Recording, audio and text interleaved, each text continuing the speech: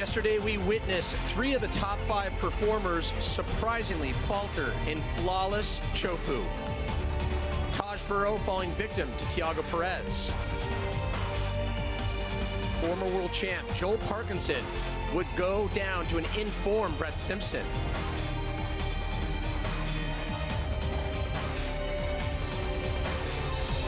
Current world champion Mick Fanning would face the consequences of this wave. And current number 1, Gabriel Medina, found his flow early on, moving on out of the dreaded round 3.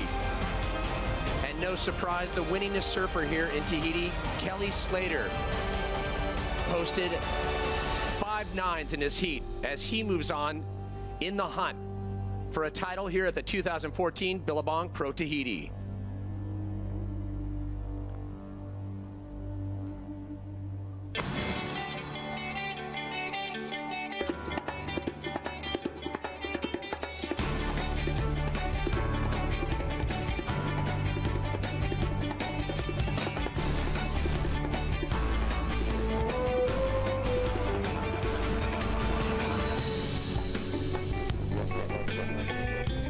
Yorana, everyone, as they say here in Tahiti. Good morning. Welcome to Dawn Patrol. Pat Parnell, along with former world champ Mark Akalupo, Strider Wazalewski, Ross Williams. Coming up, the official call. We anticipate an early start here in Tahiti, so keep it close. Coming up on Dawn Patrol, the official call, when we're going to be getting in the water, the monster moment, highlights from yesterday's epic swell, and the top 5 waves, and of course the Surfline forecast. And it is good news for surf fans worldwide because we have waves. Last night, the only thing louder than the roosters early morning was the waves rumbling a mile offshore. You know that there's swell and it's starting to fill in. Hashtag beefcake. I mean, we just saw a monster set come in, maybe the biggest one we've seen so far this swell. First heat up, Thiago, Ace, and Michelle. They got to be having butterflies going through their stomach, maybe seagulls going through their stomach right now because of their first heat and they just witnessed some big waves, so a lot of drama in the air. Yeah, you know what? This morning at breakfast over at Raymana's World, I was sitting there looking over at Thiago, and the swell rolled up under the deck. There's a little river mouth that comes, over where we eat, and the wave rolled in, and I went, oh, set, and Thiago's eyes lit up, and he's like, and I'm like, well, it's going to be on today, buddy, and he was just, trying to hold it together. Yeah, and even more so, it's like kind of dark and gloomy this morning. It's not picturesque. It makes it even more scary when it's overcast and it's big out there. There was no way you could have predicted what went down yesterday, leaving a lot of people slack-jawed as we look at our monster moment. 3 upsets. Let's take a look. And it wasn't good for some of the favorites. We'll start with Heat 1, Taj Burrow up against Thiago Perez. Yeah, Taj Burrow, he looked in form, and but Thiago, Thiago, as we know, has great skills on his backhand. He can get the job done. He did really well in Bali, if you remember, in Indonesia a few years ago, and he came right up there and looked solid right from the get-go and surprised Taj Burrow. Yeah, coming out of that barrel right there, he said he couldn't even see what was going on and just got spit out right over the top of Taj. But you know what? Good on him. Great heat for him. And this heat right here, Brett Simpson just got in the flow. Look at this tube he got right off the bat. He had everything he needed. He jumped off on the end right here trying to get over the back. Unfortunately, got sucked over, ripped up his foot a little more, but got right back in the driver's seat and got underneath another one. The channel was going nuts, and he crushed it. Good on him. Good show for him. He really needed the flow, too. He needed to step up and get out of that round. Yeah, absolutely. There was a lot of upsets yesterday, and I think we were talking last night like Kelly Slater's licking his lips, but Gabriel Medina even more so. He's in the lead, and all these guys behind him, 2nd, 3rd, and 4th, they all went down. So if Gabriel Medina can get a big result today, wow, he's that much closer to a world title, Pat. And hats off to Dion. Mick Fanning going down awfully hard up against Dion Atkinson. Dion able to find some massive cakes out there, and not a way you want to start your heat. Prior to this, Mick Fanning, Joel Parkinson, and Taj, some of the most informed surfers, as you pointed out, Ross. They were looking so comfortable, so in the rhythm, and as you're about to hear, it's one of the keys here at Chopu. It was bloody good, I'll give you that much. Yeah, I mean, I'm surfing for my survival, and these guys have got the title, but yeah, it's sort of a heat to heat, and I'm obviously out there to win it, and I'm just stoked I did and got barreled in the process.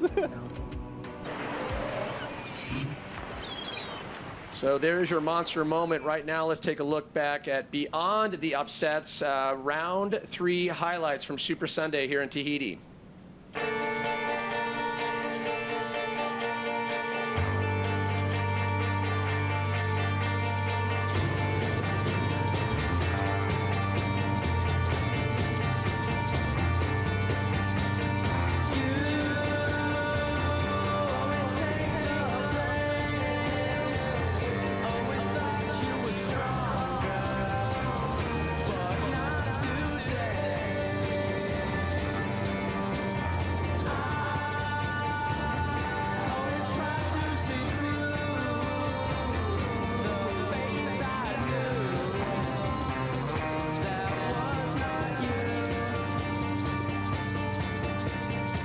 Buchan looking to better a .93. Pulls in on the takeoff, extends this one out, stays wide open. That wave spits him into the channel. Michel Perez, he'll find his second wave, parks it, gets completely pitted, and just manhandles his way out.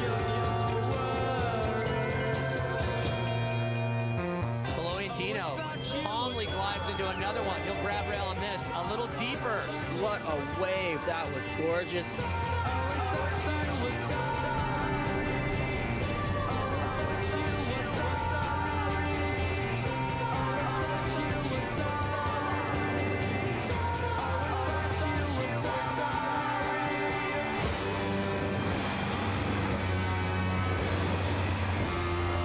He locks in.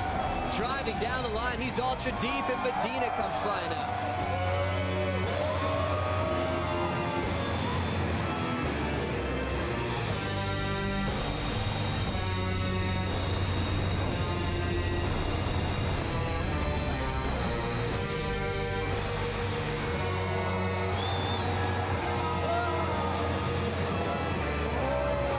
It looks like Otts, he finds a second wave, way behind. Lots of distance. Can he make his way through? A clean exit for Kai Otten on wave number 2.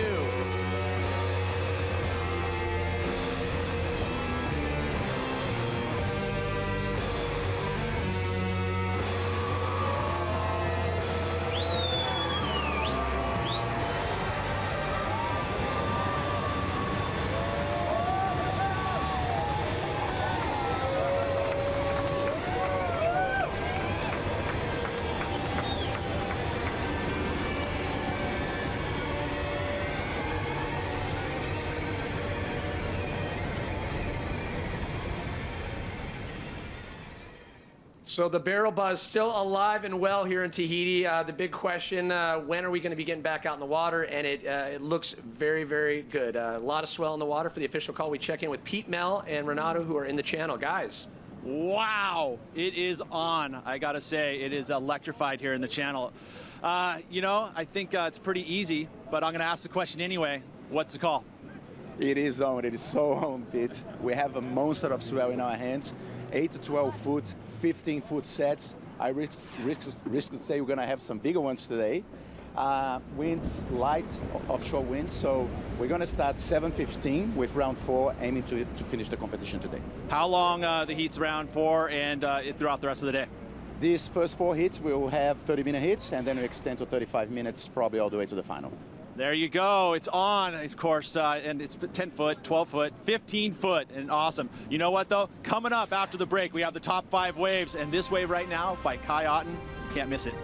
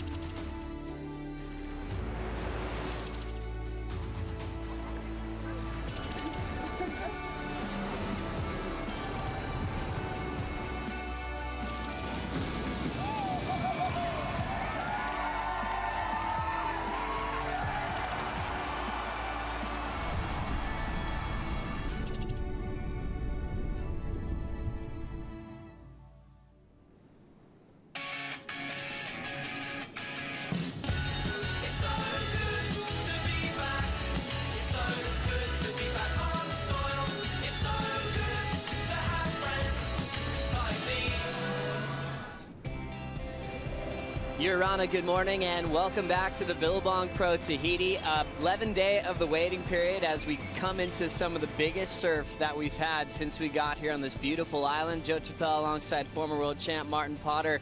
As we made a quick call in the channel, it's on at 7:15. Potts, it's hard to go through all the highlights, but we broke it down to a top 5 from yesterday.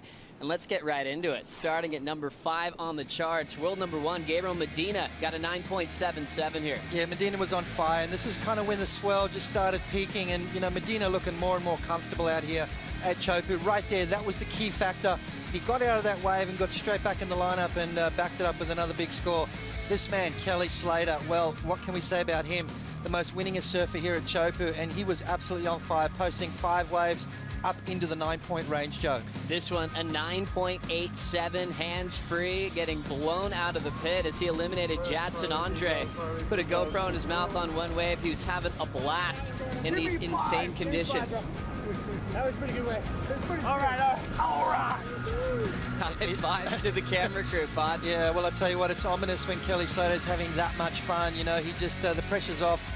He's in number 6 in the world at the moment. The highlights are all on the guys in front of him. Here we go, John Florence, a 9.93 on this wave here. John was absolutely on fire. Probably to me, Joe, looked like the most comfortable out there. And look at this, the man is walking on water, so to speak. And this one, he backed it up, didn't he, John?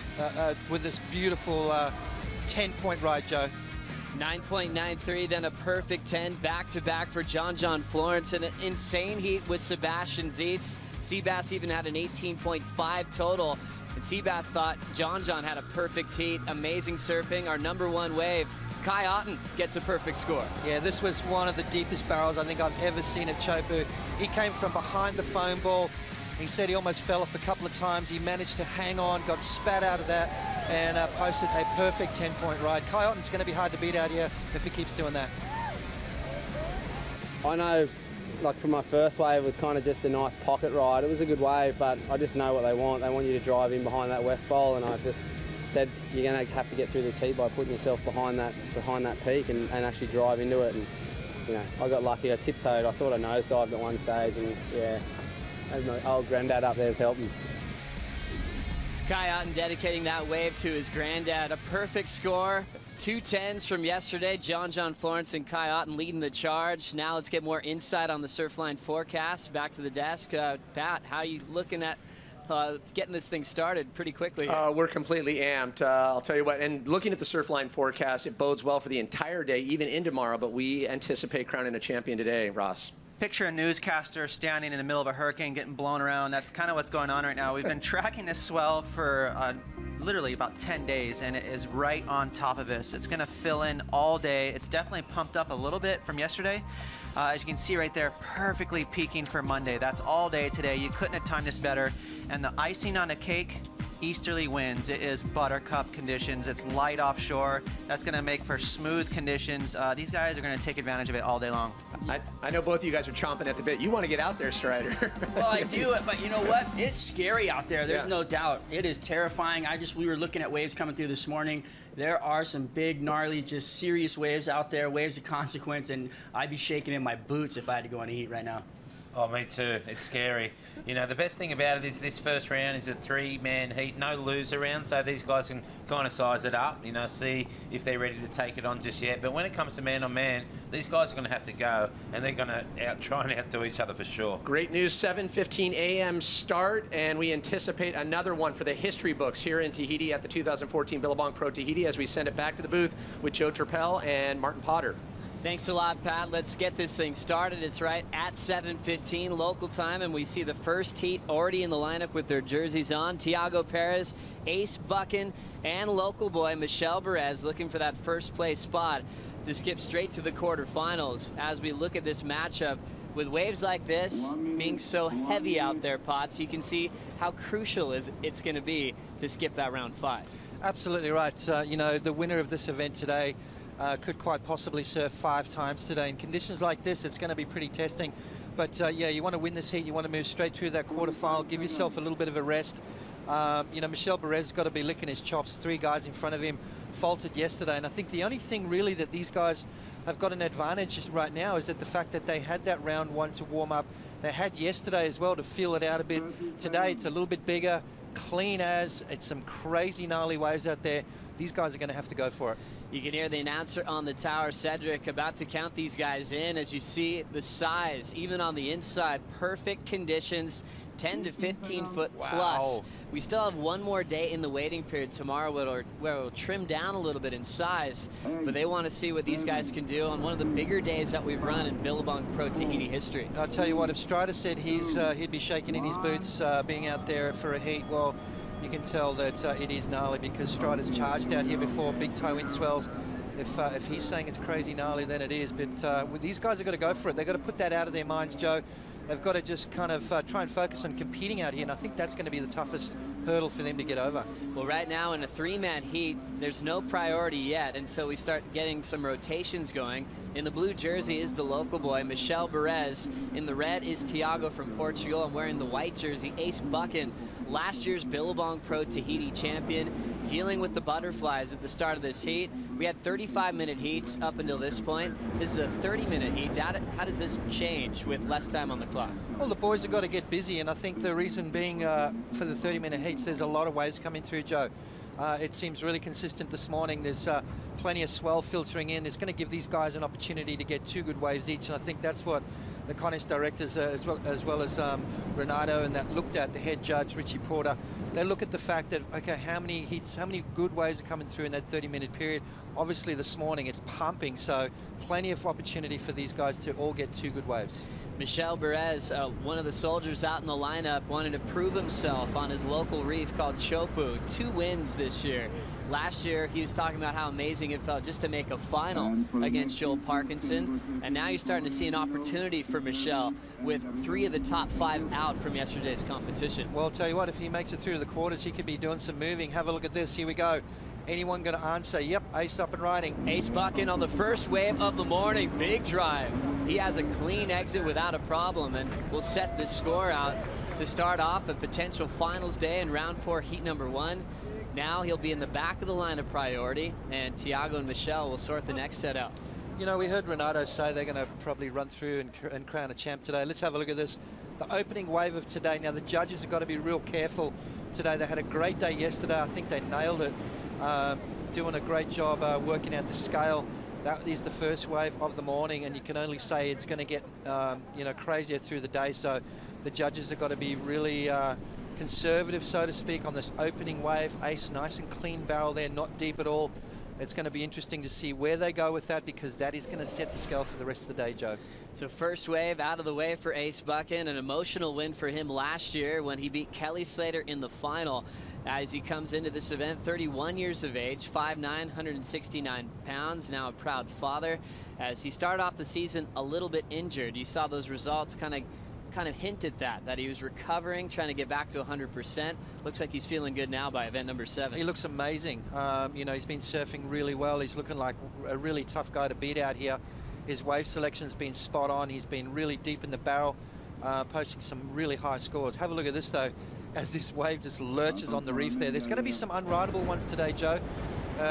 You know, the boys are saying it's in the 10 to 12 with possible 15-foot sets. I don't think the boys are going to be wanting those 15-footers. Well, a solid one coming through. Ace Buchan paddles over and digging in deep. The local from Tahiti, Michel Perez, bails off the top. Wow. And his first wave, he gets a tour of the reef. You see him pop up real quick. There's his board. Well, he got through.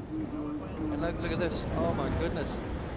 Michel's going to get that one on the head. And that's what you've got to be able to do out here at Chopu. He duck dives that crazy. Michel Perez. Most people would be ditching their boards, but not him. The Spartan duck dives that wave, and let's see him pop up. Wow. And he's going to jump on the back of the jet ski. Yep, get on there, Michel. I'll tell you what, he made it through that wave and then got sucked up and over. There's so much water moving out there at the moment. It's pretty much impossible. We saw what happened yesterday with Mick Fanning, and it kind of didn't put him in a good stead for the rest of the heat. Let's have a look at this vertical, absolutely vertical drop. Michel Perez ditches it and literally goes over the falls. Look how thick that wave is. I mean, this is crazy dangerous stuff here today. And that is just a taste of what's going to happen as we see his board plunge. Michel goes through that. He got through that, Joe. but then as he came out the back of it, it sucked him back up and over. So really, really heavy stuff here today, and Michel looks all right. The back of the jet ski there. Wow, he's taken in some deep breaths, and he's going to try and shake that off, Joe, and get back out in the lineup. Well, a heavy wipeout to start for the local boy. Michel Perez coming into this event, number 5 in the world, and wanting to prove himself on his favorite wave. Remember, just you think about all the heavy wipeouts we've had in the last few weeks out here in Tahiti. His brother Kevin had that horrific one in the trials, and then you see what happened to Tuamata Puatini. It always reminds you how scary it really is out there, not just for the fear factor, but there's some insane danger elements surfing with this kind of commitment over such a shallow reef. You know, and those big bombs come through, it's there's only going to be a handful of guys today that really want a piece of those. It's going to be a lot of waves like Ace's opening ride there, which was a 5.83. I reckon we're going to see a lot of those. And then there's going to be those odd ones that the guys like John and Kelly. I mean, Michel had a go at that one, so he know he's going to have a go. But I reckon there'll only be a handful of guys that really want those 15-footers. Well, Ace Buchan starts with a 5.83 on the first wave of the heat, and we'll see if that ends up being a keeper with still 24 minutes to go. Remember, you're scored on your top 2 rides. And one of the guys that's been getting epic scores throughout this event, Kai Otten, is preparing to do battle in some of the biggest chopu that we've had in a long time. He has John Florence and Brett Simpson in heat number 3 of this round. Yeah, it's going to be a great heat, that one. You know, John's surfing really well. Kai took him down in round 1, though, so he's going to have that in his bag of tricks, and that's going to give him a little bit more confidence as well. John posted a 10 yesterday, so did Kai. So he's right there with Kai, you know. I mean, with John, he's able to take off deeper, being that goofy footer, and as you heard in this post-heat interview, having to drive through that west bowl. So, you know, obviously Kai knows exactly what he's got to do, and I think he's going to go out there and charge. World number 1, Gabriel Medina on the ski, heading out to the channel with his stepdad Charlie as he prepares for his heat coming up in heat number 2 with B. Durbridge and Kolohe Andino. Medina's never made a final out here in Tahiti. He's made the quarters in the past, but he showed yesterday that he's getting better surfing here at Chopu. Had the wave number 5 of the top 5 reel on this morning's Dawn Patrol. I think he's going to be really hard to beat. I mean, you look at the side of the draw that he's on. He's got Kolohe and Bede. You know, Tiago, Ace, and Michel are on his side of the draw. And if you look at, you know, performance-wise, you look at the stats through the first couple of rounds, he's pretty much got it over the other guys. So, you know, if Medina keeps doing what he's doing, he's got a pretty clean road to the final. But this place, I mean, it's thrown up some surprises, hasn't it, Joe? And we saw that yesterday. Mick Fanning, Joel Parkinson, and Taj Burrow, all 3 guys that have been in scintillating form going down yesterday. A crazy day in round 3, setting up round 4 action. 3-man heats, and 4 of those as we're planning on going all the way through to the final and maxing out this swell 10 to 15 foot on the Surfline forecast. And we're going to see some huge drama going down with guys like Joel Parkinson, Taj Burrow, Mick Fanning out of the draw, and we'll see how that affects the top 5. Remember, Kelly Slater was out of the top 5 leading into this event, and he led that highlight reel this morning. He has Owen Wright and Dion Atkinson in heat 4 of this round, Potts. Yeah, a little bit of deja vu for Kelly. I mean, the year he won here against Bruce, he jumped 9 places on the rankings. So, you know, we're going to watch Kelly if he goes out and does what he did yesterday. He's going to, you know, he's going to definitely do some moving up the ratings. But Michel Perez looks like he's shaking off that wipeout. As we go back and see Michel Perez, I mean, this is so dangerous right here. Look at that. That's not for the faint-hearted, Joe. This is a triple black diamond run, only for the utmost experienced surfer, and then took that one on the head as well. So Michel Perez showing why he's definitely one to watch out here, because he's definitely not scared. We see him on the back of the ski looking focused and, you know, maybe even a bit rattled after dealing with that much water on the head. He surfs out here on the biggest days. He charges it, and remember during the Code Red swell, he surfs it like a beach break, almost with this reckless abandon feel. Having a look on his first wave, Tiago Perez, bottom turns to stall into the barrel. A creative way to try to get a quick vision before he kicks out, and he'll get his opening wave scored in just a moment. 20 minutes, 45 seconds remaining. That'll put him in the 2nd spot, Potts. You know, that was an interesting wave there for Tiago, because you look at the way these guys have been getting into these waves, you know, it's letting them in early, so they've been able to grab that rail and literally slide straight into the barrel.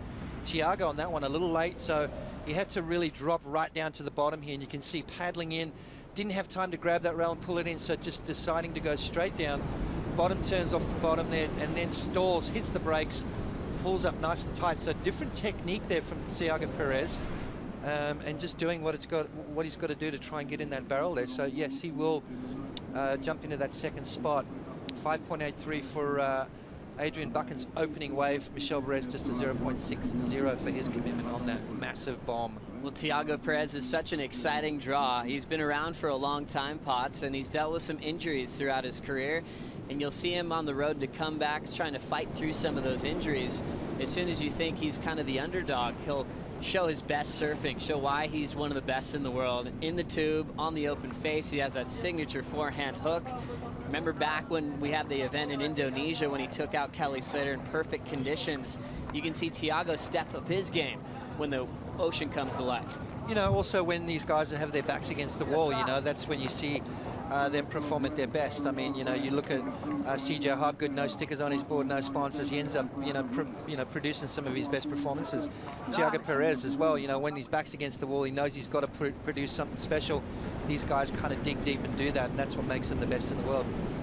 Well, you see 19 minutes remaining. Scores are in for Thiago, a 3.17, has him in second behind Ace Buchan. Michel Perez in third, only needs a 2.58 at this stage, as these conditions are proving to be quite solid. We might see some low wave counts throughout the day, trying to find which waves are worth having a go on. We talk about that size here at Chopu Pots, where it's borderline a toe swell. Are we going to see some waves that people have no chance of paddling into? Absolutely. I mean, that one Michel Perez took off on there, that was pretty much zero chance of making that one, but having a dig anyway. So we're going to see that. We're going to see guys that are going to be needing a score at the end of the heat, and they're going to throw themselves over that ledge. And there's going to be some guys that make it too. We're going to see some incredible surfing today, Joe. Probably will go down in history as one of the best events ever, I reckon. Well, this reef is so haunting because at the edge of it, it goes into such deep water. The sets can be a bit of a surprise. We talk about black water sets where the ocean looks dark. As we see a wave popping up, Ace Buchan takes a look at it and turns around, and it unloads. A beautiful barrel shot from the channel. Made the decision to hold back, so he'll lose priority. Yeah, Ace Buchan had a look at that one. If you make a concerted effort of, looking at a wave, kind of holding the other guys off it, once you commit to that and you don't go, then you lose priority. So Ace has gone to the back of the line as far as priority goes. And, I think sometimes I reckon these guys don't want it. You know, those big bombs that come through, if you're sitting out there with first priority, you've got first choice of that. If you decide you don't want it, the other guys can still go. So Ace there making a commitment. The other guys stopped paddling. Ace pulled back, so he lost his priority and will go to the back of the pack. Still leading though with a 5.83, 17 minutes just over on the clock. And Thiago Perez with a 3.17. Michel still waiting to get a good score on the board. So first heat of the day here in round 4, heat number 1, as we see a solid one starting to draw some water off of the reef, and they all have to punch through.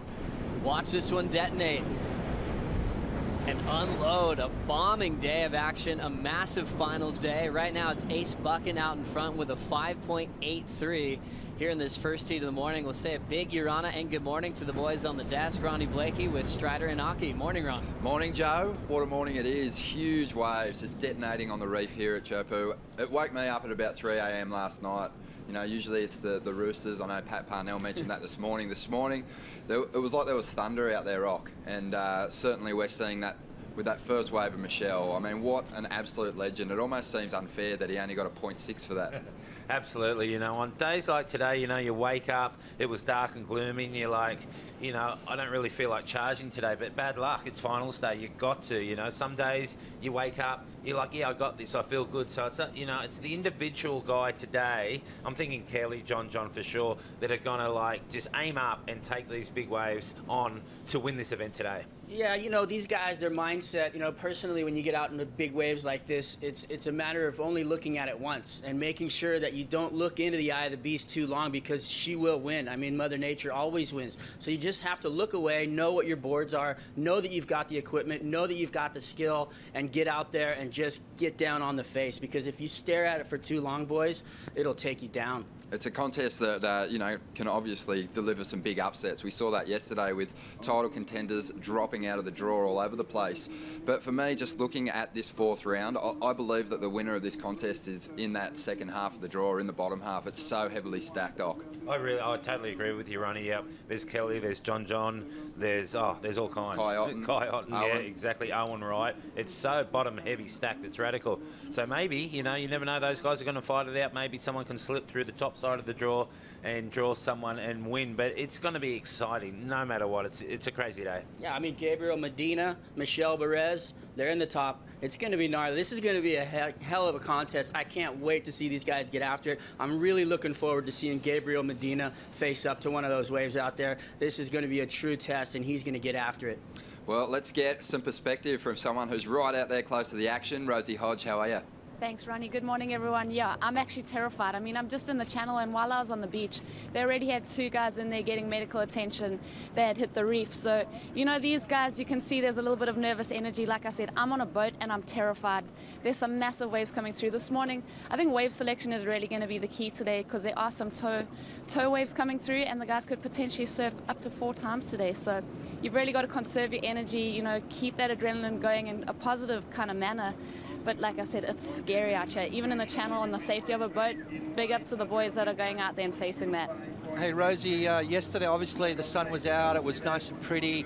What's the difference between yesterday and today? That's right, Potts. The weather, I mean, it's not sunny and cute anymore. I mean, there's rain clouds, it's stormy, there's waves coming through and just folding over that reef. Just classic Chopu. Like I said, there's towable waves out here, and actually Pete Moore was towing Anthony Walsh into a couple this morning. So you know the size and the magnitude of what's out here, and just the power in the water at the moment. Well, Rosie, we just started with the first few waves of the contest, and local boy Michelle Perez went over the falls on a horrific-looking wipeout. We know a lot of locals have been cheering him into every wave the last few days. Are there already people in the channel kind of screaming him into waves, or is it pretty quiet this early in the morning out there? Yeah, it's pretty quiet at this moment, but I think that's more out of respect. I think today it's really going to be a matter of really respecting the guys and giving them their space to kind of choose what waves they want to go on, because, like I said, you're really going to have to be selective, and I think that one Michelle took, I took a photo of it. He's free falling in the lip, just looks tiny compared to the wave behind him. That's about to engulf him. Well, Rosie, we talk about the fear element a lot in surfing, and I don't know if you can look back on your career. Did you ever have a heat where you're actually afraid to paddle out because of the conditions? Well, this actually puts anything that I've ever done into minuscule anything. Just being out here and watching these guys kind of suck up and find their space in the lineup and just, you know, go through the motions of having to attack this, I think it's just so much bigger than anything that I've seen. So I'm just so excited to be a part of this event. I think today is really going to go down in history. Thanks so much, Rosie. Be safe out there. We'll be crossing through finals day as we take another look at the biggest wipeout so far, the morning pots. You know, 0.06, I reckon he should have been given an 8 for that. You know, just for the commitment, you know, and that word commitment, that's it right at the top of the judging criteria. You can see he came through and then got sucked back down. You know, the thing with that wave is that it's super shallow, so there's a real fine line between, you know, wanting to sort of get through the back and try not to hit the bottom. There's all these factors coming into play. Michelle Perez knows that as good as anyone. At the moment, though, Thiago Perez with priority, big sets coming through. Is Thiago going to go? He's got to commit here sooner or later. Having a look, Thiago will lock into his second wave, grabbing the rail, slowing down to try to get a quick barrel. He'll pop out, a shorter ride off to the shoulder. He already has a 3.17. Another wave out the back. First priority will be now with Michelle Perez. He'll lock in, slowing down, and he pops out with the spit. He had a 0.6 before that. Thiago using that for his second score. Now Ace Buchan left all alone. Yeah, I like that. You know, Michelle got a wave under his belt. He's dusted that wipeout off. He looks like he's okay now. You know, we saw Mick Fanning get rattled yesterday. I mean, that was a crazy wipeout, and he only just came up and got a breath before the next one mowed him down. Let's have a look at this drop here from Michelle Perez.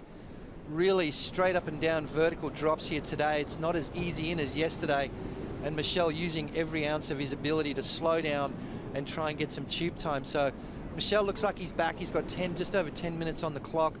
Ace Buchan was still just that one wave, and a 5.83. Let's have a look at Thiago's wave, Joe.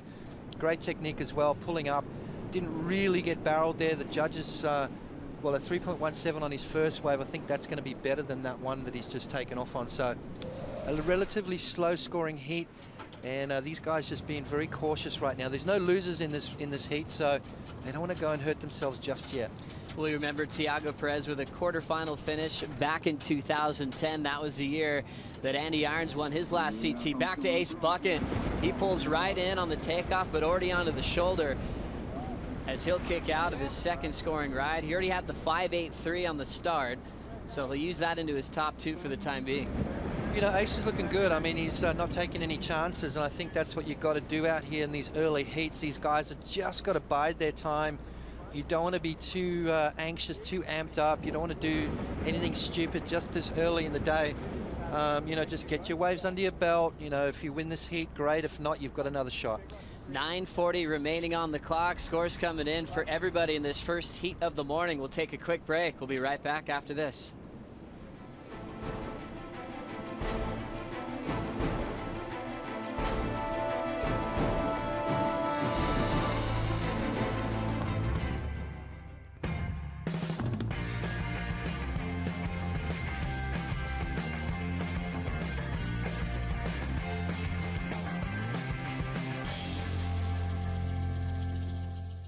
If we look at the world water crisis, it's overwhelming. It's not about going out there and trying to save the world. It's about going out there and doing your part. And nobody said you couldn't have fun while you're helping people.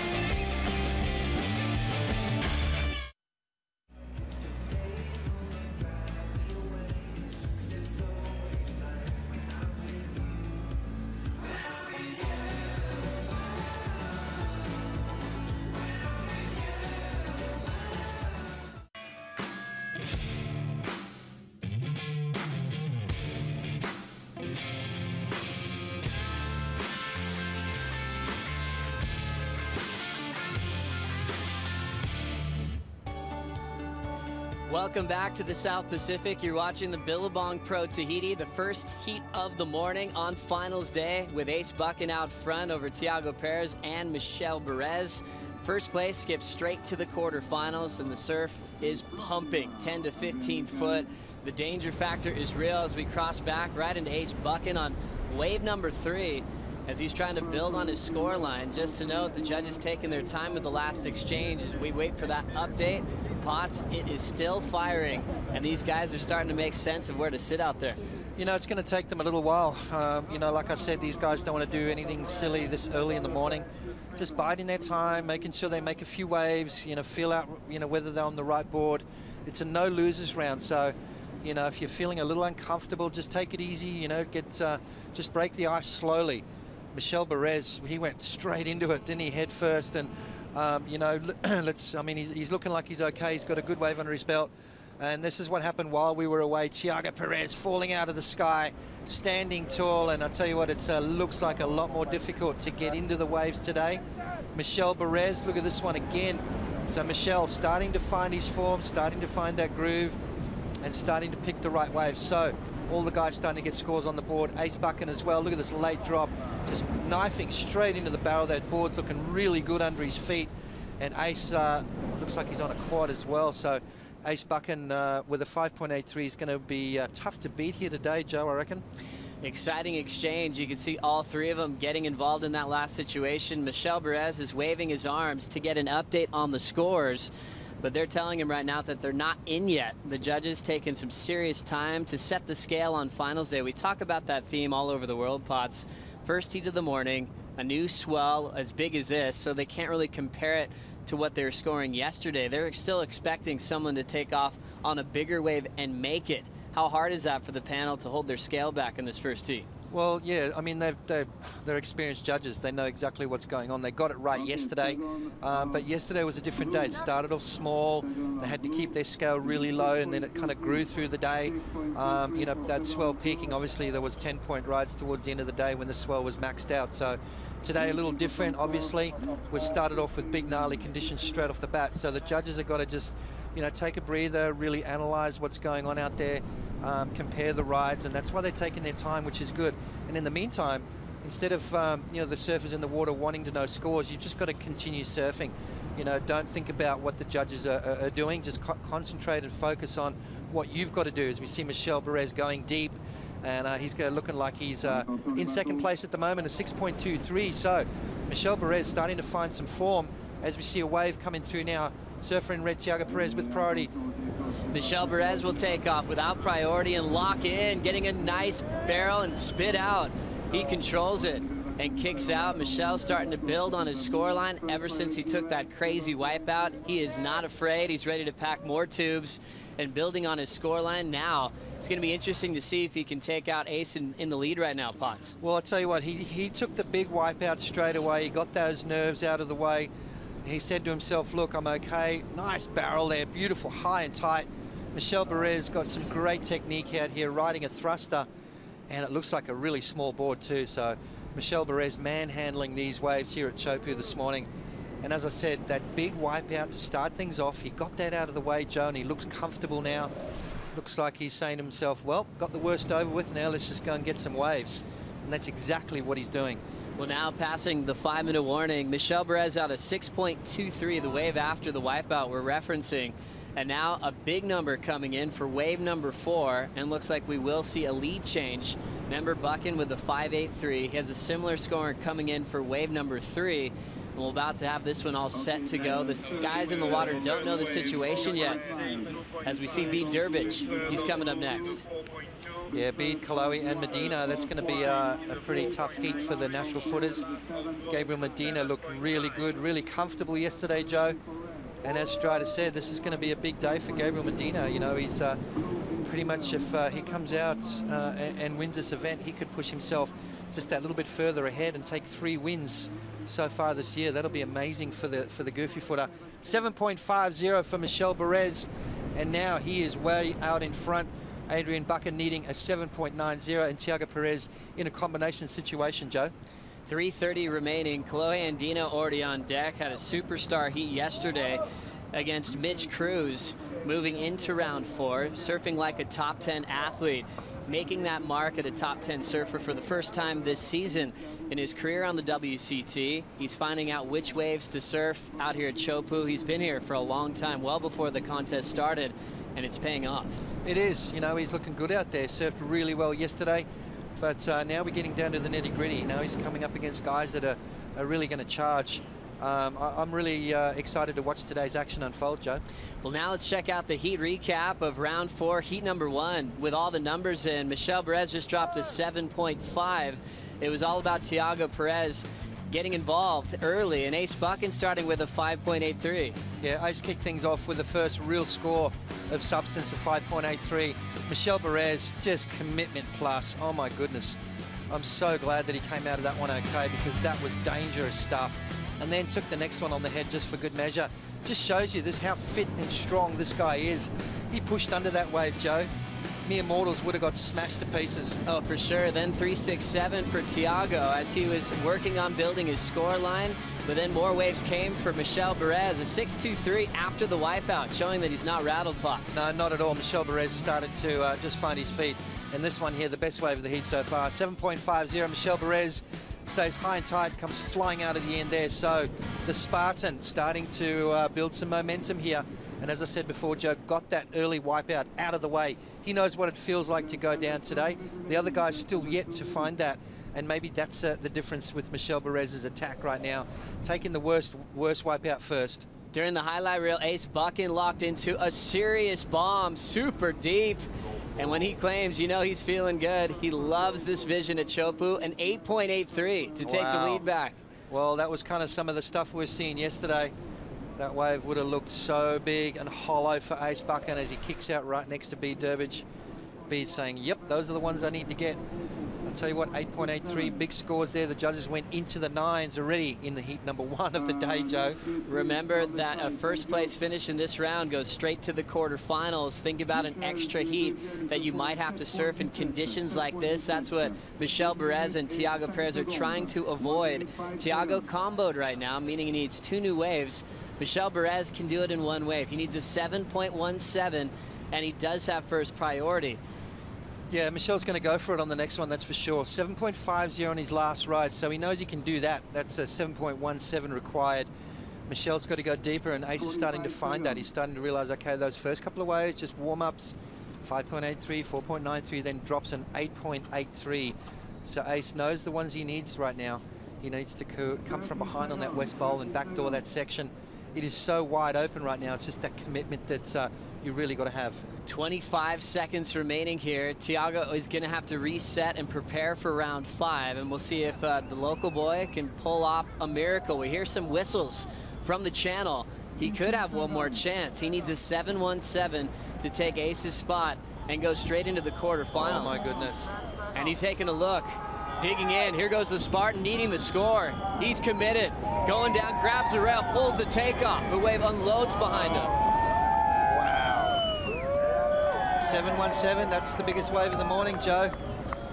And there's a dark one behind it, but we've run out of time. Ace Buchan pulling back, and he'll let that one unfold unridden. Michel getting that one in just enough time. It was a crazy takeoff with a lot of commitment. Remember, he had a 7.5 before that. He needed less than that, a 7.17 to turn the heat. Yeah, it's all going to come down to how deep he was in the barrel. It's a very similar, I think it was a little bit bigger than Ace's wave. Let's have a look at this here. Look at the drop on this thing. Oh my goodness. The commitment, the degree of difficulty. He didn't really get barreled, but wow, what a crazy wave. Now the judges are going to have their work cut out for them on this, because commitment and degree of difficulty, that's about as hard as it gets out here at Chopu. That's a borderline tow wave right now. And Michel Perez showing why he's going to be a danger man here at Chopu. Win, lose, or draw this heat, he's going to be a tough guy to get in the next round.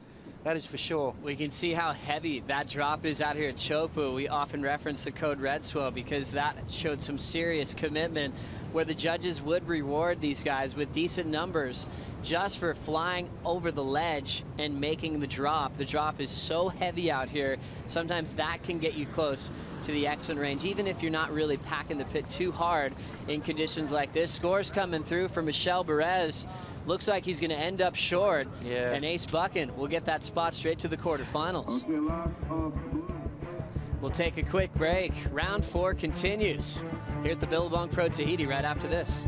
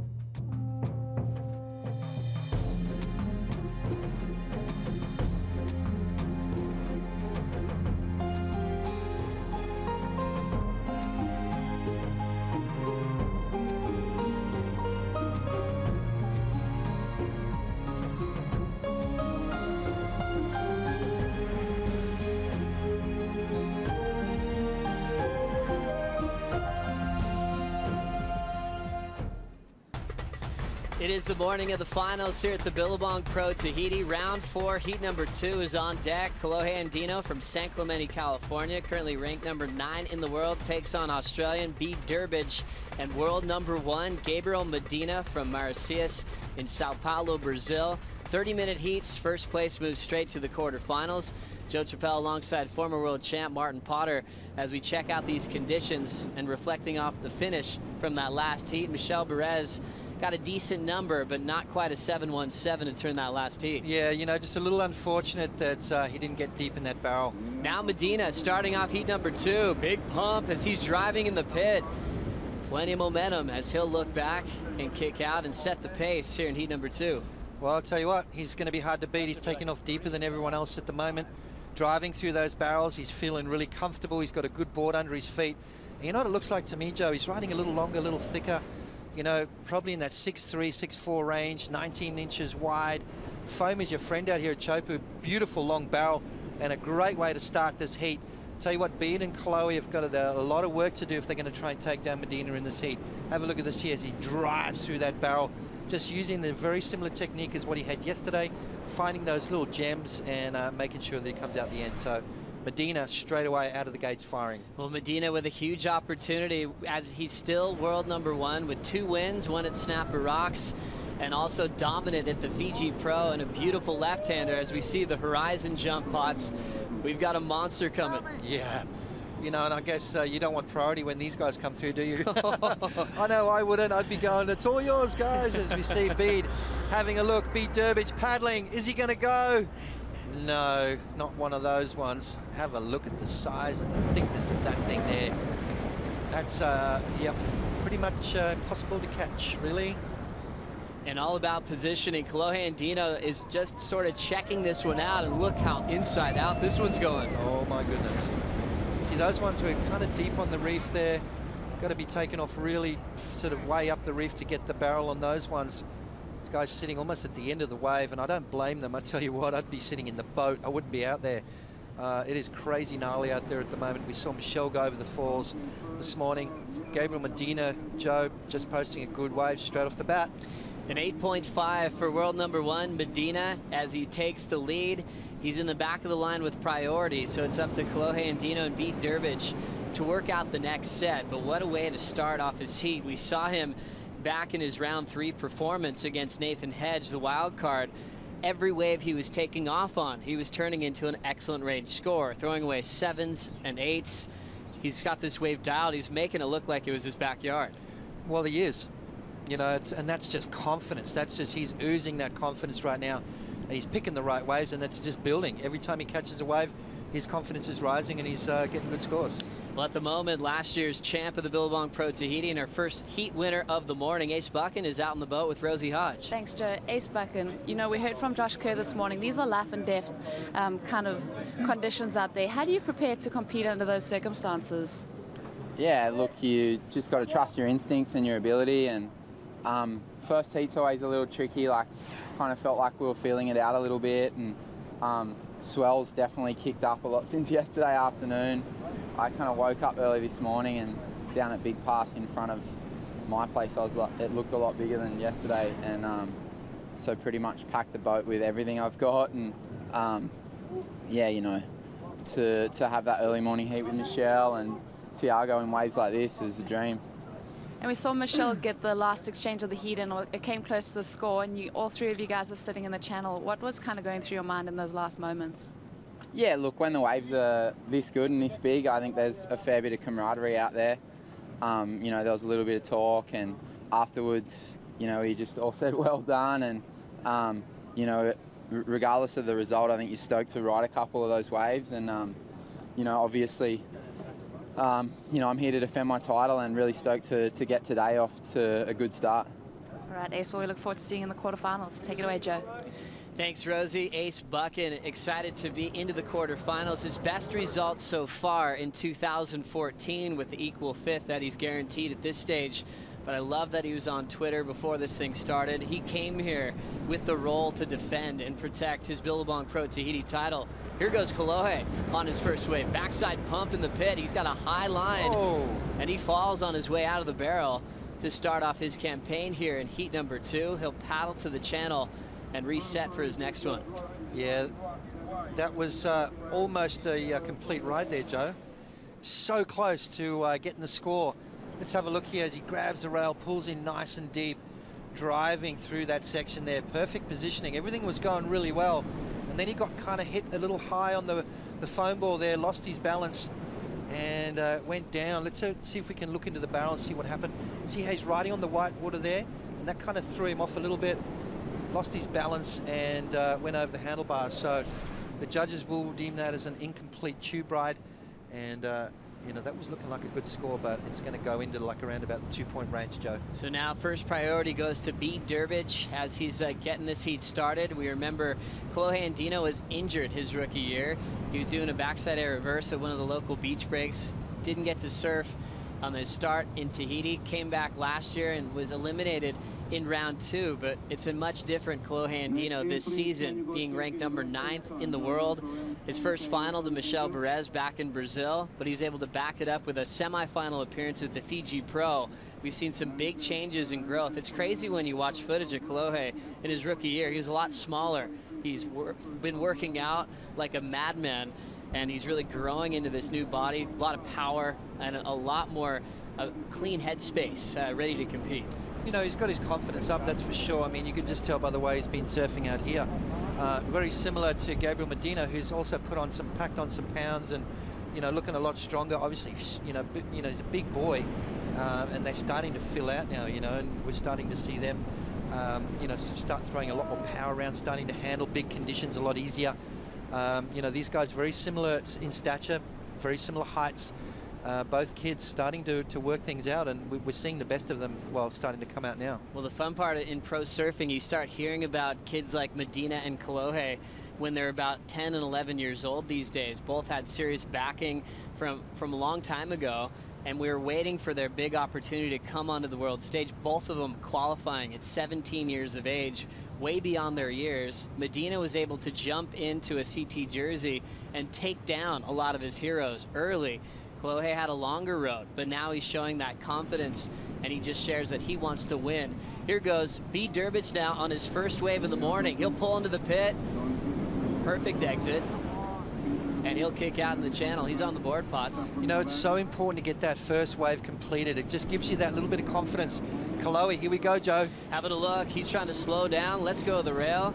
Quick barrel as he'll recover from that last fall. He had a 2.33 on his last effort. And we'll see where that next score goes. He needed a 6.18 to take Medina's spot in the lead as we see the paddle battle for priority now. You know, these guys, obviously Gabriel Medina with first priority. Whoever gets back out into the lineup first will get that second priority. Is pretty important right now, especially with the conditions the way they are. There's not a lot of good ones coming through at the moment. So priority, very important. And to hold Bede Durbridge back from a paddle battle, you've got to be pretty fast, because Bede's a big boy and he's got some long arms. Well, it's a solid race for positioning, and they're going to keep paddling until they hear an announcement that someone's been rewarded with priority. As they work that out, let's look at Bede's first wave. Nice easy in. This was a really nice little chip shot for Bede Durbridge. Perfect little positioning there, got spat out of the barrel, so he's got a score on the board, that's for sure, and he'll dust those nerves off. Kolohe Andino right behind him. Not a deep one, and you know, just trying to get that confidence going, trying to get one of those waves completed and get a score on the board. So Gabriel Medina still with the only wave of substance at the moment. Bede Durbridge 4.50, kind of a little backup, but really you need waves up into the 8-point range if you're going to take Medina down. Well, Gabriel Medina's made 7 WCT finals. Here he goes on his second wave, blocks in, real casual. 2 hands on the face as he's trying to extend that tube. Classic flyaway kick out on the inside corner at Chopu. Sometimes the kick out is one of our favorite parts of the wave, Pots. Yeah. You can see how they're feeling pretty well. Oh, you could do a full package on just the exit of the wave. We saw some awkward ones, some really amazing ones. We saw John walking on water. We saw Brett Simpson get sucked up and over the falls. You know, a lot of flyaway kickouts, and you know, I reckon we could have a real highlight reel of those. Let's have a look at Medina's wave though. Nice and deep, standing tall in the barrel, dragging both his hands, very similar to what Owen was doing yesterday. Owen Wright just really manhandling these waves yesterday. Gabriel Medina doing the very similar thing. Not a deep barrel right there, but I tell you what, it's going to be another good score for Medina, and he's going to take a solid lead over Bede and Kolohe. Such a huge start. Gabriel Medina on fire this season. The world #1's been using Puka surfboards shaped by Johnny Cabianca. As we go back to Kolohe Andino, falls out of a solid one. Doesn't stall enough to get a barrel, but an amazing drop and takeoff. That's wave number 3. Let's take a look from the channel. Yeah, real critical drop there from Kolohe Andino. Perfect technique to stall off the bottom. Didn't quite get really deep on that one, so it's going to be another small score for Kolohe. But what I like about it, Joe, is he's building his confidence up. You can see him getting a little bit more comfortable with catching those really steep ones and really just falling down, getting that rail set off the bottom. You know, so I think he's doing a good thing in building that confidence. Well, Kolohe Andino's had a lifetime relationship with Matt Biolis, his main shaper from Lost Surfboards. This board he's riding is called the Whiplash, 6'6", 18.63, 2 1/4, and the volume's 29.5. Rounded pin. The FCS2s is the Kolohe Andino large model that he's riding right now. I remember back when he was a Grom, he had basically all the best shapers in the world offering to give him boards all the time, and he started working with Matt really closely at lower trestles and finding boards that worked around the world. He gets probably more boards than almost anybody on tour, but one thing Matt said, he's really good about bringing them back. He can bring him back to the shaping room, give him feedback, and they'll work out what to make next time. Yeah, I mean, you've got to have a whole new house just to fit your boards in if you're going to keep them all. But, you know, these guys go through hundreds of boards a year and probably find 3 or 4 gems that they want to hang on to. So, you know, even though they do get a lot of boards, the strike rate, you know, even though these guys are amazing shapers, these guys are super fussy about what they ride. Gabriel Medina, a 7.5 on his backup ride. So Medina has the rest of the field combo, Joe. Amazing start once again, a similar rhythm like he had in round 3. Medina on wave number 3, drops in, is trying to stall deep behind the pit, and he has this wave completely wired. His 3rd wave in this heat to perfection in the channel, an 8.5 and a 7.5. And we'll see where the judges put that last wave.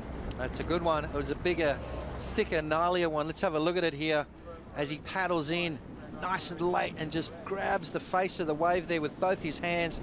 Beautiful positioning, cover shot on one of the Brazilian magazines probably in the next few days as Medina comes flying out of that one.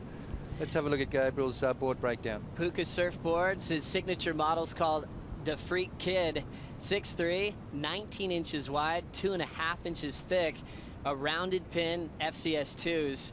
As Medina, anytime he goes to Europe, that's where Puka's is located. He has so many boards to work with. Right now he's been riding a lot of boards shaped by Johnny Cabianca, and it's been working for him. But I like that thickness, Potts, 2.5 inches thick. You don't see that every day. No, and it's, you look at the way he's surfing though, you can tell he's getting into the waves a lot easier than most guys. It's almost like he's gliding through it. 6'3", 19 inches wide. I like that as well. A lot wider, a lot thicker than most other guys. And it looks like it's working for him out here.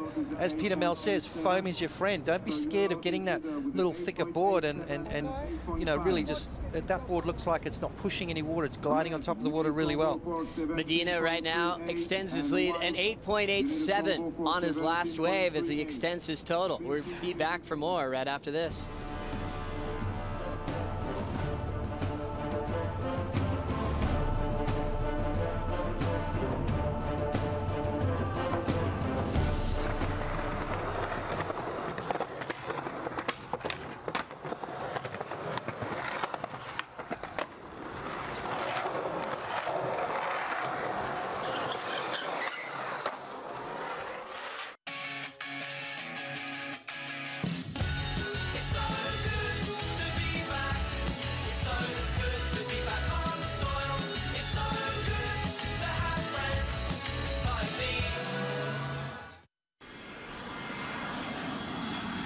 If this is how you like to fly, get on board. And when you're finally wiped out, sit back and enjoy the view. Surf Tahiti. Fly Air Tahiti Nui. Just 8 hours from Los Angeles. Welcome back to the Billabong Pro Tahiti, stop number 7 on the Samsung Galaxy ASP World Championship Tour. We have world number 1 living up to the expectations of being the best surfer in the world right now. Medina with an 8.87 and an 8.5. Kolohe Andino got a 2.77 on his last wave. B. Durbridge has pocket 4.5s, and both of those will be throwaways if they want a chance to win. Both of them in a combination spot at this stage with 13.5 remaining. Joe Chappelle alongside former world champ Martin Potter. Potts, you talked to Medina quite a bit behind the scenes. You talked to his stepdad, Charlie. How different is their program compared to other world title contenders of what you noticed? Oh, I just think they've got such a good act going that, keeping things real. As we see, this was what happened while we're away. Bede Durbridge pulls into a beautiful wave. His best wave yet. He's got pocket 4.5s, as you said, so that's going to be a good step in the right direction for Bede. He's got to get himself out of that combo situation, Joe. And now right out front, Kolohe Andino packs a solid backside tube and comes flying out as he's starting to build on his momentum. He was looking to better at 2.33. His big goal on that wave was to break the combination that he needs for the win. It's a crucial one to try to skip to the quarterfinals. What do you think, Potts? Yeah, nice little wave here. It's sort of a smaller one. It's not quite as hollow as the ones we've seen before, but great technique from Kolohe. Nice and deep on that one. As we see what the view the judges have, nice and deep as he grabs the rail, pulls in tight, riding on the foam ball, has a lot of white water, spits him out of that one there. So Kolohe Andino, definitely his best wave. I tell you what, these guys are going to have to try and get the bigger ones, though. Those are the ones that are going to be scored up into the excellent range. Medina with 2 of them already, an 8.5 and an 8.87. The boys have got to try and charge some of those bigger sets. Easier said than done, though, Joe. Well, it's an exciting role to see Kolohe build on his total, picking different waves as you see the ocean looking dark and the skies are overcast on this final day, adding just a little more fear factor element on a massive day. You can see the insiders providing some signs of brilliance, and then the dark water sets. It could be creeping up right now, Potts. Oh my goodness, you can hear the channel starting to yell. These are the ones that the guys are going to really have to wonder, do I want this, do I need it, and actually really cannot make it. Well, Gabriel Medina has first priority. It'll be his decision, and he'll let it go.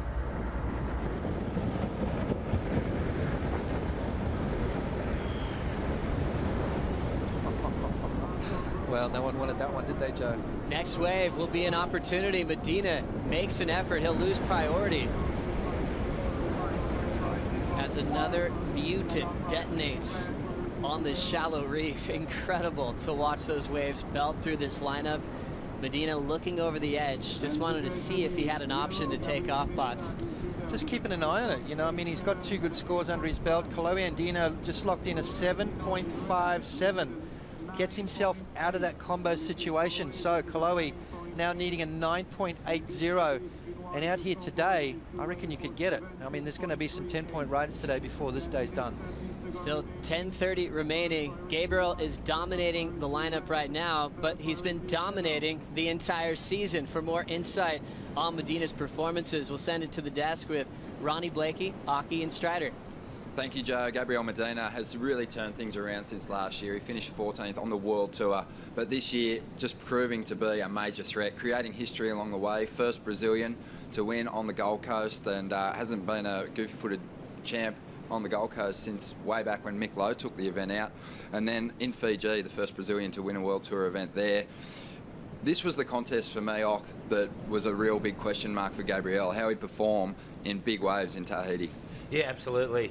He's so good in the barrel, but just imagine, if he could win this event and he'd be so close to winning a world title. First world champion for Brazil. I mean, I'm not biased. It'd be so good for the sport. I mean, there's been so many good Brazilians, but he's a bit better than the rest, or maybe a lot. I don't know how many Medinas are on the production line, but I'm sure there's a few.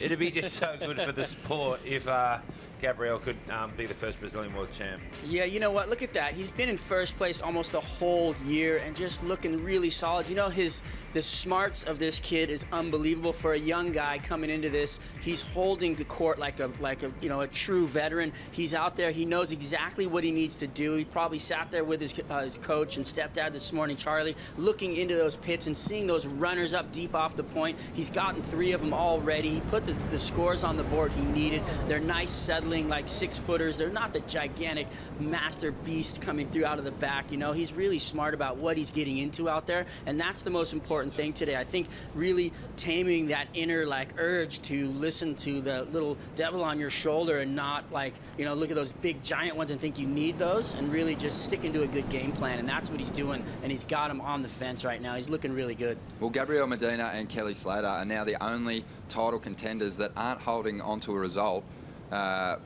worse than a quarter-final. Mick Fanning, Joel Parkinson, Taj Burrow, Michelle Perez, all holding on to a 9th, a 13th. So it's going to be tough for those guys to fight against Gabriel and track him down. He's already 6,000 points clear of Michelle Perez, the nearest rival at this point in time. This is a big heat for Gabriel. If he can get through this one and into the quarters, already it'll be another keeper result for him, Joe. Thanks a lot, Ronnie, Aki, and Strider. Crazy update there on an informed Gabriel Medina from the start of the season with that crazy win over Joel Parkinson at Snapper Rocks. Never forget his last wave that he took into the beach before the ceremony. He was in disbelief. I just beat the hometown hero, and it was an emotional celebration. He did it the hard way, Joe. Well, since then he lost world #1. He's gotten it back. Well, he lost it in Brazil with that 13th against Travis Logie, and then regained it after Fiji, taking the win there. So, you know, spending one event that he was derobed, so to speak, and then got it back. So Medina's, you know, talking about this wave too, you know, it's a really hard wave to look comfortable on, and that's what he's doing.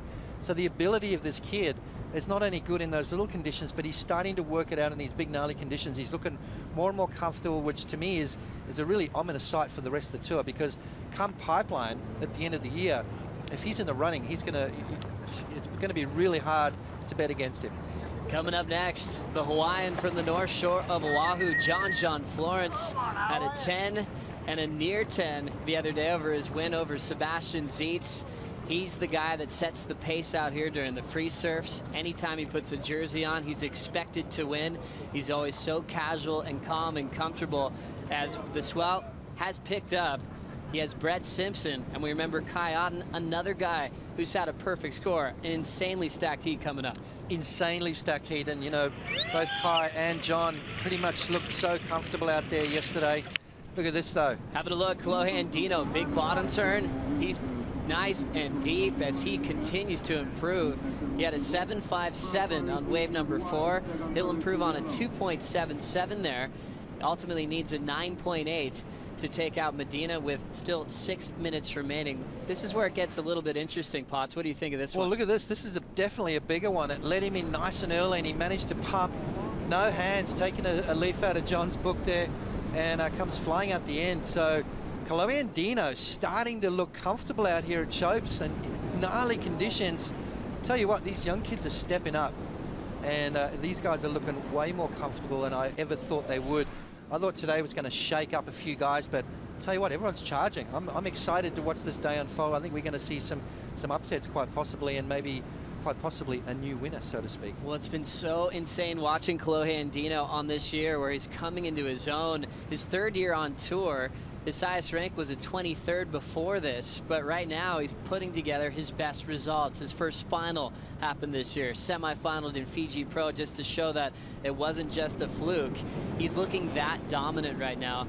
Before, I think he had so much pressure on himself to perform. When he was a junior and an amateur, he always won, and he had the confidence where he'd look at a draw and he was like, I'm guaranteed to win here. Yep. Things were a little bit slower as a rookie.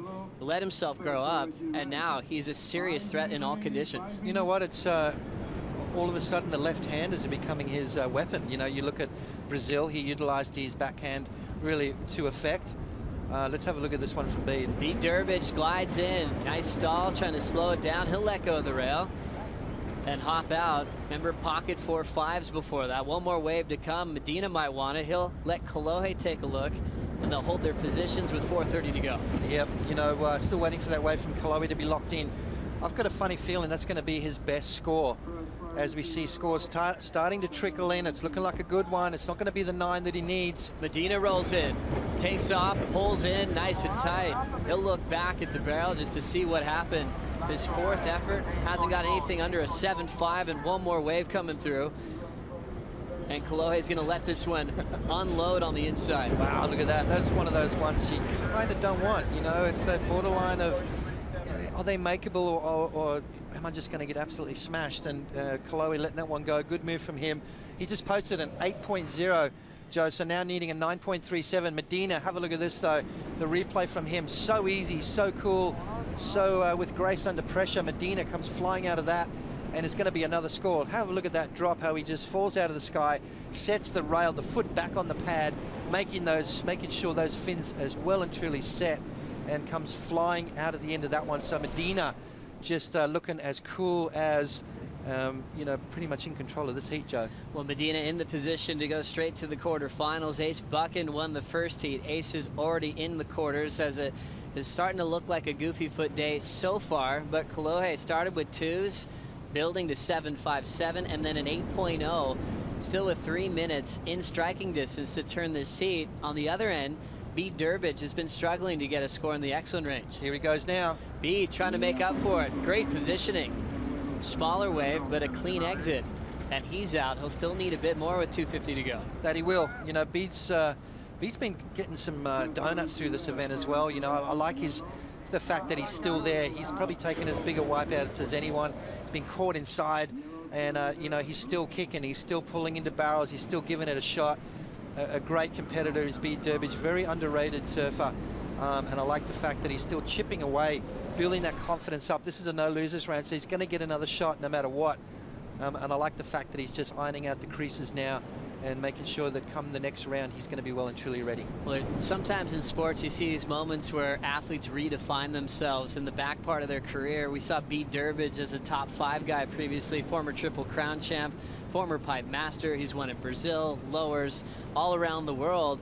Then he hit this different slump where he became a father and he was trying to work out how to get results along the way. This year sort of feels like his comeback year to form, looking super fit, dangerous, and now he's still going in the running here at the Billabong Pro Tahiti as we check out the heat recap of heat number 2. All about Medina's start with an 8.5. You know, well and truly started off with a bang, and you know, we've seen guys that have been dominating heats. That's what they do. Look at this wave from Medina, a 7.5 just to back it up. He got better and better through this heat, and that's what we've seen him been doing. He's just having a lot of fun, and this is his 8.87, a bigger wave, gnarly drop, nice and thick and deep, and comes flying out of the end. Medina looking really comfortable out here. Kolohe Andino, I'll tell you what, he's not going to go down without a fight as he comes flying out of that barrel there, starting to build his confidence, starting to find his rhythm out here, and really clicked into some good waves. This was his 8.0. Have a look at this, a bigger wave, driving through the barrel, standing tall, very similar to John Florence, taking a leaf out of his book. And I tell you what, Kolohe Andino's starting to look comfortable out here in some gnarly conditions. I like that Kolohe Andino knows the waves that he wants to take off on to perform. He's not trying to go on everything, and that's coming through this lineup. He can pick his spot well, and he knows how to ride the tube. Insane, especially when he's going for no-hand grab in the barrel. Takes some dedication, a lot of risk there, especially when the foam ball could pick you up and knock you off your board. Yeah, the no grab's kind of been, you know, something that John and Kelly have kind of perfected. Have a look at this though. Kolohe wants this one. He'll grab the rail on the takeoff, stalling. Now he lets go. He'll have to kick out. He was hoping for a 9.37 there. He realizes that he's run out of time and he'll have to regroup in round 5. Our heat leader getting another barrel before the heat's over. Medina, just perfect positioning there. And that's the, you know, the thing that's really hard to do here at Chopu is to slow down. You know, we saw that yesterday. Guys really using every part of their body, just dragging their body in the face of the wave to slow down and maximize the barrel. But, you know, a lot easier today for the goofy footers, it seems like. Gabriel Medina into the quarterfinals. Round 4 continues. We'll bring in Pat Parnell and former runner-up in Brazil, Ross Williams, for the call.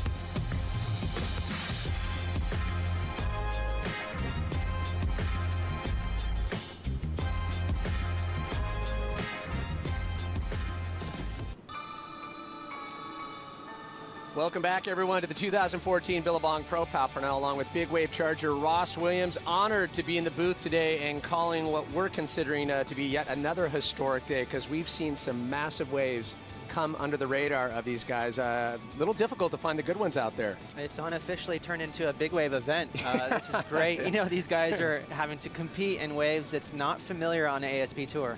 As we ready for our next round 4 competition here, Brent Simpson obviously battling for CT survival, and John Florence put on a clinic yesterday, and Kai Otten, one of the best waves we've seen surfed here at Chopu, maybe ever, in terms of what he was able to do on the foam ball. What do you make of Kai's performance? Kai's been unbelievable, and we talked about how he has zero fear.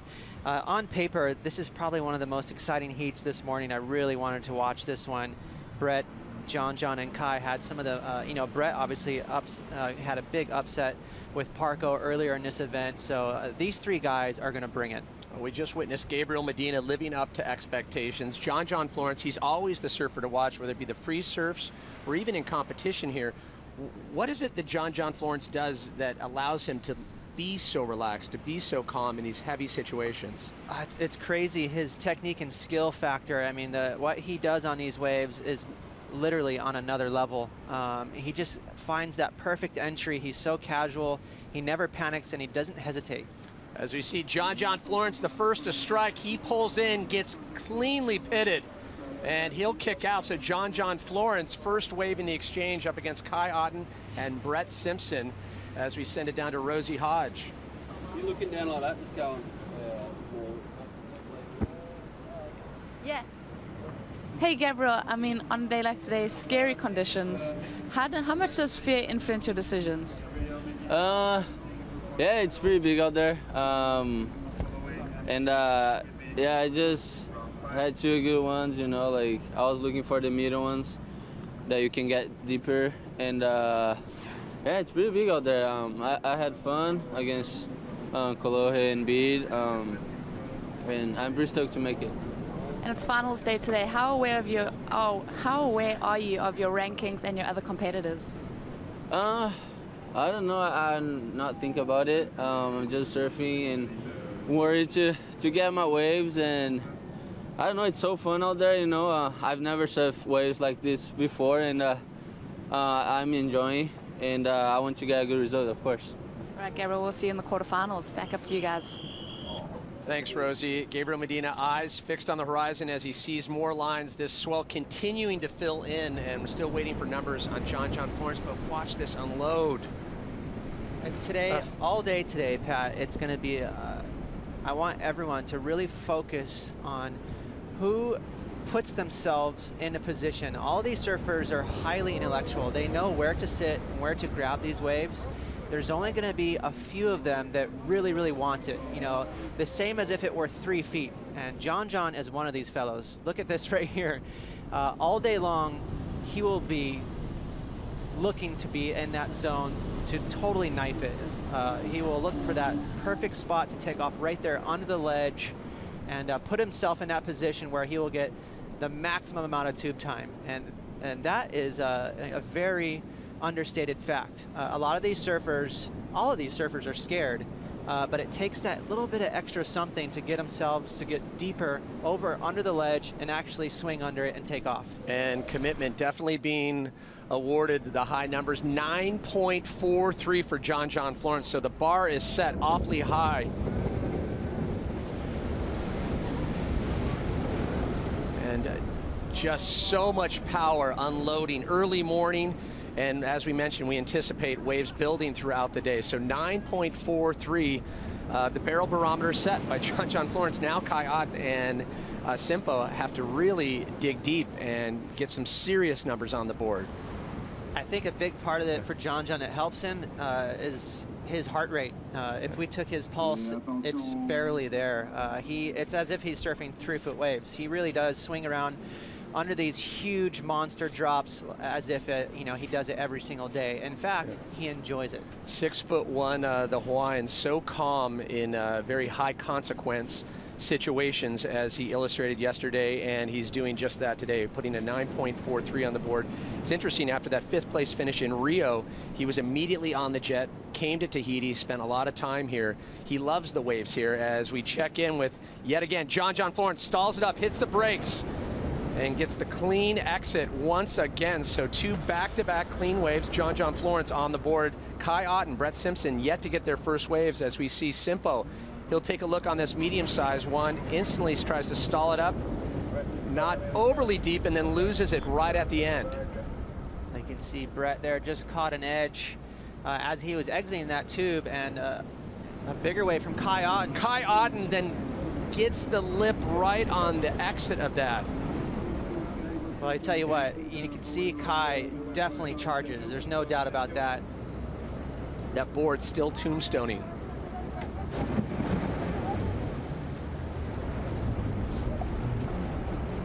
That was a heavy situation, Pat. He barely grabbed a breath of air before that next wave. Good to see Kai Otten able to get up for that quick breath before that next wave came through. Keep your eyes, and there's Kai. So water safety trying to get to him, and he'll have to take another. Right there, Kai is pulling for oxygen. He was held down for a long time, ragdolling. Hopefully he didn't connect with the bottom. Take a look at his facial expression. He looks completely coherent, so that's good. And he's gonna grab that ski and head back around. You know, we were talking with Kai on our way out from the contest site yesterday, missing the ski right there, and he said he got the flogging of his life out here. He's definitely paying the price, willing to go incredibly deep. And just shows you what Chopu can do in a split second. You have the wave of your life, you get that west pole that comes in, and immediately you're in a dire situation. Well, Kai Otten, as we mentioned, is not afraid. He will give it a good run, and he turned around, to all his credit, and took off on that late one. Let's look where it went right for John.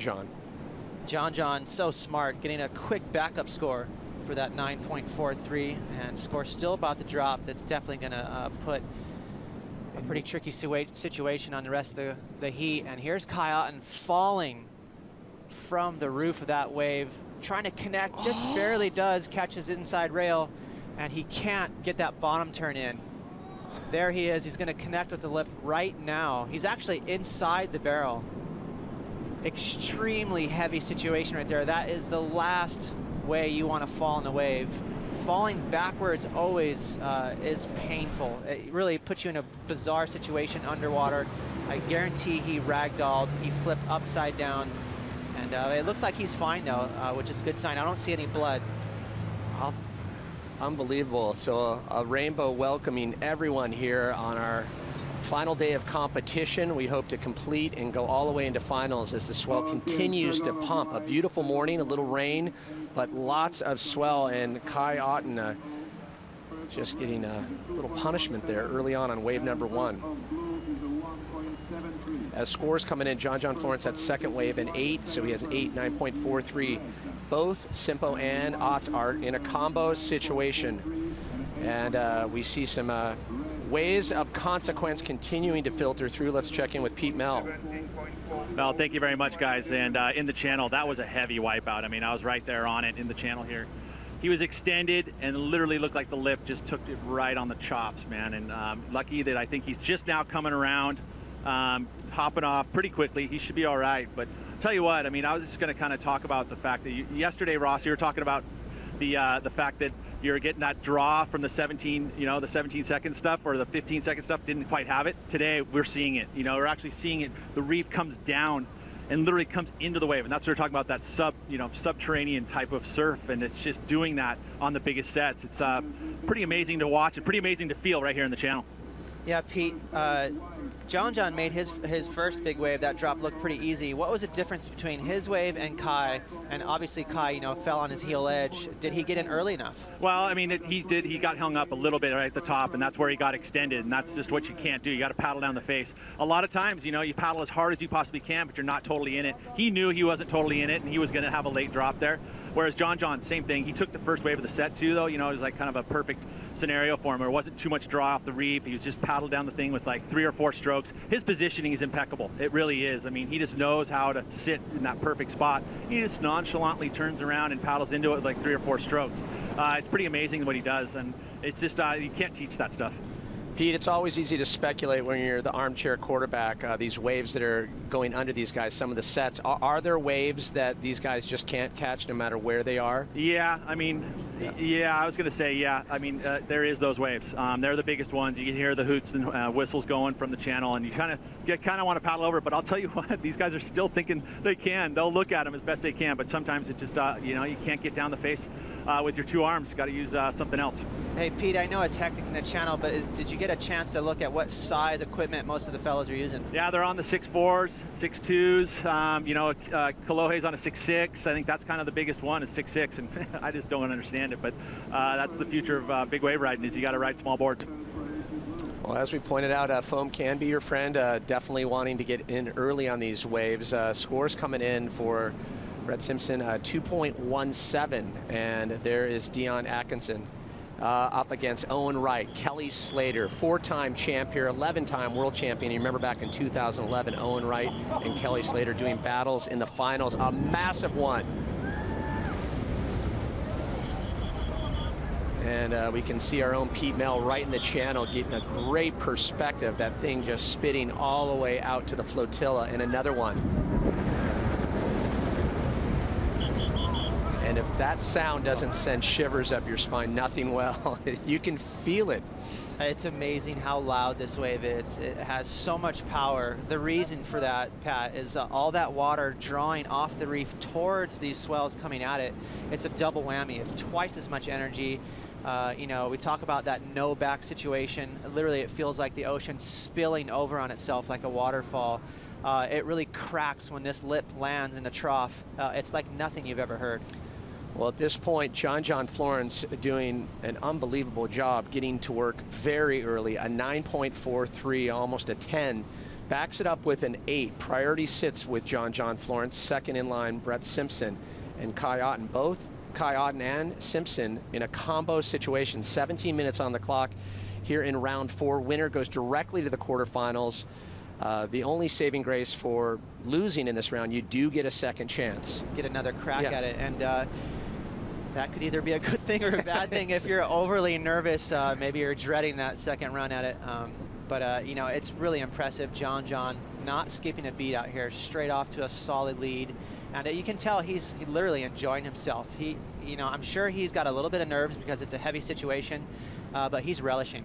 More lines starting to fill in as we see John Florence with priority. Will he use it on this decent-sized wave? He'll take a look. And John Florence commits, grabs rail, parks it, stalls beautifully. Massive spit out of the barrel and just relaxed as ever, makes his way out. Looks out the back, and no takers on the following wave. So John Florence just in that rhythm that we've seen from heat after heat. I just can't help but to laugh. It's so casual, his approach. He literally waited for that swell to approach, took 3 strokes, and fell down this face. There is so much contour on that face. It's amazing the technique John uses to slide down. Watch as he pushes his weight forward on that front knee.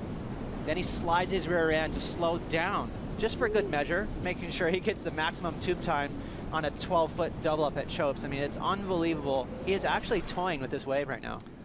So no pulse. John Florence gets his 3rd wave in the exchange. 2012 Rookie of the Year, ended up 4th in 2012. Unbelievable to come into the CT and end up 4th in your rookie season. If that doesn't say how much ability you have, nothing will. And the scores dropping, it will impact John Florence and his score line, looking to ditch an 8. Priority now sits with Brett Simpson, and he remains in the compo situation, as is the case for Kai Otten. Just under 15 minutes on the clock here in Heat 3, Round 4, waiting for one last number. There is 8.73. So now the job for Kai Otten and Brett Simpson, that much more difficult. Can they climb out of the compo situation? We'll find out as the 2014 Billabong Pro Tahiti continues right after this. Stay close.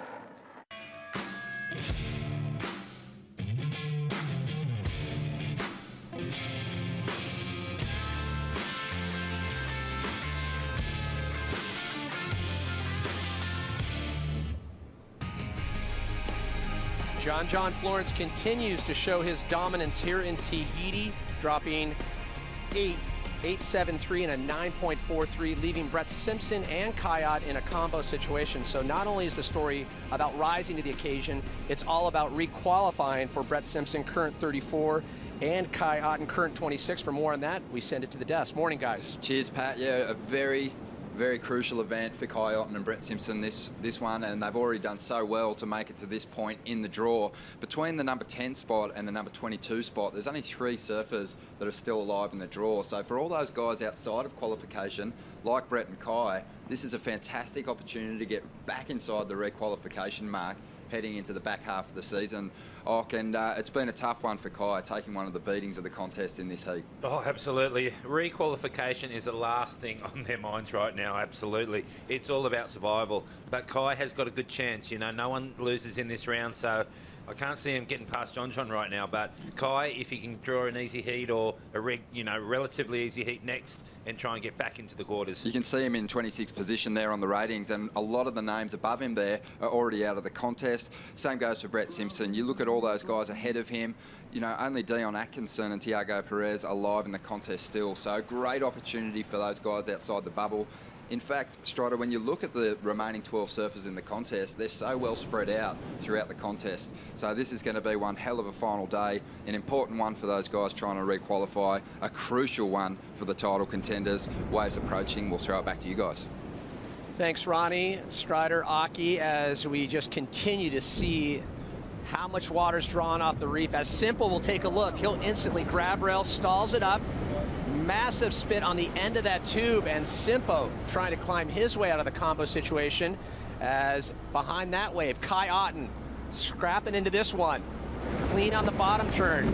He'll drive down the line. Quick tube for Otts. So things starting to get busy at the 11-minute mark, Heat 3, Round 4. Winner of this heat will move directly to quarterfinals, and this is what we like to see, these guys fighting back, Ross. Beautiful. Just a little less size on this set wave here, a little bit more manageable for Brett. Beautiful style. You can see he got sort of a narrow stance on that backhand attack. You can see him knifing down the face. Could have been maybe just a touch deeper, but you can still, a lot of tube times that thing spits its guts out. Just a testament to how hollow these waves are at Chopu. This is definitely one of the most hollow waves on the planet. You're not going to get a wave that has this much room inside the tube. You could fit a bus through that barrel right there, and Kai Otten blazing with all that speed. I love this front angle. You can see how much tube time he gets behind a curtain, and there's a shotgun spit as he flies out to the shoulder. Great exchange between Kai Otten and Brett Simpson. In terms of the volume for Kai Otten, obviously a taller individual, 31 on the volume, and a 6'8" board, bringing some size into it. Yeah, I think it's all about the initial 3 to 4 strokes, getting a little bit of momentum. You can see John on a 6'2". I actually got a text from John Pizell, his shaper, says he's riding a 6'6" out there, so a little bit more length out there as well for John. And for John, that's a big board. And it's all, again, the little bit of length and thickness and volume helps you get momentum to give you that extra speed to slide down that face so that you don't fall on your heel edge like we saw that horrible wipeout earlier from Kai. There's the aspect of the volume of the board. We talk about wingspan, some of these bigger surfers. Owen Wright, one of the fastest paddlers out there. Has to be a situation for John Florence as well. I mean, we've seen him scrap into some monsters.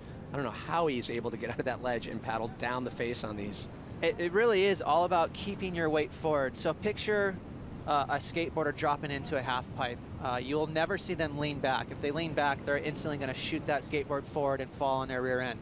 It's the same thing for a late drop at Chopo. All your energy, weight, momentum has to be leaning forward and down. And guess what? Of course, just like dropping into a half pipe, your mind is fighting that. It's telling you, no, stay back on that ledge. It's a hard thing to do, but you need to keep that weight and everything moving forward. Turns out John Florence can do both. Rips on a skateboard and can do the same on a surfboard. John Florence, he's gone on record. He's quoted by saying, "The reward outweighs the risk when it comes to Chopu." That's an interesting quote. I think that helps us maybe dive into his headspace a little bit better. That's coming from someone in his early 20s, no doubt, with no scar tissue, so to speak. But, you know, John has so much talent. Like I said, he's actually relishing the moment right now. I don't feel like he's holding back at all, not much fear. Obviously, he respects this wave, but make no mistake about it, he's enjoying himself. And you love a good debate, especially when it comes to, you know, these mini lists that we come up with. But when you talk about John Florence, arguably best tube rider ever, or is it in this discussion everyone's going to have their favorites? There's so many ways to slice it up and dissect that conversation. You know, John's a young man, so he has his entire career in front of him, so it's kind of hard to say yes, he's the best ever. But I believe he's definitely on the cutting edge right now. He's showing even guys like Kelly Slater some new moves in terms of backside surfing, and that's a testament. Simpo's scores dropping 6.5 and a 6.77 for Otts. Let's look back at the top waves so far. So casual. You know, this entire event, John's been the most eager to let go of that rail, showing that's an extra level of difficulty. Extremely hard to not hold on to that safety rail right there. And John, another 8.73, backing up that 9.43, so he is way out in control. There's that horrible wipeout. Kai Otten taking this lip to the right to his forehead. Right, you can see right there, he leans back, getting caught on his heel edge. Horrendous wipeout. So Kai still looking for a solid score to back up his 6.77. And this drop right there by John was amazing. That was such a difficult drop. You know, sometimes those drops can get overlooked. It really is the most difficult part of riding Chopu. Brett Simpson, 6.5 for this effort right here. Look how beautiful that wave is. And something to take note of, the wind is absolutely perfect out there. We were a little worried that, you know, this swell was going to be greeted by tricky conditions. The texture underwater is perfect. So the conditions forcing a few of the world's best into survival mode, some of them flourishing in the conditions. John Florence, 9.43, 8.73. Combo situation remains as we hit the 6-minute mark for Kai Otten and Brett Simpson, even with the 6.77 and the 6.5 for Simpo. Both surfers need 2 brand new waves. And we saw this with Kelly Slater and Jadson Andre. You know, you have one surfer just in that rhythm, dropping 9s, and then the other surfer is struggling to get those quality waves. Obviously, both Simpo and Kai Otten, you know, Kai Otten, one of the few surfers able to grab a 10 at this year's Chopu event, struggling right now to get on the board and battle back with John Florence on top. Yeah, you know, we said this at the top of the heat, and look who has priority, John Florence. So he's next up for that big beast that's going to come through. I think there's enough time for us to see another set wave in this heat. But, you know, Kai, to his credit, he swung around and went for that big wave that he wiped out on. But John just looks like he wants every single set wave that's going to come his way. And if you look at the position, too, Kai Otten was talking about earlier, you see lines approaching, but he knows that the judges are loving the fact when these guys backdoor that West Bowl section, start off a little deeper. He's a little inside to John. He does have priority. Second priority with Simpo as we hit the 5-minute warning mark on Heat 3, Round 4. Winner goes directly to the quarterfinals. Second and third place finishers will have a chance in the next round to continue on. As we look at 11-time world champ Kelly Slater coming up in our next heat, up against Owen Wright and Dion Atkinson. You can see Kelly and all the boys, they're going to be breathing all day long. Really, it's important to stay calm and make sure you stay in a good headspace, because it's easy to get overexcited out here and waste energy. And you could see that froth in Kelly Slater in the post-heat interview. Kelly trying to basically bring down the nerves. He wanted to show his excitement, but he wanted to tone that down. He really did, and you can see him drawing some big breath there. He's doing exactly that. So, you know, even Kelly Slater, like John and a lot of the guys out here, they're so excited, but you can't get too excited. You have to calm yourself, because it's going to be a full day of competition. Well, we can assume that Kelly Slater's focus is right here in Tahiti. We made reference to it yesterday. Sometimes when there's swell elsewhere, that's where his mind's at, but there's no place he'd rather be, as well as Owen Wright and Dion Atkinson. They're going to have their work cut out for them in Heat 4, Round 4, and as we mentioned, building swell throughout the day. We anticipate crowning a 2014 Billabong Pro Tahiti champion today with incredible conditions, as both Kai Otten, Brett Simpson find themselves continued in that combo situation, 3.5 on the clock, priority sitting with John Florence. Yeah, it's really amazing. You can see Kai Otten sitting just a little deeper than John, but John has priority, and here comes a wave. And it looks like Kai Otten, he'll instantly stall up, drives down the line, calm, relaxed for Kai Otten. Trying to get anything in the high 8s, low 9s, trying to dig himself out of the combo situation. Still enough time. Right now, let's send it down to Pete Mel in the channel. Yeah, thank you very much. So I'm here with Anthony Walsh here for GoPro, and also himself to get a few waves. Best desk in the house right here in the channel. Hey, I wanted to ask you, you've dealt with a lot of beatings out here, as long as glory waves too, but how would you say is the best way to protect yourself after a wipeout, like similar to what Kai Otten had? The best thing is just, just protect obviously your head and your vitals like that, but just to go limp and just let it take you, because, you're going to get ragdoll and it's going to be pretty intense, but it's going to put you in the lagoon and then it's going to go kind of mellow. So it's just like cover up and just try to relax and hold your breath. Well, thank you, Anthony. I'm just trying to hear the whistles, so we'll see you real quick. But again, I mean, GoPro, a lot of the GoPro challenge for this event. I'm sure there's been some great submissions. Yeah, a lot, and the guys have been really psyched to use it. And, it's been a little 4-foot clean days, which is really perfect for it. So, yeah, all the boys are getting into it, so it's really good. Oh, there you go, Anthony Walsh from the channel. Best desk in the house.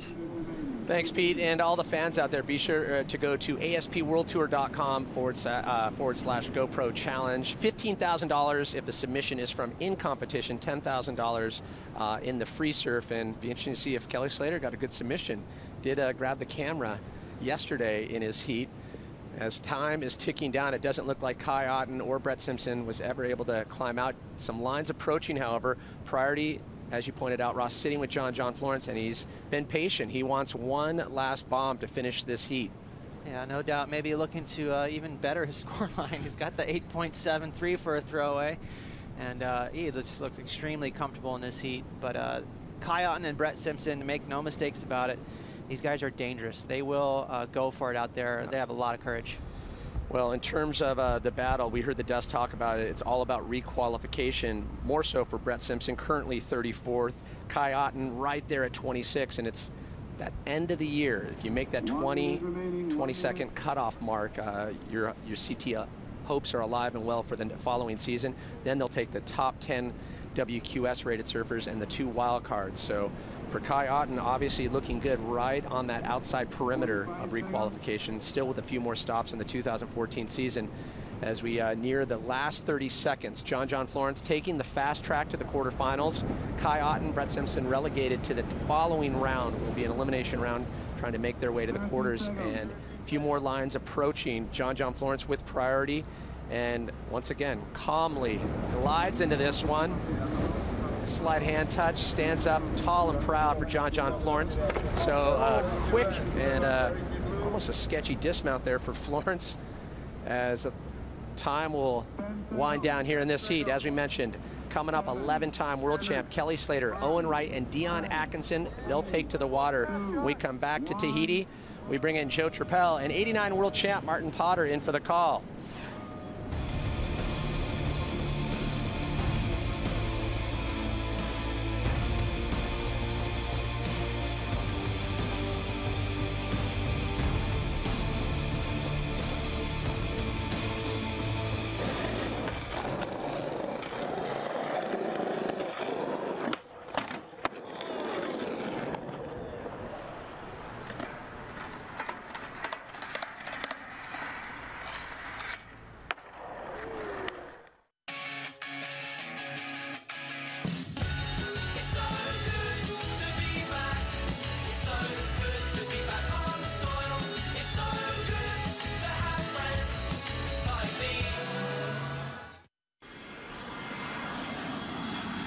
If this is how you like to fly, get on board. And when you're finally wiped out, sit back and enjoy the view. Surf Tahiti. Fly Air Tahiti Nui. Just 8 hours from Los Angeles. Introducing Orbitz Rewards, the instant approach. Earn rewards in an instant, redeem in an instant. Book a flight, use rewards for the hotel. Book the hotel, use them to stay longer. Think reward, redeem, relax, repeat. Orbitz Rewards, instant vacation gratification.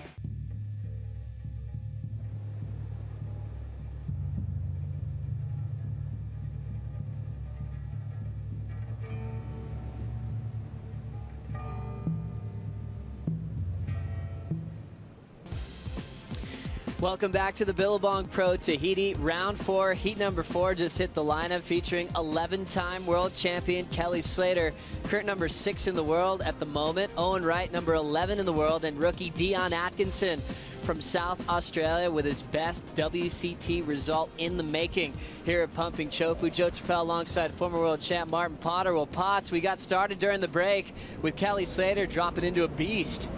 Well, what a way to start. I mean, he's, you know, pretty much the last couple of days he's been watching John's performance right before he's paddled out.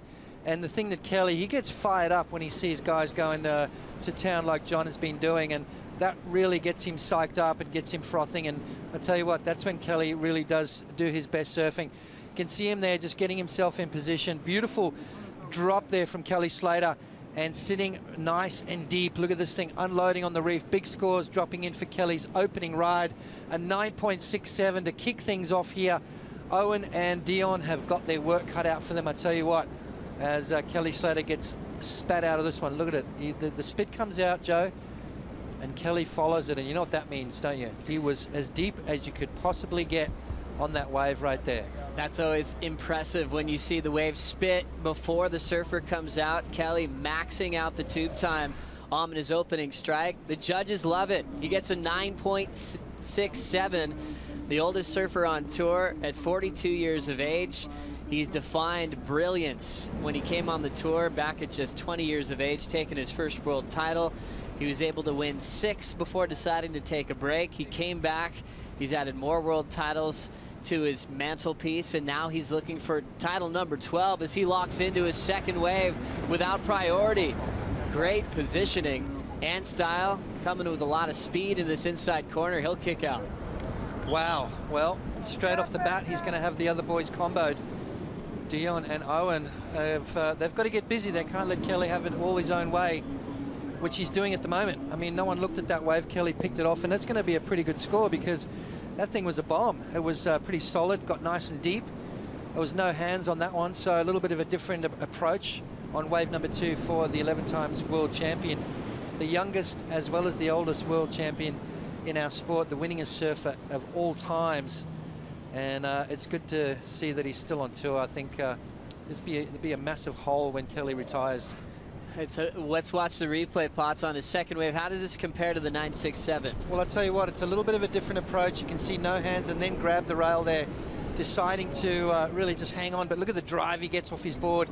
That board is absolutely flying as he comes out and redirects down.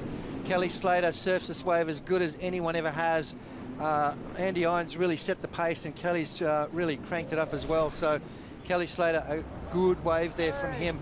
9.67 on his opening wave. Now Owen Wright on his first wave. A big drop and a lot of spit canning out of the barrel, but he had to kick out without getting much of a vision here, Potts. Yeah, let's have a look at Owen's drop here. Look at that, free falls. He's disconnected from the wave.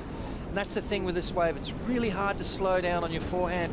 I think Owen's got to go a little deeper than what Kelly is, maybe get that critical drop, but what it's going to do is it's going to put him behind the section. And on your front side, if you're standing with your right foot forward, you can really get that drive through the barrel, as we've seen so much through this event. If you're a natural footer, you can take off a little bit more on the shoulder, but then drag your body, drag your arm, drag your butt, and slow yourself down in the tube. Owen Wright, first wave at 2.5. Last for Kelly, an 8.6. Already comboing Owen Wright and Dion Atkinson at the moment. John Florence is standing by with Rosie Hodge. Thanks, Joe. Yeah, we just had John describe today as scary. So John, how do you overcome that fear, put your head down and go on those monsters?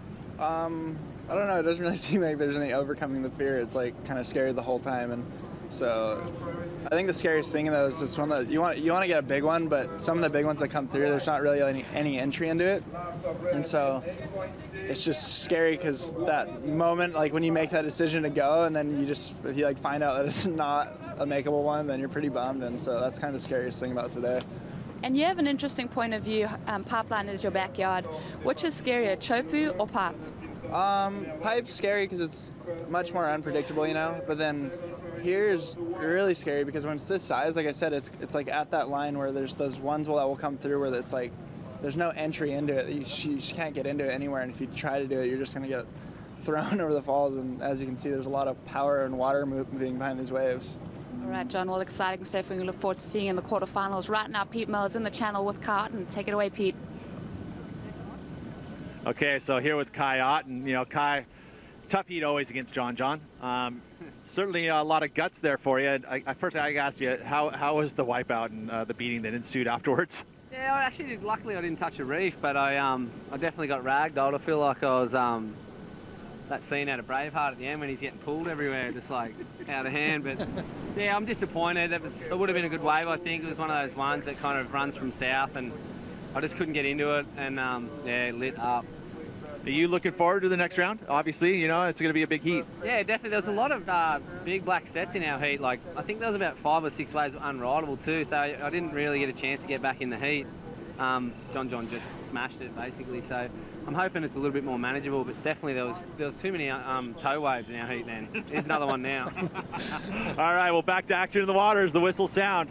Thanks, Pete. Thanks for the time. Kai Otten has to surf again in round 5 as you see these blackwater sets that Kai Otten's referencing. Oh.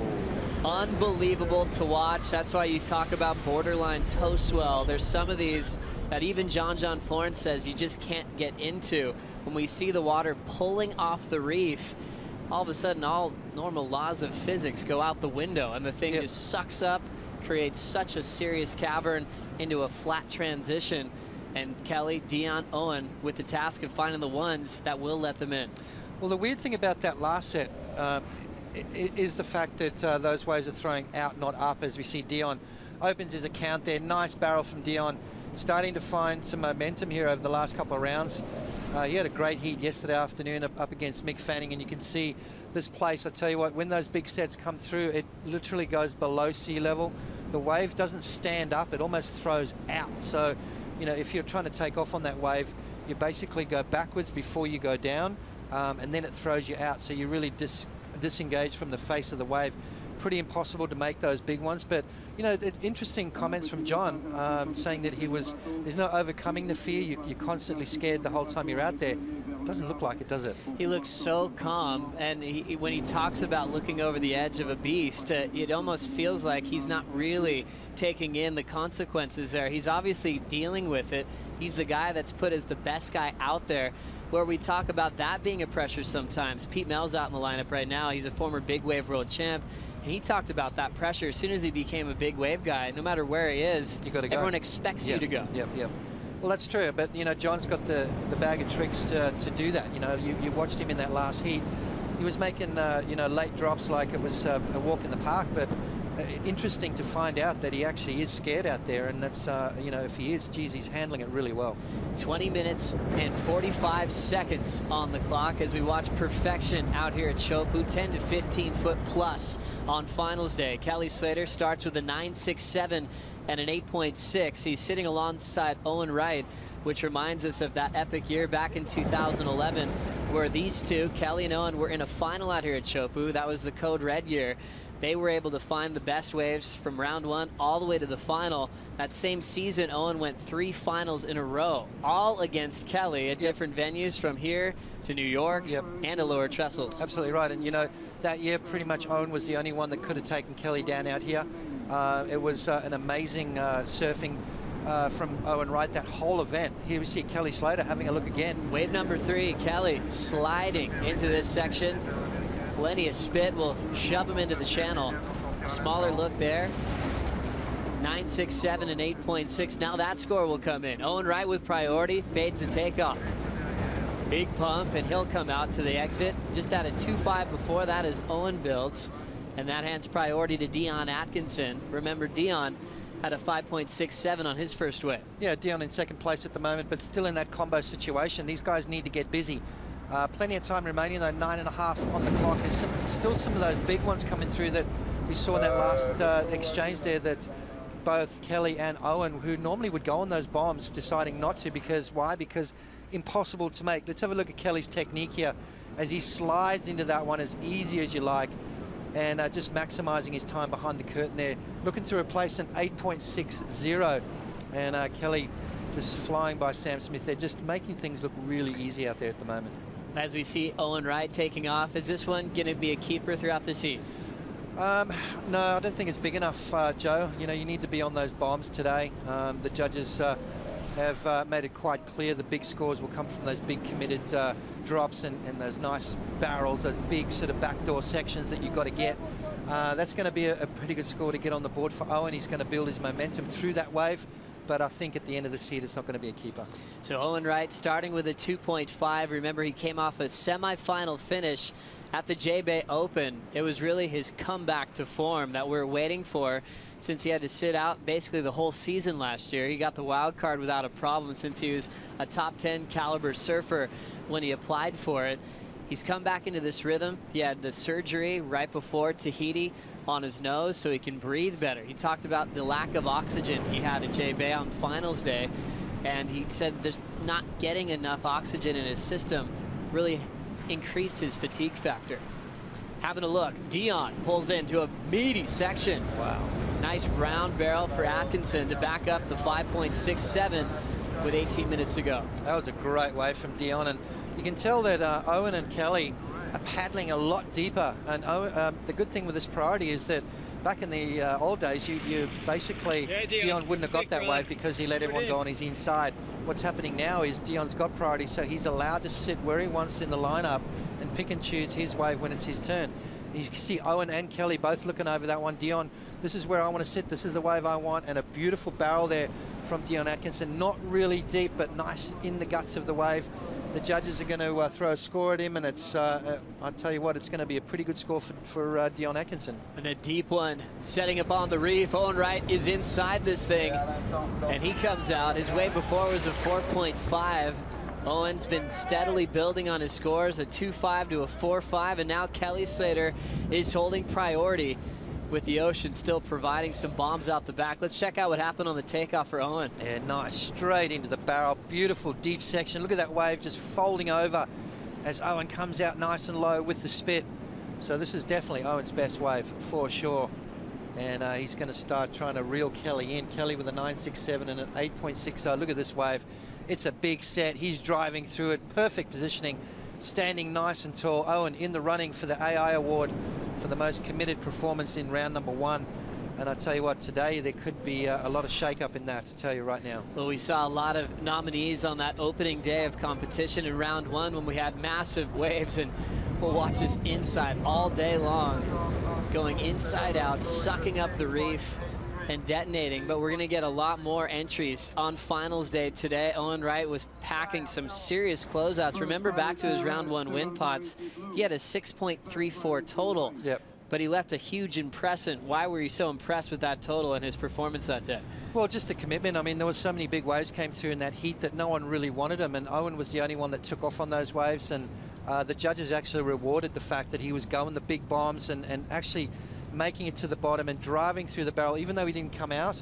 I think the degree of difficulty and the commitment that Owen showed that day was enough in the judges' eyes to give him the win. So, you know, we saw that same sort of commitment today from Kai Otten. I think Kai's in the running for it as well, especially after that last heat performance. Even though he didn't win against John, that bomb that he took off on and actually tried to make, crazy stuff there from Kai as well. So 15:20 on the clock. Scores are coming in for Owen Wright, but last one already in for Dion Atkinson at a 6.83. He improves.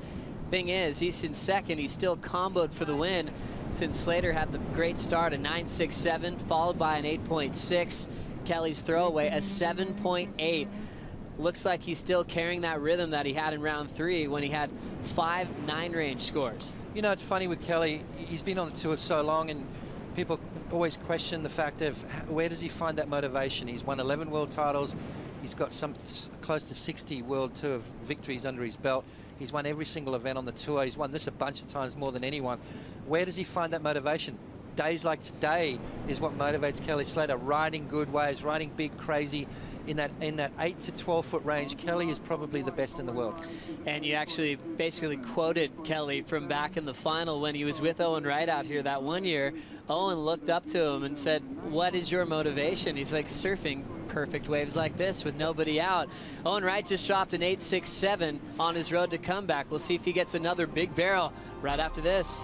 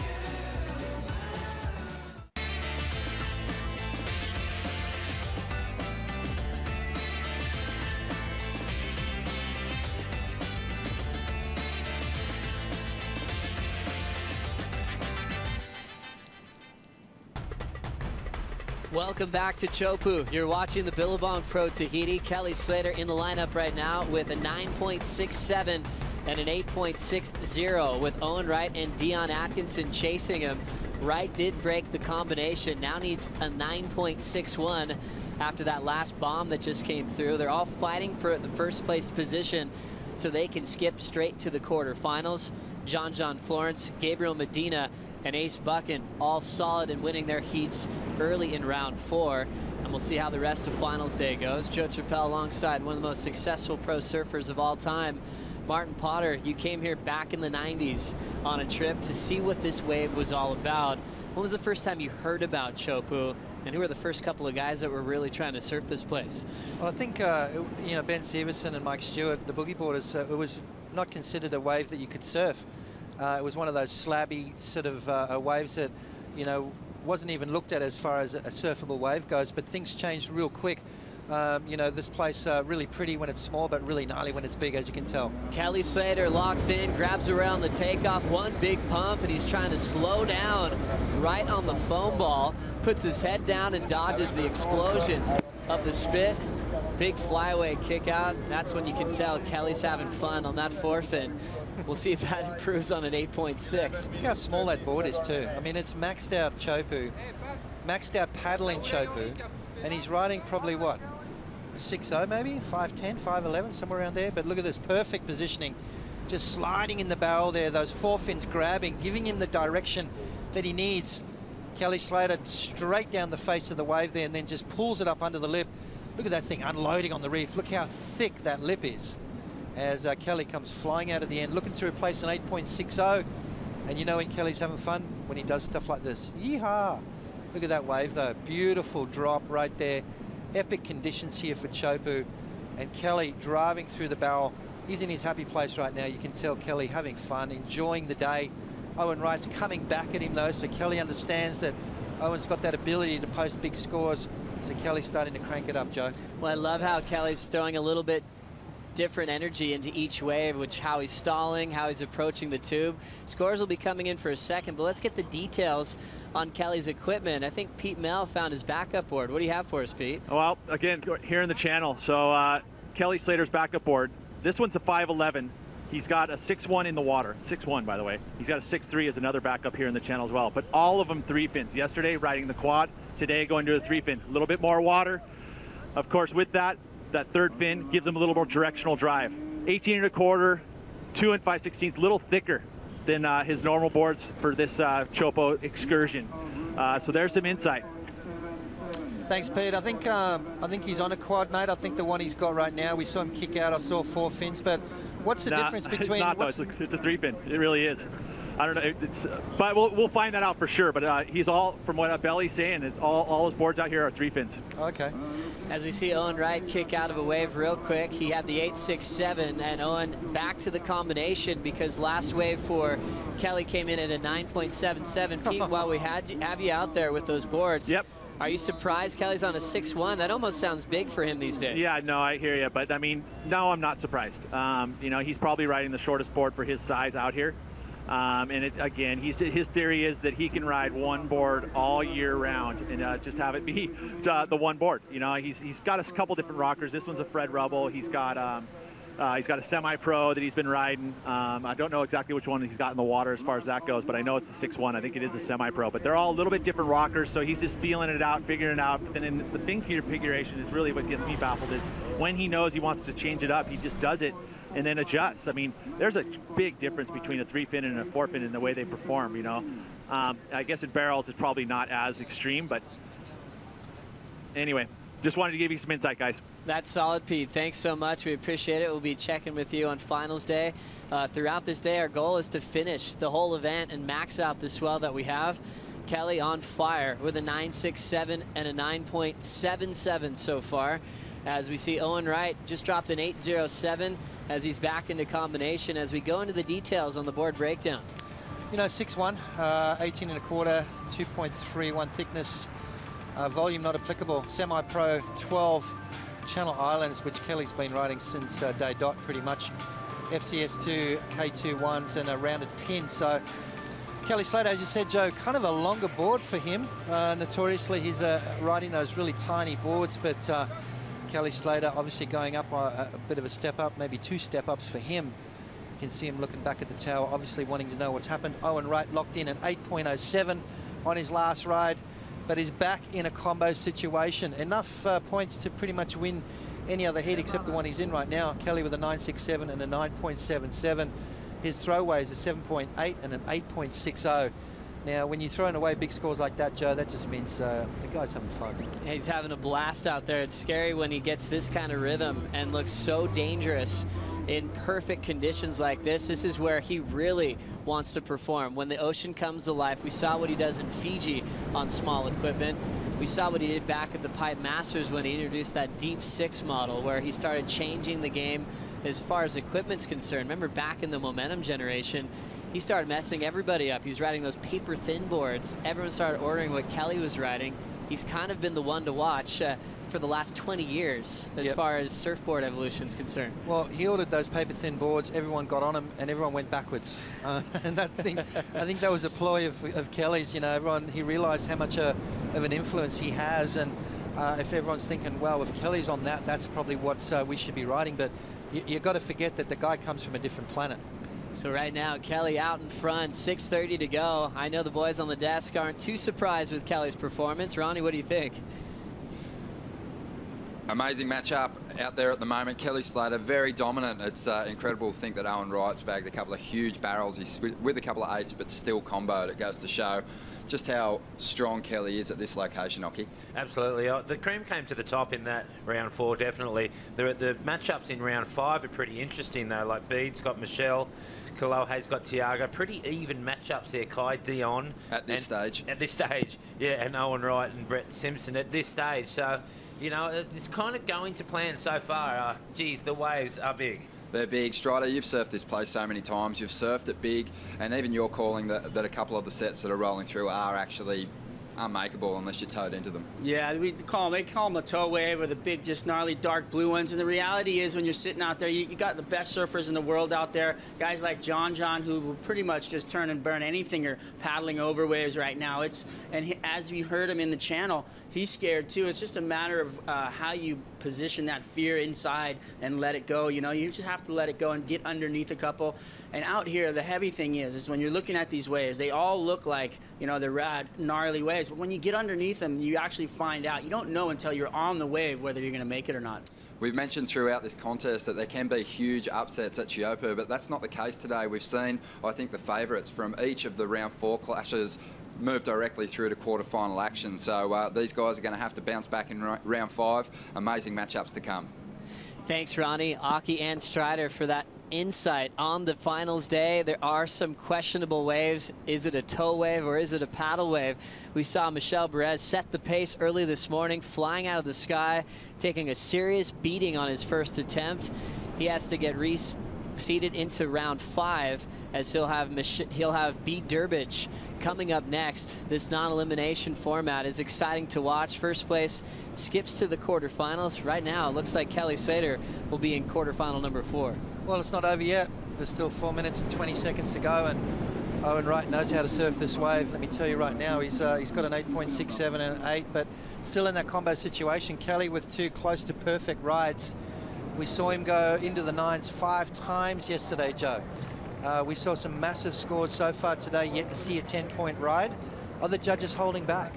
I think they're waiting for something solid to come finals time. We've seen that happen in the past, how hard it is to get a perfect 10. We got close a couple times with Kelly's waves in this heat. As we check out the heat recap, Kelly got started with a 9.67. 2 judges went as high as 9.8 on this wave. Yeah, you know, look at that. Just absolutely perfect positioning there from Kelly. His wave selection out here is probably bar none some of the best. Him and John are really at the top of the list as far as, you know, their completion rate. These guys are making everything they catch pretty much.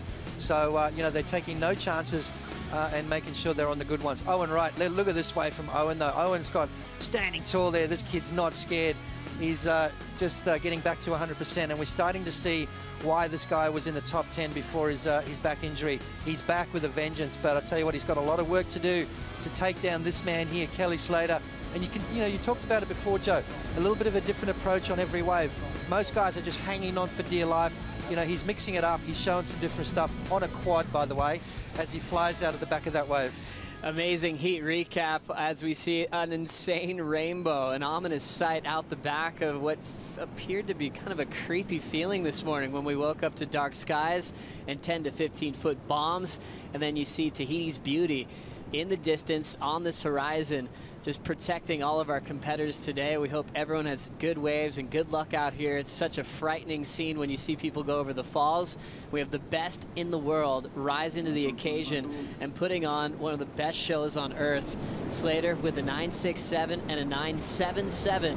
Another super heat for Kelly, as he's looking like he's destined for a quarterfinal berth. Owen Wright, back-to-back 8+ rides, still comboed, and Atkinson needs some more. Paddling into this one, Slater free falls out of the sky. He'll let go of the rail. Oh my goodness. And get puffed out to glory. Kelly now trying to put that one into his top 2. He didn't need that wave, but he wants more. That Chopu's providing right now. A clear favorite to win. Remember, he doesn't have a win yet this season. Tell you what, have a look at this thing right here. Look at the texture on the water. Perfect as it gets, standing tall in the barrel. Is this going to be the first 10 of the day? I mean, that was probably one of the bigger waves. His positioning was A1. His, look at this thing here. Oh, a critical drop, just fell out of the sky. Maybe not quite as deep as what he could have got.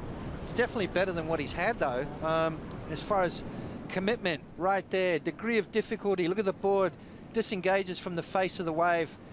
You can see him now. He starts to drag that hand. He sticks his butt in the wave. He knows now he wants to get deep, standing tall there, puts the hands over his head. That thing is huge. That is a borderline tow wave right there. Kelly Slater comes flying out of the end with the spit. Unbelievable commitment from Kelly.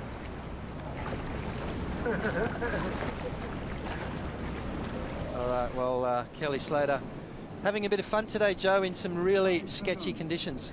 It's amazing to see this kind of roll for Slater. Dangerous to watch for all competition, with a few of the top 5 out. Once again, remember, Mick Fanning lost yesterday. Joe Parkinson out yesterday to Brett Simpson.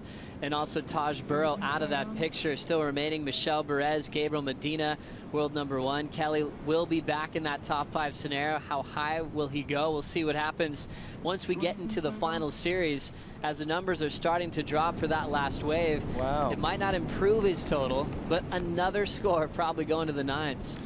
Well, I'll tell you what, it didn't go into his top 2. The judges were really undecided As now Owen Wright will get the last wave of the heat. Two-hand stall, and he'll pop out.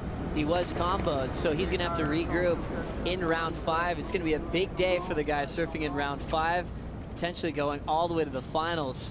With waves like this, talk about an energy overload. I know. I mean, these guys have got to really be able to you know, just tap off once they're out of the water. It's going to take a real good headspace to win this event. Well, Kelly redefines brilliance once again. We'll come back with round 5 after this.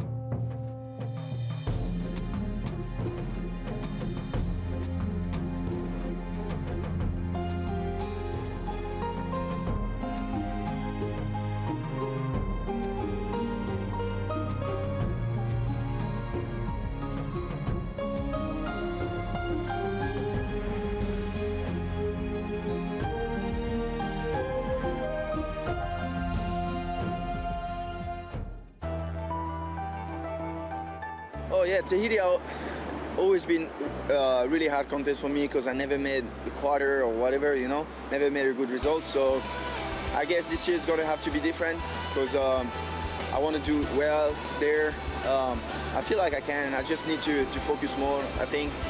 And then, yeah, especially at home, you know, it's such a chance for me just to sleep on my own bed and see my friends every day, my family, and just to go out there and do my thing.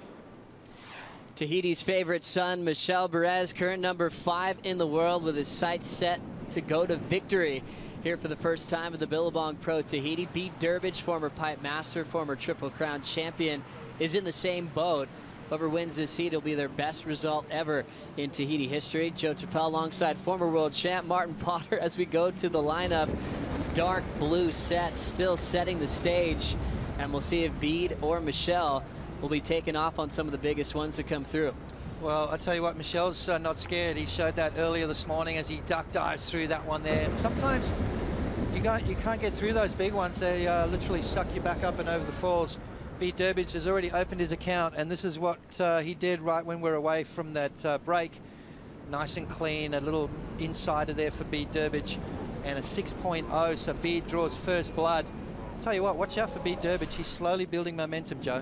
Well, we saw Bede Durbridge earlier this morning in the heat with Kolohe and Medina. Medina dominated. Kolohe also built on his scores throughout his performance in that heat. Was very impressive to watch. Bede Durbridge was kind of stuck in the 4 range. What does he have to do to get up into the excellent range in this heat? He's got to go a little deeper. He's got to go a little bigger. He's got to get barreled. I mean, this is what it's all about out here. It's you know, getting those big, thick, gnarly ones and committing like John and Kelly and you know, even Owen in that last heat. He was committed. He was pulling into some big barrels. That's what these guys have got to do. Michel knows what he's got to do. He did that in his early heat and just came up a little short. Ace got the pick of the bunch. So both these guys have got to dig deep here right now. And I tell you what, it doesn't get any easier if they make it through this heat. So right now, Bede Durbridge opens with a 6.0 start. Michel Perez will have priority for the next wave to come through. The Spartan, local boy, 28 years of age, 5'10", 167 pounds, born in the Tuamotus, moved to Chopu at a very young age. He lives very close by to this wave, and he loves to surf it every chance he gets when he's at home. He said it's been emotional every time he's come home from around the world after winning events.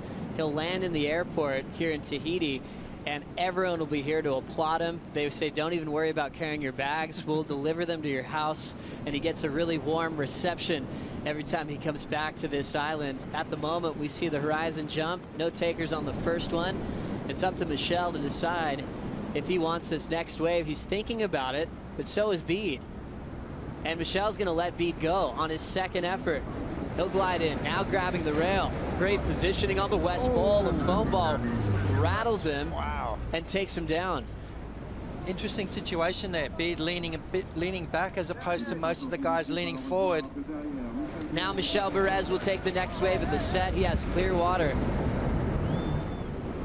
And he'll go off the bottom and fly away. Cartwheel out of his opening score here in round 5, heat number 1. Looks like he's just ahead of Durbridge. And the fight for priority will continue. So Durbridge had to wear Michel's wave on the head as well. Well, that's what you got to do. If you want to ride this wave, you've got to literally take the wave you wipe out on as well as the next one. Let's see the matchups there. Bede has 6 wins over Michel's 4. And I'll tell you what, Michel, he's really dying to do well in this event. Remember the Code Red Swell in 2011? He came up against Jeremy Flores. He had a huge 2-wave total, both waves into the 9-point range. Jeremy had 2 10s. That was one of the best heats in history, that's for sure. Bede Durbridge recovering from that wipeout on the inside. And now we'll hear from Kelly Slater. He's sitting in the channel with Rosie Hodge. That's right, Kelly Slater. At this event, you just seem very in the moment and very present. How is Chopu special to you? It is what you live for right here. It's amazing out there. It's everything more than you could want. There's still quite a few waves that are tow waves. You're wishing you had a ski and you could just whip into them because they're so flawless today. And you'd be silly not to be scared, but at the same time, there's a ledge and they all break right there. So even the biggest ones, they're not going to break outside of you. So you just got to pick and choose which ones you can actually take a risk on. And there's life-threatening conditions out there today. There's a lot of energy in the channel. There's so much nervous energy around us. How do you kind of find that quiet space and get into a place where you kind of zone out and do your thing? Just Happy Gilmore, just happy place. We were talking about that before. As soon as you see a lump outside, or hear the boats kind of whistling and stuff, and guys yelling, and it's really easy for a heartbeat to just go through the roof. So you gotta just breathe calm and just decide, like, when that wave comes, depending on where I'm at, can I go? Can I make a good decision here? Or, what's my chance of making this? And also, what position are you at in the heat? There was one real giant one after I had 2 good waves. There was just one massive one that came, and I was in the spot, and I'm still kind of kicking myself that I didn't try. But had I been at the end of the heat needing to score, I probably would have gone. But early on, you break a board, get hurt, like a lot of things that could happen. If you're here free surfing, it's a different story. But if you're just here for a contest and trying to make it through heats, I was in a good position, so I don't want to take myself out before I get a chance. Okay, well, thanks for your time. All right. Thanks, Rosie. Thanks, Kelly Slater, for the special insight on how to perform here at Chopu, especially when you have this fear element. Rosie alluding to the idea that it is life-threatening conditions on a day like today at Chopu. Most days at Chopu kind of have that mark on it. And being in that happy place. I remember Kelly years ago was in an interview talking about being in a tough situation in big surf, and he has such a strong mental game. He was able to visualize himself sitting on a couch at home in a comfortable place and not really seeing what was to come, so he wouldn't panic. He'd stay really calm, and he'd get to max out his oxygen tank really well. Yeah, exactly right. And he said keeping that heartbeat down, keeping that, breathing calmly, think slow. Everything speeds up, and you start getting, that little bit excited. Your adrenaline starts pumping, and we're talking about how dangerous it is, and how Kelly was saying, you don't want to take yourself out too early. I tell you, a lot of these guys are running, injured at the moment. A lot of guys have been getting repairs from the medical staff. Scotty Cortland and the crew are doing a great job, and they said they've been very busy, Joe. They've been, strapping guys up and fixing cuts and bruises and lumps and bumps, and it's good to have a medical staff online, just keeping these guys, back in the water, getting them back in the water, keeping their cuts clean. He said they've been super busy. Well, those guys, too, are keeping up to pace with the swell window when they see the forecast jump like this, and seeing mutants come through the lineup, the medical staff has been spot on, helping everybody out, even guys not in competition. As we watch this wave, Michel Perez is going to lock in. Great takeoff. Into some turbulence off the bottom. It's trying to buck him off, but he makes it. Wow. That was a wild ride there from Michel Perez. It had that whitewater residual from the wave before. Quite surprised Michel actually went that one. He scored a 4.0 on his first wave. It was a lot bigger than Bede's first wave, but not as deep. So the judges are like they're looking for the barrel, Joe. You know, we saw that wave from Kelly Slater towards the end of his heat. It was the biggest one by far, but didn't quite get as deep, so it didn't go into his top two. So these guys have got to make sure the ones they get, you know, even though it is the bigger ones, they've got to make sure they get barreled, and that's the key factor out here at the moment. Michel Perez, this was a wild ride. Have a look at this. As he pulls in, look at the bump on the face of the wave. As the whitewater comes up right there, he just sneaks out of it and then gets out of that wave. Have a look at this. Steep drop, grabs the roll. You can see that board bouncing, wants to buck him off. And now the whitewater starts coming up the face of the wave and somehow comes out of that one. I tell you what, that would have sucked him up and over the falls and in a bad place right there. Michel Perez looking to break the curse on his local lineup here. As we go back to last year, lost in round 2. Year before that, lost in round 3. And you can see those 9th place finishes, 2011, 2010, and even a 33rd on the old system we had back in 2009. So a tough road for him on his home court. This is the place he wants to win every time he shows up. You talk about the crowd cheering him on. He mentioned how he has to try to kind of channel some of his own space because he has his family rooting him on. They want him to go on everything, but he knows he needs to keep his game plan set. We've seen a similar thing happen to Thiago Perez when we go to Portugal, where it's hard for him to win in front of his hometown crowd. I was just about to say that. It's the Thiago Perez effect as well, where, you know, you want to do it so much for your friends and family and your fellow countrymen. You know, when Thiago, even when he starts paddling for a wave, the whole beach starts erupting, and there's just so much pressure put on his shoulders, and really hard to divorce yourself from that, you know, especially with Michel too. You know, every time he paddles for a wave, the whole lineup starts screaming and shouting, and, you know, in the back of your mind, you know, you're not 100% focused on the job at hand, and you may be letting your emotions take over. You've got to think slow. You've got to be cool, calm, and calculated when it comes to riding this wave. Let's dive into the ASP rulebook and talk about the scoring criteria for the Billabong Pro Tahiti. We're looking for commitment and degree of difficulty, innovation and progression, combination of major maneuvers, variety of maneuvers, and speed, power, and flow. This is the same criteria for every venue around the world, but the big part of surfing Chopu, we're looking at commitment and degree of difficulty. Sometimes you get into that innovative part of things depending on what the swell's doing, Potts. Yeah, well, you know, innovation meaning, you know, the ability to slow down and get the barrel, stay longer in the tube, ride the foam ball. That's the innovation, the mindset to be able to do that. And what comes out of that, if you do, is those excellent scores.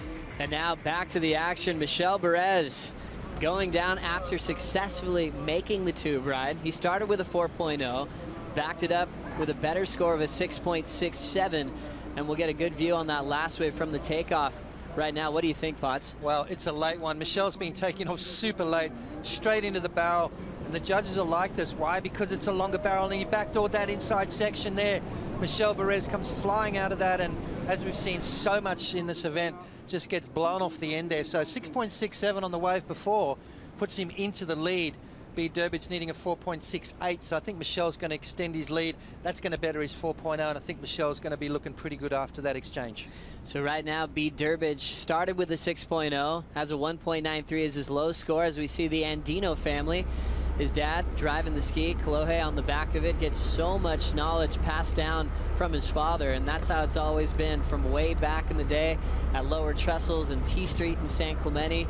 Dino was watching every single surf. I think it's very rare for Kalohe to catch a wave without his dad watching. He's always on the sidelines and always quick to give him feedback. Yeah, exactly right. You know, it's keeping things real, keeping his feet on the ground, you know, keeping that head out of the clouds, so to speak, and making sure that he's focused on the job at hand. Scores coming through for Michel Perez. The judges liked it, a 7.83. So Michel Perez sneaks a little bit further ahead from Bede now, looking for an 8.50. Joe, conditions very buttery out there, but really gnarly waves coming through.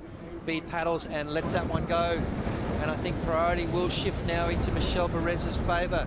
Michel can really turn the screws on Beard right now with another good wave, Joe. Well, you saw Michel Perez waving his hand. He knew that Beard had lost priority there, so he just wanted to guarantee they're going to switch the disc around. They'll let a couple bombs go by. Michel has the lead and control of the lineup now with 21 minutes and 15 seconds remaining. We dove into those matchups before, and it was about even with these two. They've had a long history. They usually meet in the early rounds, kind of round 2, round 3 in the past. Their biggest heat was back at a semi-final heat in Puerto Rico in 2010, where B. Durbridge was able to beat Michel to move on to the final to lose to Kelly Slater. That was Kelly's 10th world title year. Yep. And at that stage, Michel Perez had never made a final in his career. A lot's changed since then, Potts. A lot has changed since then. Since then, he made a final last year at Karamis with Joel Parkinson, and since then, he's got 2 wins under his belt.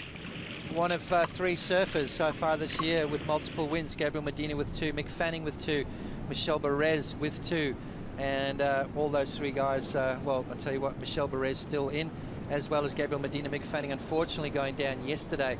So Michel can move. I mean, if he makes a quarterfinal or better here, which is looking pretty confident at the moment, but you know, he could do some moving. Well, when you see Michel Perez perform in contests, especially over the last few years, when you look at his results, his best results seem to really come when he can throw down his power hook, that frontside carve, or some backhand power turns. We saw that at Margaret River and in Rio de Janeiro, and he had lower results when it came to Fiji. This is all in the past. Fiji, Pipe, and also in Tahiti. Was it his tube riding that had to come up to pace, or just his heat strategy?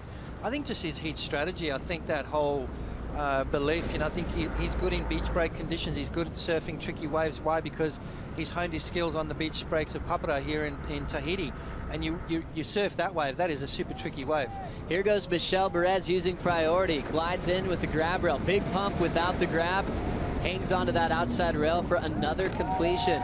He's starting to feel it. There, the Tahitians in the channel, loving his performance on wave number 4. He's looking to better a 6.67 on that wave. Yeah, that's going to be an interesting wave to see from the front on. It wasn't straight into the barrel. He had to negotiate a couple of turns before that. You can see he grabs the rail, deciding to let go, gives it a good pump down the line. Now grabs the rail and pulls in nice and deep. He comes flying out at the end of that one. So Michel Perez starting to feel it, starting to find that momentum.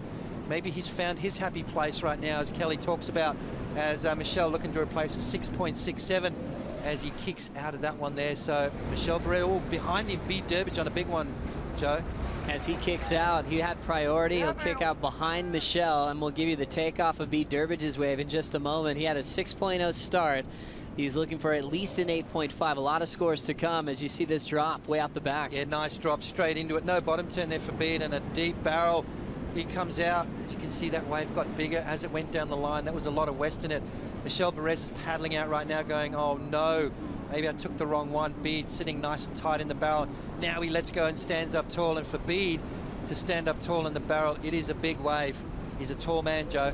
He sure is, and packs a punch on his backhand, but when it comes to barrels, he's definitely one of the best in the world. Back at Strat, he gets barreled more often than not when it's pumping, and trying to translate that to Chopu. Some of the heaviest conditions that Bead's had out here in his career. Scores will be coming in just a moment. Michel Perez had a 7.83 on his last wave. 2 new numbers to drop in, as we'll see if Michel could have his first chance at winning this event. Ronnie, how do you think his form's going? Do you think he could do it this season? I think it's fair to say that Michel probably hasn't been one of the sharpest guys in the draw, but definitely warming up as he moves through the rounds. A lot of pressure on him in this contest, and hasn't had the highest heat score totals, but bouncing back pretty well out there at the moment.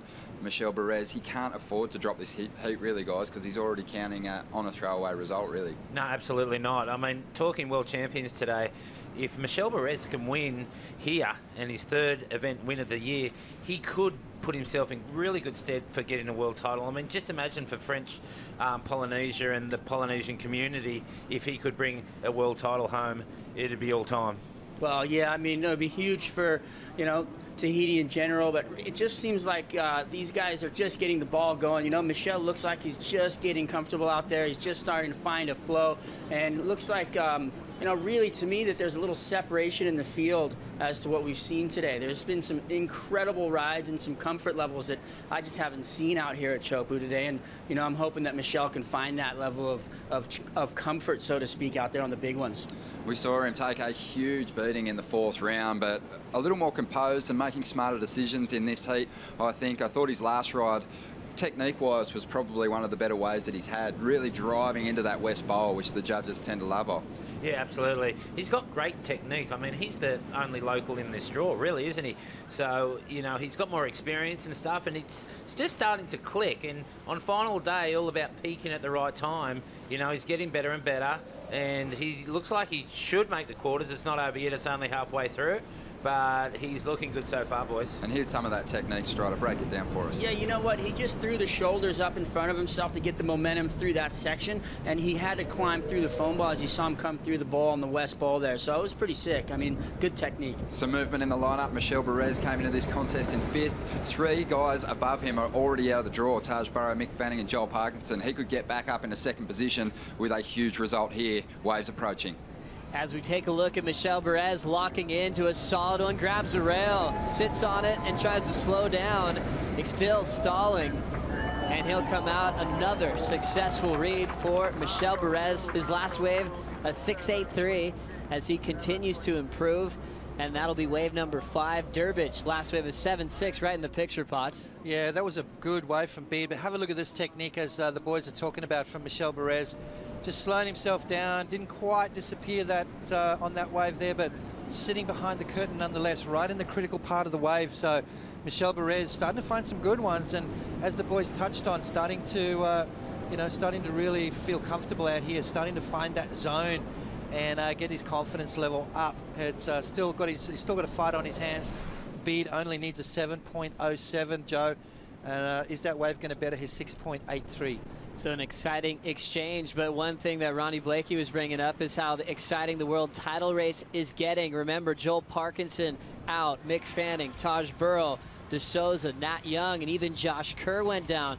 A lot of favorites to potentially win this event, and you can see how things will be moving. Medina still running. He's already into the quarterfinals, along with Michelle Perez and Kelly Slater.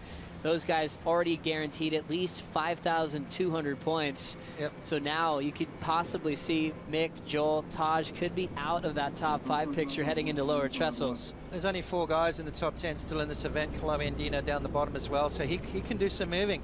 He's got a hit coming up with Thiago Perez, so he could make a quarterfinals. He could really, gain some ground on these guys and move himself up the rankings, which is going to give him so much more confidence going home to California and further on. So it's an interesting situation.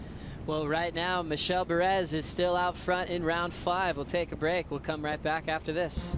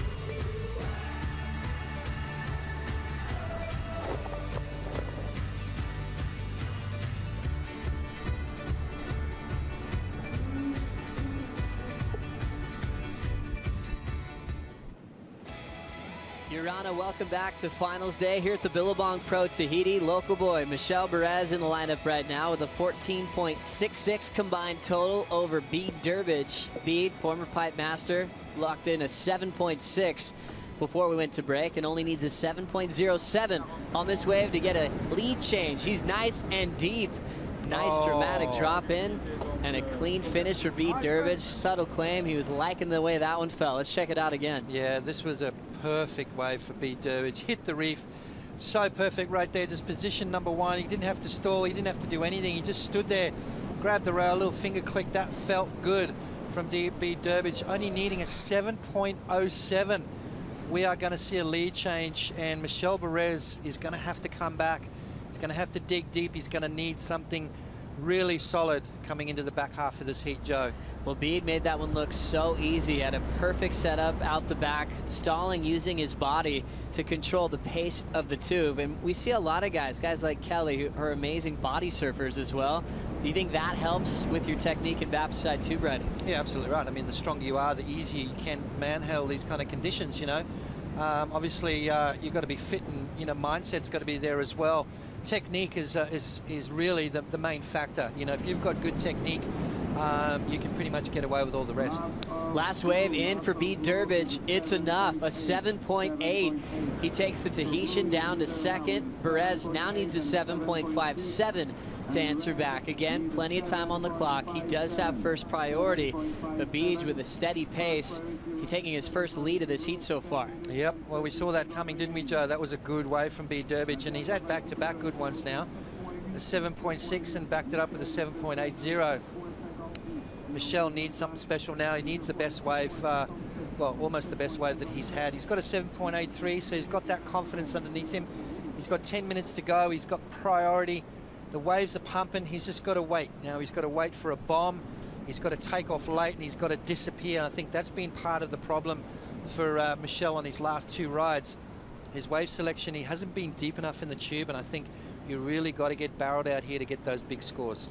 Well, we see now them sitting next to each other out the back, and it'll be Michel's decision on the next set. We've talked about big waves throughout this event quite a bit. In the opening round heat for Bede Durbridge, probably had some of the biggest sets come through during his heat. He had with Owen Wright and Travis Logie. He's worked the hard way to get to this point, and Bede needs some solid points on the rankings. His goal is to get at least to the quarterfinals, which offers 5,200 points. Potts, if you're losing in this round, you get 4,000 points on the rankings. You know, no, for guys that are battling to qualify, that's kind of okay. Ninth, you know, maybe throw a fifth in there and you're looking pretty good. But for guys that are going for a world title, it's fifths or better. I mean, anything lower than that for a top five guy, you're losing ground, you're not gaining ground. We see Thiago Perez getting ready to do battle with Chloe Andino. Thiago's been in good form. You know, it's anyone's game, this one. Both these guys are starting to find their confidence. And, you know, it's basically who's going to be on the good waves. That's what it comes down to, and that's this wave Chopu can produce some big upsets, as we've seen. It all depends on your wave selection, your rhythm. You know, if you're in priority situation when those good ones come, you're going to win your heat. Well, it's an exciting part of the day when we start predicting who will be in our quarterfinal matchup spots. So, you know, for this heat, Michel and Bede, you know, they haven't been in the quarters before out here in Chopu. We have Thiago with a quarter back in 2010 in smaller conditions, and Kolohe Andino had only had a round 2 exit in the past. So they're newer names writing their name on this wave, matched up against the usual suspects, guys that you expect to be in the top position of their game. As we go into the heat recap, Michel Perez starting off with a 7.83 as he was extending his total in first at this stage. Yeah, you see that one there. He spent time behind the barrel. He was disappeared. He did some travel time, and that's what the judges like. This was the 6.83. Nice driving through that section there. Wasn't quite as long, but nice and deep from Michel Perez. Unfortunately, Bede's found 2 bombs. This is the 7.6. You can see bigger, hollower waves. That's what Michel needs to get. He needs to get himself on those bombs if he wants to overtake Bede. This is Bede's 7.8, I think it is, as he came flying out of that one there. So Bede Durbridge on a roll, got 2 bombs. This is the 7.8, sorry. As look at that, perfect positioning from Bede. Didn't have to do a thing there, just stood there, enjoyed the ride, got the beautiful vision, came out, little finger click, and he finds himself in the lead with 7.5 on the clock. So Bede Durbridge starting to really crank up the heat here on Michel Perez. I really like how Bede Durbridge has changed his last couple of years on tour, working hard in the high performance camps with Jeremy Shepard, training ultra hard. And we saw him in free surfs leading up to his performance at Snapper Rocks, where it looked like the Bede of old, and even a refreshing Bede, adding more power, more strength, better decisions. And he was devoed with an early round 2 loss. Picked up the pace quickly at Margaret River, beat Taj Burrow twice in round 3, but he had much more determination, much more fire behind him to redefine himself. How important was that for Bede to kind of step back and kind of look at his whole whole progression as a pro surfer and redefine himself this year? Well, I think you've got to, I think you've got to take a step back sooner or later. Like Kelly did it, he came back reinvigorated and won a couple more world titles. I think it's not a bad thing to just sort of take a step back and have a look. I think sometimes you're too close to it to realize what's going on. Michel Barrez, though, here we go. This is a big wave for him. Needs a 7.57. Is he slowing down, using his body to stall out the tube? A quick barrel. He had some bigger ones before that one. Now at 6:15 mark, he hands priority to beat Durbridge. Do you like that Michel took up on that wave? No, I think that was a bit of a mistake from Michel. It's sort of more of a medium-sized wave. Nice little barrel though. Sort of spent a little bit of time behind the curtain. It's he needs a 7.57. I reckon that's going to come in around about what his other two were, between that 6.5 and that 6.8. So Michel needs to wait. He needs to get a bomb. He needs the bigger set waves. You can tell that Bede's ones with a 7.6 and a 7.8, they were bigger, hollower waves. Michel knows that. He needs to just be patient. Kind of getting a little bit frothed out right now. He needs to really pace himself. 5.5 on the clock. He needs to try and somehow get priority and make sure when one of those bombs come through, he's on it. It's now 5.5 to go. Conditions living up to the expectations. Rosie Hodge is in the channel. How's the day been for you, Rosie? It's been incredible, Joe. I mean, some of the waves that have been ridden have been absolutely insane. We had John Florence putting on an exceptional performance, and then Kelly Slater backing that right up. He had 9s in the throwaway range, so, it's been incredible. And right now, this heat in the water, it's not disappointing. The Tahitian, Michel Barrez, is on the ropes at the moment, beat Durbridge. It's been pretty tricky out here. There's a lot of support for Michel, and it goes absolutely dead still when Bede catches the wave. So you can see that difference in support out here in the lineup. Has the lineup settled down a bit, Rosie, with the mood of early this morning? Are people getting a little bit calmer out there? No, there's still a lot of excitement. In fact, there's a lot more boats and jet skis starting to come through, and a lot more people starting to get into the channel, and it's really starting to get a little bit more crowded out here. Rosie, does it look like it's slowing down a little bit, or are there still those big, crazy bombs coming through? There's still some crazy bombs coming through, Potts. I think while I was actually doing the interview with Kelly, there was a couple that were monsters, so there's still some massive waves on offer. This heat has been a little bit slow. We haven't seen the 9-point rides that we've seen in previous heats, but they're definitely out there. Well, thanks a lot, Rosie. We can tell the local energy on the side of Michel Barrez in this matchup. Bede, Durbridge, and Michel looking for a first quarterfinal appearance at the Billabong Pro Tahiti on a finals day. Looking at Bede's numbers, he had a 7.6 and then a 7.8 back-to-back to take the lead. Michel Barrez now needs a 7.57. His last wave was a 5.6, Potts. Oh my goodness, have a look at what's coming right now. Bede Durbridge has got priority. Does he want it? Can he seal the deal right here? There is a massive bomb coming through. We're talking about it. Other boy's going to be caught out of position. Is Michel going to go? Oh.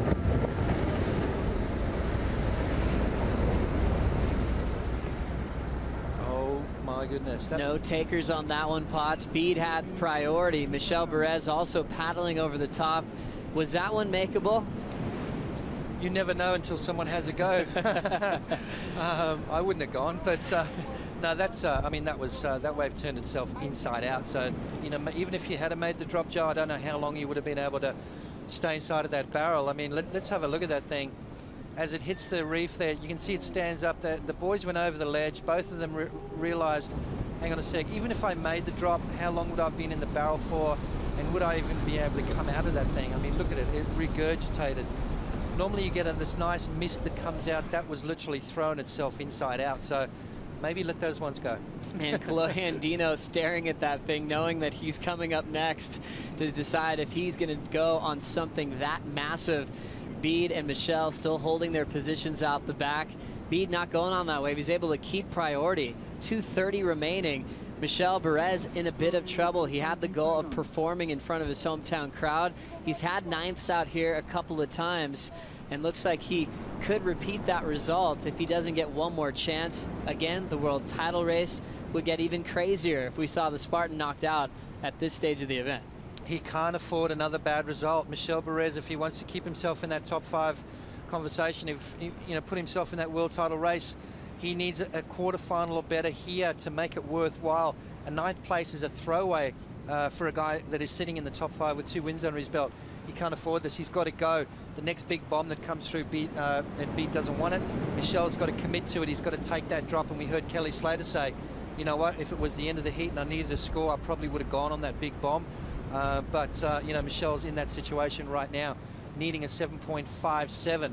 Time is ticking away, Joe. 1.5 minutes remaining. Winner this heat takes on Ace Buchan in the first quarterfinal. As we look at the results of Michel Perez this season, started off with a 13th and then got his first WCT win ever over Josh Kerr at the Drug-Aware Margaret River Pro. Was upset by Glenn Hall in round 2 at Bells, recovered back to the podium and beat Kolohe Andino in Rio de Janeiro. You know, you look at his throwaways, 2 13ths and a 25th, so he's already got that covered. He can't afford another one of those bad results. And in 9th place, we saw the points for it. It's 4,000 points. That's nowhere near what you're looking for to really have a good shot at a world title.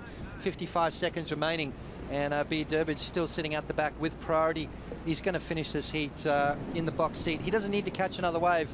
Unless something really good comes, he's got to take it off Michel. Well, this is the moment we've been waiting for. Michel Perez knows that whole situation in the world title race. He knows he already has 2 throwaway results, and he needs to take off on whatever comes next. Bede does have the first option, though, so it'll be interesting if Bede will hold him off if a bomb does come through. Michel making a move on a smaller wave, and they'll let that one drift through. 20 seconds to go. Yep.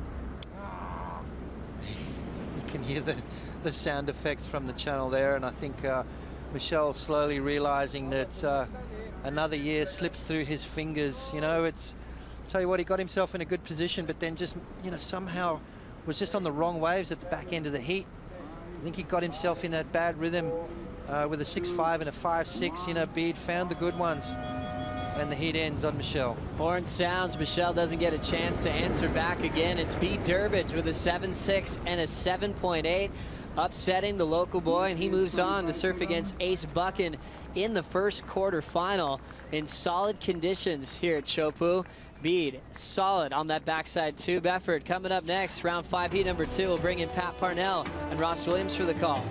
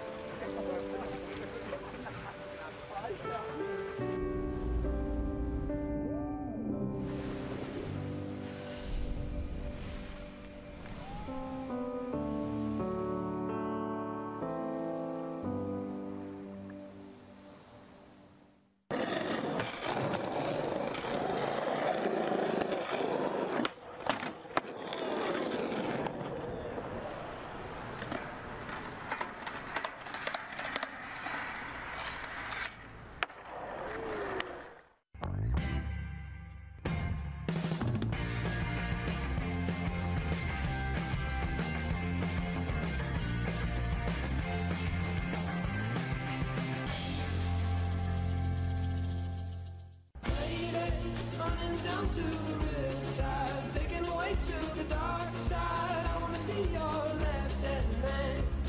I love you when you're singing the song, and I got a lump in my throat. We just witnessed Bede Durbridge taking down the Tahitian favorite, Michel Perez, as we ready for our next round. Heat 2 of round 5. Kolohe Andino, current number 9 in the top 10 discussion.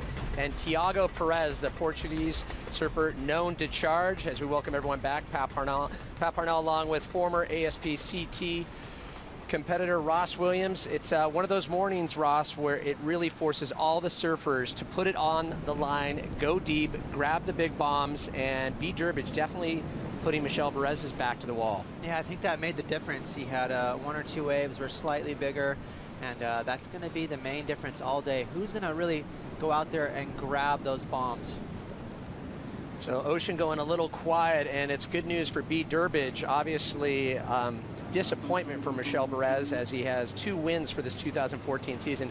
But the conversation for Chloe Andino, currently number 9, making it to the quarters here and going onward, would do wonders. Really would start to, I think, tip the scales for Chloe Andino. Right now having the best season ever, but it's what we saw with Michel Perez early in the year. It's having that early success that gives you that belief, and there's no other break in the world that belief can do a lot. Yeah, definitely, and he's gonna show the world that he's more than just a small wave surfer. He can get it done in all conditions, and it's pretty impressive. You know, Chloe's had a breakout performance this year, and he's keeping the ball rolling here at Chopo. And we mentioned Tiago Perez, known for his big wave abilities, a veritable superstar in his home country of Portugal. Still seeing good lines, and it looks like Chloe Andino, first to drop in. He'll drive, get some speed, tries to make it through that section, grabs for good measure, and just feeling it on the end. Amazing barrel there for Chloe Andino, and that was one of the more interesting rides we've seen today. You know, he really had to step on the gas there. He took off super deep. Had a lot of south in that swell, but there was the end bowl section, and he had to press the accelerator and made it all the way through. We saw that wave unload behind it. Tiago having nothing to do with it. He'll have priority now. Looking back on Chloe's first wave. Mutant, look how much water sucking up the face. And again, he is way back on the reef. You can see him really pumping, trying to get that speed up. No grab. Beautiful tube there, and Chloe Andino feeling it. So emotional. You can't blame him. Each ride, Pat, you are definitely living on edge, and his heart is racing. You can see he almost lost his inside rail there, got a little weight on his heel edge, and managed to keep that board flowing through the barrel. Oh my gosh, yeah, for sure his heart rate was through the roof. Having that belief in the barrel, claiming, yeah, feeling I'm number 1, 20 years old, 5'11", and he was having a little fun with it. We were interviewing him after the heat yesterday, and he's like, yeah, T Street definitely preps you for a place like this. And it's incredible to see how far Chloe Andino has come. There was all that hype in the early years leading up, success in the juniors, and really when he entered the CT, expectations were so high. Finally finding his rhythm, and as we keep pointing out, we're seeing a different Chloe Andino. Yeah, you know, it's becoming actually an old conversation. It used to be common to ask Chloe, wow, you know, we didn't know that you charge big waves, and you can't really say that anymore. He is an extremely well-rounded surfer, and I think, you know, you alluded to the fact that he kind of poked fun at himself, saying, yeah, I warmed up at T Street. To me, that just shows, hey, he's comfortable. He's not, you know, offended by any comments. He really is rounded into shape. Let's compare and contrast his comfort factor with a break like this to Tiago Perez. Obviously, no stranger to pull into some big waves. Definitely not. Tiago's going to put up a fight, and as soon as he hears this monster of a score, he better get kick into gear. 9.63 for Chloe Andino to start his campaign in Heat 2, Round 5. Off to an explosive start for the Californian. Right now, let's check in with Rosie Hodge. Yeah. Thanks so much. Yeah, there was a lot of energy going into that heat. Obviously, with Michel Perez, the local favorite, it looked like a fight to gain the lead and keep the lead. Did you have that? How did you manage that nervous energy in the heat? Yeah, I knew it was going to be a tough heat, and Michel's got all the crowd going for him in the whole of Tahiti, and knew it was a big matchup. And but yeah, I just thought maybe he might have a few nerves and make a few mistakes, but he didn't. He kind of slowed down a little bit in our heat, and I just just had good wave selection and got some really fun barrels. I just had a lot of fun in that heat. It was really fun. And that was your second heat for the day. The quarterfinals will be your third. How are you going to keep your energy reserves up going further on to the event? Yeah, my first heat just felt like a warm-up because I didn't get any good ones. I was just getting like 4s, and I rode way too big a board.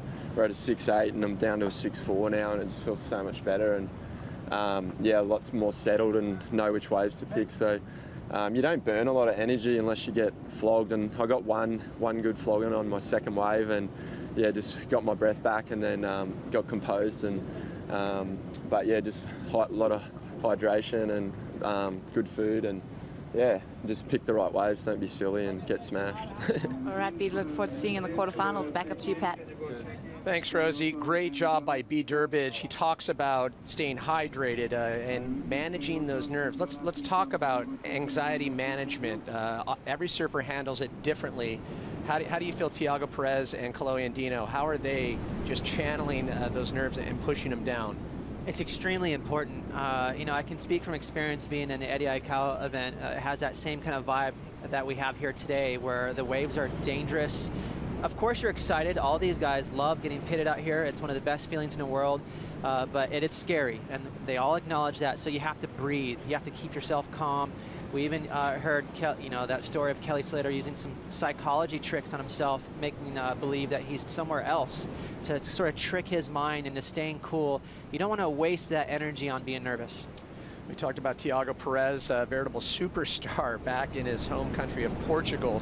He's been battling a little bit of a lingering knee injury following bells, and obviously feeling a little more comfortable. Came here early, spending a lot of time in the free surfs, and as he's proven earlier, looking very comfortable when those caverns start to open up. Tiago shows no fear, pulling through some incredible sections here in Chopu. Yeah, and he's got great technique too. He's got kind of a tight, narrow-kneed, sort of a knock-kneed grab rail stance, which is great to see. Some of the other guys have a wider stance while they're grabbing rail. To me, aesthetically, it looks a little better when your knees are together and you look a little tighter, and Tiago has that going for him. Going back to 2009, the best Tiago Perez has done here is 9th place. He's proven that he can make his way out of round 5 and on. We're trying to take a title here. It would be the first for the Portuguese surfer. And we were talking about it earlier as we look at the matchups, 1-for-1. Kalohe Andino up against Tiago Perez. We're talking about earlier in terms of Andino coming early, taking a page out of Gabriel Medina. Gabriel Medina and his stepdad Charlie, they've been coming early, spending time, and Kalohe Andino, come to find out, has been doing the same exact thing, and it's working. My dad, he has always been like, you know, my coach for sure at events and when I was free surfing and getting me up early before school to go surf. And but he's also my dad. He's still teaching me how to become a good young man. And so yeah, it's been the balance of both, and yeah, it's been great. So the support of the family, it is priceless, and there is one guy you want in your court, Dino Andino. You remember it, Dino, always a known formidable competitor back in the day. Dino Andino, legendary surfer from California, and if you aren't aware, and throughout the early 80s, all through the into the early 90s, he owned all those PSAA events in Southern California.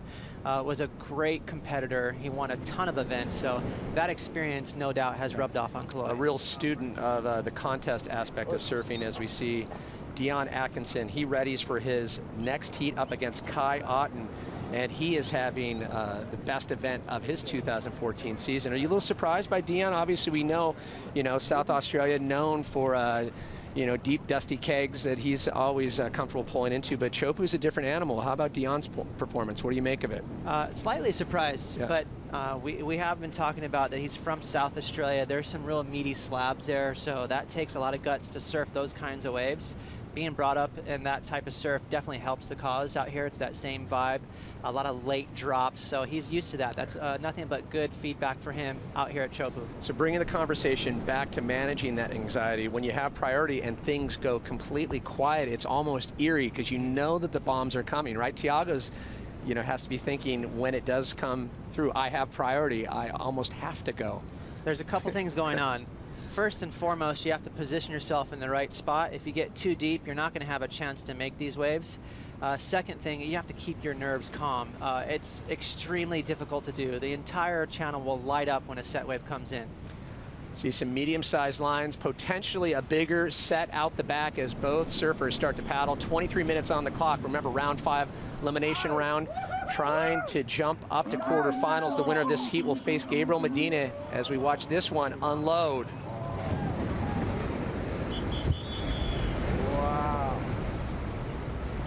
And just like a B-2 bomber, just carpet bombing that inside reef as Tiago taking a look, he opts out. Unbelievable sound there. You can hear how loud these waves are. cracking on the trough. There's so much water moving, and that's what really separates this wave from most waves around the planet. It literally behaves in a way that's so thick, it sounds like Niagara Falls. Now, we saw Kai Otten earlier position a little deeper. He knows that the judges love it when you backdoor that West Bowl section. In terms of what you're seeing, waves on offer, where is the ideal spot right now to grab those 8.5s and above? It's pretty funny, you know, we had that GoPro breakdown from Kelly Slater up in a helicopter looking down on the reef. There is a couple of veins.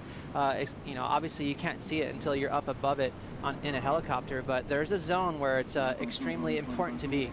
Kolohe Andino, wave number 2, trying to build on a 9.63. Almost makes it out and gets a little caught up. That foam ball section just caught up to him, and a lot of white water to contend with for Kolohe Andino. So trying to stack a second wave on the 9.63 was traveling, and it looks like he'll have a situation with the board looking back on Kolohe's wave. He did the hard part. He knifed through that really high and tight, which was necessary.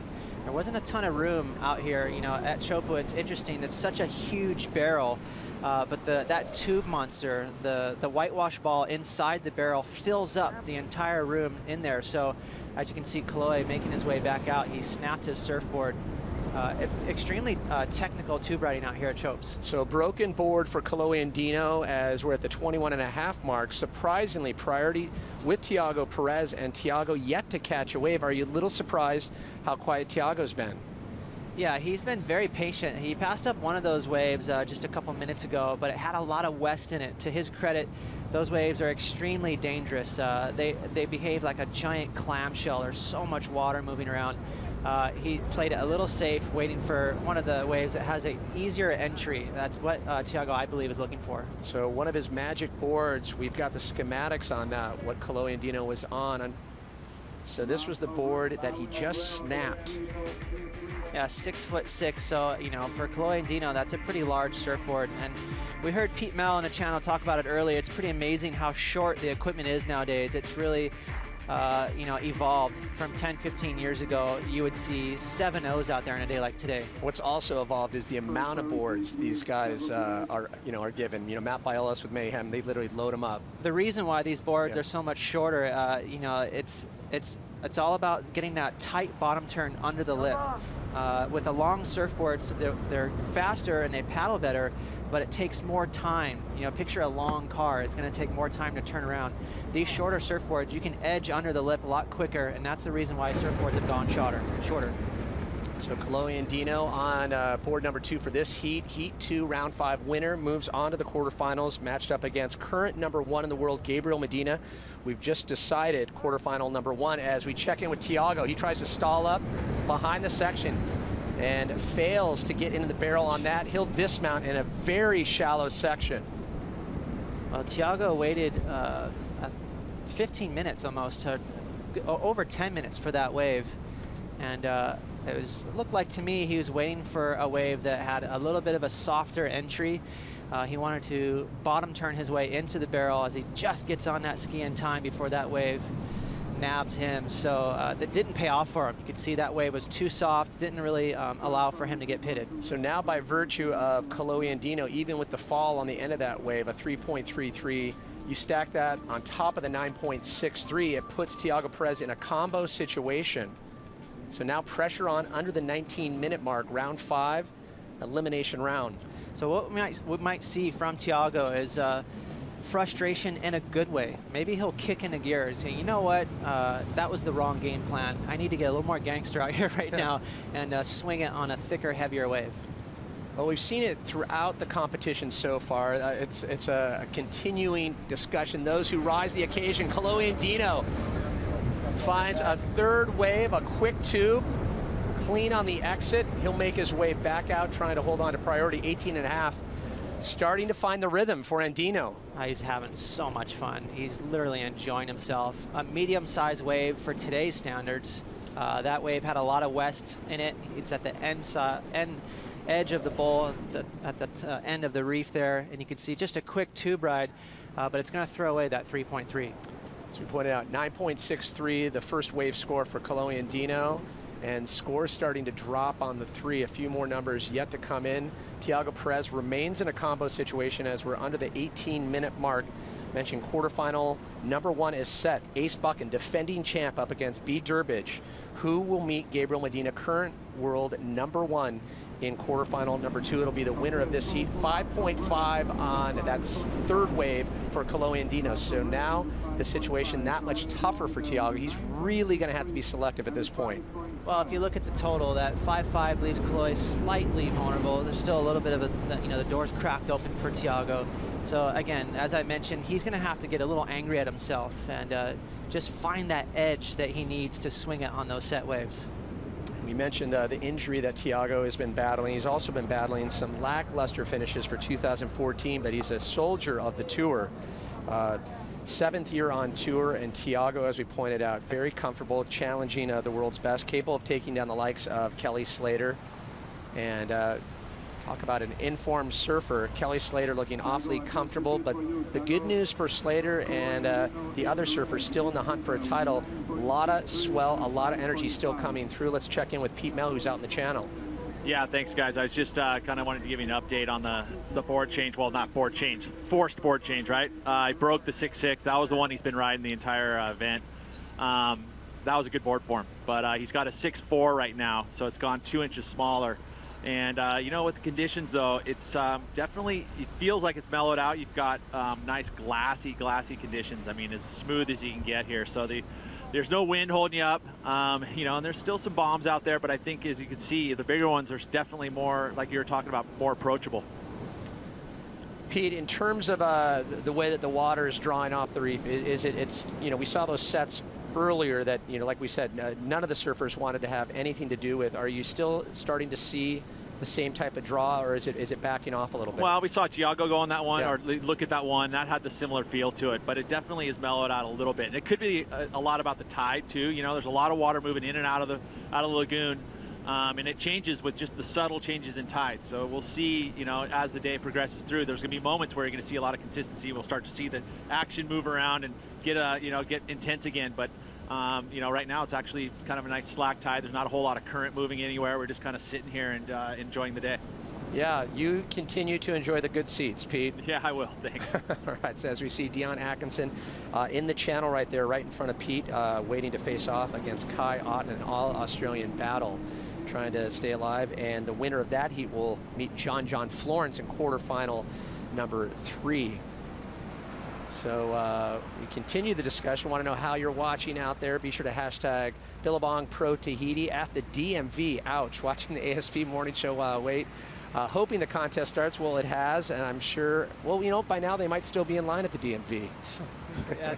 At Sheener 99. Thank goodness for those devices. You can sit there in line and actually enjoy yourself. Wow. Well, the good news for the surfers, the wait not as long as the lines at DMV here. Swell still filtering through, having to be a little bit more selective. We'll see how the tide cooperates and wind as we anticipate crowning a 2014 Billabong Pro Tahiti champion later in the day. Right now, Kalohe Andino looking like he's going to make his way out of this heat. Still some time, though, for Thiago Perez in a combo situation. Can he dig out of it? Priority does sit with Kalohe Andino, first choice of anything that comes through the lineup. You know, it's interesting. We also have the AI award in this event, and showing courage, commitment, and obviously performance. Andy was one of the best surfers ever to surf at Chopu. He had incredible technique and a really high skill level. You know, so far to date, I kind of had Owen Wright as my guy. As we see, it looks like Thiago. He'll hit the brakes, gets a quick cover and quick cover up, and he'll kick out. Not a lot of tube time for Thiago on that way. Behind it, a wave on offer for Kalohe Andino. He'll pass, holding on to priority. So under priority, Thiago Perez pulling in, just getting a quick tube on that. Not a lot of distance and not a lot of time. So a nice wave for Kalohe Andino. He'll calmly glide into this one. Beautiful on the drop, times it perfectly, stands upright, and it gets a clean, quick barrel. Kalohe Andino trying to ditch the 5.5. Things getting interesting for Andino. Wow, that was such a fun-looking wave for Kalohe. As we see Thiago on the first wave of the set, as you mentioned, under priority, so he's just trying to stay busy. I don't think this is going to be too big of a score. Definitely right around the mid-range. smaller wave in size and not a super long barrel, but it's going to get him on the board. And maybe it'll kick him into gear and get him into rhythm. But right behind him, Chloe and Dino trying to get rid of that 5-5. Beautiful, no grab there, showing a lot of confidence. And as I mentioned, it just looks like he's having a ball right now. He's got definite swagger in the barrel. A new and improved 3.0, Chloe and Dino. Lots of confidence as he kicks out. Score starting to drop for Tiago, and it's not going to help his situation as we expect better numbers on that fourth wave from Chloe and Dino. Down below the 4 range, so about mid-4s for Tiago. He'll still be looking for 2 new waves. Can Tiago Perez dig his way out of a combo situation, and can Chloe and Dino advance to the quarterfinals? We'll find out when we come back to Tahiti right after this.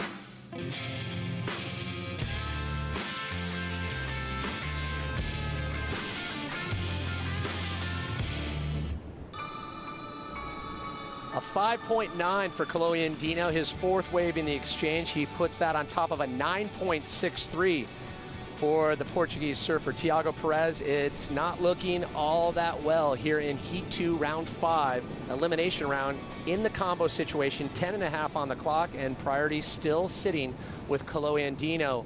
Can Tiago dig his way out? We've seen a lot of combo situations. It's one of those situations where it leaves a little extra sting when you don't make it out of your heat. You never quite climb out of that combo. Yeah, so good news for Tiago is right now Chloe and Dino backing up his huge score. He has the 9.63 with a 5.9. So the door's left open a little bit, but Tiago definitely has to find that big set wave and get to that excellent range.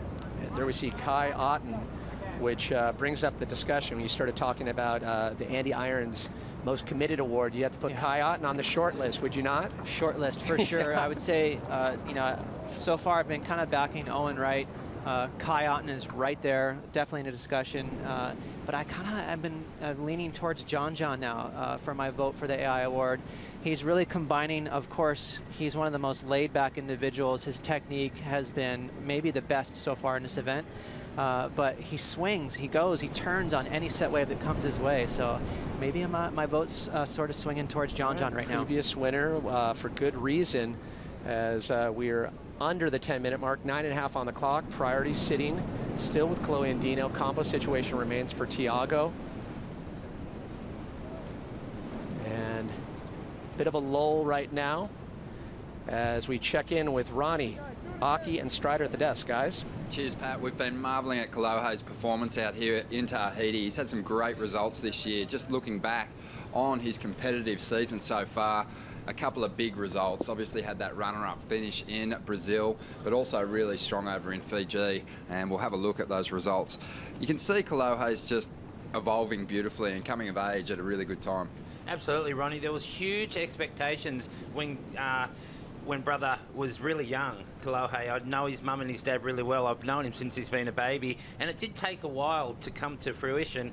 But now this year, when it clicks, and he's really clicked. And I'm really impressed on his big wave riding too here in this event, Strider.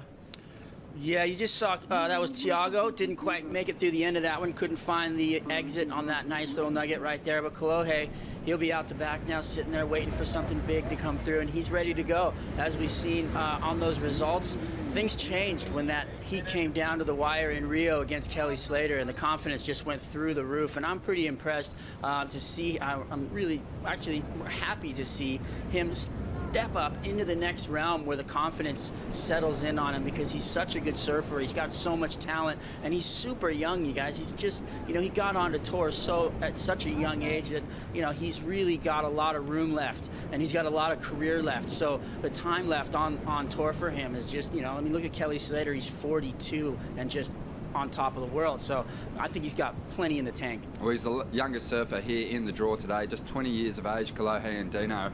And I think for me, you know, despite the fact that he had good results already this year, it didn't really say too much about his evolution, because you expect him to do well in waves that are in the 3-foot range. But here in Tahiti, he's showing us just how much he's grown. His backhand tube riding, you know, maybe overshadowed by the likes of John and Kelly, but backhand he's been one of the best of. Absolutely, he's getting it. He's really getting it. This event, it's just like I said, it clicked for him, and he's really surfing this wave incredibly well for hardly any experience. So, you know, if he can make this heat and get into the quarterfinals, you never know what can happen.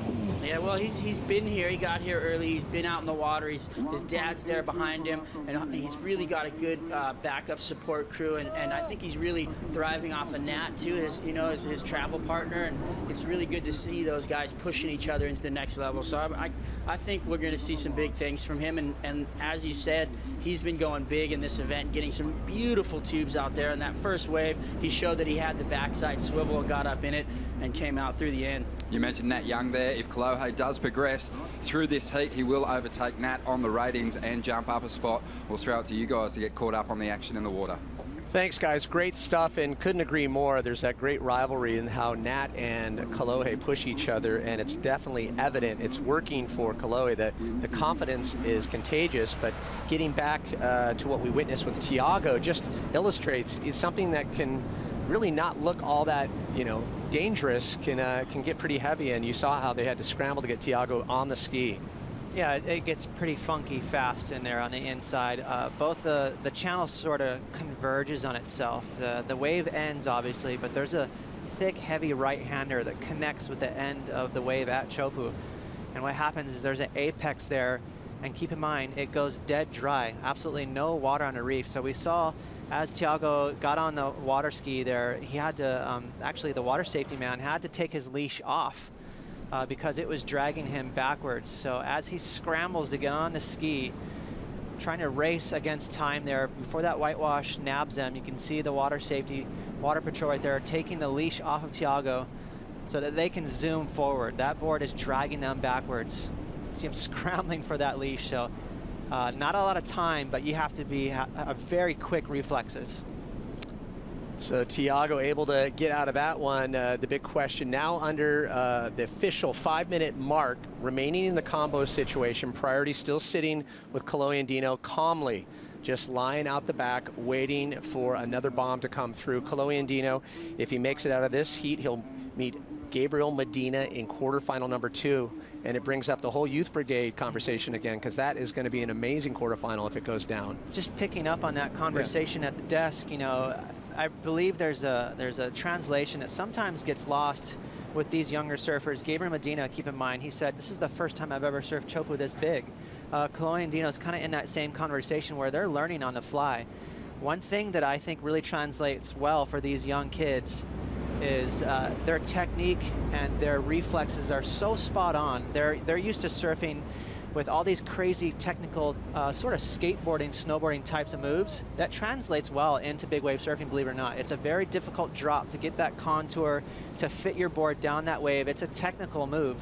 Of course, you got to have the courage, but these kids have the best reflexes in the world, and they're transforming. In a lot of the years leading up to 2014, there was a lot of discussion about that when it came to the likes of Gabriel Medina, you know, his chameleon quality, how quick he could adapt. You're starting to see then that same quality with the likes of Kolohe Andino. I really am, and I don't see hesitation. That's the big key word out here today.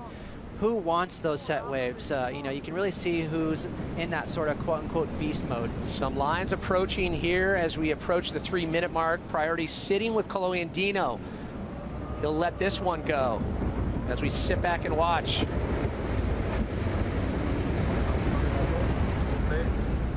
And just a shower into the channel, a wave behind it. Neither surfer will take the bait. You saw Tiago raise his hand, possibly wondering, was that considered a block? It was priority under Kalohe and Dino. And so we'll see if that switches right now. It looks like it's sticking with Kalohe. He's going to remain that priority with just under 3 minutes. Still a few lines trickling in under the 3-minute mark. Kalohe and Dino, a 9.63 and a 5.9. Right from the get-go, Kalohe and Dino put the pressure on Tiago with that 9.63 and then slowly back that up with a 3.3, then a 5.5, and finally with a 5.9, leaving a little room. However, Tiago wasn't able to come back. That last wave of Tiago's only a 1.83, and we saw the price he had to pay on the inside as we see both surfers paddling out. A good size set starting to come through. Priority with Andino. And he'll stroke into this one. Nice, easy drop for Kalohe. Quick tube. Not overly deep, but gets the clean kick out. He'll take a quick look to the watch. 2 minutes now on the clock. Now priority sits with Tiago Perez. You can see that wave had an entry for Kalohe, and he liked it. So he was able to get that nice entry down the face without purling or catching air, which was great. But as you mentioned, he was a little too far on the shoulder, so not really getting a deep tube. I'm not sure this will better his 5.9. So now time ticking down for Tiago. Let's look back on Kalohe's wave. There's that nice early entry. You can see he was in complete control that entire drop. But again, he was on the end of the wave there. He needed to be about 20 yards deeper to really maximize that score. When he eventually now faces Gabriel Medina, he's going to have to get a lot deeper. You know, you made reference to it, how comfortable Medina has looked out here, just taking off way behind and going awfully deep. His best here, 25th for Andino. So today, 2014, just knocking, you know, just another tick off the box for him. I think something to take note of, Kalohe is well aware of where he's standing in his heat. He knows he has Tiago comboed. And we heard Kelly Slater mention it earlier. If you know where you're at in the heat, it's a long day. There's no need to go crazy and take off as deep as possible on every single wave. You have to last the entire event. And as fans, you always want these guys to just whip it around and go on these leviathans that come out from the deep, but they also have to think about the rest of the season, just the safety, the health factor. You definitely don't want to take yourself out at stop number 7. You cannot take it lightly. It just takes one slip, you fall down and slide on one of these waves. Who knows what's going to happen? You can connect with the reef in a hurry out here, so it's very, very serious. So counting it down, the last 10 seconds of heat number 2, round 5, Tiago Perez, his campaign here at the 2014 Billabong Pro Tahiti is done. However, Kalohe and Dino, the Californian, moves on to meet Gabriel Medina in quarterfinal number 2. When we come back, Kai Otten, Dion Atkinson take to the lineup. You're watching the 2014 Billabong Pro Tahiti. Introducing Orbitz Rewards, the instant approach. Earn rewards in an instant, redeem in an instant. Book a flight, use rewards for the hotel. Book the hotel, use them to stay longer. Think reward, redeem, relax, repeat. Orbitz Rewards, instant vacation gratification.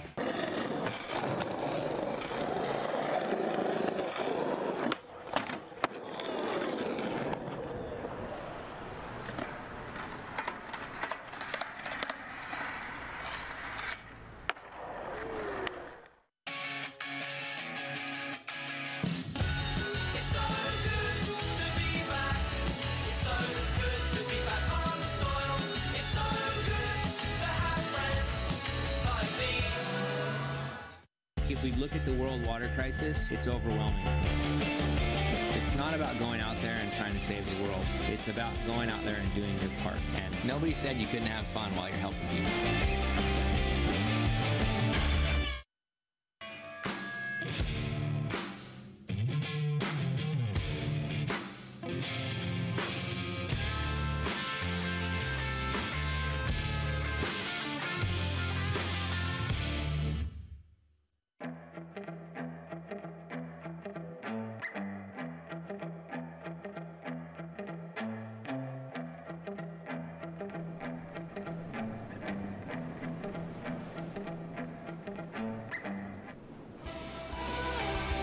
Here in Tahiti, we just watched Kalohe and Dino move on and out of round 5 into the quarterfinals, where he will meet up with Gabriel Medina, who will face John Florence in quarterfinal number 3. Will it be Kai Otten or Dion Atkinson? The two Australian surfers have been putting on quite a show throughout earlier rounds. Obviously, Kai Otten, the standout in terms of a total committed factor. While we were away, looking back at little action out as the first to drop in, Kai Otten. Yeah, Kai Otten here on a medium-sized wave, really deep on that one. You can see him pumping as hard as he could, trying to get that speed to shove himself through that west bowl. There was no exit for Kai. And as this wave passes through, you can see all that turbulence on the reef. Hopefully Kai didn't connect with the bottom. And he's going to get picked up by the water safety right there, just kind of missing him. So he's left on his own for another wave. Oh, he's already sustained a good amount of injuries. He's got the contusions and the slices on the hip all across the body. He's got a good dose of bandages. And Kai Otten, we were talking with him yesterday, and you heard in the post-heat interview, he's, 1 out of every 10, you just have to go for it. And it's that one wave where you make it over the foam ball that's the best wave of your life. Oh, I can see that wave right there, unridden, as Dion Atkinson has priority, has the entire lineup right now. And he lets another one go there. Look how thick that wave is. And that's the difference, Pat, between some of the waves that give you a little ramp, just that extra 1 or 2 paddles to allow you to get some momentum down the face. Those thick ones are much more difficult to navigate. You literally have to free fall down the face. And you'd have to imagine for the rookie, one of 2 rookies on the 2014 season, Dion Atkinson, maybe a little bit more stressful when you're all alone out in the lineup at a place like Chopu. It's one of the most nerve-wracking tests in sports. When you have the lineup to yourself, you have first priority, and you have every single pier, fan in a channel whistling when a bomb comes your way. Oh my gosh, there is nothing more scary. Well, in terms of their career matchups, Dion Atkinson having the slight edge, but he's in his rookie year. We expect a lot out of Dion Atkinson. However, he's going to have a strong finish, not only here, but at the remainder of all the stops going into Trestles, France, Portugal, and then Pipe as we check in. Dion Atkinson, his first wave, he'll pull the brakes, trying to stall up. He gets a quick tube, a little on the short side, however.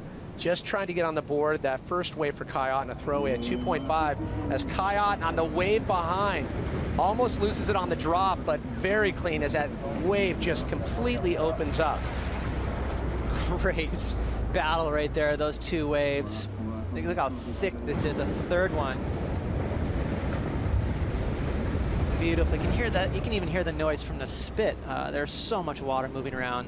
And Dion on his backhand. This is a nice little comparison, these two.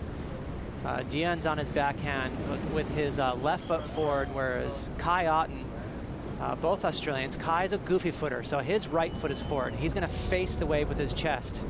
He has the luxury of pumping. You can see him draw that line, got just enough speed. And so on your backhand, Dion Atkinson, he has a little more ability to slow down. So if you're going too fast, you want to slow down. So kind of a checked box for the backsiders. Goofy footers, if they need to speed up, they can use their toe edge and get that big pump. So it's really a split battle. It's a beautiful thing when you see that wave open. You could fit a container, shipping container in that wave of Kai Otten. Right now, we check in with Kalohe Andino, who's with our own Rosie Hodge. Thanks, Pat. Kalohe, what a performance from you. You seem to be evolving with every heat that you surfed. You seem to be... Do you feel like you're building confidence and starting to back yourself a lot more in this contest? Yeah, I guess. I mean, this morning I jumped off the ski and it was still dark, and I went over on like a big set, like just jumped and got pounded through the lagoon before anyone was even here.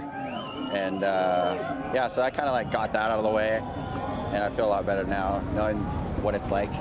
But oh my gosh, it's a huge set. Wow, there's a massive set that's just come through the lineup, boys. Wow, incredible. That's by far the biggest wave we've seen of the day. But Kalohe, you know, you're super competitive. How's that competitiveness helping you overcome the fear out there? Yeah, I just want to win. That's about it. And, you know, CJ Hobgood and Damon Hobgood, they always tell me, like, you know, no matter how the waves are, no matter what it's like, big or small, you still got to pick the right waves, not be too deep, not be too far on the shoulder, and play a smart heat. And that's what I've just been trying to do. Well, I know that Pete is out there in the channel somewhere. I think he's actually got Thiago Perez. So Pete, take it away. Yeah, hey, trying to just negotiate the set here. Thiago, I mean, first just talk conditions. I mean, it was an incredible day of surfing for you. You know, and then the next question, of course, is what could you have done to change that result? Yeah, I'm a bit bummed that I couldn't get a hold of a nice barrel today. I think I got misconfused with the wave selection. And I know especially in this heat, I felt like I was kind of out of rhythm. And I think Koloe's first wave kind of dictated the result of the heat, because I knew it was a really good one. We were pretty deep and it looked like he was going to have the perfect bend, and then I heard a 9.6. So trying to at least get 2 back up and then build from that. But I know I had no luck, and my barrel didn't really happen. So got a bit of a work and going home in one piece. And you got Trestles coming up though. That's a fun event for you. Yeah, it's a fun event. I never had a big result over there, but you know, I love surfing those right-handers. And pretty psyched. So thanks everyone. All right, there he is, Thiago. We'll see him at Trestles. Thanks, Pete. And as we were hearing from Koloe and Dino, you just saw just what is on offer, Ross, and the big debate. And you can imagine how, when waves like that come through, what it must feel like in the tower. Oh, it's amazing. You know, we got word that the whole tower was rocking during that last set. So, you know, Rosie pointed out when she was trying to get that interview from Koloe, it was really distracting for them. That wave, that set that came in was massive. Probably the biggest waves we've seen so far in this event. So this swell pat is not letting up. Now we'll take a look back on Dion Atkinson, that one wave before the set, as we can see. Oh. This wave was so thick that it actually caused warbles in the rest of the set. There was 3 to 4 waves in this series of waves that were so massive, it drew so much water out of the lagoon into the wave that look at the backwash from the regurgitation. All that wave, after it broke, it imploded, it explodes up in the air. It was so massive it caused a backwash. Obviously getting the channel on their toes, having to skirt to the side. Even when you see waves like that, everyone starts to panic as we continue to see it unfold. Scores dropping. Kai Otten, that last wave, an 8.17. Dion Atkinson sitting on a 3.17 and a 4.3. At this point, Dion looking for a 6.35. Once again, Dion Atkinson needs a 6.35 as we near the 26-minute mark. Priority sitting with Kai Otten. Yeah, Kai Otten has been showing a ton of courage this entire event, really going for it. And right now at that 8.17, that was a crazy drop. A lot of merit to that score was just simply due to the fact that he swung around and went on that thing. See a little movement, Dion, and it looks like Kai will be going a little bit deeper. Priority sitting with Otten as a couple more lines coming through. And it's a good indicator when we see sets like that. Kai Otten trying to get rid of the 2.5, and he'll kick out. And unfortunately, you saw getting sucked back up over the falls. Water safety will have to be right on it. So we'll look for Kai Otten with another wave behind this. He'll have to take that on the head. That was tricky. You know, it's so difficult to kick out of these waves. There's so much energy. You know, the entire ocean is behind each and every one of these waves. So, you know, after they pull out of these barrels, we've seen so many awkward kickouts. A lot of people skipping out and falling. But that last wave, Kai was simply trying to dip through as he was still on his feet, and he couldn't penetrate. There's just too much mass behind these waves. Has to take another one on the head. Water safety trying to get in for another attempt. Can they get it in time?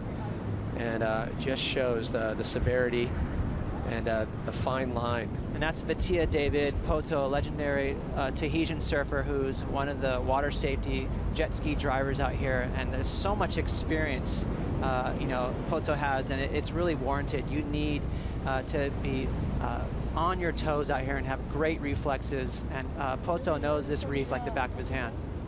So good to see Kai Otten. The one thing we'd love to see is that all the surfers are safe. We love to see them charged, but obviously our primary concern is that all the surfers leave in one piece. As we've seen in the past, Chopu can take down some of the best. And look at this. Oof. Wow. Our own Pete Mel taking it on the neck, a little spray as another wave. Well, Dion, not even interested. That first wave had so much water draw off the bottom. You could see as the wave passed, there was all these boils and gargles. That's just showing you how dry it went. So Dion still needing a 6.35 once again, out the back, all by himself with priority, 23.5 on the clock. So far, Kai Otten sitting on a 2.5, that's his throwaway, and an 8.17, a score in the excellent range. Dion Atkinson a 4.3 and a 3.1, needing a 6.35 as we see some lines approaching.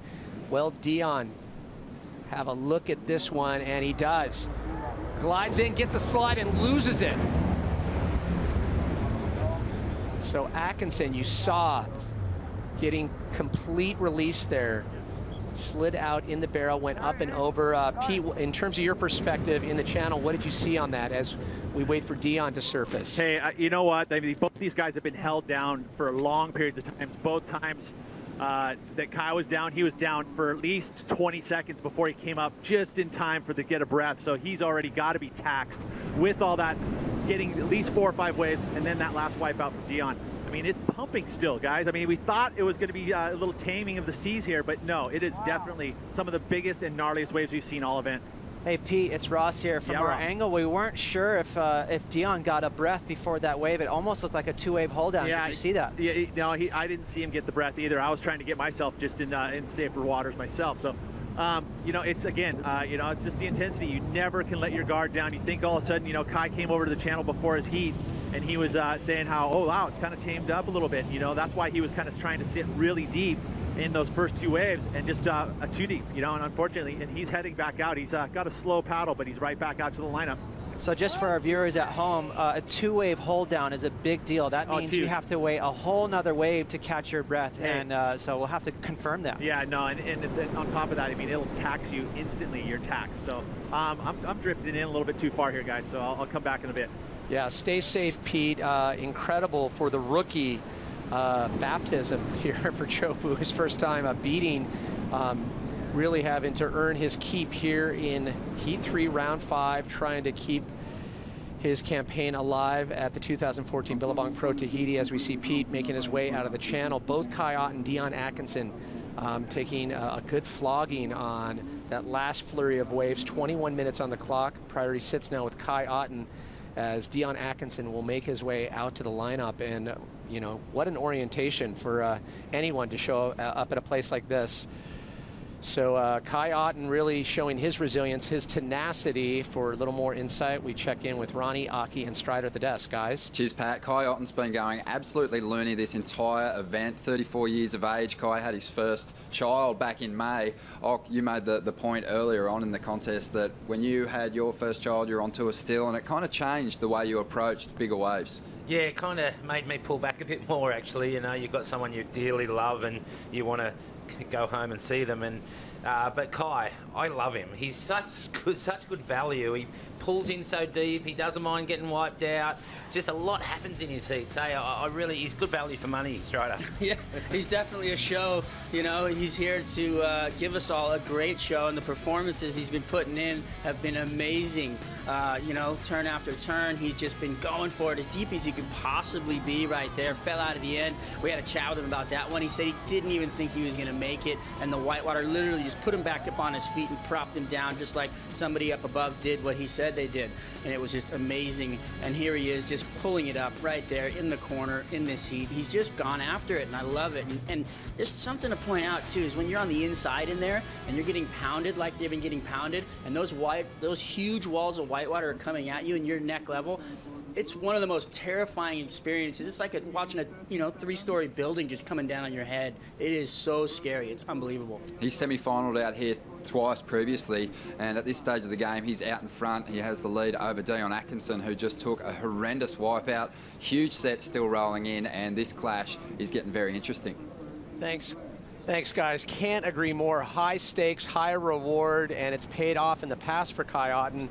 Will that commitment pay off? So far, it's paying dividends with the 8.17. His throwaway, a 2.5. Still heaps of time on the clock. 19 minutes Kai Otten having priority. Dion Atkinson, one of the worst wipeouts we have seen so far in the 2014 Billabong Pro Tahiti. And in your rookie season, to get a flogging like that and to have the wherewithal to come back just says volumes about Dion's commitment. What's so tricky is, you know, you don't have a whole lot of time to paddle and get momentum and slide down these faces. You really have just a couple of seconds to swing your surfboard around and free fall down these waves. It's what makes it so challenging here. It's very unique to Chopu. And you really try to do a good job at explaining the way that the water draws off the reef here, the way that it bends.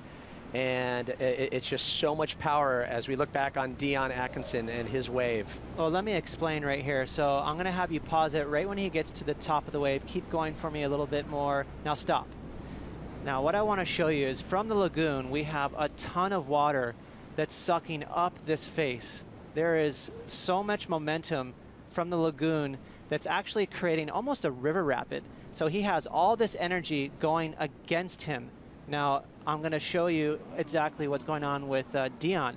He's trying to do the exact opposite. He needs all his weight and all his momentum going forward. He needs to get down that face. And what's so crucial is because he didn't have enough time to get that momentum to push forward, he free falls. You can see he disconnected from the wave, not able to keep that traction. Now he's in no man's land.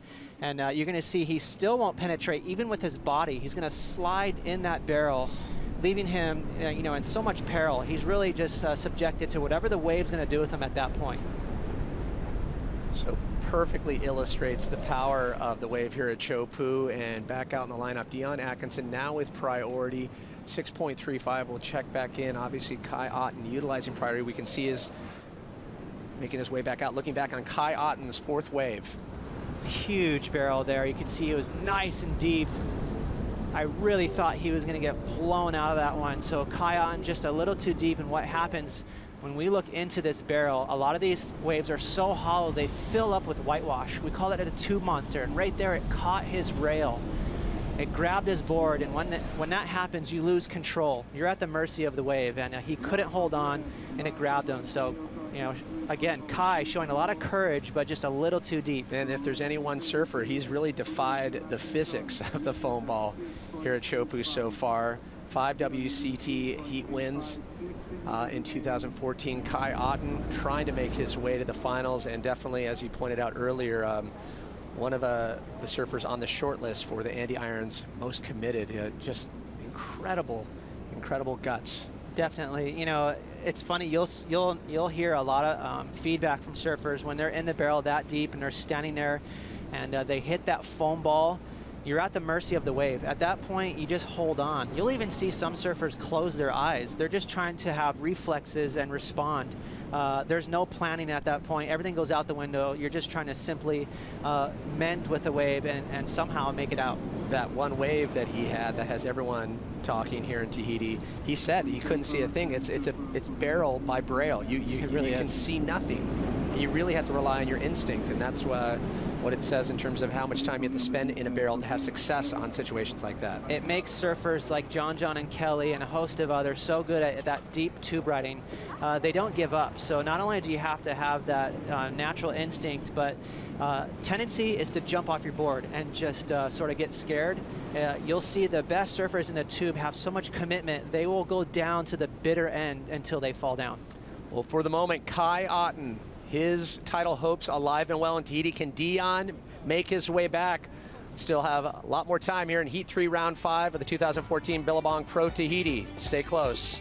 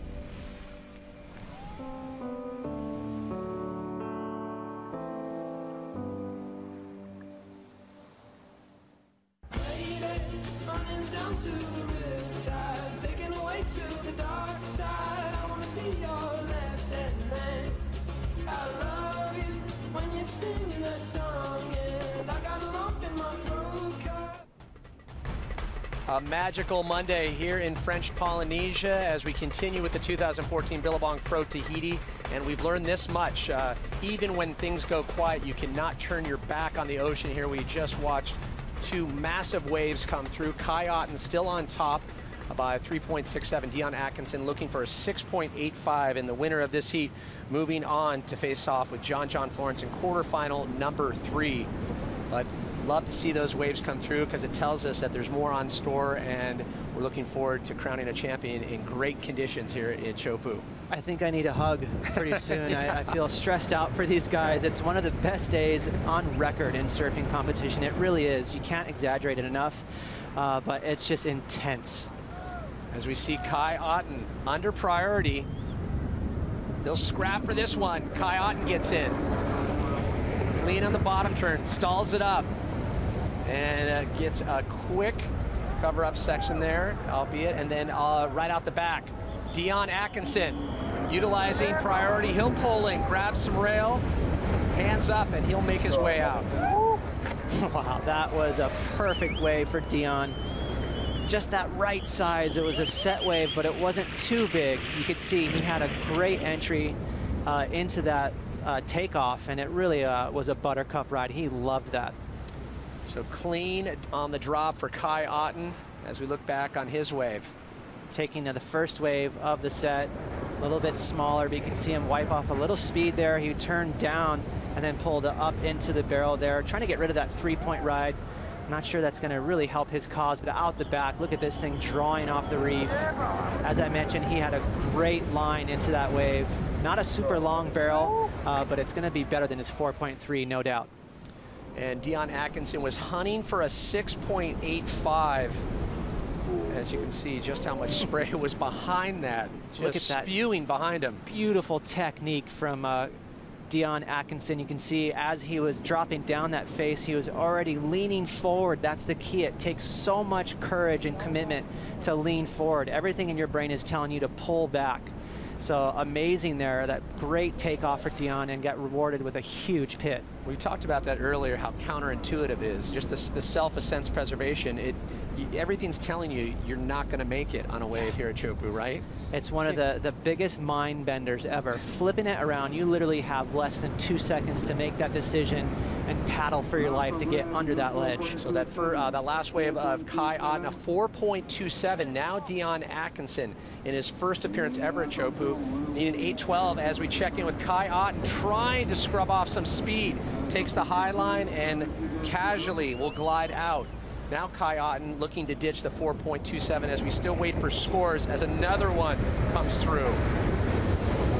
You gotta love Tahiti. This is just amazing. The ocean is lighting up right now, and the waves don't get much better than this. For you folks at home, you're definitely witnessing one of the best days in competition. It just doesn't get this good all the time. The swell, the wind, everything, it's really lining up right now. So maybe try to explain, people who are watching at home, you see all these waves, a little bit more difficult to catch those waves. You know, you see the perfection coming through like this. Just getting into that is a whole nother story. It's crazy, you know, most surf spots, for Hawaii, for example, there's a little more of a gradual depth to the reef, and it gives the wave some time to stand up. Not so at Chopu. There's almost a ledge, a drop-off, so it makes the wave sneak up on you and lurch, giving the surfers only a couple seconds to react. That's what makes it so tricky. Yeah, Chopu is it's an awesome anomaly in terms of reef as scores start to drop for Dion Atkinson, a 7.87. So now all Dion Atkinson needs is a 4.58, 9.5 on the clock as we check in with the desk. A little more on Chopu, guys. Out there in the water, a fantastic battle, but what we want to do right now is just have a closer look at this wave, the characteristics that it has. They're pretty unique, and there's a couple of reasons why, and we're going to bring up some graphics now courtesy of Surfline. We've been talking about the way that the water draws off the reef, but let's get into the swell direction first. We've got the perfect swell direction for today, Ock. That southwest direction just powers straight into this break. Yeah, perfect angle, absolutely. It's not too south, it's not too west, it's right in the middle of it. So Strider, yeah, but the size is, you know, it's way up there. Yeah, it has a lot to do with the size of the swell as it approaches, but the mechanics, as you can see, the water pulling out of the lagoon over the reef, and the swell coming in out of really deep water as it shoots up, it really just kind of folds over itself. It just creates a turbine, and you can really see it as the face of the wave turns over itself. It just completely turns into a funnel, and really interestingly enough, it's the only wave in the world as you're going into it, you're trying to go left, and you're turning right.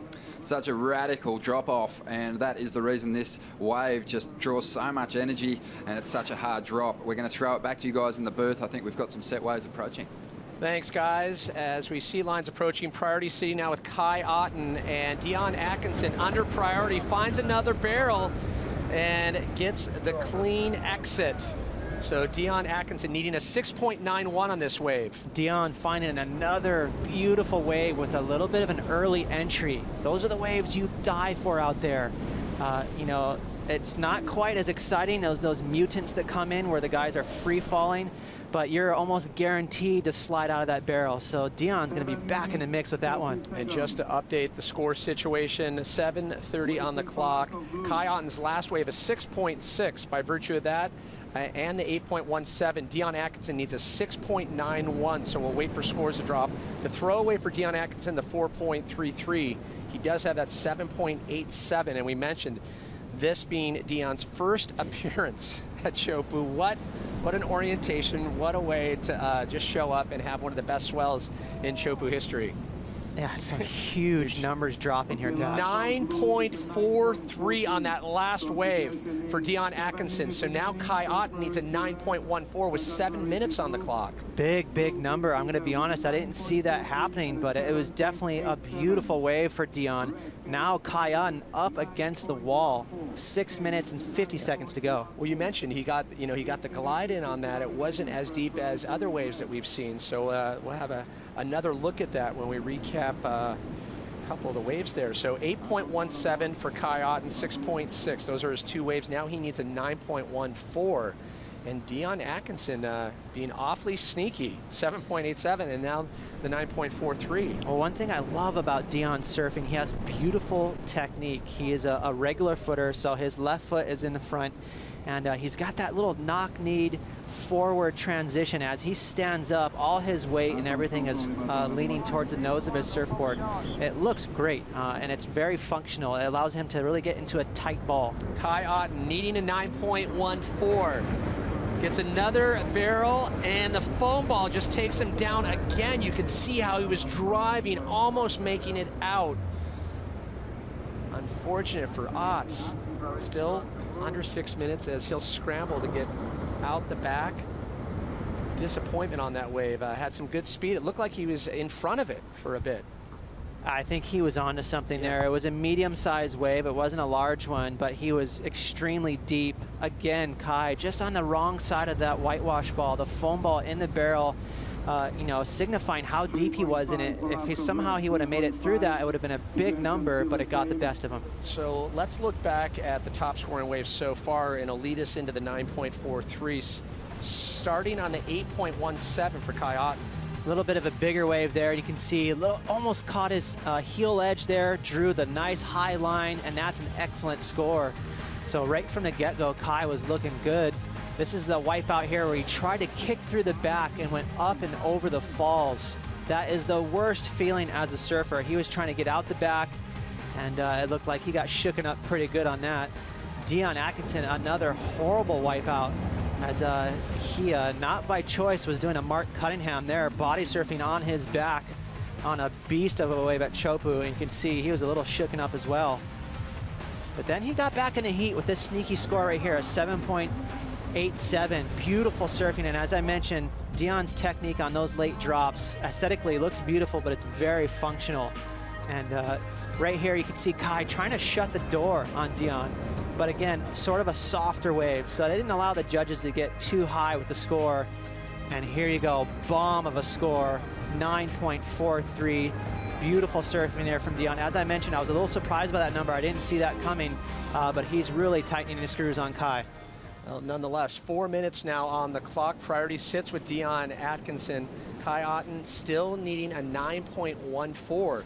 And we can say this much about Kai Otten, one of the few individuals able to grab a 10 here at Chopu. If the opportunity will present itself, Kai Otten is one of those that can seize it immediately. Keep in mind, 9.43, that's what we saw. We saw that last wave of Dion. That's the scale.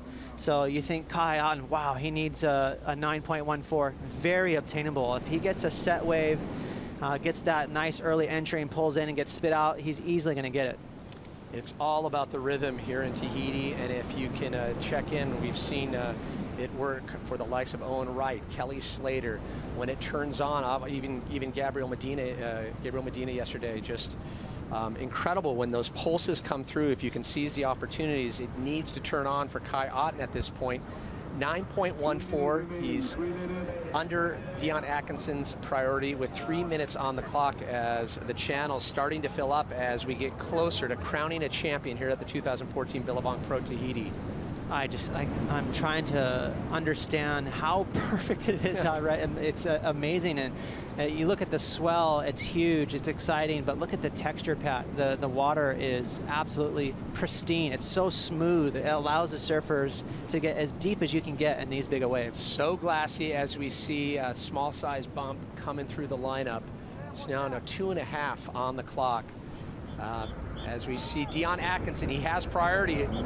He'll glide in this one, able to hang on, and Dion Atkinson, beautiful barrel ride, the best one he's had. Wow. Will the judges see it that way as well? He's sitting on a 9.43, 7.87. That could be the nail in the coffin right there. That is going to be a giant score. We saw the likes of that last 9.43. That's easily right there in the same ballpark. And you can see late drop right there. And there's that technique I was talking about. He really leans forward. I don't mind the fact that he didn't let go. I thought for a second he'd pull a John or a Kelly and let go, but he really wanted to make sure he made it out of that tube, ensuring a big score. And he came flying out of the other end of this thing. You can see, look how blue that barrel is. It spit. He came out after. Anytime a surfer comes out after the spit, you know he was nice and deep in that barrel. And there's that technique. You can see the tail of his board even sliding a little bit. He stayed committed the whole ride. You know, these waves don't get any better than that. And he's definitely crossed the line between competing and now he is just simply enjoying himself. This just in, 9.9 for Dion Atkinson. Now Kai Otten with almost 60 seconds left in a combo situation. And just like that, Dion Atkinson in his rookie season makes his way to the quarterfinals. Not enough time for Kai Otten to dig out. Unbelievable, Ross. I'm speechless. Huge 1-2 punch. You know, right when we thought Kai was going to run away with it, you know, just in the last 5-8 minutes, 9.43, 9.9, huge blow to the gut for Kai. And if anything can cement your name into the history books of respect and reverence in the sport of surfing, it's doing well at a place like Chopu. And Dion Atkinson, well on his way. Great performance, and you have to imagine the amount of disappointment for Kai Otten. Looks like he was on a roll this year in Chopu. And it wasn't a lack for trying. He can hold his head high. He charged all events. Some of the highlights, obviously, that 10-point ride we will never forget. You know, I mentioned that was probably one of the best barrels we've seen in competition out here, how deep he was, so a great result. So we'll count it down. Unfortunate for Kai Otten. However, Dion Atkinson, he moves forward to face off John Florence in quarterfinal number 3. When we come back, Owen Wright up against Brett Simpson. Bring in Joe Trappell and Martin Potter for the call.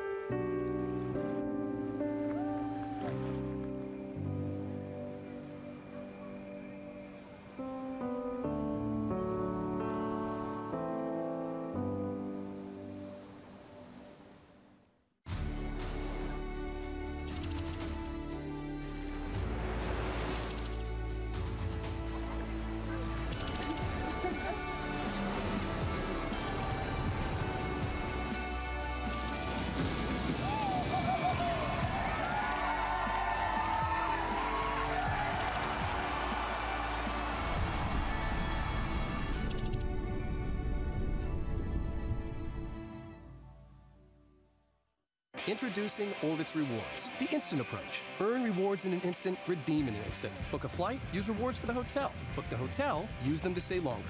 Think reward, redeem, relax, repeat. Orbitz Rewards, instant vacation gratification.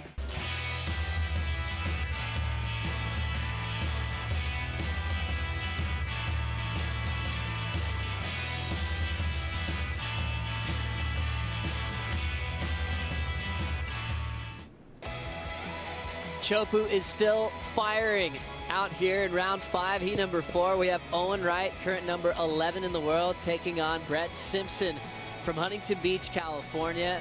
10 to 15-foot sets coming throughout the back, and a dynamic performance from Dion Atkinson, the rookie, living up to some heavy expectations he's put on himself to perform on tour. Leave it to the heaviest event on the planet to showcase that talent, eliminating an event favorite, Kai Otten, in the heat that just finished, Potts. Yeah, you know, Kai Otten just surfed incredibly well through this entire event. Here we go, Owen Wright opening up his account. One big pump to start for Owen Wright, dragging that backhand, and a speedy tube ride to take the lead over Brett Simpson. Brett out the back, doesn't have much to work with, so he'll hold his position. A great matchup as we see Brett Simpson coming into form, breaking the round 2 curse at this event and putting up some big numbers. The big one for him was taking out Joel Parkinson in round 3 the other day, Potts. You know, this is a funny event, isn't it, Joe? I mean, you know, just when you think you've got it all worked out, you got some, you know, something like what just happened. I mean, Kai Otten pretty much had that heat in the bag, and Dion Atkinson came out of nowhere. But have a look at this one here from Owen Wright. What a way to start off his heat. Beautiful, clean barrel driving through that section there. Just perfect composure, and, you know, Owen really looking like he's having fun out there. Maybe on the other hand, as we see, having a look, Brett Simpson. Brett now sliding into the pit. He'll let go of the rail and fly out with a lot of momentum into the channel. Quick answer back to Owen Wright. You can see a good contrast in Goofy first regular in this heat. Let's look at Brett's wave again. You know, Brett Simpson's got to go for it. He's got to be on the big ones to take down Owen. As we see, beautiful technique there, dragging and then let's go, as we've seen so often. And you can look at that front foot from Brett Simpson. It is taped to the max, and you're going to see that from a lot of guys. I mean, there are running repairs going on constantly through this event. And we've got Scotty Cortland, who's a medic, who basically came by and said, hey, Potts, you know, we're holding these guys together with bits of tape, and they're doing a very good job, and absolutely busy as too. Well done to the medical staff, and well done to rookie Dion Atkinson for putting on a show. Dion's out in the boat with Rosie Hodge.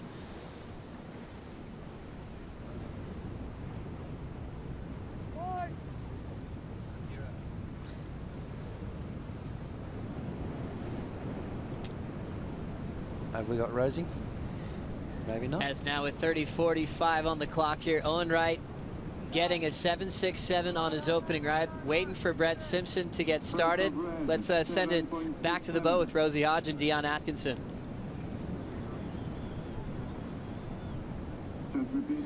As we see a solid wave approaching, oh my we'll stick goodness. with the action. Owen Wright digging in, looking down the ledge, airdrops it, pulls it, the wave spits. Come on out. Owen Wright is getting shoved down by the inside of the wave. An amazing takeoff, stomped it perfectly. The next wave will go unridden. Unfortunately, Owen Wright's in a tough situation on the reef. He's super strong and talented swimming. Even getting to that part of the wave, the shoulder, he's still dealing with some serious turbulence. He'll lose that board, and the Tahitian Water Patrol are keeping an eye on him. Looks like he's to the safety of the channel now, Potts. Oh my goodness. I'll tell you what, he was being my pick so far for the AI award, taking into consideration what he did in round number 1. But have a look at this. This is just beyond again. This is next level stuff here from Owen Wright.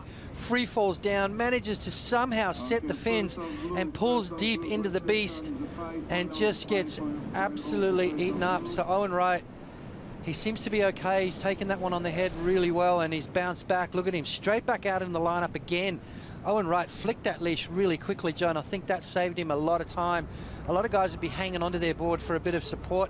That board will get you back to the surface really quick. But over here at Chopu, sometimes that drag sucks you back under. Owen Wright realizing that, let go of that leash, and he made it straight back out into the lineup. So avoided that run around through the inside That wave was just amazing. Well, if we get a bit of another angle from that from the channel, just looking into the eye of the beast. Owen Wright, that was the biggest wave so far we've seen today. That was insane to watch. He's taking on Brett Simpson, 29 years of age, 6'1", 179 pounds. Came off a semi-final result at the U.S. Open of Surfing on his local break in Huntington Beach. When you dive into the story with Owen Wright versus Brett Simpson, they've had a few matchups in the past. They've only had 2 previous man-on-man heats. Both heats went to Owen Wright, one in Fiji. Their first man-on-man heat back in Puerto Rico in round 3. They've never met this late in a draw in the past. Yep, you know what I like about that wave? The judges gave it a 4.67, so it was one of the meanest waves to come through today, and Owen swung on that and went, showed complete commitment, that degree of difficulty on that takeoff. Let's have a look at it again. I mean, look at this from the beach. You can see how the board disengages. Even his feet came off the board, and then somehow managed to regather and pull up into that barrel, just not having enough speed to drive through that. He just got picked up and slammed down. So Owen Wright, such commitment, and that is just, in my eyes, Joe, has just put him back in the running for the AI award. When you look at those comparisons, Pots from the panel, Owen Wright 4.67, Brett Simpson made his wave, and it's a 5.0. They saw the degree of difficulty, the commitment yeah. from Owen Wright on the takeoff. He had a 7.67 before that, so he has a solid lead already as he wants a spot in the quarterfinals. Whoever wins this seat will be matched up with Kelly Slater in quarterfinal number 4. Dion Atkinson has John Florence in quarter 3. Medina and Kolohe will battle out in that second quarterfinal, and Ace Buchan and B. Durbridge, an all-Australian battle. As we started off this event with the trials a long time ago, adding those wildcard stories to the top 34. Really fun to look at the 8 guys remaining as we see Owen Wright glide into wave number 3. Casual in his approach. Beautiful rhythm and timing as he kicks out. Smaller wave there, but an easy exit. We'll see how that compares to his 4.67. Smart surfing from Owen Wright.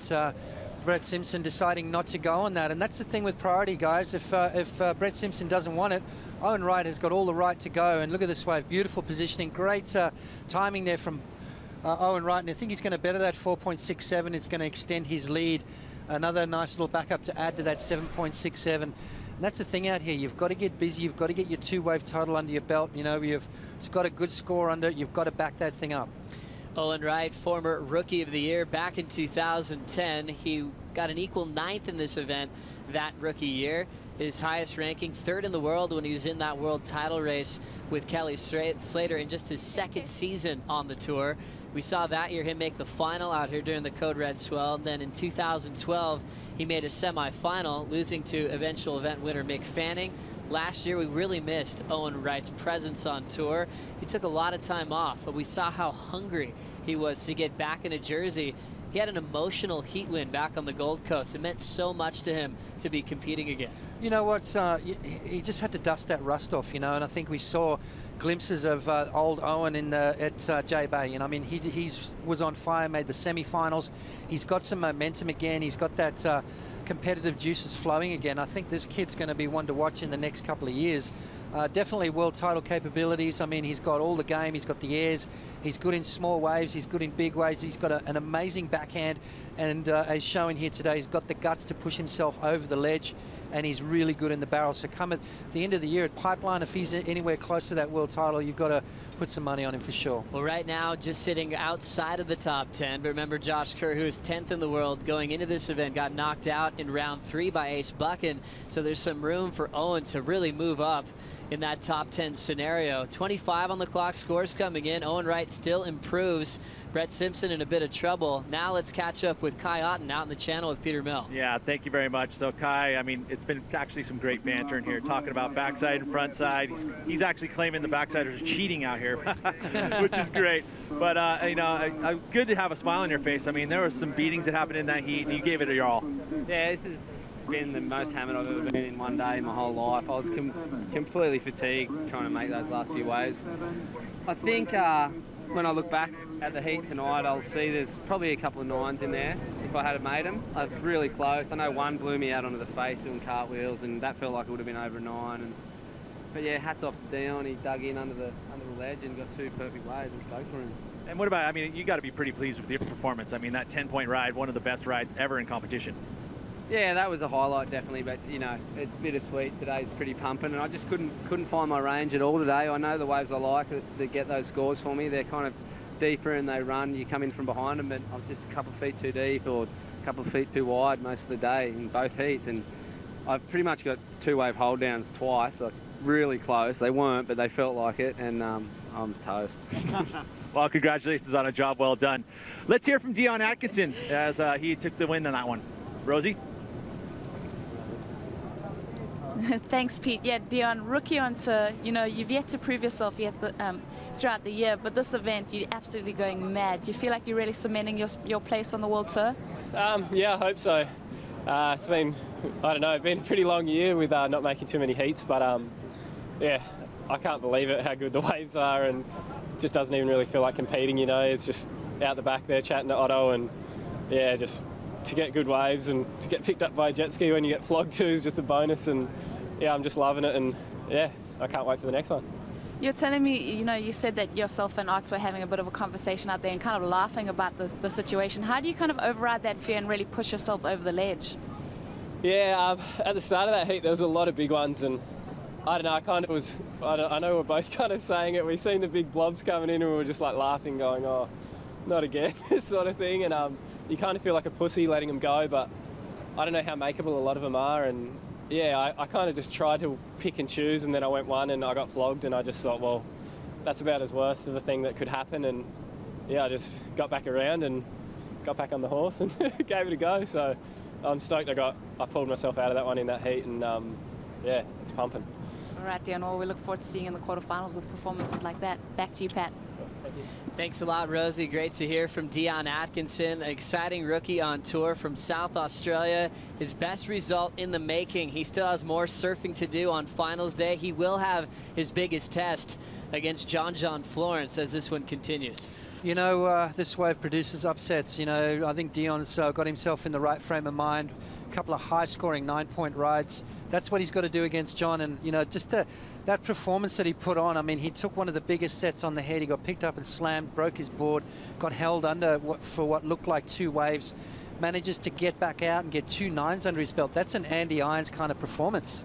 So as far as I'm concerned, he's thrown his hat in the ring for the AI award. Remember, that award will be handed out at the end of the day today. A huge award that was added a few years back. We've had winners like Jeremy Flores, Ricardo dos Santos, John Florence, Dion Atkinson putting his name next to the legends, and you start thinking about how important a forecast like this is and how special it is to be scoring Chopu like this. There's some big wave chargers out there that have been on tour but never got to really show their talent because they didn't get to see waves like this. Dion has a platform to prove what he can do in big surf, surfing real waves that take a lot of commitment. He's going to be tough to beat, even with John Florence coming up in that quarterfinal. You know, you look at the guys that you expect to do well here. You look at Kelly. You know Kelly's going to go. You know John's going to go. To me, the II award is someone that literally has to step up to do it. You know, not expected to do it.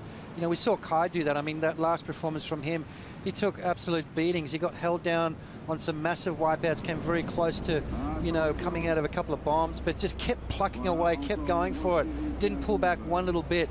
And every time he's paddled out there, he's got some bombs and he's got hammered. And, you know, that's the kind of performance we want from these guys.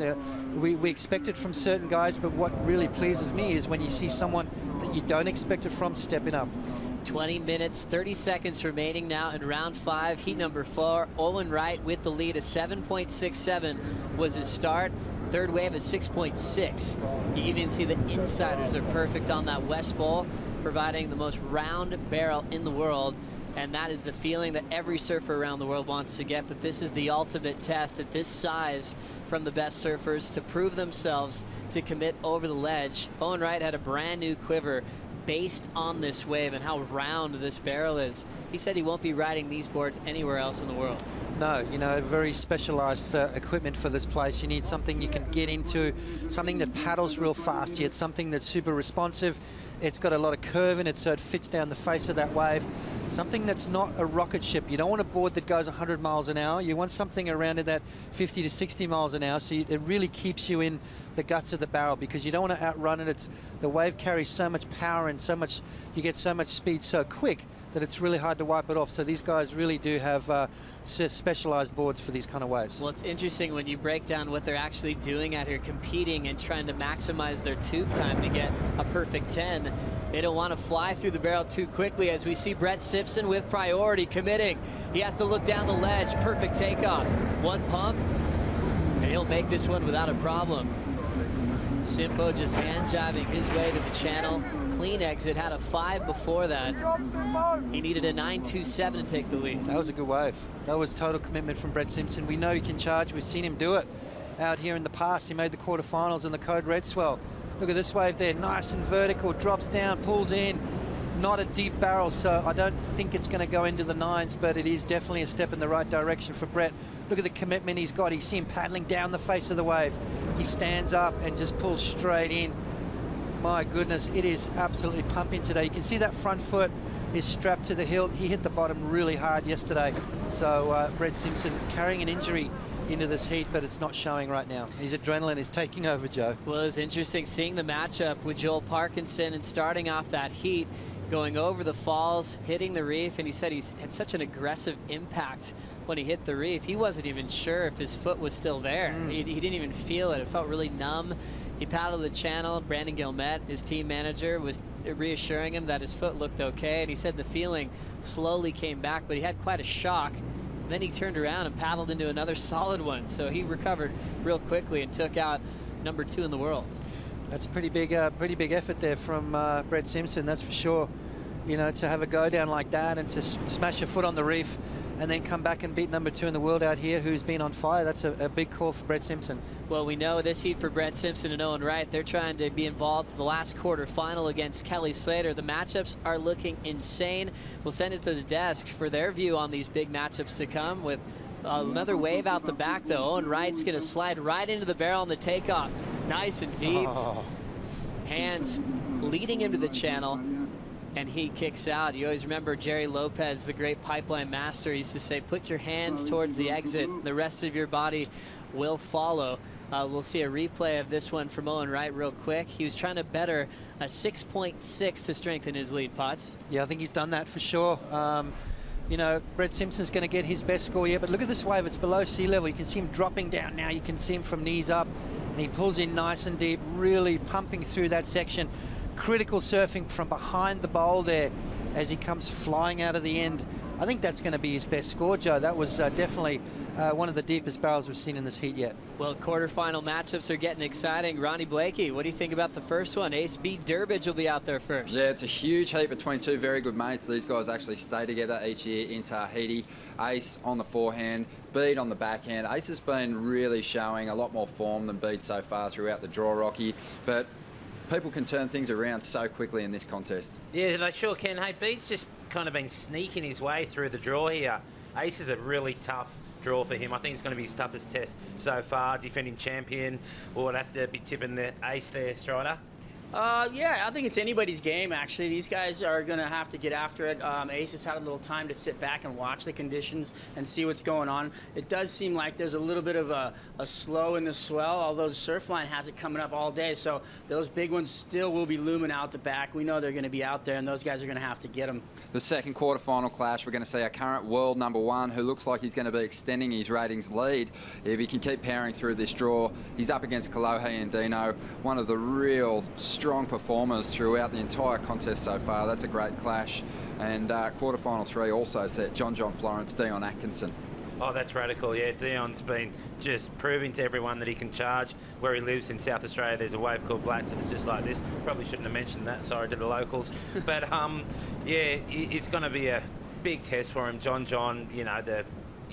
he's in the most form, I think, out of anyone. He's just loving it out there. But if Owen Wright wins this last quarter, he's going to draw Kelly Slater. That's going to be amazing, Joey. We've seen these guys battle it out in the final here in Tahiti before, so it would be a pretty hot contest, you'd think, boys, in quarterfinal number 4 if Owen can progress. But Brett Simpson, he's just on a mission to get himself back in that requalification mark, and with a huge result, he can do it. Thanks, Ronnie, Aki, and Strider for that insight. We are looking forward to these quarterfinal matchups. During that update, we saw Brett get another one, came close to making it out, and got clamped down on. Water Patrol right there by his side to pick him back up, to bring him back into the lineup. Meanwhile, Potts, Owen dropped an 8.23 on his last score. Simpo is eating an 8.08. Owen once again, big pump, standing room with the view of the channel. Owen Wright can do nothing wrong out here. Yeah, I think he's just extending his scoreline every time he takes off, Joe. Have a look at this one. Another big set from Owen Wright as he drives off the bottom, gets that rail set and just stands in the green room and waits for that spit behind him. Let's see if there's a little smile at the end. Yep, you can see he's enjoying his day at work today as he drives through that barrel there. No one does it better than Owen out here, as he is absolutely toying with this wave right now, Joe. It's amazing to watch. You know, you've got a handful of guys when it gets to this kind of size where it seems like it just is too easy for them. You know, they need to maybe go a little deeper, maybe make it look a little bit more dramatic. Owen just standing there like it was just another day at the office. But, you know, and you've got a handful of guys that are literally fearing for their lives. So Owen Wright just about to lock in his best score yet. Brett Simpson with a 7.83 narrowed the gap a little bit. But now Owen Wright's going to lock in his best score and is going to extend his lead yet again. Gigantic numbers coming in for Owen Wright. Remember, he was trying to better a 7.67. That score is long gone.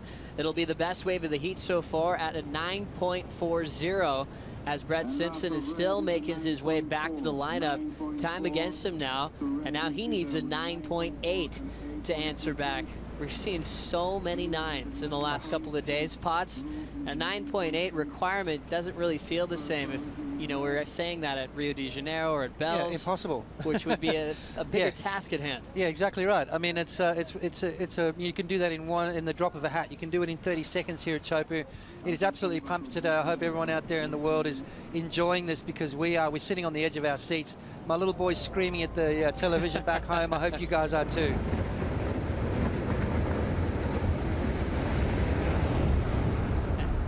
There's no better sound than hearing the barrel unload and erupt on the shallow reef here in the South Pacific. Owen Wright putting on a show against Brett Simpson. Much more to come after this break.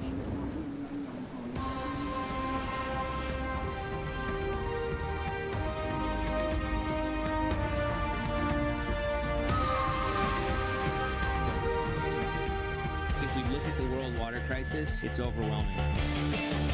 It's not about going out there and trying to save the world. It's about going out there and doing your part. And nobody said you couldn't have fun while you're helping people.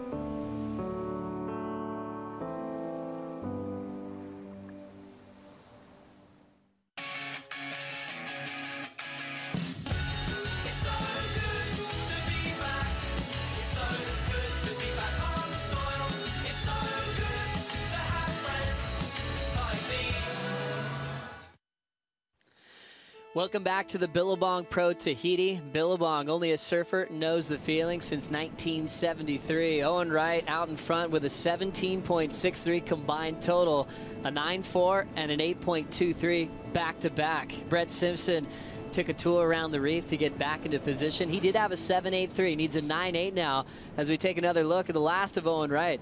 Oh my goodness. You think he's having fun, ladies and gentlemen? He's enjoying his job today, that's for sure. And Owen Wright, look at this wave. Oh my goodness. One of the bigger ones we've seen. And he comes flying out of that. Score's about to lock in, and again he's going to extend his lead over Brett Simpson. Two judges threw 10s at that one. A 9.7, a 10, a 9.8, a 10, and a 9.8. Dropped the high and the low. Averaged out 9.87 for Owen Wright. A two-wave total of 19.27. Brett Simpson now in a combo situation, which means basically he needs to go back to scratch He needs to wipe his slate clean. He needs 2 massive scores if he wants to take down Owen Wright and move into the quarterfinals against Kelly Slater. Well, back in round 3, Owen Wright had an 18.36 combined total, and now this one, a 19.27 total. These 2 heats have been his best heats of 2014 so far. 9:30 on the clock. Brett needs a major comeback. Let's now catch up with Kelly Slater, who's out in the channel with Peter Mel. Hey, we're peanut gallery, and I found the biggest peanut, right? So, of course, my friend here, Kelly Slater, we were having a good time in the channel, of course. You know, we were talking about the fact of, is this the best event ever that you've seen, you know, in all of your career? I'm calling that. Ott said no, Mexico was, but he also just lost, so he's a little biased. It's unbelievable. It's like, I asked Simpo before, is this the scariest looking bathtub you've ever seen? Because it's like a bathtub out here. It's just like calm and blue and clear water. It's just incredible. How do you contain yourself, really? I mean, truly, I mean, you've asked the same question to all these guys, but how do you contain yourself? You just got to try to not let those adrenal glands just start flying out of your body. I don't know. You just got to, like, talk yourself down, really. Yeah. It's insane. Just sitting here, we're getting spit on by almost every single set. It's just blowing out, and it's like it's making it rain on us. It's crazy. It's amazing. Love your hat. Perps. What is Perps? That's my little drink thing I'm doing with Pat Tenori and my friend Chris. So, Dr. Schomburg. What's up, guys? And just back to the waves. I mean, they look so crazy. I mean, it looks like it's impossible to do it. I mean, what is the trick to making these waves and to paddling down the face? You gotta stay in on them. You know, you want to get that paddle down and set your line, you know, get some speed going towards the beach, but also you got to time that so you're just under the ledge as the wave's hitting you. So it's a little tricky. You can't really wait and paddle last second, you know. You got to kind of get a little forward momentum going on the big ones especially. But you know, there's plenty of waves out here you can't paddle. You know, they're just death. How do you know the difference? You got to just make that decision right then. I don't know. There's you know, you see them, you can kind of tell after you've seen a few. You can kind of tell when they're coming if they're doable or not, or if, you know, there's certain ones. There's actually some that even look like you can't, but then maybe you could have in hindsight. But you don't really want to put yourself in that position unless you got to. All right, some insight from Kelly Slater. Looks like he may be coming up against Owen Wright unless this man there can get back in this game. Thanks, Pete. Thanks, Kelly, for that insight. You could see that the waves are still pumping, and when a guy like Peter Mel and Kelly Slater are sitting together, they get a little giddy when they're seeing waves this perfect. It's hard to contain both of those guys in the channel because this is always what they dream of, coming to Chopu to see it come to life, especially on a final day of competition. Kelly Slater's been on tour for 2 decades, Potts, and he's saying that this is the best event in history. A huge statement. Yeah, he's been on tour for 2 decades. He's won so many events, 11 world titles, and he's still giggling like a little boy out there. You know, still enjoying his job when it gets to this kind of conditions. And, you know, that's just the sign of a true surfer, you know, someone that really turns on when the waves are cranking. And that just goes to show the man loves what he does. Let's check out the heat recap of round 5, heat number 4. Owen Wright starting off quickly in the start of this heat, paddling into a beast, looking down the ledge, air drops, pulls in, stopped the takeoff, but got detonated by the spit. Yeah, that wave was unbelievable. Owen Wright throwing himself over the ledge, as guys have been doing all day, and pulls in. I don't know how he actually made that transition from bottom turn and snuck under the lip. Brett Simpson, I tell you what, Brett's stepping up as well. That's his 7.83. Brett Simpson has really, you know, proved to the world that this is definitely one of his spots. He loves this place. He's had some of his best results here. But unfortunately, up against this man, it's going to take a lot to beat him. Owen Wright just on fire right now, 9.40 on that one. He comes flying out of the barrel and then backs it up with this one. Have a look at this wave here. You think he's having fun? We're having fun watching him, and we're sitting on the edge of our seats here today. We hope you guys out there are enjoying this because this is groundbreaking stuff, Joe. Insane day of surfing right now. A 9.4 and a 9.87 back-to-back for Owen Wright. Brett Simpson now needs a combination 19.28 total to try to make a comeback to make the quarterfinals. We mentioned Owen getting his personal best numbers in this event from round 3 now to this heat, a 19.27 total. Brett Simpson's round 3 heat, a 16.23 total, was his best heat in a year's time. Last year at Tahiti, he had a 17.10 total. Seems like he finds his signs of brilliance when it comes to Chopu as well. Yeah, you know, you look at events through the year and you have those standout moments in an event where someone will just click and have an amazing heat and score over 19 points. So far in this event, we've got 5 heats that are over 19 points, and Kelly's got 2 of them. Insane stat on paper with Kelly feeling that sort of momentum.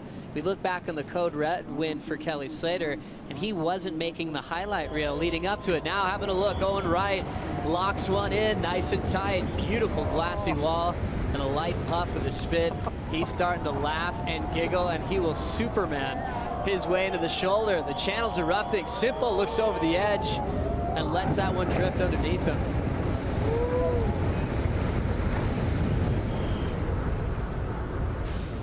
Owen Wright just got a 10. That's what I'm calling. That was an amazing wave. He was in the barrel for quite some time. It was one of the bigger ones we've seen. Look at this thing right now, standing up on the reef. Owen drops in as clean as you want and just stands there. Look, he's driving, still in. Now he comes out.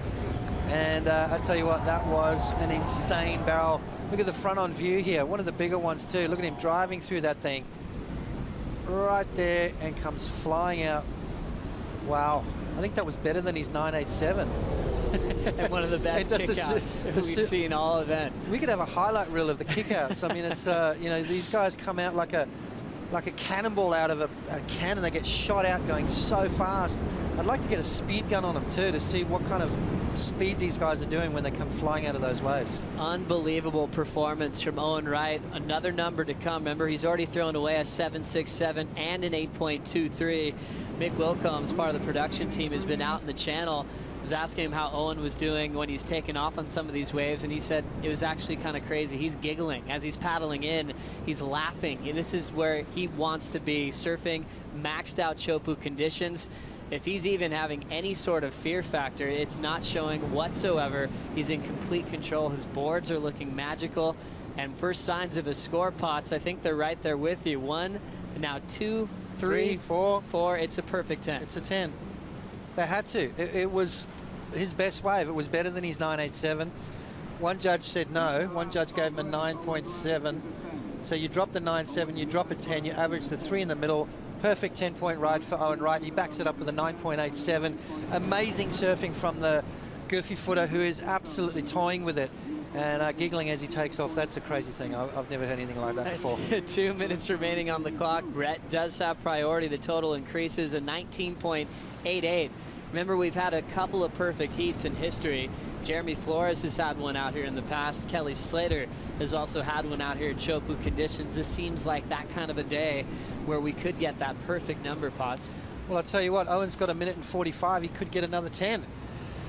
That's what I'm calling. And I mean, you look at the talent coming up in the quarterfinals. Ace, he's capable of doing it. So is Bede, Gabriel, Kaloe, John, Dion, Kelly, and now Owen. So there's 4 heats coming up, ladies and gentlemen, that we could see a perfect heat being laid down. I'm sure we're going to see it before the end of the day, Joe. It's too good not to, right? It's exactly it. 1 minute remaining on the clock as the channel is just as excited. Yesterday, it was hard to contain the energy in the channel with everyone on stand-ups and kayaks. You hear the whistles blowing to keep everybody in line out there. And also when big sets come, sometimes the buoys submerge where the boats are tied up to, and they'll start clanking into each other. It can get pretty wild as they're watching the world's best huck themselves over the ledge.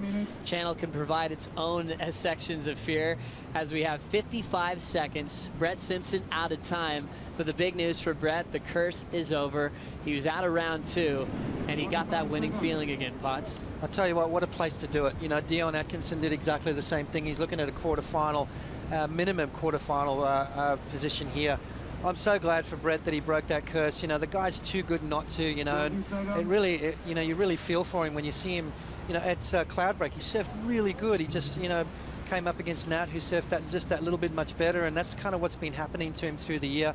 I'm glad that he's done that, and let's hope that he's got the momentum and the confidence now to back it up. He's going to trestles, where I'm sure he's going to be feeling really comfortable.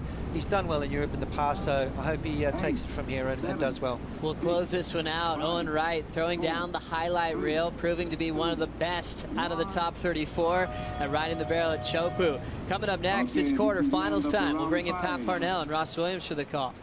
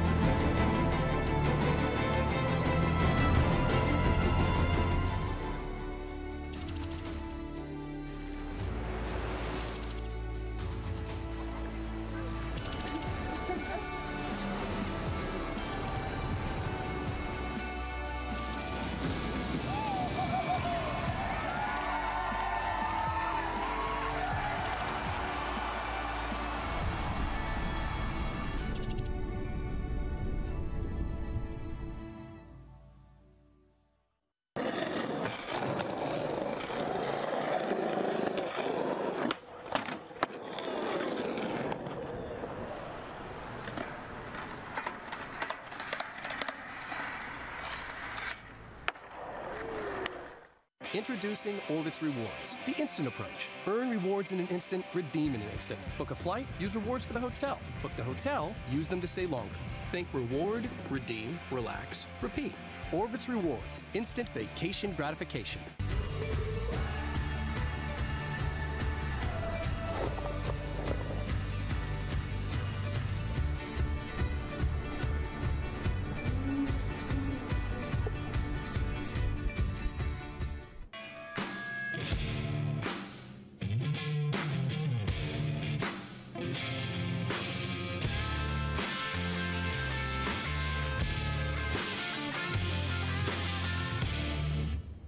Chopu's like this little theatre. It's all packed in to this compact little zone. You know, you got the wave, you got the surfers, and then you got the crowd in the boats right there in the channel. And it's almost like everyone's interacting. You know, you've got the sets coming in, you've got the people in the channel cheering and hooting. And if you're sitting out there with priority and there's a big set coming, you know that the whole surfing world's watching you, and it's your time to do something special.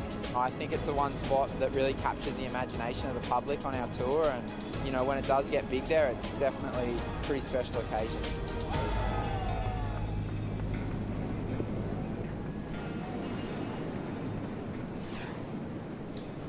A massive Monday here for the 2014 Billabong Pro Tahiti as we ready for our first of 4 quarterfinals. Ace Buchan, defending champ, up against an in-form Beat Durbridge as we welcome everyone back. Pat Parnell along with Ross Williams. And these are the days you dream about as a surfing fan, to witness such monsters coming out of the ocean as we look back. Beat Durbridge going for it, Ross. Oh my gosh, that was a horrendous wipeout there from Beat Durbridge. You could see he was trying his best to will himself down the face of that wave and couldn't make it all the way down.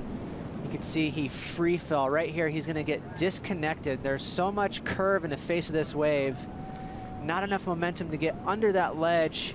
And there he goes. He disconnects, free falling straight to the bottom of that wave. Huge wipeout for Beat.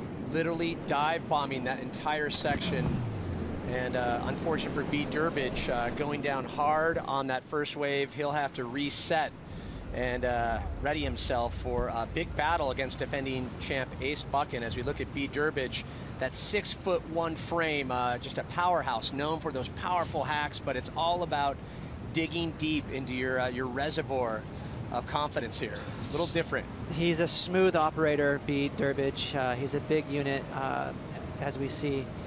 Adrian Buchan, 31 years old, 5'9", 169 pounds, a smaller individual compared to Beat, but I tell you what, he's going to need some of that muscle, that is Beat Durbridge, to handle that wipeout. That was one of the worst wipeouts we've seen in this event. In previous matchups, 7 versus 2, the edge going to Ace, as priority will sit with Ace Buchan here in quarterfinal number 1. And a lot of excitement, definitely intensifying with each heat as we get closer to crowning a champion here today. We witnessed Owen Wright out of the pit into the Pete Rose, and every single heat we're seeing highlight reels as some lines start to approach, and it looks like Ace Buchan, he'll have his first wave in the exchange, pulls into the barrel. Beautiful tube, almost gets it on the head, and thankfully safe with the escape.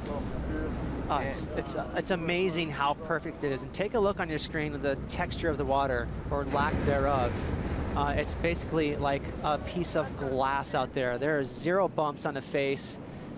Right here, Ace bucking as deep as you want to be in that barrel. He went right through the foam ball in the tube, coming out of the barrel way after the spit. This is going to be the angle we want to see. Looking into the barrel, we'll get a good look at how deep he is. Look at that, way behind the foam ball, up and over it again. Ace Buckin's had a couple of these rides in this event. And tell you what, this is the way you want to start your heat. So 29:45 on the clock. We mentioned he's the defending champ, and it's that calm, collective approach that was able to deliver a championship title here in Tahiti last year. We just watched an in-form Owen Wright stack together an amazing amount of waves in the 9s, and the perfect 10 ended with that, as I mentioned, the Pete Rose dismount out of the pit. Let's check in with Owen, who's with Rosie Hodge. Thanks so much, Pat. Yes, an incredible performance from Owen Wright. And Owen, there's so much appreciation for your surfing and a lot of respect going out to the guys surfing at the moment. Are you feeling that energy from the channel? Yeah, like any guys battling out there today, everyone's going, everyone's having to dig, you know, like B just took one of the gnarliest wipeouts I've seen, and I think that was the biggest wave that's been paddled this morning, and yeah, that was hats off to him there. There's just some really big waves coming through and really scary, and everyone's going really hard. And you've matched up with Kelly Slater in the quarterfinals. You guys have had some epic matchups, especially that Code Red swell a few years ago. What's it going to take to beat him in this event? You know, the first round I paddled out for him with him this morning. I wasn't warmed up, and he went straight to surfing between 9 and 10, and I was like, yeah, you can have that. I'll build my way into it. I feel like I built my way into that heat, and hopefully that's what I'm planning to do, is just continue between 9 and 10 for the next one. That sort of takes in conditions like this and against Kelly. All right, Owen, well, we're really looking forward to that matchup. Right now, Pete Mill has Brett Simpson in the channel. Take it away, Pete. So here with Brett Simpson, and you know what? I mean, amazing event straight away. I mean, good performances early rounds and big heats right there. Tell us about that heat particularly for you. Yeah, I mean, it actually started out okay, but I knew what I was up against pretty much. I mean, the waves are going off. Owen puts up huge numbers out here every time, and he's in my eyes the freaking AI, whatever, gnarly charger. He freaking goes, you know. There's a few waves where I was like, and he was head down. He went on the one towards the end, and I looked at the next thing, and I was like, I didn't really want it, but I kind of had to give it a little look. But you know what? I'm stoked. I made some heats. I got some of the best waves of my life, and I'm here to watch till the end and learn. You know. You a little relieved it's over now? Oh, definitely. I mean, there's so much friggin' adrenaline. Like, I'm still kind of shaky, but I got worked on a wave, and it wasn't even a big one, and I got tumbled forever, and I'm like, oh gosh, you know. So yeah, I'm stoked. I'm happy. I'll move forward. I'm go see my family now. I'm still alive. Well, there you have it, Brett Simpson. Good job by you. Thanks, Pete. Yeah, he mentions the family, has a baby girl now. Definitely is kind of recalibrated his focus on tour. But I'll tell you what, having the success here, had a little success at US Open. Really hope this puts just an extra turbocharged push for Brett Simpson. It's a different animal. Yeah. You know, it is a cliche, but you really do have to be in beast mode out here. You can't have any hesitation. And Owen, Brett, very honest with that interview, you know, clarifying, hey, you know, I was just a little hesitant on that last wave. I didn't go.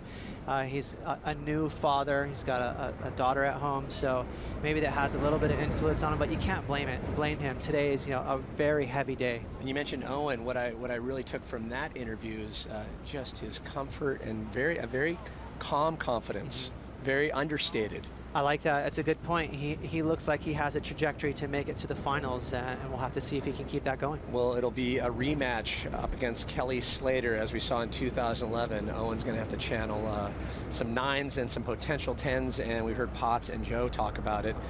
There is that potential for a perfect heat. Will we see 2 10s in one heat? It's extremely possible. The waves out here, you know. Oh gosh. This is, it's not being overstated, the fact that this is one of the best events to go down in history. It really is that good out here. I mean, take a look at your screen right now. Not only is there 8 to 10 foot swell out there, but the absolute absence of wind is very rare to have these two things come together, and we're seeing some pristine conditions. And speaking of 10s, Ace Buchan came awfully close on that first wave, a 9.7, so the bar is set in terms of now what Beat Durbridge has to do after taking a little bit of gas on that first wave. It's you know, 9.7 is the way you want to start for a defending champ. It's the perfect start, and keep in mind, you know, this wasn't one of the biggest waves we've seen today, but a very technical tube ride. And what I mean by that, there wasn't a huge space in that barrel. He had to go up and over that foam ball in the tube. The judges clarified that, you know, obviously they appreciated the fact that he made it through a very difficult section and was rewarded with almost a near 10. So some waves approaching. Priority sitting with Bede Durbridge. He needs a 9.28. He's got that throwaway, the 0.43. Bede making his way to the channel. Little west angle coming in. Ace Buchan sitting on a 9.7. Still a lot of time under the 25-minute mark. And it looked like Ace taking a look as we watch this wave move its way to the inside. More waves out the back. And the big question, will we start to see that continuous build? Some of the bigger sets definitely starting to filter in this afternoon. Bede Durbridge needed a 9.28. Perfectly navigates the drop. Massive barrel for Durbridge there. It's a quick one, but a nice open, and we saw right there, you can see Pete Mel didn't make it out. Exactly that. We saw Bede Durbridge trying to kick out. This entire event, we've had very awkward exits on these waves. What happens, you have so much speed, and there's still contour on the wave, so it's very hard. As we see, it looks like Bede's going to barely make it past that crazy channel there. It's hard to keep your fins engaged and your rail in the water. You're going so fast, your board wants to stay flat, and that's why we've seen so many funky kickouts. So that wave was nice and open for Bede. Was it deep enough? It's a cavern. Look at this replay right here from the front on angle. Nice and tight here. You can see how serious Bede's face was as he pulled into that cave right there. He caught an edge. And another unintentional Mark Cunningham body surf there. Huge wipeout right there on the end bowl. And keep in mind, Pat, there is very little water on the reef. About a foot, 2 feet of water right there as we check in. Ace Buchan on wave number 2, driving down the line. Under the curtain, and he'll calmly kick out. So Ace Buchan trying to stack his second wave on that 9.7. Perfect slot right there. Ace getting tons of momentum right on the button there, perfectly, not too deep and not too far on the shoulder. And it's going to be a great score to back up that huge 9.7. Both surfers right now battling to try to find one of the coveted transfer spots into the semifinals. And so far, Ace Buchan doing a great job, 9.7. Still waiting on scores for Bede Durbridge on his second wave. We expect decent numbers there. We mentioned Ace Buchan, the defending champ. Let's talk about a little bit of the mental momentum, having previous success at a stop, especially like Chopu. It has to always, you know, be that one thing in the back of your mind that gives you that little extra confidence, even when you're feeling a little off. For sure. And even though last year it was smaller, it's still Chopu. You know, 3-foot waves at Chopu are still exciting. That's one of the wonders of this wave. No matter what, you have to swing late and take an airdrop. Speaking of swinging around, Ace Buchan does just that. Instantly stalls up, stands up, tall, gets the cover up, and another one on the books for Ace Buchan, staying active. Just taking laps here. You can see Bede making his way back outside. Judges still marinating over that last score. Obviously, we saw that extremely awkward wipeout he had trying to kick out. But here's Ace Buchan. I don't think this score is going to go into his top 2. But again, definitely enjoying himself out here in Tahiti. Anyone around the world watching would take half that wave. Just beautiful, flawless conditions here at the 2014 Billabong Pro Tahiti. We'll be crowning a champion today. Also be handing out the Andy Irons Most Committed Award. And it seems like every heat, the nominees are changing. I mean, amazing performances from all the surfers. Maybe there should be a winner, of course, no doubt, with a nice big trophy, but we should make little mini trophies for the entire field because there's not one individual that didn't charge in this event. Well, still waiting on scores. Second wave score starting to drop for Ace Buchan, and it's in the excellent range as we see current #1 in the world, Gabriel Medina, up against Chloe and Dino. the youth brigade continues their charge. Can they rattle the cages of the established veterans? Medina's really putting his name in the hat for this title talk, and he's getting, with every heat, he's getting that much closer. Little play off the Tour de France there. He's Yeah. got the, the leading man jersey, the gold jersey. But that's going to be a smoker of a heat. Two young guns, Chloe and Dino, maybe a slight underdog, but he's been ripping, here in this event. 8.73 on the second wave for Ace Bucket, 20.5 on the clock. Score starting to drop on wave 3. Have yet to get the numbers for B. Durbridge. So prior to that wave, B. Durbridge was comboed under priority. Ace will take a look at this wave. And just another flawless wave opens up on the slab here at Chopu. It looks like B. Durbridge having a look in on the inside. Ace Buchan forcing his way through that wave.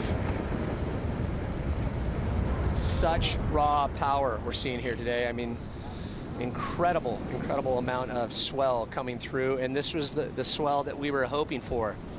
Every wave is just an explosion. There's so much water cracking over the reef. And this is a replay of Bede right here. Judges still haven't dropped a score for this, so they're really trying to make sure they set the right pace for this heat in terms of his score. And keep an eye on Bede as he tries to get over the back and gets sucked back over the falls. That was a heavy situation. We've seen a lot of waves with awkward dismounts, except it's more on the tail end. That one was a little bit right out of the barrel. Is that going to impact the score whatsoever when it comes to the numbers? That's a good question. It will not. Pretty much that ride was deemed complete. He made it with all absolute control at the end of that barrel. He was simply just trying to get out of harm's way, and that's what makes this wave so crazy. It rips you back in. It's so hard to get out of the wave. It's one of the most awkward kickouts in surfing. Well, B. Durbridge was crazy committed on that wave as the last score is going to drop, and this is really going to change the tone and the tempo of this heat as we're waiting for one more score to drop. B. Durbridge, prior to that, was in a combo situation based on Ace Buchan's 9.7 and 8.73. There is a 9.87, almost perfect 10. Two of the judges giving the perfect 10 to B. Durbridge. Crazy, and I think that's a good score. If you compare that to Ace Buchan's 9.7, it's right there. Just a slight nod in Bede's favor. So now we're talking. We got a heat on our hands.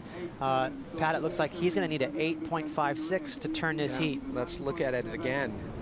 Unbelievable. He's just sitting there perfectly deep right in front of that foam ball. And this is that crazy kick out as he tries to body surf over the back. All these points were rewarded before that wipeout right here. Nice and deep for Bede, and the judges realizing that. To me, how much time they spent watching the replays, I guarantee they compared that to Ace's 9.7. And you just can't get enough visuals of that sucked back over the falls there. And this is Ace's 9.7. And this is a huge, it's a long barrel, I should say. Maybe slightly more technical than Bede's. So I agree with the judges that 9.8 just a little in the favor of B. Durbridge because it's a bigger, meatier wave. Open, throaty section, and Bede navigated it perfectly. So as we approach the 17-minute mark, quarterfinal number 1, defending champ Ace Buchan on top. B. Durbridge hunting for an 8.56. Winner of this quarterfinal moves on to the semifinals as we anticipate just continuing and finishing out the day with incredible swell. Doesn't matter whose side you're taking, whether it's the best day ever, maybe one of the best days ever, but what you can agree on, it's incredible waves here at Chopu today. I love it, and their surfers rising to the occasion as it looks like they're going to have a look, and now it's too small, believe it or not. Not a huge amount of points on hand for that little guy for today's standards. But I love watching, guys like B. Durbridge really rising to the occasion. It's a surprise. You wouldn't necessarily think, oh, B. Durbridge, he's going to kill it at Chopes. Not that he's an underdog here, but he's not one of the obvious picks, and you just never know who's going to really rise to the occasion when the waves are this serious. Really was taken by two. Brett Simpson stepping up in a big way when he needed it most here. Put together some incredible performances. Brett, you know, he had a couple of great heats a few years ago during that Code Red swell. So he showed some glimpses of what he can do in big waves. And another guy surprised, Dion Atkinson. You know, there's some evidence there. He's from South Australia. We all know he charges some slabs, but I'm sure he surprised some people in this event. Well, I can tell you this, Dion Atkinson, now all eyes will be focused if we get to Pipe, where the season culminates at the 11th stop of the 2014 Samsung Galaxy ASP World Championship Tour. Dion's going to feel a little more pressure. He's like, you know what, I've proven myself in a place like Chopu. Now that the time is to bring it once again in heavier surf. I think it's definitely a positive thing because they'll take that and give themselves a lot of confidence moving forward. So once again, a packed channel here at Chopu as we get underway with the first of 4 quarterfinals. Situation remaining the same for B. Durbridge, needing an 8.56 with 15 minutes on the clock. He does have priority. Ace Buchan sitting on a 9.7, 8.73.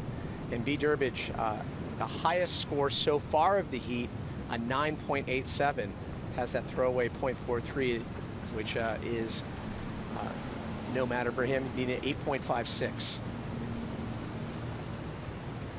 So the ocean going a bit calm, but as we've seen, lots of energy coming through, and we saw some shocking upsets. And this is really going to tip the scales when you talk about world title implications. Joel Parkinson out, Mick Fanning out, Taj Burrow out, Michelle Perez out, Adriana De Souza, Nat Young, and Josh Kerr. Who does that leave? Gabriel Medina and this gentleman just outside of the top 5, Kelly Slater. He's won here 4 times. Safe to say he might be one of the most in form that we've seen so far. I would agree with that, and I'm sure right now Kelly Slater, he's feeling, wow, I got to make sure I somehow beat Gabriel Medina in this event because he could really run away with it with a win. Jumping back to live action, B. Durbridge needing an 8.56, finds another deep cavern and makes his way out. Oh, he's yelling out a victory cry right there. B. Durbridge is on fire. Great tube ride there for Bede, nice and deep. It wasn't one of those mutants, it was a nice medium-sized set wave. Perfectly got slotted in right from the get-go.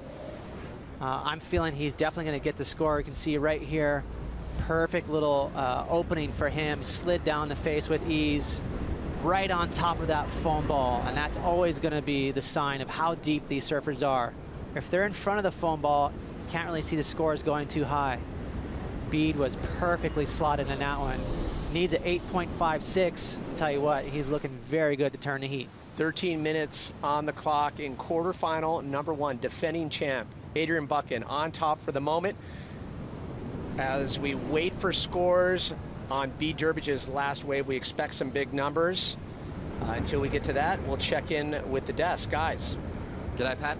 Well, an amazing day it's been so far, and the action continues. We kicked off this morning, got the 4th round completed. We found 4 quarterfinalists, but it was into the 5th round where we saw some upsets, we saw some interesting results, we saw some massive scores, and we're going to reflect now that first heat of round number 5, a big one for Michelle Perez. He came up against Bede Durbridge. Bede, when we got here today, you'd have to say that Bede had probably been the most out-of-form guy moving through the rounds, but he's stepping things up, and Michelle, despite getting a couple of nice barrel strider, he just couldn't find the answers. You know what? We were looking for Michelle. He seemed like he found a little bit of a comfort zone. You know, the waves were just pumping, but Bede just really took it to him. I mean, you know, Bede hadn't had anything up, I think, above 13 points yet, and now he's about to drop one of the highest heat totals of the entire event right now. I mean, he is going nuts out there. It's incredible surfing from Bede. Bede had a 15.4 heat score total in that first heat. Then we saw Kolohe and Dino up against Tiago Perez. Great clash, this one. Oh, how was that first wave he got? He took off so deep. It was like a kind of split in 2, and the west wrapped around, and you had to pump and got like a 9.73. Wow, Kolohe's really impressed me. He's stepping up to some big waves. Yeah, seeing the evolution of Kolohe in these bigger conditions for sure. A 15.53 heat score total. Then we saw one of the event favourites, Kai Otten, up against Dion Atkinson. Kai was the favourite going into this contest, but Dion Atkinson is proving that he is a giant killer. He had one of the biggest heat score totals of the contest, 19.33. There's only 3 other guys that have managed to have a 19-plus heat so far in this contest. John Florence, Kelly Slater, Owen Wright, and, well, B. Durbidge has just done it out in the water right now, but incredible surfing and commitment from Dion. I mean, that was just the craziest commitment, going over, sick, just down under the lip, just going for it as hard as he could, and they basically passed off the baton from Kai Otten to Dion for the AI award, maybe just going for it, and I love to see the commitment, the South Australian just getting after it. I mean, those were some incredible rides right there. And a tough draw against Kai, but Kai will hold his head up high. The last heat of round number 5 saw Owen Wright up against Brett Simpson, and Owen Wright, one of the most incredible waves of the event, despite not coming out of the shoe box. Wow, he is my pick for the Andy Irons Award. Like, that was pure commitment. My goodness, it was a huge drop. Biggest one of the event so far. He pulled in, but he got blown to smithereens. Incredible. Still got a 4.67 for that wave that he didn't make. He certainly made up for it in the later stages of that last heat of the 5th round. A 9.87, plus this, a 10-point ride, the second highest heat score total of the event so far, 19.87. Yeah, this is when I'm thinking, is this the best event ever? They interviewed Kelly Slater and he's calling best event ever. So look at that perfect 10. I can think of other events, like way back in the day, G-Land had like 14 10s in the event, and then we had that event in Mexico that was totally perfect at Baja. But I'm thinking this, with the first day added to this day, I'm thinking best Connors ever. Yeah, it's going to be hard to top for sure. And looking at this heat in the water at the moment, Strider, Adrian Buchan, he kicked off with a 9.7. B. Durbidge has turned this heat around in a huge way, taken a beating as well. He's got a 9.87 and a 10-point ride, and here he goes again. I mean, he's on fire. He's just getting everything out of it. He's having the heat of his life right now. He's sitting on a 10, and he's got a 9.87. I love it. Talk about growing as he moves through the draw here, guys. One of the worst heat score totals in the first round, and B. Durbidge is now on fire. Thanks, guys. Yeah, couldn't agree more. B. Durbidge, all smiles as we were recapping the day. The numbers came in. A perfect 10 for B. Durbidge. Looking back on this last wave for Durbo. Just having fun. A little walk in the park here compared to that 10. Jeez, and it was still a pit. You can see the reaction from Bede. And here's the 10-point ride from the front view. Nice late drop. You can see he got a little disconnected there, showing how late he was and reconnecting. Perfectly slotted right on that foam ball. Pure joy from Bede. I mean, I tell you what, usually when these guys claim that hard, that means there's a good chance that they didn't know if they're going to make it or not. And it's that surprise factor that sets them over the edge. And I think in the big debate, maybe best Chopu ever, when we look at the heat totals, when the day wraps up, I think the numbers are really going to tell the tale. We're seeing 9s, 10s. The waves are out there. These guys are capitalizing on all that is being offered up here. Ace Buchan has the 9.7. Now he has himself in a combo situation because Bede has a 9.87 and a 10. Have fun with that, defending champ. Ace Buchan is going to have to find perfection to battle back. Yeah, it's pretty amazing. Ace Buchan has 18.43. Amazing numbers, right? He's comboed with that. So that just shows you how crazy and cramped we are up against the ceiling. It really gets fine-tuned here. We're picking apart just a 1/10 of a point up in that high 9. That's how the difference between these heats is who's winning. Is it a 9.8 or a 9.7? So we're really pinched up against the ceiling. You were talking about it yesterday. We're having some fun with it. In fact, when Kelly goes to Funtown, when you throw a 10 in your account and you back it up with a 9.87, at that point, when you have this kind of perfection, is Bede, does he find himself? Is he the governor of Funtown right now? He's the governor of Funtown. That being said, at any given time, the goblin can come out of the bushes and eat him. I mean, these set waves that are still marching in, keep in mind this swell is far from over. It's not supposed to peak till 8 p.m. tonight. So yeah, they're having a good time out there, but it's still extremely scary. And we've got a packed channel here, the flotilla alive and well. For some more insight, we check in with Pete Mel. Yeah, thank you, guys. You know what? I was just going to kind of comment on Bede. I've actually moved inside and just watching him finish his waves. He's coming out of there just splatting, but he's coming out with the full ears, grin ear to ear, and it's just super cool to see him just, doing something. Look at this. Look at this. Oh, gosh. And, he's just excited, and it's so good to see, that energy that he's carrying. Thanks, Pete. Yeah, when you hear that, normally B. Durbidge, when he's in these heats, we talk about that grimace of focus and commitment. He's an intense competitor, never to be taken lightly, and it's just amazing the amount of spit, the amount of just glassy tubes on offer.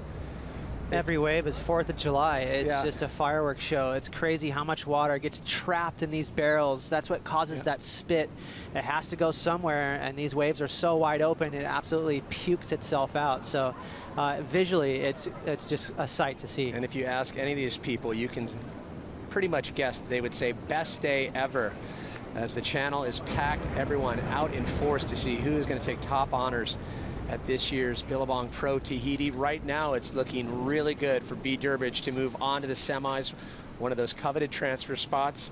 5.5 on the clock. Priority sits with defending champ Adrian Buchan. He needs 2 brand new waves, and I'm just slack-jawed the fact that Ace has a 9.7 and 8.73, and it's not enough. Top 2 waves per surfer. Okay, he's got a 9.7 Ace Buchan comboed. I mean, that's almost unheard of. You're only going to do that if you get almost 20 points, and that's what Bede's doing. Saw a similar situation, Sebastian Zietz, John Florence, when John was dropping, you know, that type of, you know, quality of score, wave score. Seabass was, you know, relegated to basically get rid of 9s. It's unheard of usually. And it's a testament to how good the waves are. Once again, you know, it's 8.5 is kind of laughed at right now. It's just unbelievable. I laugh at you and your excellent score. Yeah. So 4.5 now on the clock. Situation remains the same, and B. Durbridge under priority. We'll see if he stays active. Ace Buchan does have priority, but a combo situation.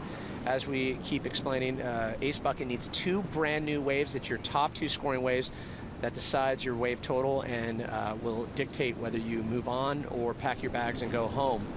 And Ace Buchan took a lot of momentum coming into this stop, saying he was going to try to tap into that energy that he found last year.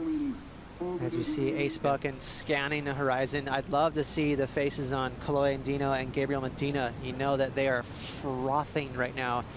They can't wait to take their turn in the water. That's a huge heat right there, quarterfinal number 2. And the waves are so perfect out there.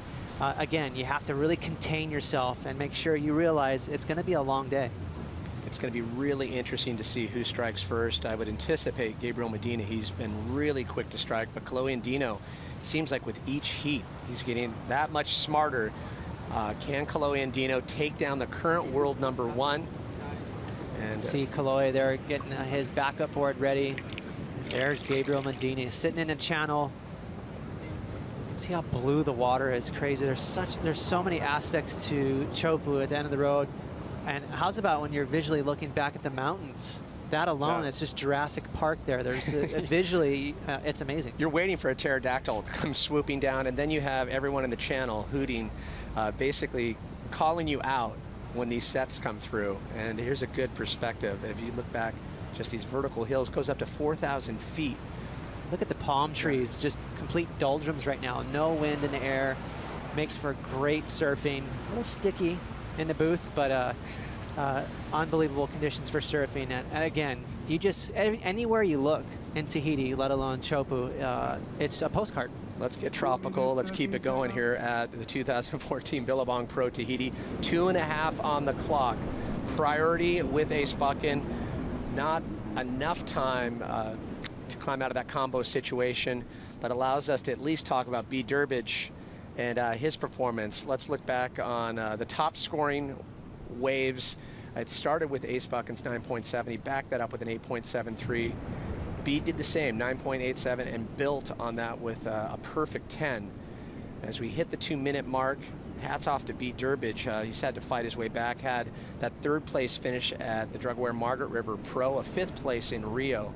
And for Ace Buchan, current 24, he's right on that perimeter. As we check in with Ace Buchan, who utilized priority, finds a nice tube to work with.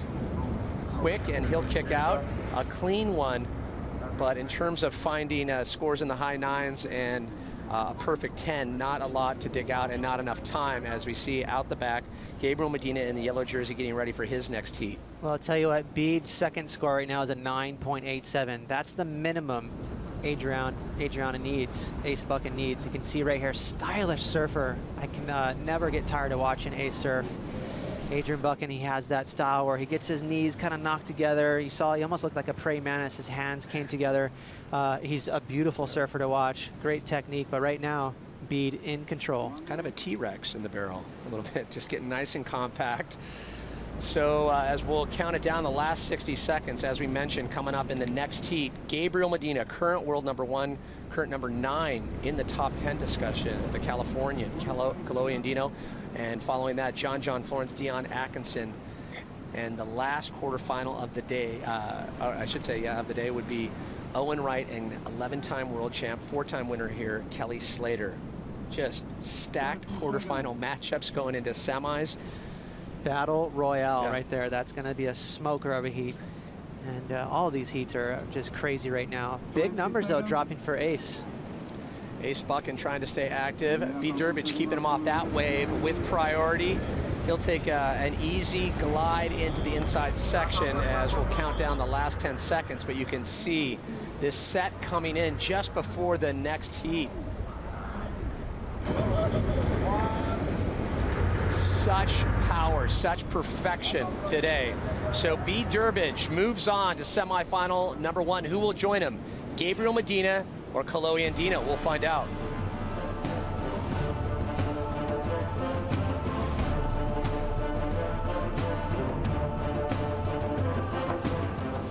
Introducing Orbitz Rewards, the instant approach. Earn rewards in an instant, redeem in an instant. Book a flight, use rewards for the hotel. Book the hotel, use them to stay longer. Think reward, redeem, relax, repeat. Orbitz Rewards, instant vacation gratification.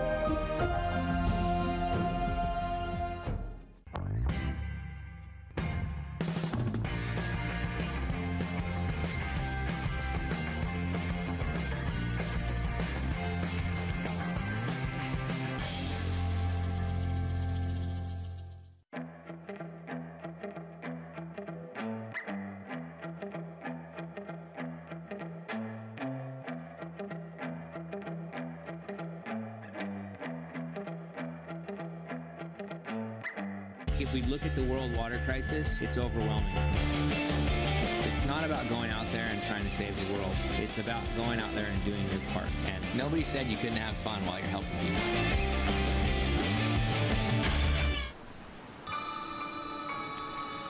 Welcome back. It is the 2014 Billabong Pro Tahiti. Good afternoon back at ASP headquarters in Santa Monica, California. And of course, good evening to all the Brazilian fans. You can bet their eyes are affixed on this heat. Current world #1, Gabriel Medina up against Kalohe Andino.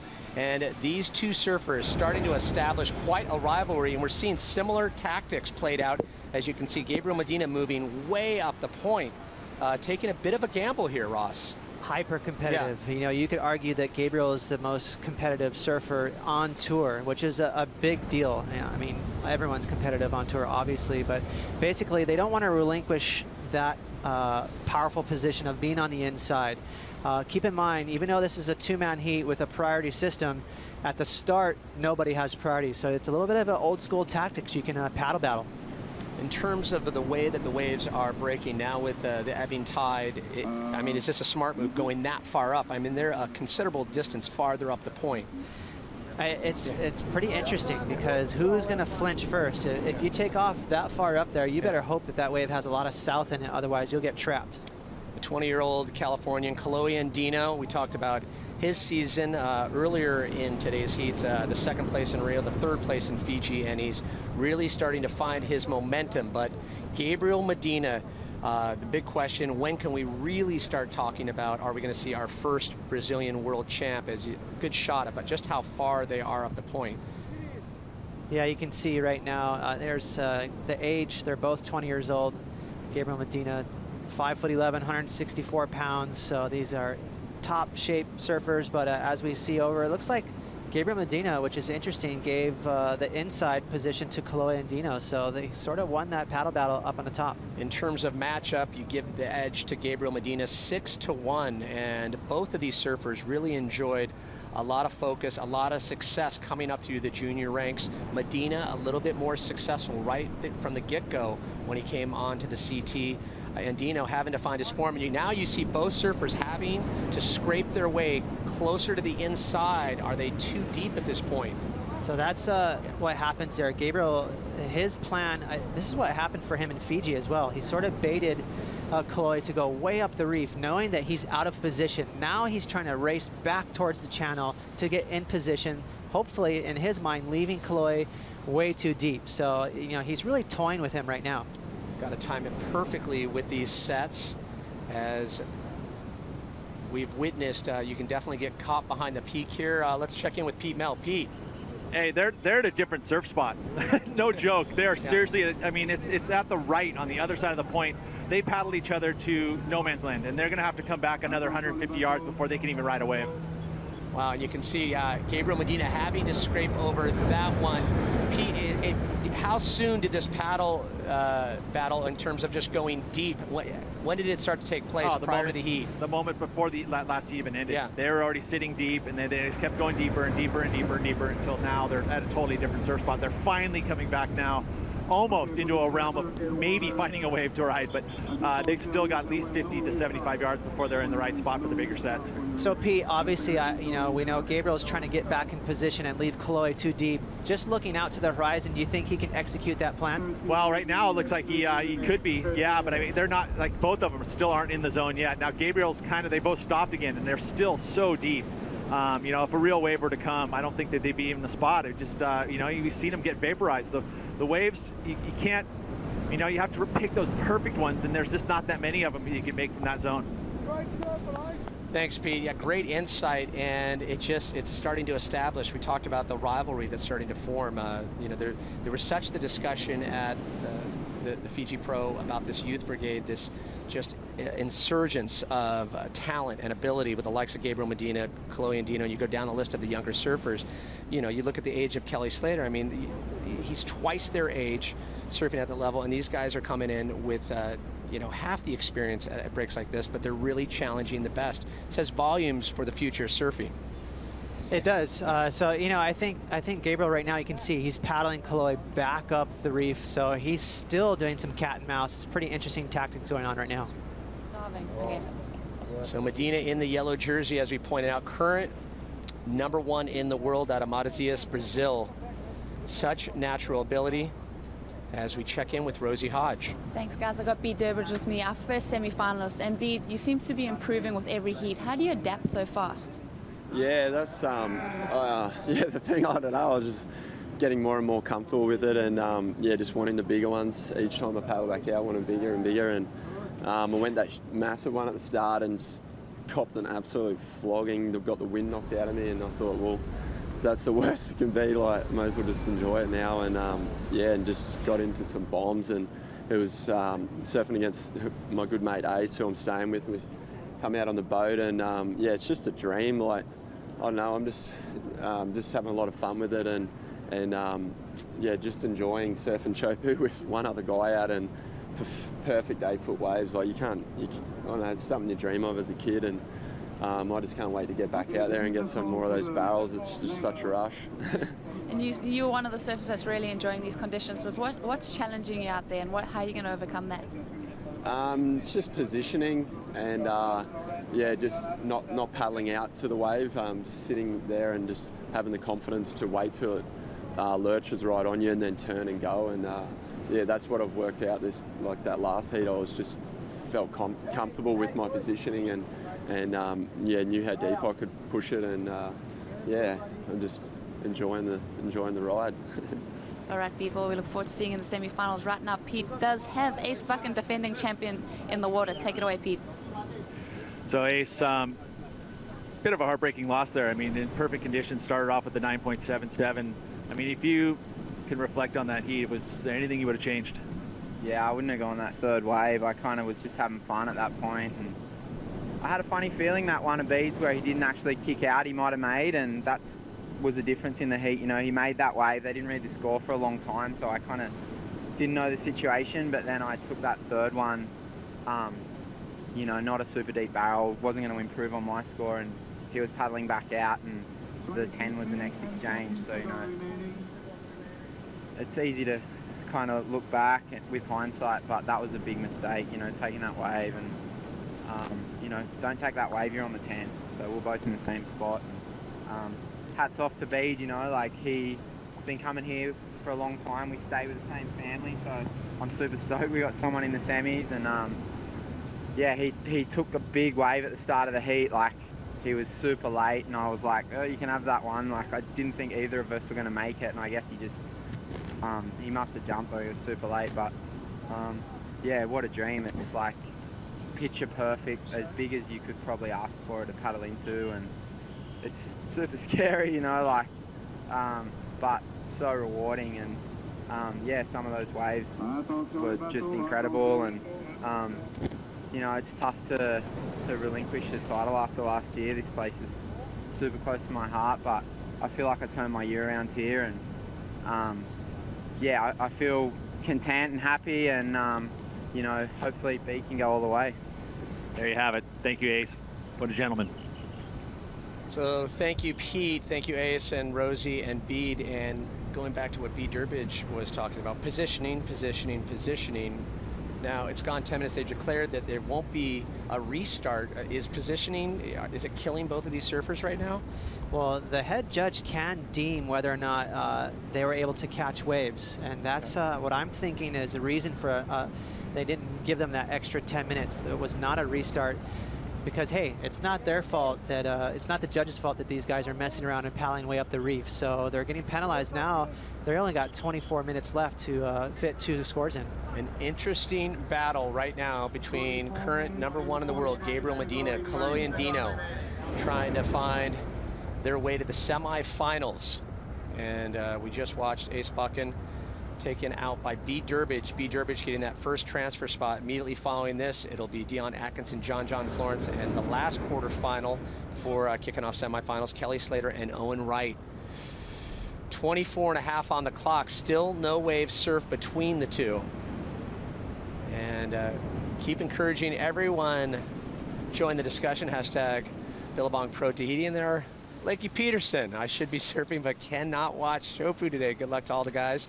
Hashtag be safe. It's huge. It's on at ASP. All the above. Correct, Lakey. Have fun out there. Look at her face. She's like, huh? Yeah. These waves are aliens. Yeah, just some mutants coming out of the deep water here. When the sets turn on, we've just seen some huge cavernous barrels on offer for the world's best. But for right now, Medina and Dino, eerily quiet due to that paddle push up farther up the point. For a little more insight on the positioning situation, let's check in with Ronnie, Aki, and Strider. Cheers, Pat. We've just been reflecting on the event as a whole and talking about Gabriel Medina between us. We can't remember him taking a beating yet. He's that calculated out there. He really is smart with the decisions he makes in heat talk. He really is, yeah. He's just surfed perfect heats, you know, hasn't pushed it. You know, the other guys have been taking some beatings, but he hasn't gone anywhere near it. Right now, he's super deep, though. They had that hassle, the paddle battle, and they went really deep. If he takes the wave up there, kind of where he is now, he probably will take a beating. Even though he hasn't had any beating, Strider, he has positioned himself really well and managed to get himself into some really deep barrels, but always finding the exit. Well, he's been super smart about the waves he takes. He's always kind of in that mid-range, and he's got those deep nugs that kind of come across the reef wide open. So, you know, he's doing a really great job. This heat, very interesting. You know, these guys are actually gromming out. They just don't want to let each other get past each other in the lineup, and I'd really love to see these guys just start surfing. I mean, there's some insane waves out there. They haven't deemed a restart because there's so many waves, and these guys are going to have to get back on that ball and start to show up and just get some surfing done. We've seen Kalohe cleaned up on a couple of set waves. Let's see if Gabriel will swing on one of those big dark sets, boys. Thanks a lot, guys. The time to reform is now for both of these surfers. I'll tell you what, Gabriel Medina, if he does advance on, it keeps that world title conversation really in his court. If he gets knocked out by Kalohe and Dino, tell you what, Kelly Slater starts to smile a little bit more as he gets, you know, one step closer, because the fact that Parko and all the others of the usual suspects are out. Constant internal calculator going on with Kelly Slater. I guarantee he's watching this heat very closely, and he knows if Gabriel Medina can somehow manage to win this event, he's going to open up a very dangerous lead. Well, if it were to end right now, surfers, nothing on the board, 20.5 on the clock. So gives us an opportunity once again to check in with the best seats in the house, Pete Mel.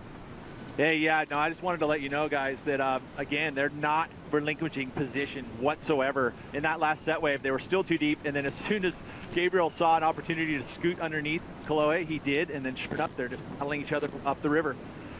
It's just amazing. These two Groms basically are headbutting each other, and the young bulls going at it. Hey, Pete, you know, I'm thinking maybe Gabriel, it seems like he wants to have an 8-minute heat. Do you think this is all by design, or is it simply failing him right now? I think it could have been off the cuff. I don't think that he definitely wouldn't have been thinking about a strategy early in the heat. I think he was inside, so he's one of the surfers that has been going all the way into the very inside and watching which waves he wants to choose. He did mention that he wanted to catch the waves that were deep and he wanted to pump through them, and that was the ones he was looking at. So again, I think he's wanted to be deep, but not as deep as he is right now. I'd like to bring Aki into the conversation. Aki, you've been coming here since the 90s. Is this something you've ever seen before? Yeah, well, these guys, you know, actually Gabriel done it in the final against Nat Young in Fiji, but the judges didn't restart it because these kids took themselves completely out of position, so no restart. We're down to 20 minutes now, and these guys really need to just, like Strider said, just surf it out, you know. Forget about the hassling. That's not what we're doing today. We're catching big barrels and charging. So I don't know about the hassling, boys. Yeah, a very, very interesting scenario unfolding when we've seen heat after heat, scores in the high 9s, perfect 10s. We've been speculating, will we see 2 perfect 10s, and then you see scoreless on the board right now. No one could have predicted this. I just saw now, it looked like Kolohe had a little dirty smile on his face. He's like, hey, buddy, are you kidding me? Because he sees that Gabriel's paddling him back up the reef. And give a credit to Kolohe. He's not relinquishing that control position. He wants to keep the inside. That's the power position. That means when that wave comes rolling down the reef, he's going to be in the spot to take it first. So he's not going to relinquish it, but you know, you can see he's getting a little irritated because Gabriel's toying with him. I'll tell you what, if it remains this way, no waves on the board, I'll tell you what, we'll have to go to the rule book because it would be a first. I will say I'm surprised that Kolohe's keeping that much of a buffer zone between him and Gabriel. If I was him, sure, keep the inside, but be right next to his shoulder. There's a big separation there where Gabriel could catch a wave without Kolohe being anywhere near him. Now under the 19-minute mark here in quarterfinal number 2, Gabriel Medina versus Kolohe and Dino, and it looks like Medina. And finally, Medina finds a barrel, stalls it up. Quick double hand drag, more tube time. And Medina gets the clean kick out. And a wave behind that. So now Medina on the board finally. We'll wait for scores to drop. Kolohe and Dino with priority out the back. Well, I will say, Kolohe and Dino, he's probably going to enjoy that a little bit. He didn't see exactly what happened, but that was sort of a forced tube ride. It was a nice barrel, beautiful wave, but you could see him dragging both of his arms in the wall the entire tube. So he's really kind of forcing that length of the barrel that's not very critical in today's terms, you know, with the waves that are on offer out there. So I can't, in other words, I can't see this score going crazy high. He's on the board, but right now Kolohe, you know, he's in a pretty powerful position. Now he has priority and he can wait for that big set. So now the game of patience and persistence will come into play for Kolohe and Dino as we check in. Now, under priority, Medina pulls into another barrel, quick cover up, and on his way back out, we've seen this, how surfers on their way back out can start to stack some sizable scores. So smart. Gabriel Medina knows exactly what he wants to do. He's trying to catch a couple of waves. He's right back out there. And it looks like just before that, Kolohe and Dino got on the board. Similar wave, you can see this is a softer, smaller wave, but a long tube ride, so very comparable to Gabriel's wave. So I think both of these scores are going to be medium to mediocre, and this is Gabriel's last wave. You could also argue that this is going to be a mediocre score. All right, so the dust has settled. Now they're going to settle into the status quo where they go out there and wait for those set waves. Let's get into the board breakdown for Gabriel Medina, 6'3" in length. And that 19-inch width, going for a little bit of width there. And big question, thruster or quad for Gabriel Medina? Yeah, I think both of these fellows are. Oh, I'm not sure. Actually, Chloe Andino's riding a quad, and the reason for that, a little more speed. So I think his game plan. You can see also a 6.6, a pretty big surfboard. He wants to take off very deep and get as much speed as possible and knife through. Just a slightly more narrow board for Chloe and Dino. Both surfers, though, up to this point, looking very, very comfortable. Their boards underfoot here in Tahiti. Gabriel Medina still waiting on scores of that first wave. Talk about taking time and marinating on the numbers. No numbers dropped so far for 3 waves exchanged between the two surfers. So what they're going to do right now is watch the replays, compare the two, and set the scale for the heat. So it doesn't matter if it's a 7, 8, or even a 9. That's going to be where they'll judge the rest of the waves based on those first 2 rides. Now under 15:45 on the clock here in quarterfinal number 2. As mentioned, Bede Durbridge taking down defending champ Ace Buchan. Bede finds his name on the list for semifinal number 1. Who will join him? Either Chloe Andino or Gabriel Medina. The winner of this quarterfinal matchup moves on, and then we'll go right into John Florence and Dion Atkinson, quarterfinal number 3, and finish out quarterfinals with 4-time champ here and 11-time world champ Kelly Slater up against Owen Wright. And numbers starting to drop. 6.5 for Gabriel Medina on that first wave. And in terms of making it out, obviously a big difference in points. If you can make it to the semifinals, you jump up from 5,200 points to 6,500. Yeah, so right now, if you lose in the quarters, which is what we're watching right now, 5,200 points. So it's a great result, but this is where the men separate themselves from the boys. The guys that can get into the semis and even the finals, those are the guys that, you know, make themselves into the top 5 at the end of the year and maybe a crack at a world title. So numbers at stake for both of these surfers. For Gabriel Medina, his focus is on having success here in Tahiti, but also maintaining that current number 1 status. For Chloe Andino, he's currently ranked number 9. A win here, or even just making it to the semis, would really catapult him up in the rankings based on the lack of success for the likes of Taj Burrow, Joel Parkinson, Mick Fanning, Michelle Perez. I'll tell you what, we're going to see some massive shakeup with the numbers and the world title contention coming out of the 7th stop. And you know, it's amazing to watch about Gabriel Medina is he can rub some people the wrong way, his peers, because of the kind of tactics that he uses. He uses the most consistently out of all the guys. And that's actually what's enjoyable to watch as a fan. He wants to win so badly. And, you know, most of the guys in this event you'll see maybe even flip a coin to see who gets first priority, or they'll just chill and take turns at the start. Not Gabriel Medina. He is always swinging, and to Chloe's credit, he went blow for blow with him at the start. And there's John Florence getting ready for quarterfinal number 3. So you're going on record, you kind of like the fact that Gabriel Medina rattles the cages.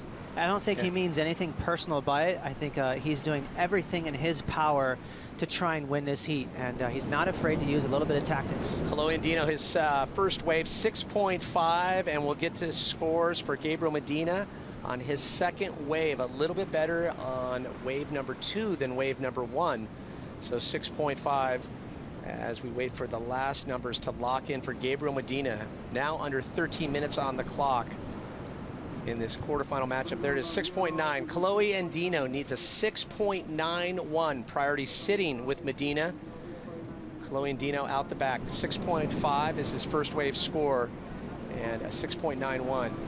So keep in mind, Gabriel Medina has priority as this set approaches. He's got the pick of any wave he wants. He's going to let that first one go, realizing it's a little too small. He needs a little more juice on that to get an excellent score. Wave knowledge very key at this point as priority sits with Gabriel Medina. How he plays it will be vital. How this last 12.5 minutes unfold. Can Andino battle back? We'll find out when we come back to Tahiti right after this. Stay close.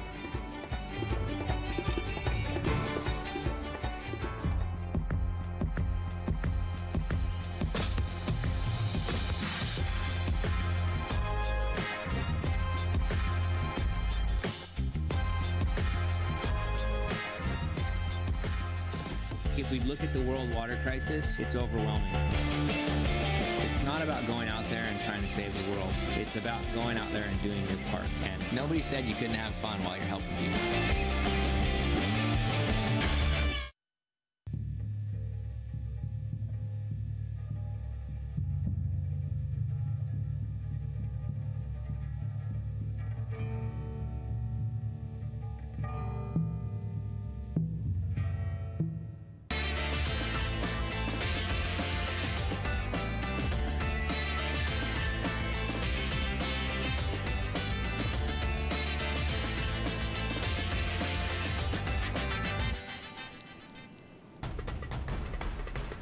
Awkward moments and interesting starts in quarterfinal number 2 between Gabriel Medina and Kolohe Andino.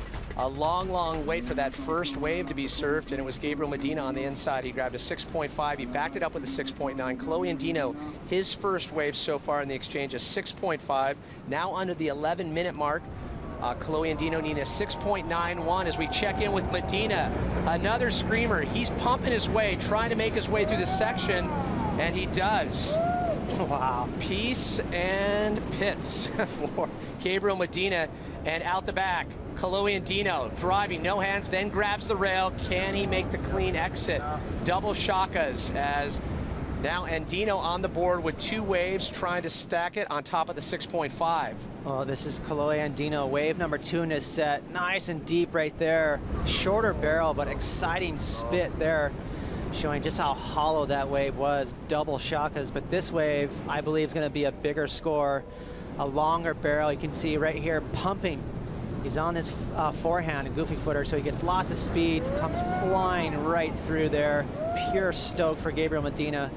And from the front on view, you'll see just how much tube time he logs behind the curtain there, nice and deep, right past the foam ball, comes flying out. So, you know, Gabriel Medina, good surfing and great patience waiting for that wave. And I'm sure a lot of people watching are, okay, this is what we've been waiting for, to see these guys actually surf against each other. So some great back and forth starting between Kolohe Andino, Gabriel Medina. It's going to be a tight battle. The numbers up to this point, 6.5, 6.9, nothing in the excellent range. And we're going to have to start to see if those numbers start to tick a little bit higher as both these surfers get in better position and the sets start to fill in. Well, we'll have to wait and see what kind of numbers drop for those last 2 waves, but this heat feels like it's really going to boil down to the last minutes. It has that vibe. Now we talk about the world title implications. Coming into this event, Gabriel Medina currently ranked number 1, and we made mention Joel Parkinson, Mick Fanning, Taj Burrow, the 2nd, 3rd place, and 2nd, 3rd, and 4th currently on the World Tour, and 5th place, Michel Perez, all out of the event. Then you take into account that Kolohe Andino is just under the top 10 in 9th place. This is going to do amazing things for Kolohe Andino if he can make his way into the semifinals. And you mentioned, I'm sure Kelly Slater is off the sidelines as numbers starting to drop for Gabriel Medina, and things are going to get seriously spiced up here as the final number waiting to drop for Medina, 9.57. Kolohe Andino needing a 9.97 as we wait for numbers to drop on his 2nd wave in the exchange. One more number to lock in, and the good news for Kolohe Andino, it is in the excellent range, 9.97, almost a perfect 10. That is what Kolohe Andino needs to move, and 8.77. So now Kolohe Andino needs a 7.71, priority with Medina, and he's right back to work. Finds a clean, flawless, quick tube, calmly making his way out. And right out the back, Kolohe Andino, he'll glide into this one, grabs a little rail, he'll hit the e-brake, high up, tight in the pocket, not a lot of tube. He'll try to get a 2nd bonus section. And Kolohe Andino tries to make a little out of a, or I should say a lot out of a little, but definitely juice that wave for what it was there. He did. Yeah. So right now it's starting to take shape. This is the fun part of the heat, and Gabriel Medina, to me, it looks like he's starting to inch away from Kolohe Andino. That was not going to be a keeper for him. He definitely, you know, milked it and made the best of it. You can see him paddling past his father, Dino Andino, on a jet ski right there, maybe throwing out a couple of positive words of advice for Kolohe as he strokes back out. And he knows what he needs to do. I guarantee you Kolohe is aware that that last wave was not a huge score. So he has the agenda of going back out there and waiting for a bomb. You saw the stat there, 3rd quarterfinal appearance here in Tahiti, or I should say for 2014, 2-0. trying to tip the scales and just continue his stream of success so far. Well, here we go. Let's look at how perfect this wave is from Gabriel. Not a crazy, juicy wave. You know, it wasn't a scary one. This is something you'd see in almost in Indonesia. Perfect, kind of a thinner lip for Chopu. But you could see Gabriel Medina, he's trying to get rid of a 6.9. That's going to be right there. Unfortunately for Kalohe and Dino, he was on the second wave, which normally is are a lot thicker than this. But again, that thin lips signifying that this wave, not a serious one. I can't see these breaking that excellent score. So Kalohe and Dino now needing a 7.71. Medina on top now as we hit the 6-minute mark. Priority sits with Medina. And once these two made the decision to start surfing against each other, things got exciting in this quarterfinal.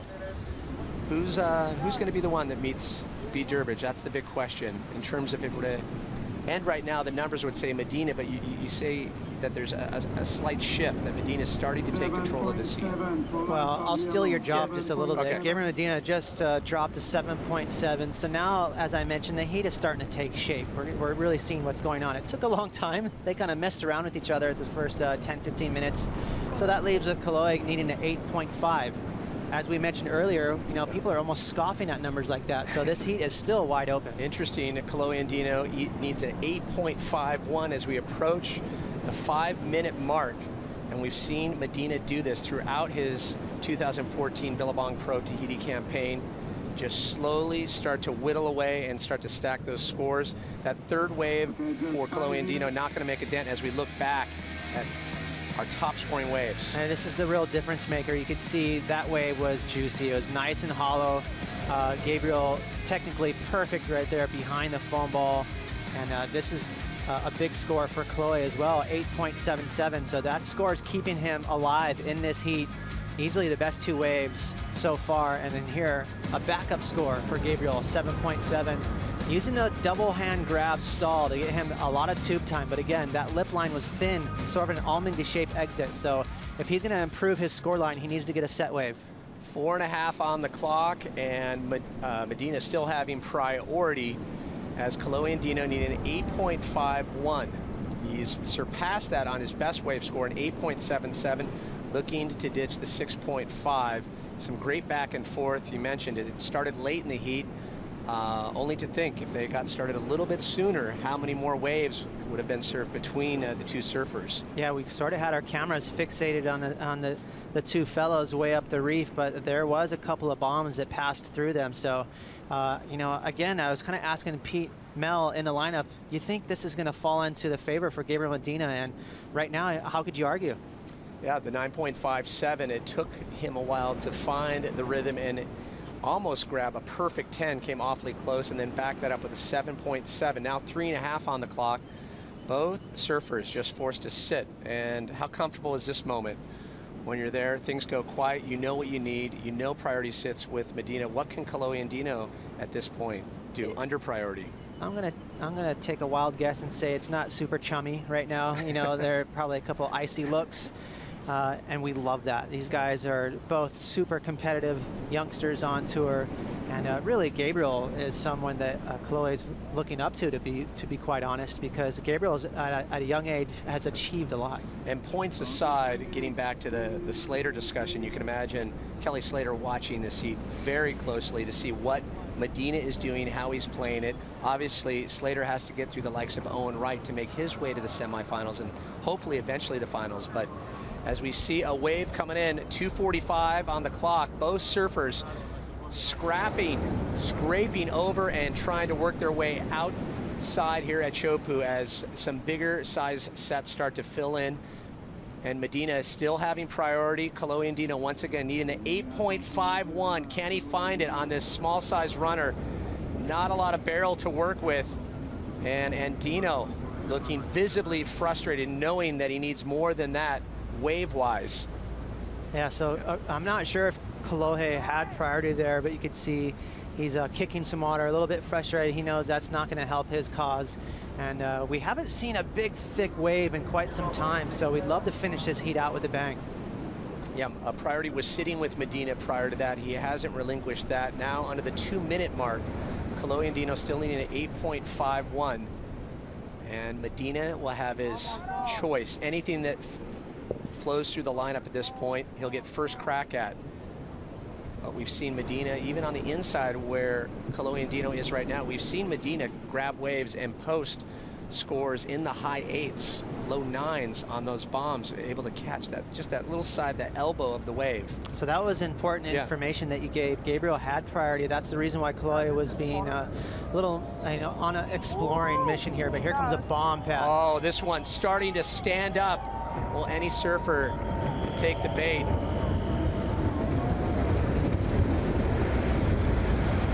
Just hearing the power, the rawness of that wave come through. Anything out the back, and it looks like Kalohe will take a look. Can he get into this thing? He does. Makes the drop, foamy section, and navigates the exit, but not a clean barrel for Andino, but you had to give him props. Wow, able to stay on his feet on that one. Yeah, it looked like he had some loose trucks there, but he managed to kick out. That was a crazy little wave there for Kalohe Andino, but he's looking at his watch, trying to see how much time left he has to get back in his heat. Gabriel Medina, just such a tough competitor. He did not buckle under pressure. He could have went for that wave. He backed out knowing, you know what, I don't need to push it. I got a lot of heat left to go in this competition. Well, now under the 30-second mark, and Gabriel Medina, it turns out, in terms of the playbook that he tapped into, forcing Kalohe Andino farther up the point, was able to grab that wave on the inside and then just built from there. As we count down the last 10 seconds, that means Gabriel Medina will face Beat Durbridge in semifinal number 1. The question now, who will match up in semifinal number 2? John Florence and Dion Atkinson when we come back to the 2014 Billabong Pro Tahiti.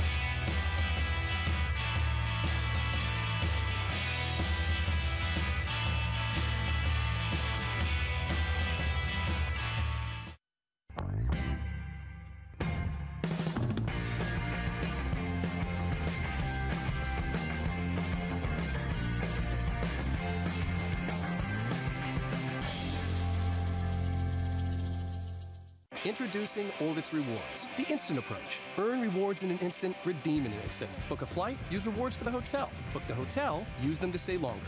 Think reward, redeem, relax, repeat. Orbitz Rewards, instant vacation gratification.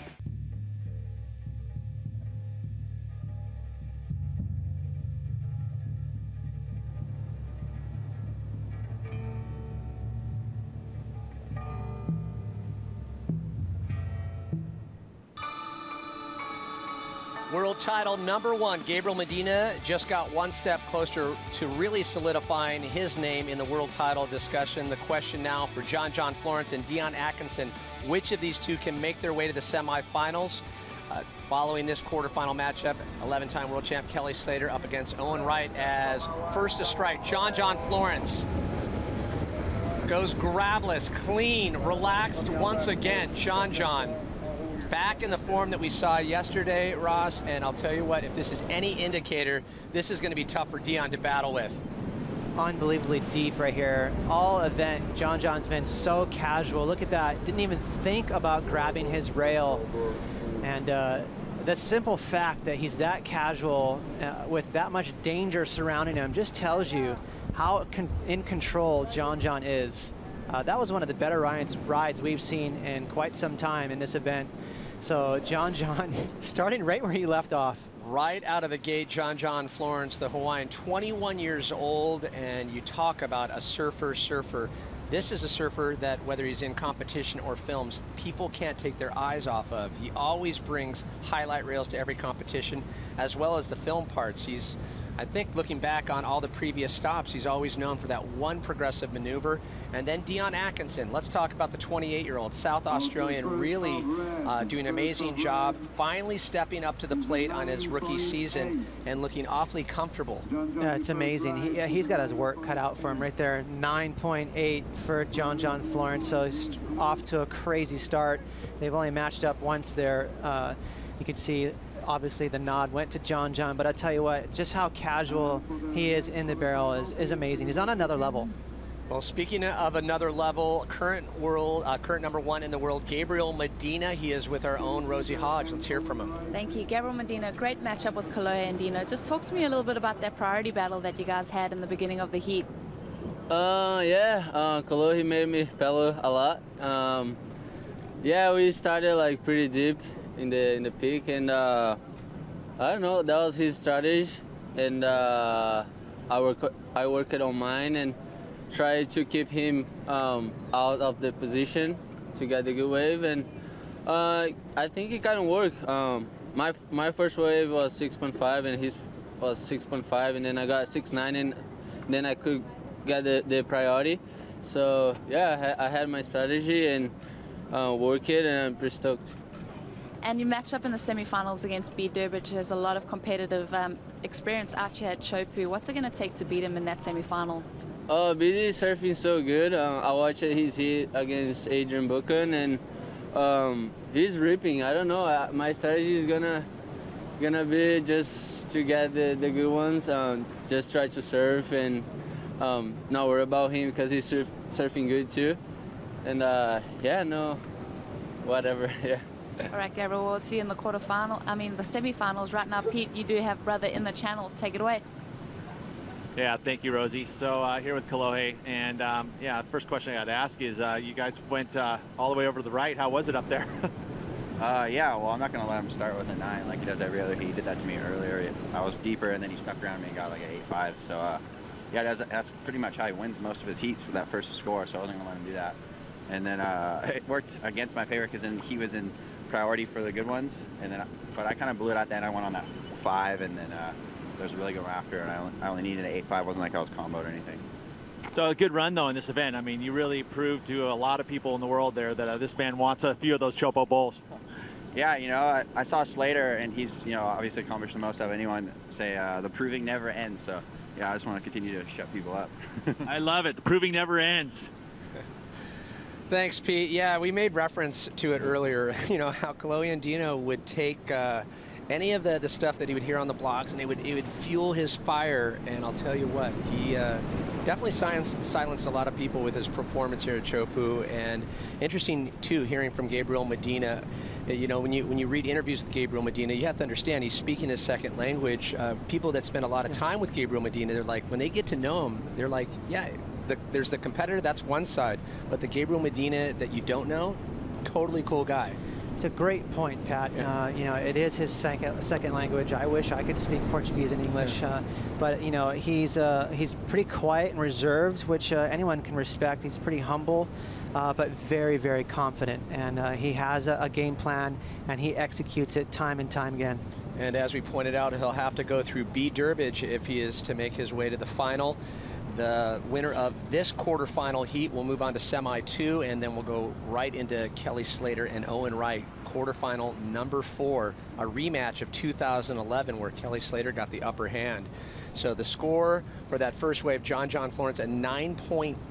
9.8 for John Florence. And once again, that barometer is set awfully high, but as we've seen with Dion Atkinson, he tends to surprise. You know, when you underestimate him, he's really proven any of the critics wrong at this Chopu stop. Well, he needs to draw some of that mojo from Bede Durbridge, you know, in his performance. He's kind of got that same vibe in this event right now, maybe slight underdog, but he can definitely get it done. He does have, in his favor, beautiful technique. He gets nice and high and tight. He's got that little knock-knee backside drag, so he can get it done. He just needs to get in the right rhythm. Having his best WCT event ever, his first career quarterfinal in a WCT. This is going to bode well for Dion Atkinson, also up against Mitch Cruz at the end of the season for Rookie of the Year. And we talk Rookie of the Year, obviously it's usually those rookies with you know, incredible first seasons on the CT. When John made his debut, he ended up 4th overall. So obviously Dion Atkinson trying to inch his way and, you know, get that coveted Rookie of the Year. Yeah, and it's crazy to think, you know, we heard a great insight there from Kaloy and Dino talking about, hey, I want to continue to quiet my critics. And you look in the water at John Florence, and I think, you know, everyone finds their motivation. Kelly's another guy that he's constantly having to reinvent himself at the ripe age of 42. You know, you have to find that mojo from somewhere. But what's interesting about John, he doesn't seem like Gabriel in the fact that he's overly competitive. I think he just likes to surf at a really high level. And out of anyone in the lineup, it seems like he's really enjoying himself in these waves. Well, priority sits with Dion Atkinson right now, under 27 minutes on the clock. John Florence sitting on that 9.8. When we talk about the rookie discussion, looking back at former Rookies of the Year, John Florence 2012 when he made his rookie debut, ended 4th in the year. And then you look at just the performance. Nat Young when he came onto the scene, wow, what a performer in his first year on tour. But some established veterans now in that mix. Yeah, there is. Look at that, Taj Burrow, 1998. Staggering, right? Still competing for world titles, you know, at present day in 2014. There's a lot of fans of Taj Burrow out there. Some are saying he's doing the best surfing he's ever done in 2014, and he's been at it so long. So Dion Atkinson yet to get on the board. We've been talking about the comfort factor John Florence shows when things get a bit gnarly here at Chopu. You know, you made reference to growing up on the shores of Oahu, obviously weaned on heavy bowls, but is there anything that you can kind of take from his ability to calm the nerves that separates him? What is the X factor with John? Well, it's interesting, you know, growing up on the North Shore, of course that's going to influence you because you're simply exposed to a lot of power and big waves throughout your entire childhood, and that's going to lend to being comfortable in heavy waves. But everyone's born with a certain set of tools, just some natural ability. John's one of those freaks like Kelly Slater and a bunch of other guys where, you know, straight from day one, they were just born to be a natural athlete. So much agility and reflexes, you know, it really sets him apart. Kind of nerves of steel, maybe the DNA of a Navy SEAL when things get pretty intense, completely relaxed and calm. Exactly, it's a great point. He can perform under high pressure. And he relishes when things get super heavy there, as we see Gabriel Medina, Stepdad Charlie making their way in, and this has been the active routine for these two. Every day on the lay days here, Gabriel Medina has been spending a lot of time free surfing. We mentioned coming early, and it's really been making the difference. It definitely paid dividends in Fiji, as we saw his performance that Medina put down there. Yeah, you can see he always travels with his father-in-law, Charlie. And keep in mind, Pat, these fellas, if one of them makes the finals, they're going to surf 5 times in intense waves at Chopu. So it's a marathon, and you can see that was a great little insight there. It looks like Gabriel's going to go in, maybe have some water and relax. You have to pace yourself. I know there's a lot of purists out there that hate the discussion, how, you know, they hate the aspect of like, oh, these surfers are working out, they're training, but stamina, like as you point out, it enters the discussion when you have a day like this, especially after taking a few floggings. Hey, one of those wipeouts, being ragdolled, you know, getting held down for 2 waves, you basically age a year. I mean, it's so stressful. Not to mention the physicality of it, it's taxing. Well, John Florence, for the moment, the only surfer with a wave so far in this quarterfinal matchup up against Dion Atkinson. John Florence sitting on a 9.8, 23.5 on the clock, and priority sitting with Dion Atkinson, one of the 2 rookies on the 2014 tour. And Dion Atkinson, his first quarterfinal appearance on the WCT. Either way it unfolds for Dion Atkinson, he can hold his head high that he made it to quarterfinals. Obviously, as I pointed out, he's been the spoiler up to this point. He's taken down a lot of big names. He really has, and he's kind of smoked himself out. You know, now people, I don't think anyone takes anyone on tour lightly. Yeah. They know better than that, but you know, the only negative that he gets from this is now people, you know at Pipeline, Fiji, Chopes, he's a threat. So we've seen a few personalities here at the break of Chopu as we take a look at the tide and how that is going to impact the waves that we have seen so far. Yeah, so we're just on high tide now. That could be a reason why we've seen the pace of the waves slow up a bit. You know, obviously John came out with a bang, but no waves ridden since. So maybe when we get on the other side of this high tide, the water starts going off the reef. I know that's a scary thought, but it might allow more set waves to come through. What's that like as a competitor when you watch the heat just before yours and it's just rifling, wave after wave, and then you get out there completely dead calm? It's a great question. There's a lot of surf spots where you don't want to see a ton of waves in a heat prior. Offhand, Bells, J-Bay, some of those point breaks where the swells take a long time to come in. If it's super active the heat before you have that feeling it's going to be quiet during your heat. Well, good news, we see a couple of medium-sized lines starting to stack up a little higher. Dion Atkinson has priority. He'll drop into this one, instantly grabs the rail, stalls it up, gets covered up, and a clean exit for Dion Atkinson. Wow. You can see Dion, he knows better. He's, you know, that's going to be a mediocre score, not quite getting deep enough in that tube, but he's got a wave on the board. And look how intense this drop is. Again, I think this is going to be a pretty mediocre score. It's still such a risky drop. Great technique there. Getting behind a curtain for a little bit. But the reason why I think the score won't go too high is not quite enough tube time. He was behind that curtain just for you know, a second or two. And so for what's on offer out there, he knows that he's going to have to get back out there and get way behind the curtain. I'm sure Dion Atkinson knows that John Florence intends to back up the 9.8 with another wave in the excellent range. And we mentioned not only his first quarterfinal appearance, but his first appearance at Chopu, and what a way to make a debut. Dion Atkinson scores dropping as anticipated, as you pointed out, Ross, a 4.67. So exciting to see Dion Atkinson get on the board. However, he's going to need to improve upon that and then find a few more waves following, as 20.5 on the clock. Now priority sits with John Florence. And John will just wait to strike. He'll wait for those gems, and he has such an uncanny ability of knowing what waves are going to work and open up. It's unbelievable the way he sniffs it out. Yeah, he does. You can see he's very patient. He knows which wave he wants. He wants the set waves, but just taking a look at your screen right there, you see a little bit of texture on the water. Some of that sea breeze starting to show its face. So Dion Atkinson opting to just stay busy on the inside, a bit of a crumbly inside wave. He'll take a few pumps and kick out. Now that being said, you know, that texture I pointed out, you can see it's very light. It's not enough to cause much concern, but we'll keep our eye on it. Maybe, hopefully it doesn't get any stronger. That can create that unwanted chop on the face. But right now with these waves, they're so big and thick, some of that wind doesn't even matter. The wave still heaves. Well, John Florence, you hear his name referenced the entire stay here in Tahiti in the free surfs in competition. He's the one that everyone is watching to set the tone.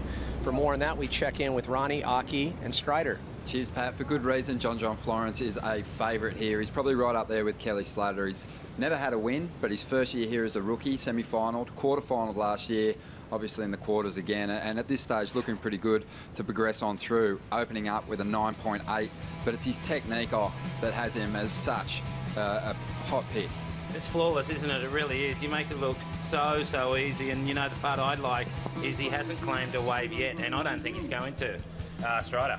Well, I mean, you can see how relaxed he is out there. You know, there's a question of athleticism and you know, whether he's just a natural on the surfboard. He's been on a surfboard his whole life, you know, surfing out at waves like Pipeline at such a young age that I think he's just so naturally drawn to surfing and comfortable on the surfboard that when a situation like this arises, he's just like, oh yeah, I got this, I'll just drop right in and just sit here. And you can see him dragging his leg right there, he does have that crazy technique, but he's just done it for so long that he's mastered it already at a young age.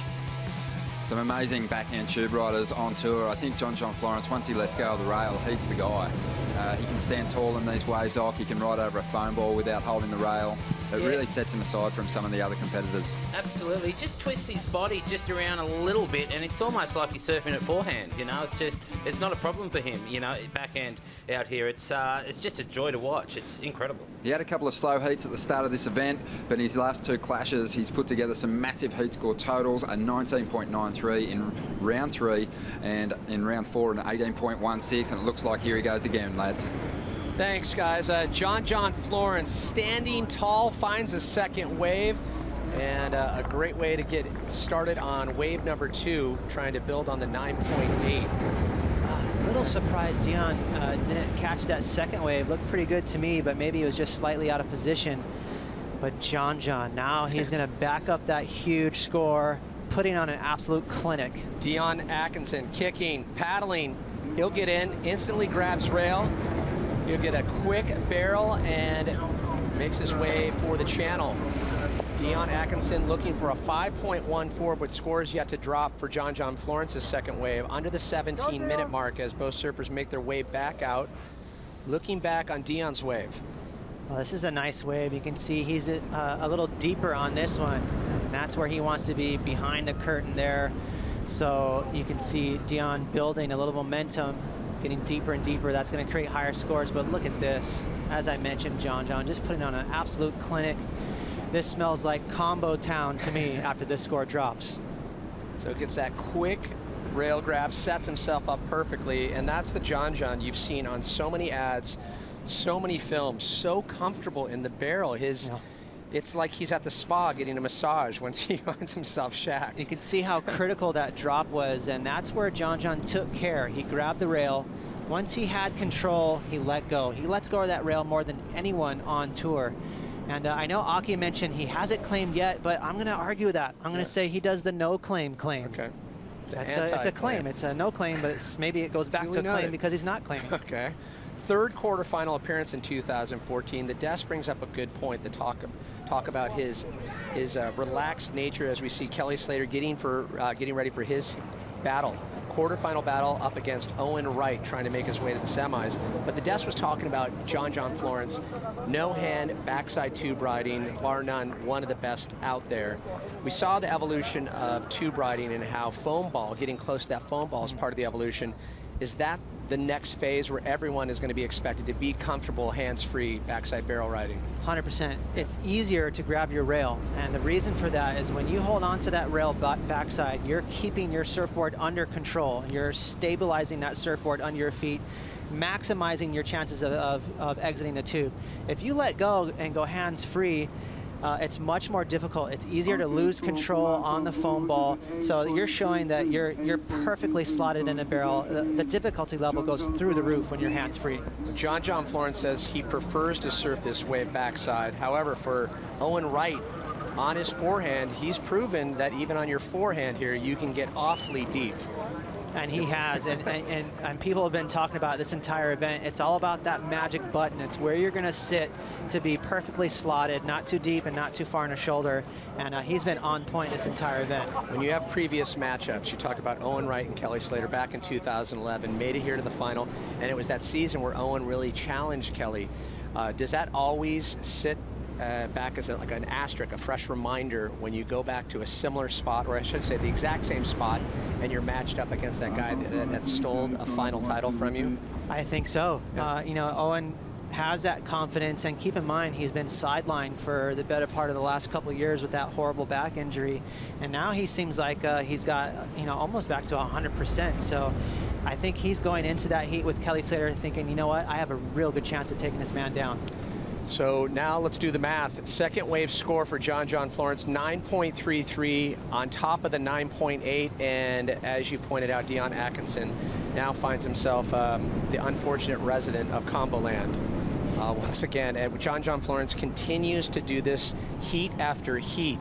As we see John Florence utilizing priority, drives on the foam ball. Can he exit? No. Wow, you just saw the sheer force of that thing come at him. He just went to Gangsterville right there. Yeah. That was, he did not need to let go of his rail.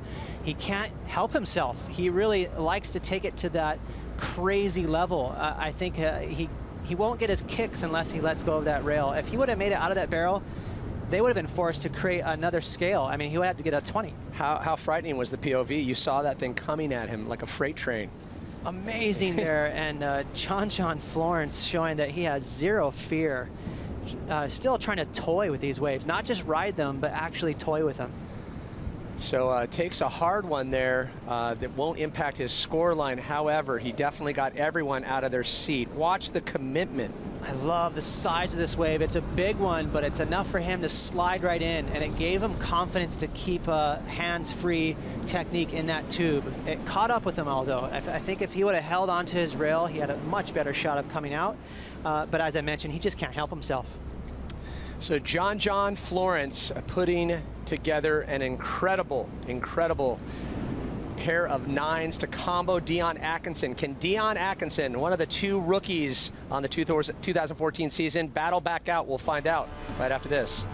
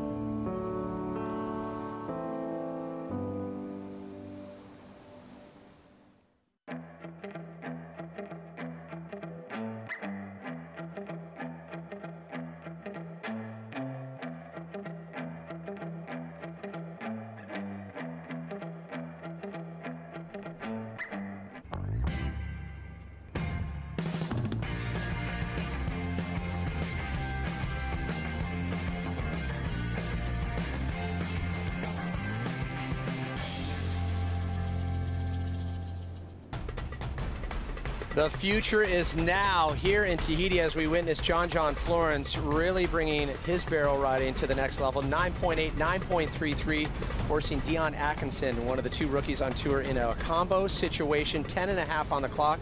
Priority sits with Dion. And now that we've witnessed what John's capable here, does he even have a chance to climb back out? It's got 10.5 minutes to go. As you mentioned, that's plenty of time. Dion, he'll utilize priority, pulls himself into the barrel, and just gets eaten up right there, and a wave out the back, nothing for John. Tell you what, he was really close to making it over that foam ball. Had he come out, it would have been a giant score, and he would have been right back in it. So now he's back to square one. So John Florence out the back with 10 minutes on the clock, now has priority. He'll just sit and wait, and you can imagine John is going to wait for that gem of a wave to come through, as Dion having a bit of a problem there on the inside. Lots of turbulence to deal with. Yeah, you can see he had to duck dive that first huge whitewash, and luckily our water patrol right on hand for him, so he'll take a little ride around the lagoon and back out to the lineup. As we watch Dion drop into this little beauty, he is super deep, grabbing that rail for extra control, and watch that foam ball in the barrel. Got the best of him. You can see he lost control, went over the handlebars, so very tricky tube ride there. Had he come out, it would have been a big score. Yeah, grinding tube for Dion, unfortunate, couldn't make it out, will remain in the combo situation. Still enough time to grab 2 major waves. However, John Florence has priority. Now Dion will have to take the long way around. Talk about the difference of when you're at a place like this and there is no jet ski assistance. It kind of changes your attitude in terms of what you're willing to charge, right? It is. You know, I think it's a great addition to the tour. When I was on tour, we didn't have jet ski assistance, so there was a lot more paddling involved. And what would happen is, although athletically it was something to admire, you missed a lot of waves. We want to see these guys out here surfing every single wave possible. Yeah.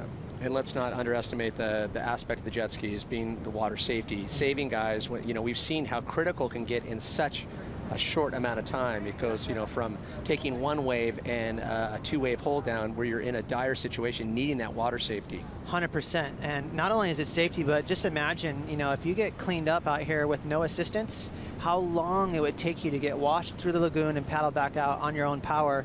You're talking a good 10 to 15 minutes. So that's time that's not wasted with these skis. So if you're keeping track, John has comboed his opponent in round 3, round 4, and now here. It's a good situation for John, and let's remind everyone he's currently 13th in the world. Now with the big shakeup that we've seen, the major players in the top 5 sent home early. You can now John Florence is going to enter the top 10 conversation. Extremely underrated surfer. I mean, John has the talent, without saying, you know, everyone knows this, of being a world title contender. So with a win here, if he does achieve that, he's going to put himself right there. I mean, the only downside is he has a couple of throwaways already. Well, we've talked about this before, where John Florence loves surfing so much he has a problem pulling back and surfing a little safe, if you will. This is a place that he's doing anything but. He's not surfing safe whatsoever. He's enjoying the moment. That's the kind of John that all his fans want to see. You think of longevity and John and what he could do later on in his career once he has a little more patience. Right now, he seems like just a amped out, psyched Grom. He surfs probably more than anyone. And a result of that is a lot of times he's sunburnt, he gets scraped, he gets cut up, he gets injuries. So he is just a surf turkey. How about the free surf in J Bay on one of the lay days? How long? Was it a 5? Something like 5 to 7 hours he free surfed. With a heat bright and early the next day. Yeah, just not worried about saving his energy at all. Well, time is running out, unfortunately, for Dion Atkinson. 6.5 on the clock. Priority still sits with John Florence. To remind everyone, coming up, 4-time champ here and 11-time world champ Kelly Slater up against Owen Wright in quarterfinal number 4. The winner of this heat will go on to semi 2, and the winner of our next heat will match. Most likely, it's looking like John Florence, because the chance for Dion to climb out a bit slim at this point with 6 minutes on the clock. Let's take a look back at our top scoring waves and how we got here. Well, right from the get-go, John got a 9.8. Again, he's been heavily relying on that beautiful technique, as we've been talking about, hands-free. Quickly backed it up with a 9.33. Had a little grab rail on the takeoff. Then, of course, as soon as he could, he let go of that rail, standing tall and proud. And this is Dion's 8.33, getting himself involved in this heat. A nice tube, but again, he had to, really need to get involved in this heat. He needed a wave with a little more consequence, a thicker, juicier barrel. So with 5 minutes to go, he's still looking for that one. Dion, we jump back in with him as he finds another screamer driving down the line. And he gets a clean barrel. Was it in the low to mid 9s? That is the score that he needs to battle. He's in a combo situation needing 2 brand new waves. Well, keep in mind, John's second score, his second keeper's a 9.33. That was a beautiful tube ride for Dion. I'm thinking that he's going to break out of that combo situation with this ride. As I mentioned in that heat recap, he needed a thicker wave, something of more consequence. And look at that right there. That was a heavy one. And he knifed right through it. So that's the wave that he needed to break out of combination. So we're talking about what's at stake for Dion Atkinson. And this is a huge accomplishment. Currently 31 on the rankings, and you see those finishes as we jump back in. John Florence immediately stands tall and proud, makes the drop, perfectly navigates that vertical wall on the drop. Right when I thought Dion was going to maybe get back in this heat, you would have to say that John shut the door. That was one of the biggest waves ridden in this entire competition. A ton of water moving, and look at this one, Pat. Let's just watch. And that is what you call textbook Chopu spit, way beyond the channel. Well, we have an event within the event, the Andy Irons Award, and how could you not look at this young man right here, showing the commitment, style, performance, anything you want, he has got it. That was easily, I'm thinking, the biggest wave ridden so far in this contest, and he rode it to perfection. And the sheer girth, the thickness of that wave, you heard just the channel erupt, and check out the side profile. I telestrated the wave earlier, just showing how difficult it is to make it down the face of these waves. There's so much water pulling up the wave like a river rapid. Unbelievable for him to have the instinct and the guts to get down and under that ledge, manhandling that bottom turn. And again, of course, for good measure, John's going to let go of the rail. Unbelievable. And there's that Zen approach, the Zen exit that we love so much. You heard the channel erupt. Rosie, what is the atmosphere out out in the channel? I mean, it seems unbelievable from here. Absolutely incredible, Pat. I mean, the channel whistled that one, and we were aware that something was going to happen, something big was coming. That was probably, I'm calling the biggest wave that we've seen ridden in this entire contest, and John handled it with such ease, stood tall.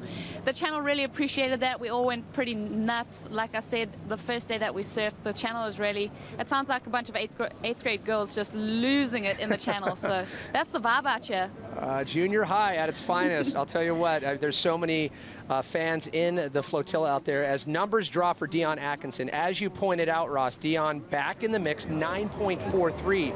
But here's the thing. Now as we approach the 2-minute mark, still waiting on that fourth wave score with John, you have to love the way Dion is battling back. And numbers now starting to drop, and this is that nail that I was talking about that's about to slam that coffin shut. Get out the hammer, start swinging. It's coming awfully close. Really high numbers. It will impact 9.87 for John Florence on that wave. So now Dion Atkinson, he climbed out of the combo situation only for a short moment. So now back in the combo situation under the 2-minute mark with a 9.87. John just put him back on timeout. That was unbelievable right there. It's amazing timing. You know, Dion, great surfing. That 9.43, that was a heavy wave. And John right behind him on a 9.8. That wave was huge. 2 of the judges gave it a 10. I'm not sure what else you could do, what kind of sprinkling, kind of maybe stars and sparklers on that to add to it. But that was one of the most amazing things I've ever witnessed here at Chopu. Incredible by John Florence. I agree. You know, there's not a whole lot left to do out there. Look at the texture on the water in the ocean right now. A little bit of an onshore breeze, but with the wave that you're seeing on your screen here, this much size, this much power, wind will not affect it. It has no choice but to heave over itself on that shallow reef. Look at that, how John, as soon as he gets to the bottom and finds his line, he's going to let go of that rail right there. Keep in mind, this is easily the largest wave ridden so far in this event. There's so much contour. The transition in that wave is unbelievable. For him to fit a straight line of a surfboard in the curve of that wave, it's something that's so difficult to do. He's breaking the rules of geometry right there. It shouldn't be possible, but he's able to do it. As we counted down the last 30 seconds, Dion Atkinson, he came back swinging. Hats off to him, a 9.43, his first quarterfinal appearance ever on his rookie year on the CT. We look forward to seeing amazing performances out of him in the future. Coming up, 11-time world champ Kelly Slater up against Owen Wright, and this is going to be a rematch of 2011 where Kelly Slater took the win in the final. Stay close when we come back. Joe Turpel and 89 world champ Mark Potter come to the booth. Next is, get ready.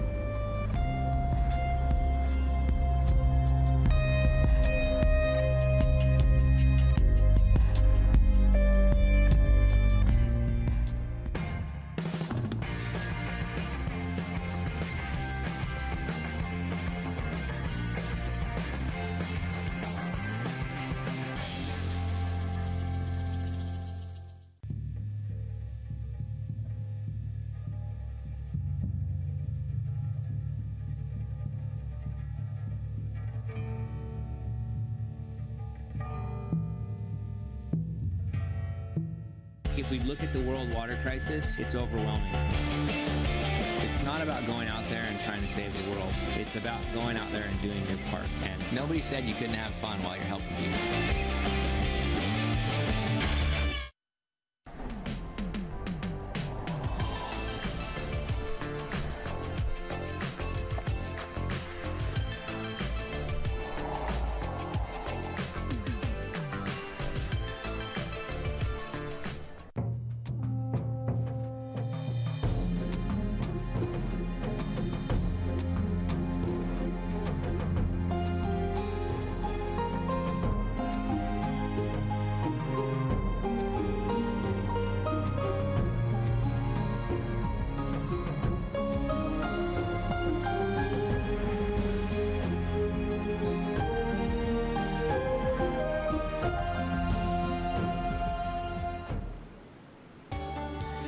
Welcome back to the South Pacific. Chopu is still firing as we enter quarterfinal number 4. Kelly Slater, number 6 in the world, taking on number 11 in the world, Owen Wright. This clash has been seen before in Chopu history. It was a final back at the Code Red Swell. At that time, when we were talking about those swells coming up on the charts during that epic year, they were being compared as the best ever. And now Kelly, who won that event, is kind of adding a new line to this event, saying this one is now outdoing the Code Red Swell as far as competition is concerned. Joe Chappelle alongside former world champ Martin Potter. Potts, you've watched Kelly's career in its entirety. You've seen him travel around the world for his whole life looking to take down titles. Pretty epic to hear him react to conditions like this. Absolutely right. I mean, you just got to watch what went down in that last heat. I mean, John having a look just to have a look and see what he did, and I don't think he understands the gravity of the situation that you know, the things that he actually did in that heat. I think that's the 3rd heat in the road that he's had his opponent comboed, scoring into the 9s and very close to a 10-point ride on that last one. I don't know what more he could have done, because that was the biggest wave we've seen this entire event. He fell out of the sky, pulled up into the barrel, stood tall, and came out at the other end. Telling me that Kelly Slater and Owen Wright are not amped right now. It's I tell you, they've been watching that and they are fired up. Owen Wright, 24 years of age, 6'3", 179 pounds, the ASP wild card for this season to add to the top 34. Picking up the pace, 4 spots on the increase from the semifinal result at Jeffreys Bay. As we look into the all-time matchup spots between the two, Kelly with 10 wins over Owen Wright's 4 wins. 3 of those were finals in the same year, consecutive finals, and Owen Wright ended up winning probably the most crucial final in New York, because it was a $300,000 win way back when. At the moment, though, let's get the energy from John Florence in the channel, sitting with Rosie Hodge. Yeah, John Florence, and an absolutely amazing performance. You know, we can't stop talking about how you never grab your rail. What's up with that? Just tell us about, you know, is that just another challenge you like to throw at yourself? I don't know if it's a challenge. It's just the way it comes in, the way it's so big and rounded. You like have room to stand up, and I guess it kind of, I don't really know. I just feel more comfortable standing up like that than grabbing. Okay, and you've done just shy of a perfect heat almost three times in a row now. Are you hungry for that perfection coming into the semifinals and possibly the final? Yeah, for sure. I'm just going out there. You know, the waves has been getting better all day. It's a little bit of wind now, but I just really want to go out there and keep getting sets. And when the whole channel's erupting like this, you kind of like have to go on one. Yeah, well, we're just watching some of the action right now, but Pete Mel, you've got Dion Atkinson in the channel. He's been one of the standouts. Their bombs coming through. Take it away. Hey, so I'm here with Dion Atkinson, and of course, what a performance, really. I mean, an amazing event for you. In your words, how are you feeling? I'm pretty stoked. Yeah, if someone said I'd come here and get the scores I had and the waves I had and the result I just got, yeah, I'd be over the moon if I knew that when I was hopping on the plane. And yeah, I'm stoked to finally just make some heats and feel like I kind of got my groove a bit. And yeah, look at this wave, look at this place. It's picturesque, and I can't wait to come back. I got to ask you got to silence those critics, especially your boy Lewis Samuels. Yeah, I mean, yeah, there's critics, but I don't know. I feel like I've been surfing well this year, and there's been a lot of like kind of close calls, and I'm stoked to get a few calls my way and just a few big scores. And yeah, it's been a long, probably 8 weeks for me. I've been a bit injured and not surfing, and to come here with no confidence and yeah, to sort of put it all together, I'm over the moon. He's leaving with a ton of confidence. That's Dion Atkinson. Nice job. Thank you, Peter, and a great job to Dion. He will be passing Mitch Cruz on the Rookie of the Year race as we head down to the Hurley Pro at Lower Trestles for the 8th stop on tour. He had a platform to perform. We knew that he had some big wave skills coming from South Oz, but he got to showcase it here with the jersey on, and he took down some huge names. We always talk about that act as a rookie, coming up as a bottom seed. You're always surfing against the top 5 picture from round 1, round 2, and round 3.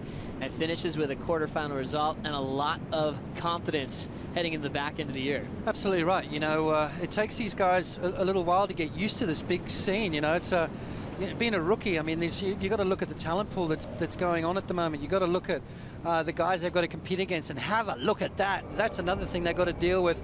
That is just absolutely crazy right there. I don't think there's another place on the planet that produces such raw energy as Chopu does. We see the Water Patrol understanding the severity of that situation there. We saw CJ Hobgood get sucked over the falls on a very similar wave. Kelly Slater just avoiding that there. So both guys still waiting to open their account, and I'm sure we're going to see fireworks through this heat, Joe. Well, Kelly, just like John, has been on fire back in round 3. He comboed Jadson Andre with a 19.44 total. He matched that total in round 4 earlier this morning with a 19.44 total, comboing Owen Wright and Dion Atkinson. We'll see if he continues that role in this matchup. We mentioned that they've have a lot of matchups in the past. We mentioned the year with multiple finals, but the early matchups were when Owen Wright wasn't even on tour yet. He was getting those wild cards from Rip Curl. Beat Kelly at Bells in round 2 that same season. They gave him another wild card in Portugal at Super Tubos. Took out Kelly in round 2 way back when. You know, Kelly's notoriously had a lot of trouble with the wild cards. Put him up against the best surfers in the world, and you know he's fine. But as soon as you throw those wild card situations in there, you know, you just got to go back to Portugal as well with last year when he lost in the second round as well. So he has trouble with the wild cards, but once he gets the ball rolling like he has here, he's got a ton of confidence. He's, as you said, 2 heats in the 19+ points. You know, his confidence is oozing, and I think this is the hardest time to try and unearth Kelly Slater. Well, we're seeing a little bit of weather out the back in our lineup right now. We saw that wind just pick up. John Florence kind of referenced that after his last heat. We had some rain coming down, but we still have solid surf out the back. Kelly Slater looked over the edge of an absolute monster and decided that it was not the time to commit to a wave like that. You know Kelly wants it. He hasn't left the channel all day. He's trying to calm the nerves. After seeing what John did, Kelly's a guy that feeds off performances like that. What do you expect from him to do with conditions like this? Fireworks. Especially against Owen. He knows he's got to bring his game with Owen. You know, Owen's on fire. He surfed really well against Brett Simpson. You know, probably one of the hits of the event so far. You know, a 10-point ride during that heat. So Owen's on fire, and Kelly knows that. Kelly's got to post another 19+ point heat here to win this, you know. He can't sort of sit back and relax. He knows he's got to go deep. He knows he's got to go big. And the pressure's on him because everyone's expecting him to do that. Still 26.5 to go. No scores on board yet in this 4th quarter final. The winner takes on John Florence in semifinal number 2, as we already have the stage set for Beat Durbridge versus Gabriel Medina in the first semifinal, as looks like we are going to continue on and crown a champion at the end of the day today. When you look at Kelly's records, he has more records than anyone else in surfing history. He's been in 8 quarterfinals in the Billabong Pro Tahiti, and he's never lost one, undefeated still. Wow. That's an amazing stat. I mean, you've just got to, you know, you could keep going on for days and days with Kelly's stats. You know, 11 world titles, up into the 60+, you know, career title wins. You know, the guy's an amazing competitor, and he somehow is able just to keep digging deep and finding that inspiration to keep going. And, you know, I think it's come from his competitors too.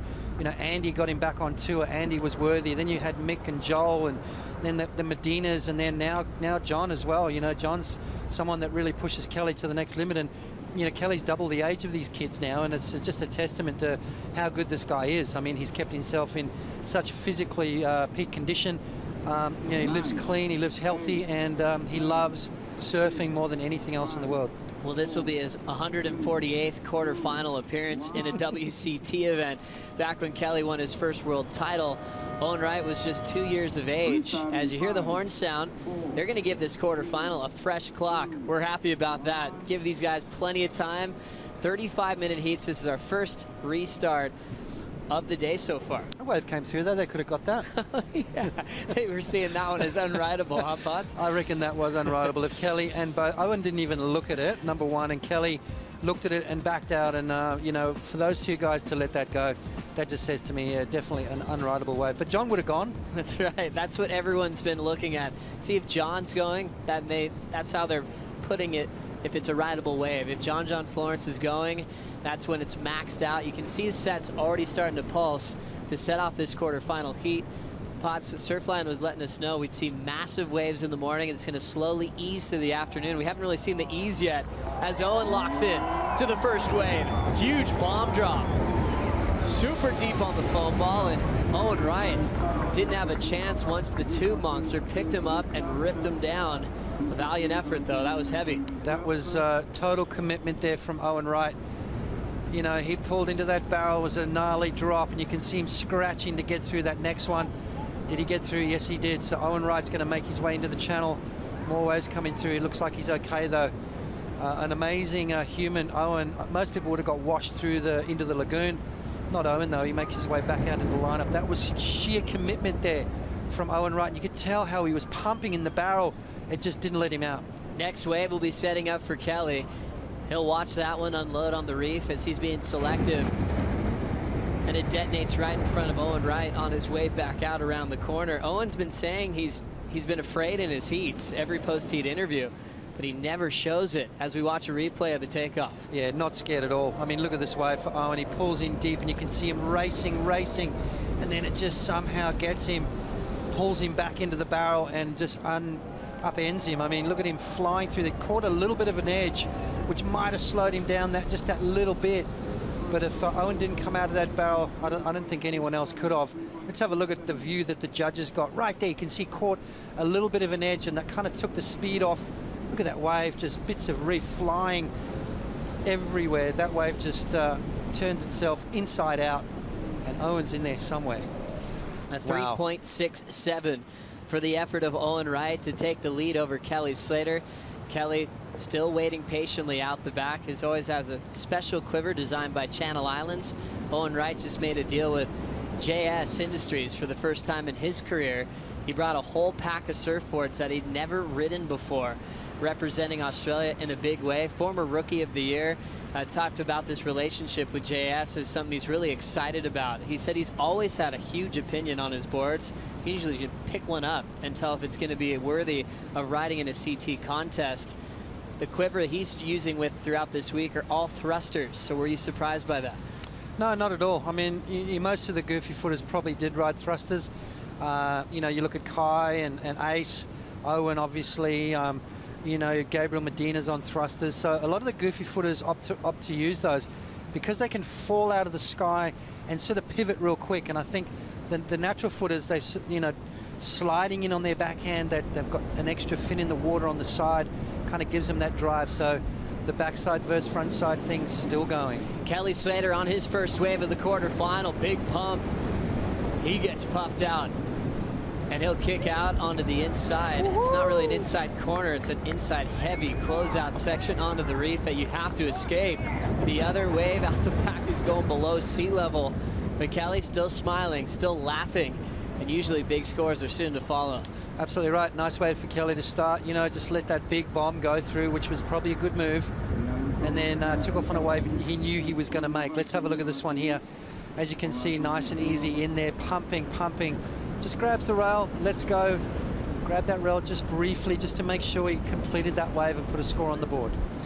So he'll kick out, and we'll check out a deep view from the channel. He's making that effort not to grab the rail in the takeoff, Potts.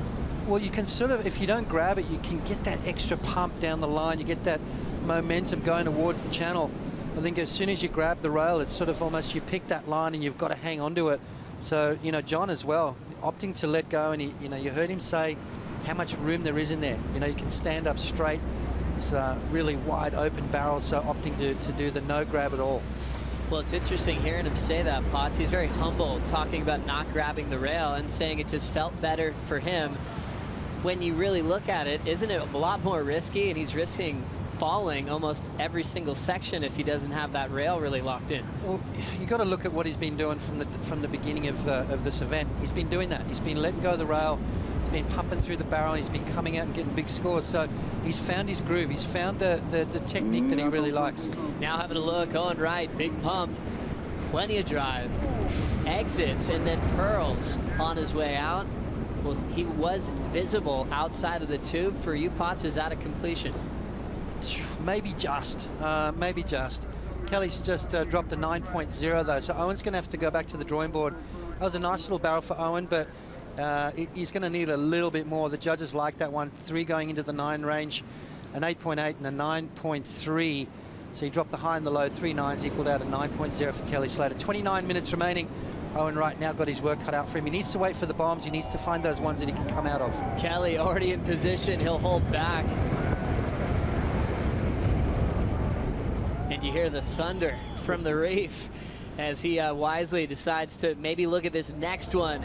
He has to duck through it.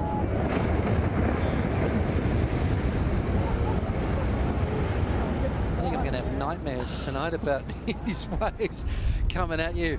It's chasing me, you know. It's like it's just dodging death, these guys. I mean, I'm really happy so far that everyone's come out unscathed. I mean, we've still got a few heats to go, but we've seen some radical wipeouts. These guys have just been charging. You know, they've got the AI award up for grabs, and I tell you what, every single guy on the tour at this event's really had a go. Having a look now, Kelly Slater holding onto the rail. He'll slow down and stall a little bit further.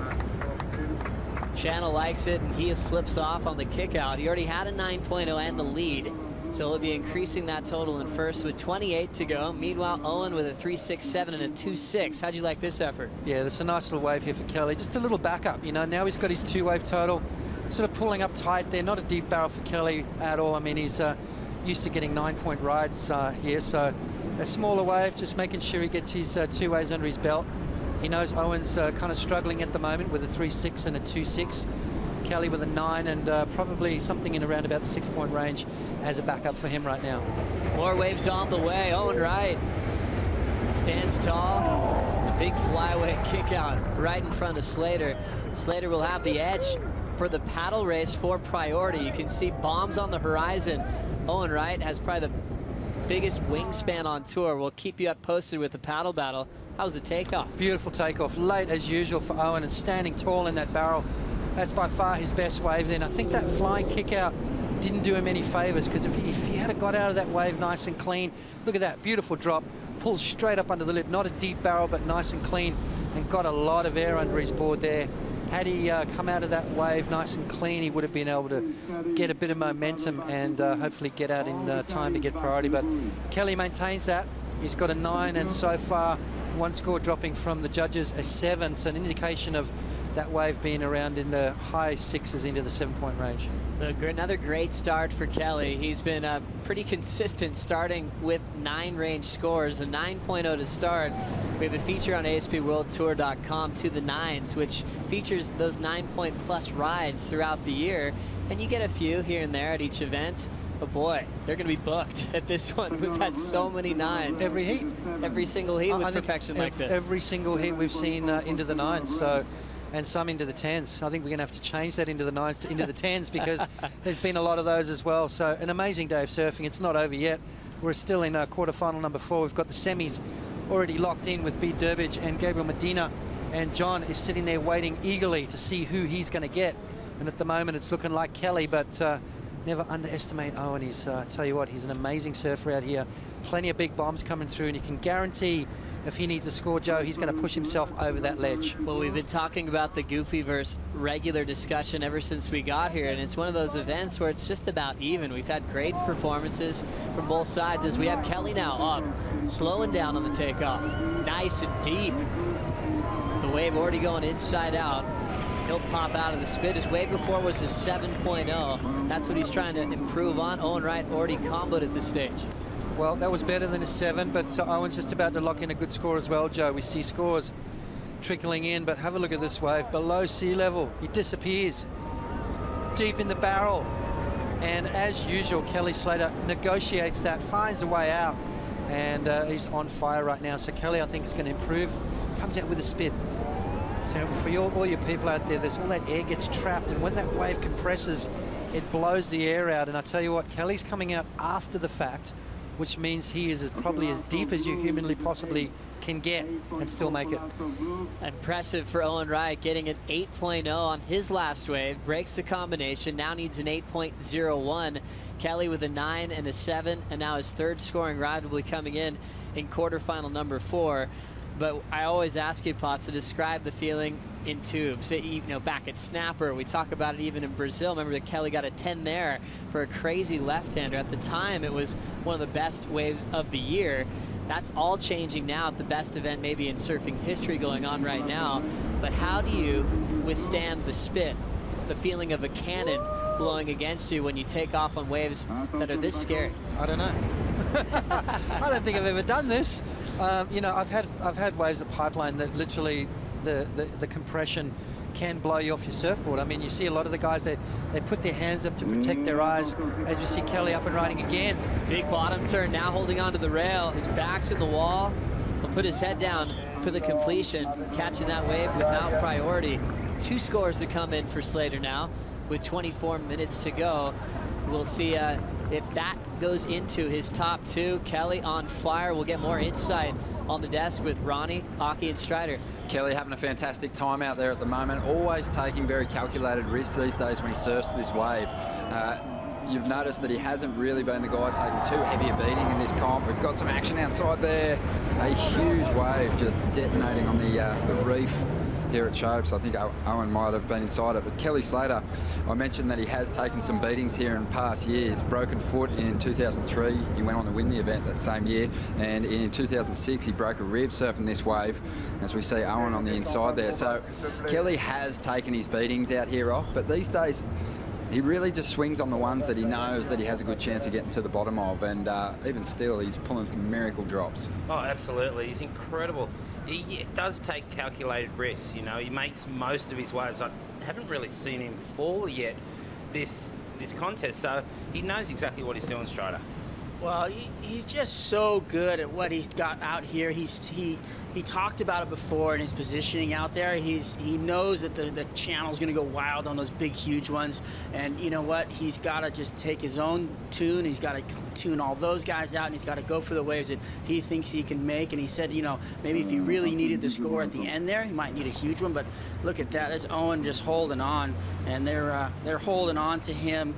And I'm hoping that he's okay, because that was an amazing wipeout. I mean, that thing was so throaty, so gnarly, and he is definitely not moving much right now. Yeah, it looks, excuse me, Ronnie, it looks like he's busted his eardrum to me. Well, we'll see now. He's got back on his board.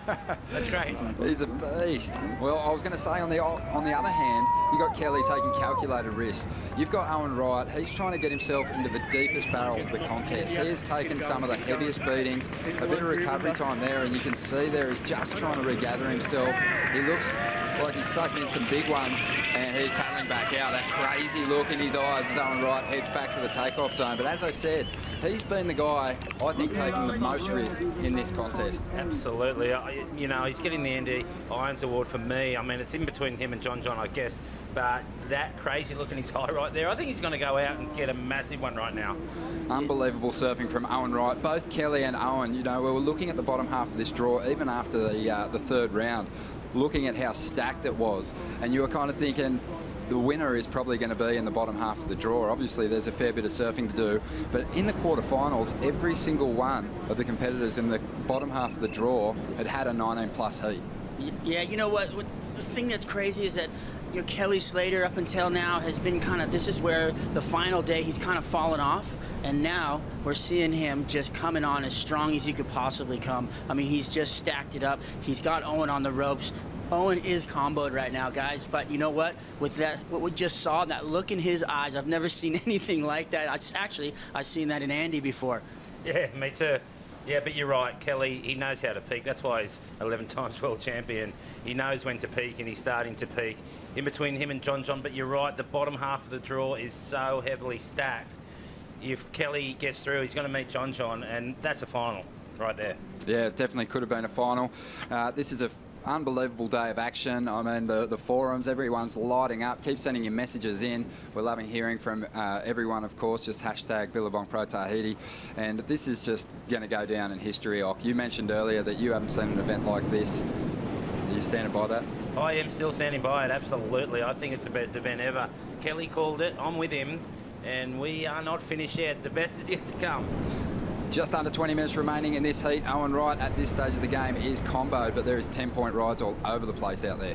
Thanks, Ronnie, Aki, and Strider. And if Aki's calling it the best ever, I'm calling it the best ever. We've seen a lot of events out here. He won one back in the late 90s. Everything's coming together for the final series. Kelly and Owen Wright, a dream team matchup as we reflect on that wipeout one more time, Potts. Yeah, you look at Owen just throwing himself over the ledge there, and he goes down very awkwardly now. He's got tons and tons and tons of water going over the top of him, and you can see him, he was trying to make that, and he just lost his balance at the end there, and he goes down quite awkwardly holding his breath. You can see him taking in some big breaths. The jet ski missed him on the first run because he was so deep under the water. But as Owen, look at him, he's just taking in the deep breaths there.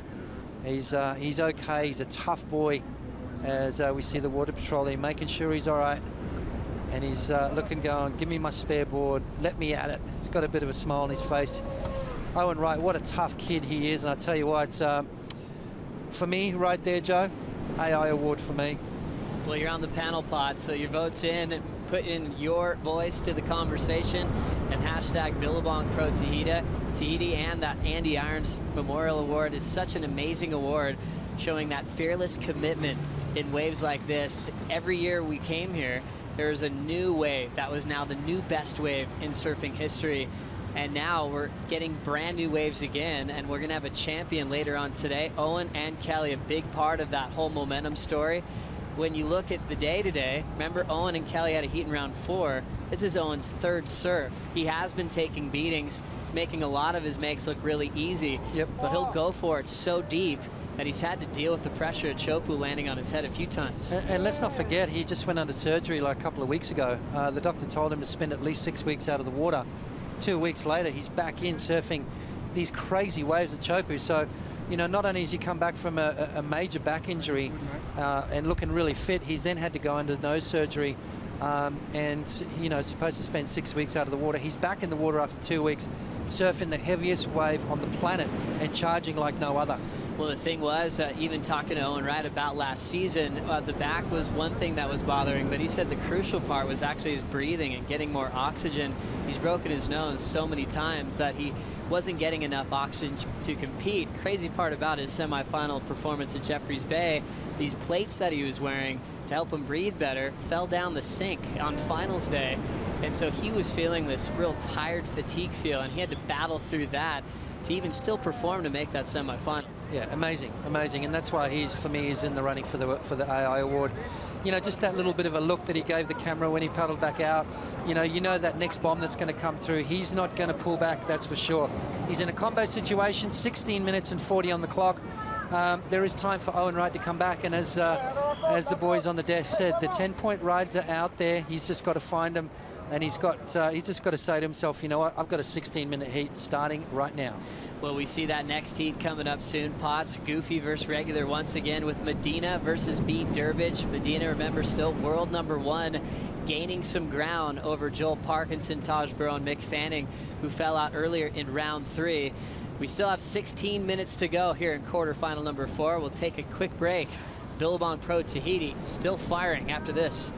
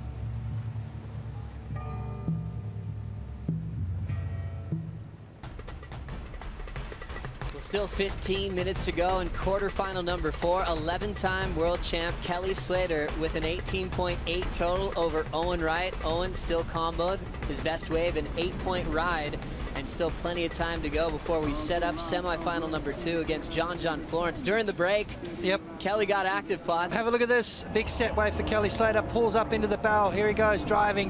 He grabs the rail again, disappears in amongst it all, and comes flying out of the end. And the boat almost goes. Look at it, everyone's scratching to get out of the way. That was probably one of the biggest waves. Let's have a look again from a different angle. Kelly Slater, what a drop. Grabs the rail and he's hanging on. Here he goes. Let's go to give that extra little pump. Why? Because he needs to. He's riding on the foam ball about as deep as you could get. The judges scored that a perfect 10-point ride. So there we go. 19.80 two-wave total for the 11 times world champion. One judge threw a 9.8, the rest threw 10s. Wow. Insane to watch Kelly Slater improve heat by heat. He always used to talk about peaking on finals day and saving something extra for the finals. This is his new highest heat total, a 19.8, 110, 198. It's always interesting when you look at the 5 judges on the panel. There's one judge that has given him the perfect heat, has thrown 2 10s on his last 2 waves. On the average right now, though, it's a 10 and a 9.8. Owen Wright needs to dig deep to make a comeback. Very deep. He needs 2 10s pretty much. Joe, or a 10 and a 9.85, somewhere along there. And Kelly's just proved that they're out there. So Owen's, you know, he's got to make sure he tries to, well, he's got priority code. He's got the first step out of the way. The next step is to find the bomb. He needs to pull it off. I mean, that big set, had he made that drop, Joe, and you know, that other one that he drove into and didn't come out, I think it was his first wave, 3.67. Had he come out of that, that could have been a 10 as well.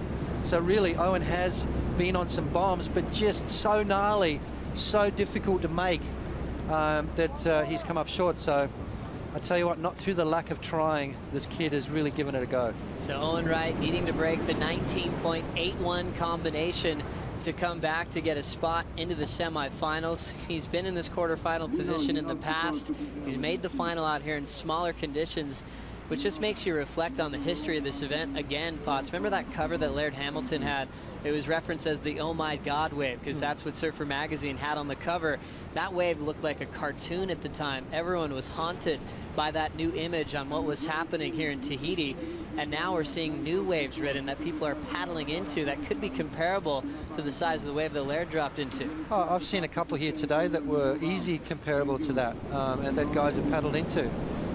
So yeah, things are going, moving at a rapid rate, and guys are starting to charge big time. I mean, this has become part of professional surfing. Gone are the days of us surfing 2-foot beach breaks, which we used to do.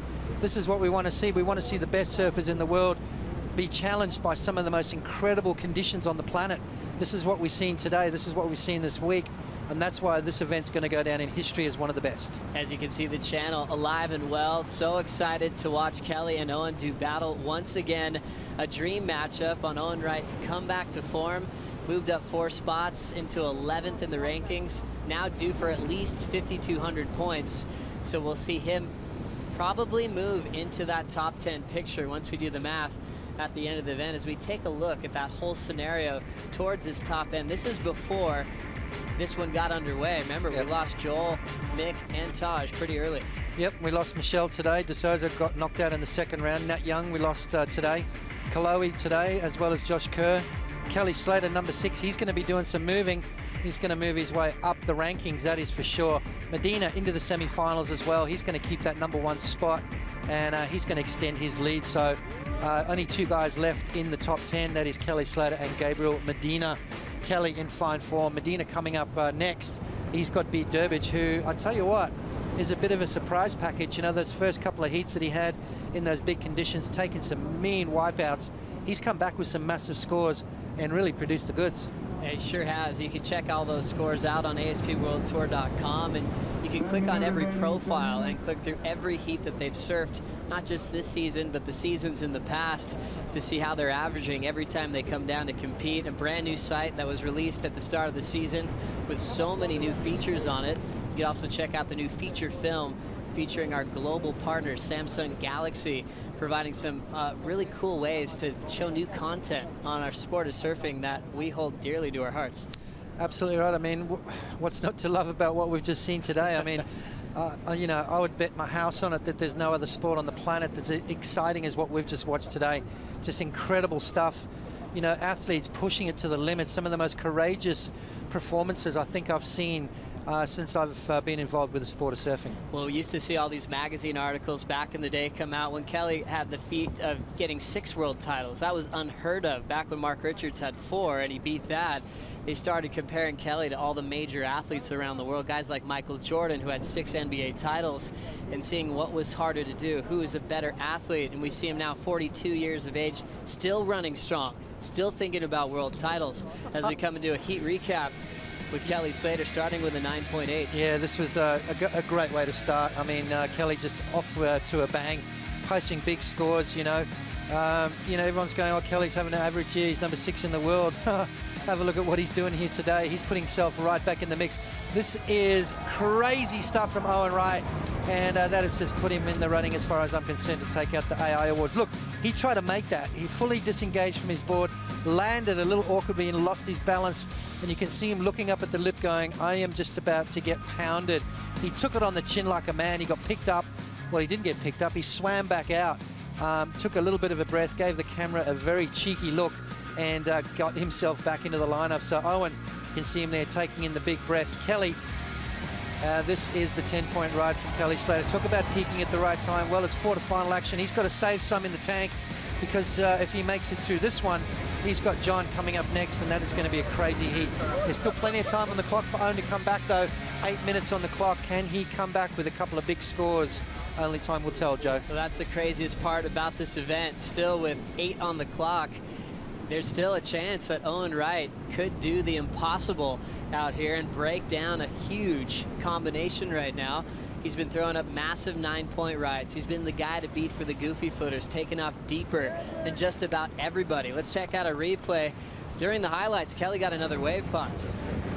As you know, perfect positioning there from Kelly Slater. He's going to have to do something really special if he wants to better his 2-wave total at the moment. He's looking to replace a 9.8, and that is close to perfection. So Kelly's just keeping that rhythm going, keeping his feet in the wax, keeping the momentum that has carried him thus far. But Owen, with priority, obviously he knows that the next bomb comes through, Owen's definitely going to go. So Kelly just having a bit of fun and enjoying the atmosphere out there in the channel. Well, the one thing that's really interesting is there's one judge on the panel that's holding 0.2 off that perfect 10 from the last wave, put a 9.8. He's expecting more from Kelly. He thinks there's a little more room to see what Kelly can do on a bigger wave that's out there. It's funny when you talk to some of the guys on the panel about those perfect scores, they like to hold those back. And the major part for the judges, they just are working on getting the result right. They're not worried about the numbers specifically. Yep. They're working on their comparisons. Yep. They don't mind if they're throwing 8s or 9s, just as long as they have their scale exactly right. You look at, even the wave before Kelly's 9.8 as Owen kicks out. You look at Kelly's wave before the 9.8, he was the lowest judge there, 9.5. So he's kept that. That's just the way he is. You know, he's obviously lower on the scale than the other judges, obviously wanting more, wanting to see more, making Kelly work for that extra 10. As this is a replay from last of Owen Wright, Potts. Yeah, beautiful barrel there from Owen, comes flying out of the end. Just that double hand drag is, it served him so well so far, and, Owen looking to, he needs a 9.81 to get him out of that combo situation, and then he'll need a perfect 10. So things are getting a little tougher as the time ticks away. We figured it out, Joe, roughly around 3 or 4 minutes, especially with the consistency of the big sets where those 10-point rides are. We do have those little flurries of waves, and we kind of need that right now for Owen to get back into this heat. Would be a miracle, but a guy like Owen Wright, the way he's been surfing, can do it now. But there's so much you have to rely on in surfing. It's not like other sports that we get compared to a lot with skateboarding and snowboarding, where they have constant objects that sit there, and it's up to them to perform. They can practice and do it over and over again before something comes up. A guy like Owen Wright was talking about his quiver. He had some big boards that he knew he wasn't going to be able to practice on before the swell came on that opening day. He said it's hard to get a warm-up when it's crowded. I think most of these guys will be warming up in their heat starting that round 1. And that's why that first heat is a non-losers round. So it gives these guys, takes a little bit of pressure off them to get the feet in the wax, try a couple of different boards, you know, make sure that they're on the right one for the next round. So, you know, it does give these guys an opportunity to warm up. I think they understand the fact that you come here and everyone's frothing to get a wave. There's cameras everywhere. Everyone wants to be a hero. So, you know, you've got randoms out in the water that shouldn't be out there. So maybe in the future, these guys have been given maybe the day before it starts to clear the water and give them some opportunity to, you know, to mix it up. And, you know, when you've got just the pros out in the water, they all take turns, they all respect each other greatly. But when you've got some random guys out there that don't understand the rules quite as much as we do, then you start getting that tension where, you know, guys get frustrated. You know, you go to these localized surf spots like J Bay and stuff where it's crowded, you know, and these guys are having to try and, you know, practice in their first heats. It's always fun to watch those free surfs to see who's in form and in rhythm with this kind of lineup. We just saw the channel erupting and also the tower in the distance where the judges are sitting. They have an announcer in the tower that's here every year, Cedric, that's giving the scores right now and the updates to these guys in the water. Mano Zul is on board. He invented this scoring system back in the day and changed pro surfing forever to give them updates wave after wave, and they're able to work on a heat strategy. So Owen knows he's comboed right now, needing a 19.81 total. He knows he has 3:30 to go. He's talking to Kelly now. Has a big smile on his face. He doesn't look too disappointed with the situation he's in right now. He's got to be proud of himself. You know, he's just surfed his brains out. You know, he's really gutsy performances. He's taken off on some big bombs. From round one, he made it very clear that he was going to charge, as Medina pointing to the ocean as a bit of a set coming through, Joe. With now 3 minutes on the clock, first priority is with Kelly Slater. He doesn't need any scores. He's got a near perfect heat, 19.8 total. Owen, though, needs to break free of the combination right now. It'll be interesting to see if Kelly lets him go on this one. It's going to be Kelly looking over the ledge. Stomps the takeoff. Nice glide into the pit. Wave spits and he comes out. Here comes the wrap just to seal the deal. Unbelievable performance from the best of all time. Throwing away 8s and 9s and 7s. Having a field day in perfection at Chopu. See, Kelly doesn't drop his guard. I mean, he could have let Owen go on that wave, but he knows the ability of Owen. He knows Owen's quite, you know, capable of getting a big score. Have a look at the drop here. So vertical. Grabs the rail, pulls it up there, and just parks it underneath that big crashing lip and comes out nice and clean. That is, I don't think that's going to go into his top 2. As I said before, he's got to do something really special to better that 9.80. So Owen Wright with priority, 2 minutes to go, as Kelly just cruises back out into the lineup. So right now, Kelly Slater not really too concerned with conserving his energy. He's taken multiple waves in this heat, as it looks like he's going to be preparing for a semi-final clash with John Florence later on today. Remember, it was going to be a busy finals day. Owen Wright already into his 3rd heat, and he's going to be making the highlight reel, no doubt about that. Moving up in the rankings once again. He's got an amazing surfing family that pushes him. He was inspired by his sister Tyler Wright winning the US Open, and he thrived off that before he was coming to Tahiti. It's a great family affair with the Wright clan, and he's one of the best out of that whole crew, and they all look up to Owen. And probably so proud of him right now in this position. We're proud of him too, you know, to make a comeback like he has, to, you know, underneath that major surgery that he went through. He's supposed to be out of the water for 6 weeks. As you see, Kelly. Kelly just locking in, under priority, stalling, and just toying with the tube. That one won't affect his top 2. He wanted to get one more barrel for good measure. The local Tahitians and the crowd in the channel applaud Kelly's performance. His wave before is going to be in the excellent range once again, as this has to be one for the history books, Potts. He just can't get enough, can he? I tell you what, I think once this event's over, I reckon Kelly's going to paddle back out and surf till dark. He's that kind of guy. As we see Medina moving into the lineup. Owen Wright, well, 30 seconds on the clock. Owen, you can hold your head up high, mate. You've really put on a great show for everyone. Absolutely charged. Got some beautiful waves, thrown some 10-point rides in there. You know, as I said, he's back on track, and we look forward to seeing much more of Owen Wright. Owen Wright back to the top 10 caliber surfer that he was before he left the tour last season, and now we'll count this one out and start preparing for our semifinals here at the Billabong Pro Tahiti. More waves out the back. The swell is hanging in there for us, and I think Owen wants one more before we get the semi started. Yeah, Owen just taking off not a victory lap, but in a sense it is. You know, I think he deserves to hold his head up high, as I said. And good on you, Owen. Welcome back. Owen Wright out of the event as we prepare for Bede Durbridge versus Gabriel Medina. Semi-final start right after this.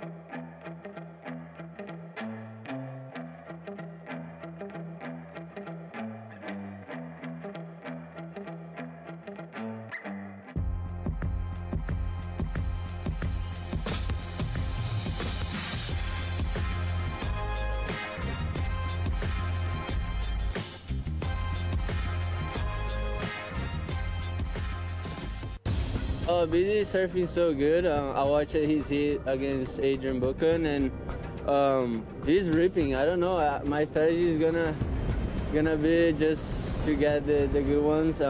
Just try to surf and not worry about him because he's surfing good too.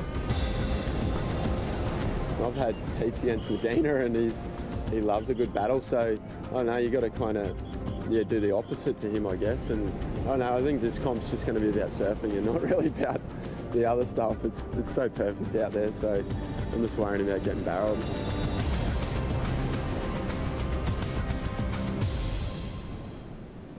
Hearing from Medina and Bede on this matchup coming up in the first semifinal of the Billabong Pro Tahiti.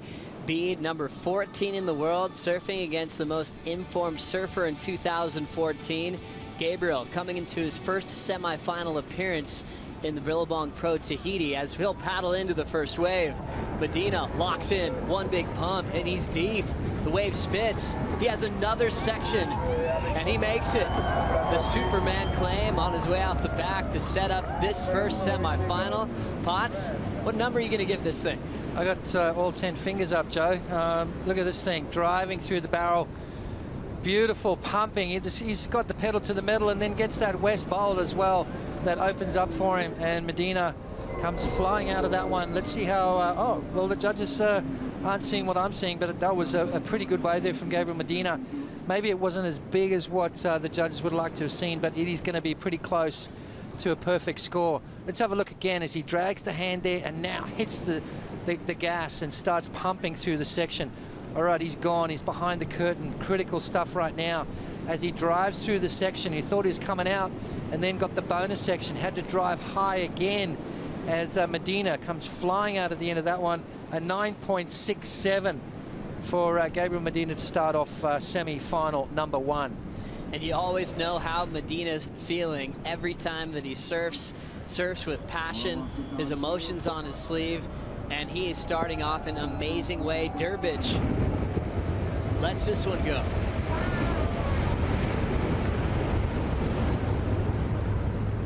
And the thunder and the roar of the reef never get old. The most haunting sound as you hear this wave detonate one more time.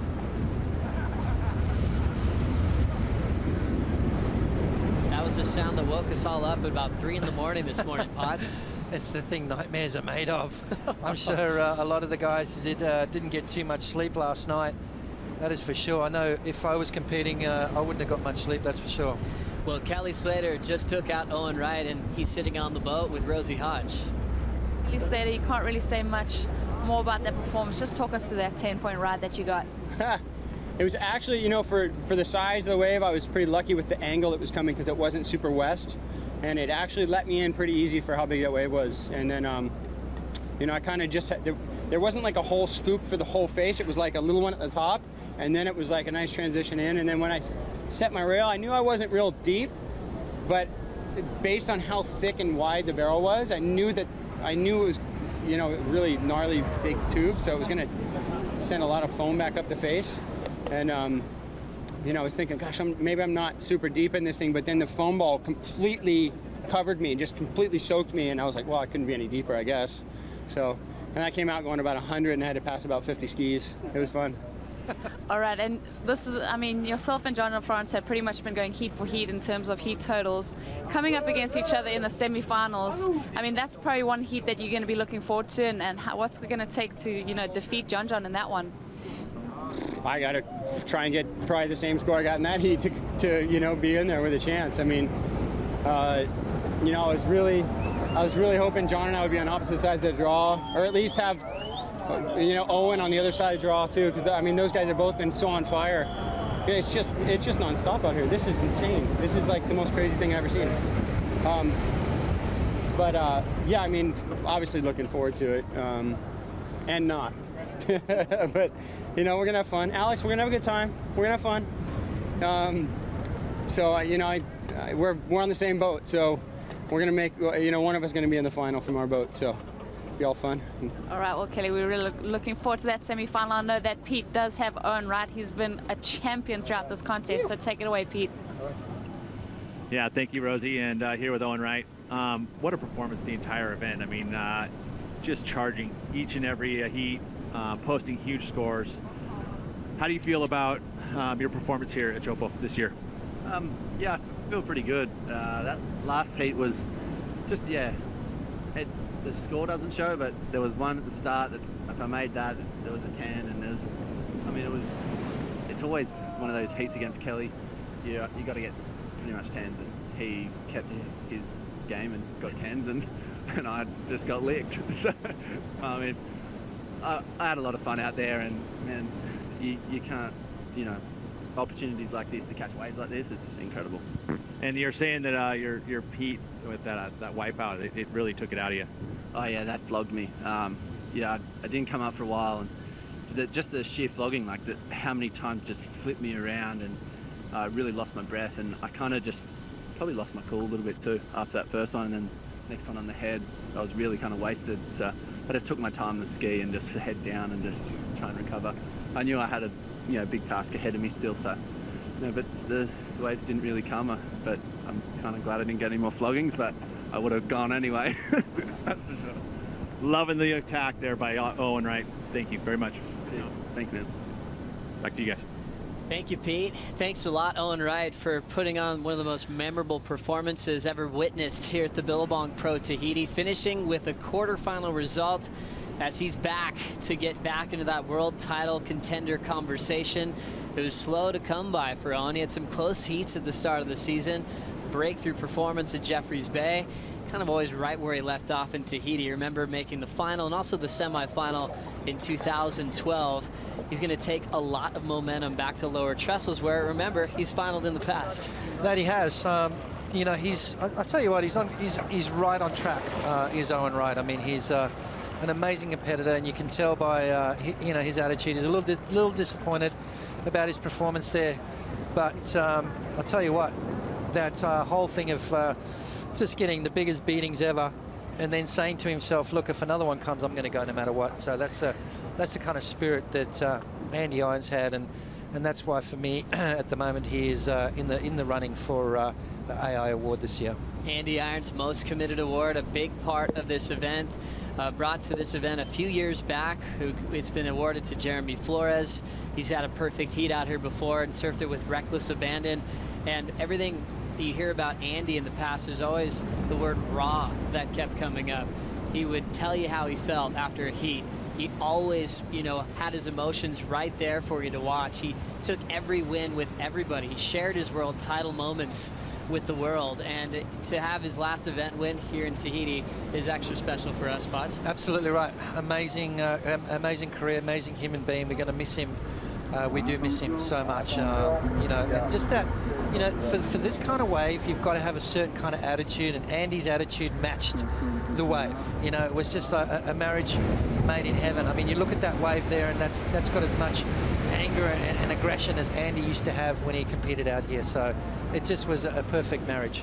So remember, 25 minutes still to go, and look at this thing going below sea level. We knew we had 10 to 15 foot surf in store for finals day, and it's still yet to seem like we've seen the peak of this swell, Pots. We've seen some bombs in the last couple of heats. Yeah, it's, you know, well, it was predicted to sort of stay this big throughout the day, and Surfline have just nailed it, Joe. Absolutely perfectly. Big swell, light winds. You know, we thought day one was special. Medina looking over the edge. We remember back in his quarterfinal appearance with Kolohe and Dino, Kolohe tried to outdo Medina with strategy of getting the first wave of the heat, and they paddled out of position. The head judge, Richie Porta, was watching the whole thing, saying they're out of the area. They did not get a restart. It ended up kind of backfiring on Kolohe, and they had to kind of regain composure and surf basically a 19-minute heat or so. Right now, Medina was able to get that first heat again at 9.67.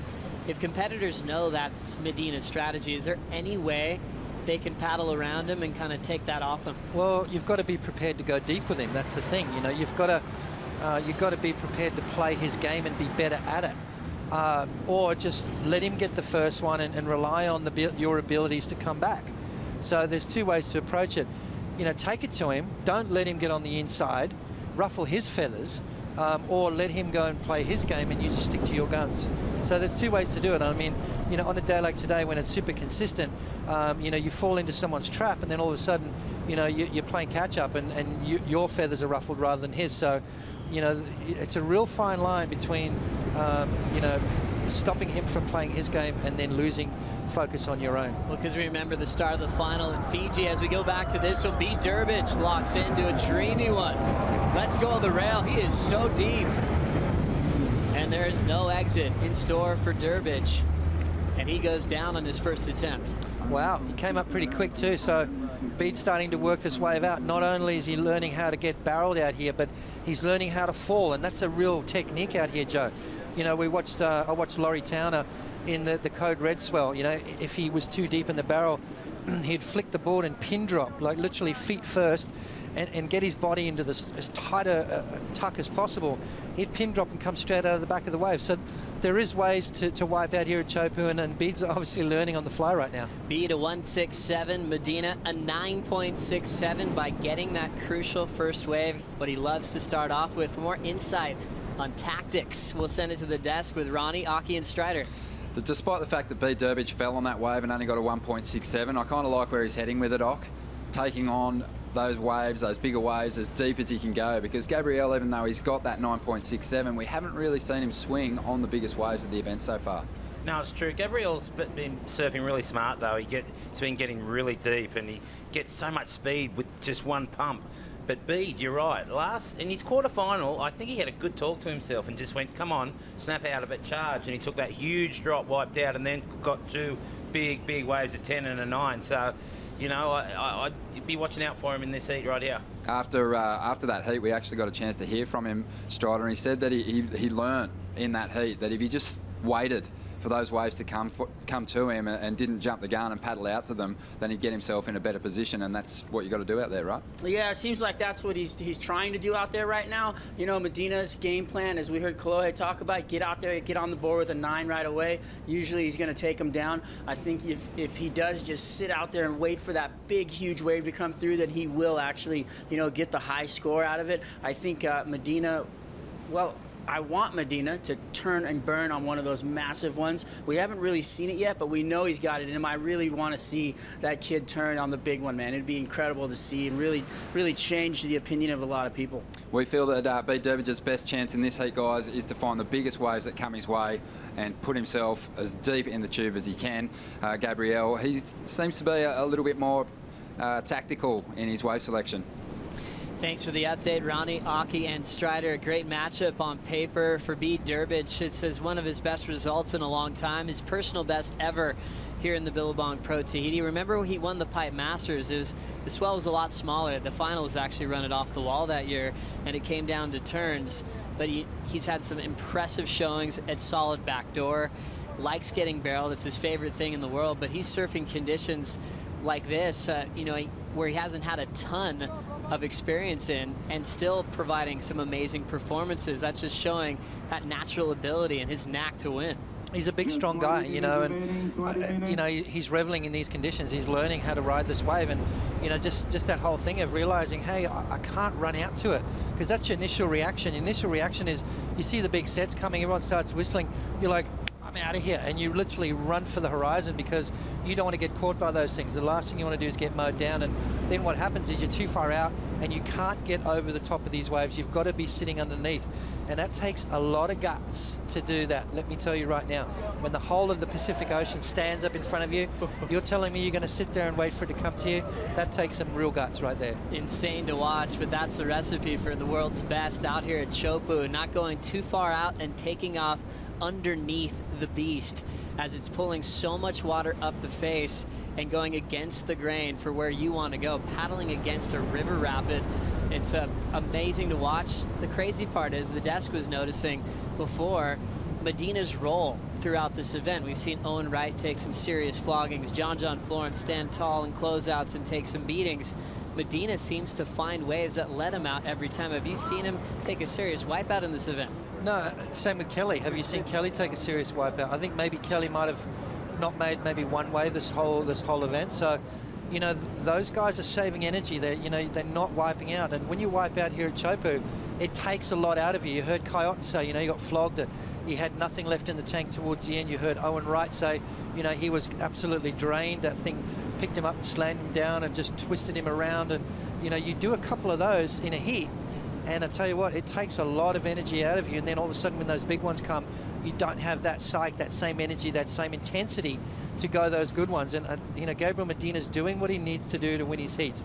He's got a strategy, he's playing to it, and it's working. And that's why he's #1 in the world right now. Well, we still have plenty of time for Pete Durbage to make a comeback. The boys on the desk thinking he needs a bomb and needs to take off deeper than what Medina's doing. Pete Mel's out in the channel. Are you noticing the swell subsiding, or do we still have some heavy ones to come? Definitely some heavy ones to come. You know, there's those little lulls we got to wade through, but you know, I was just kind of taking note of, you know, when Kolohe and Gabriel paddled to the right, basically way up there, that was a perfect way of Kolohe trying to show, you know, that he can play the game too. And whereas you saw in this heat that basically Bede conceded, and of course what happens is that Gabriel picks up that 9-point ride and puts all the pressure on.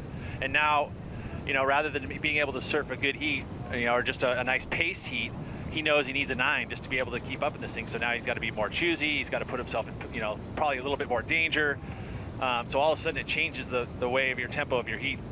Hey, Pete, but Bede did that against Ace. Ace dropped a big bomb on him, and then Bede came back and really put the pressure on Ace. So maybe he can do the same thing against Gabriel. No, absolutely. I mean, you're saying it. There's 10s out here for sure to be had. You know, it's just a matter of manning up and getting in the spot and doing it. You know, and Bede really impressed me in that last heat against Ace. I mean, he surfed. You know, would we have ever called that before this event? I would say we probably wouldn't have, you know, but now I'll remember this, and each time we come back here, we're going to say Bede, someone to beat. Yeah. Well, Pete, you've been super busy in the channel, and I see you floating with a surfboard. What do you have there? I'm holding on to actually Gabriel Medina's board because it's got a leash, and it allows me to hang here without getting dragged into the pit every single second. Is Charlie out in the lineup? I'm a caddy. Is Charlie out in the lineup, Pete? He is. He's right next to me here. He's just. Is he smiling? No, not yet. You know, after every heat, though, he does go over there. He gives him a big kiss and a hug, and they go to business. You know, it's really cool to see actually the support that he has for him. They've got a great relationship. You know, I'm a stepdad as well, and you know, that relationship it's more of a friendship, but also, you know, you develop it into this family, and you know, that kind of stuff is pretty neat to see. Yep. Well, Charlie making a huge role in Gabriel's career. Gabriel dedicates all of his success to Charlie, who's sitting on the board right now on the channel. Pete, do you mind giving us the dimensions on the board you're holding? Yeah, you know what? They're top secret. None of the dimensions Really? are actually. Yeah, he doesn't even write these. It's, you know, Cabianca designs. You know, Cabianca's been shaping his boards. I mean, I've actually measured him up. He rides a lot wider boards than most of the guys his size. I mean, he's up in upwards of 19 inches, which is a bit different than you would see. And they're really, you know, very conservatively designed. You know, there's nothing really fancy about it. You know, all the talent is basically in this kid's head and in his body. Well, we're talking about the topic of Medina seemingly to avoid a major wipeout up into this point. Is there anything we've missed? Have you seen him take a serious flogging up to this point? No, he's absolutely played the smartest game ever. And you know what? And I mean, in talking with anybody who did take those beatings, Kai Otten, Owen Wright, it just takes it out of you. It takes all the energy away. It's tough, you know. And I got John kind of chuckling here, but he hasn't had a real major wipeout either. So it's like, you know, they know that, and that's what they have to do, is not make mistakes. To save your energy, especially on finals day. You know, they're going to surf a lot of heats. Well, we know yesterday, Pete, the channel was a little bit chaotic. What's the feeling like with all the boats on finals day? Well, it's still got a little tinge of chaos. You know, this is actually more of the tamest areas, just right here, just next to the wave. You know, there's lots of flotsam. You know, there's stand-up paddle boards and swimming and lots of boats. So it's definitely chaotic. But you know what? It's cool. You know, a little more pace than the Sunday afternoon yesterday. But still, definitely the energy is there. Thanks so much, Pete, and enjoy this wave. Gabriel Medina locks in, bottom turns, nice and deep. Perfect flow and rhythm, and bonus section towards the West Bowl. And he comes out. Well, there we go. Another wave into the 9. Have a look at Bede, though. Bede super deep on the foam ball. A serious section takes out Bede Durbridge. He locked in the takeoff, one of the hardest parts, and another massive foam ball takes him down. Advantage to Medina as he strengthens his lead. You see, he's on those ones that are makeable, Joe. He's on the ones that he knows he's going to get high 9s into the high 8s into the 9s, I should say. Let's have a look at this here. Nice, easy takeoff. Bottom turns, just nice, great positioning there. Nothing crazy right now. And this is where it hits that West Bowl and just gives him that bonus section there. So Gabriel Medina, very similar to wave number 1, and does the splits there. So, and Bede Durbridge right behind, he's on one of those beasts, those ones that are really difficult to make, and grabs that rail. And that's what John said, you know, once you grab that rail, you can't really do those pumps. So maybe Bede's got to let go of the rail and try and sort of pump through that barrel and try and get some momentum as he gets back onto the ski. He hit the bottom there, taking in the deep rest. Good to see he's all right. Tell you what, those waves take it out of you, and you can tell these guys are the fittest, some of the fittest athletes in the world, but no match for Mother Nature, Joe. You know, that's our playing field. Our playing field chases you down and mows you down, and takes a lot of energy out of you in the process. Will Bede Durbridge catching his breath just for a moment. He still has 12 minutes and 30 seconds to try to make a comeback in just his second semifinal of the year so far, as he'll be getting a little bit closer to that top 10 scenario, back what we used to expect from him. He's made the top 5 3 times in his career, 4 times in the top 10. Last couple of years, he's dealt with some changes, and he's on the road back. A semifinal result's going to put him in an amazing position at lower trestles. Which is, like you said, an event that he's won. He beat Kelly Slater in the finals there. So, you know, Bede's coming into the back of the year pretty confident. 2 out of 4 events that he's going in, he's won before. And he feels comfortable in those big beach breaks in France and Portugal. Well, Medina still waiting on his second score. Already has a 9.67, a perfect start, as he looks like he's on road to the final.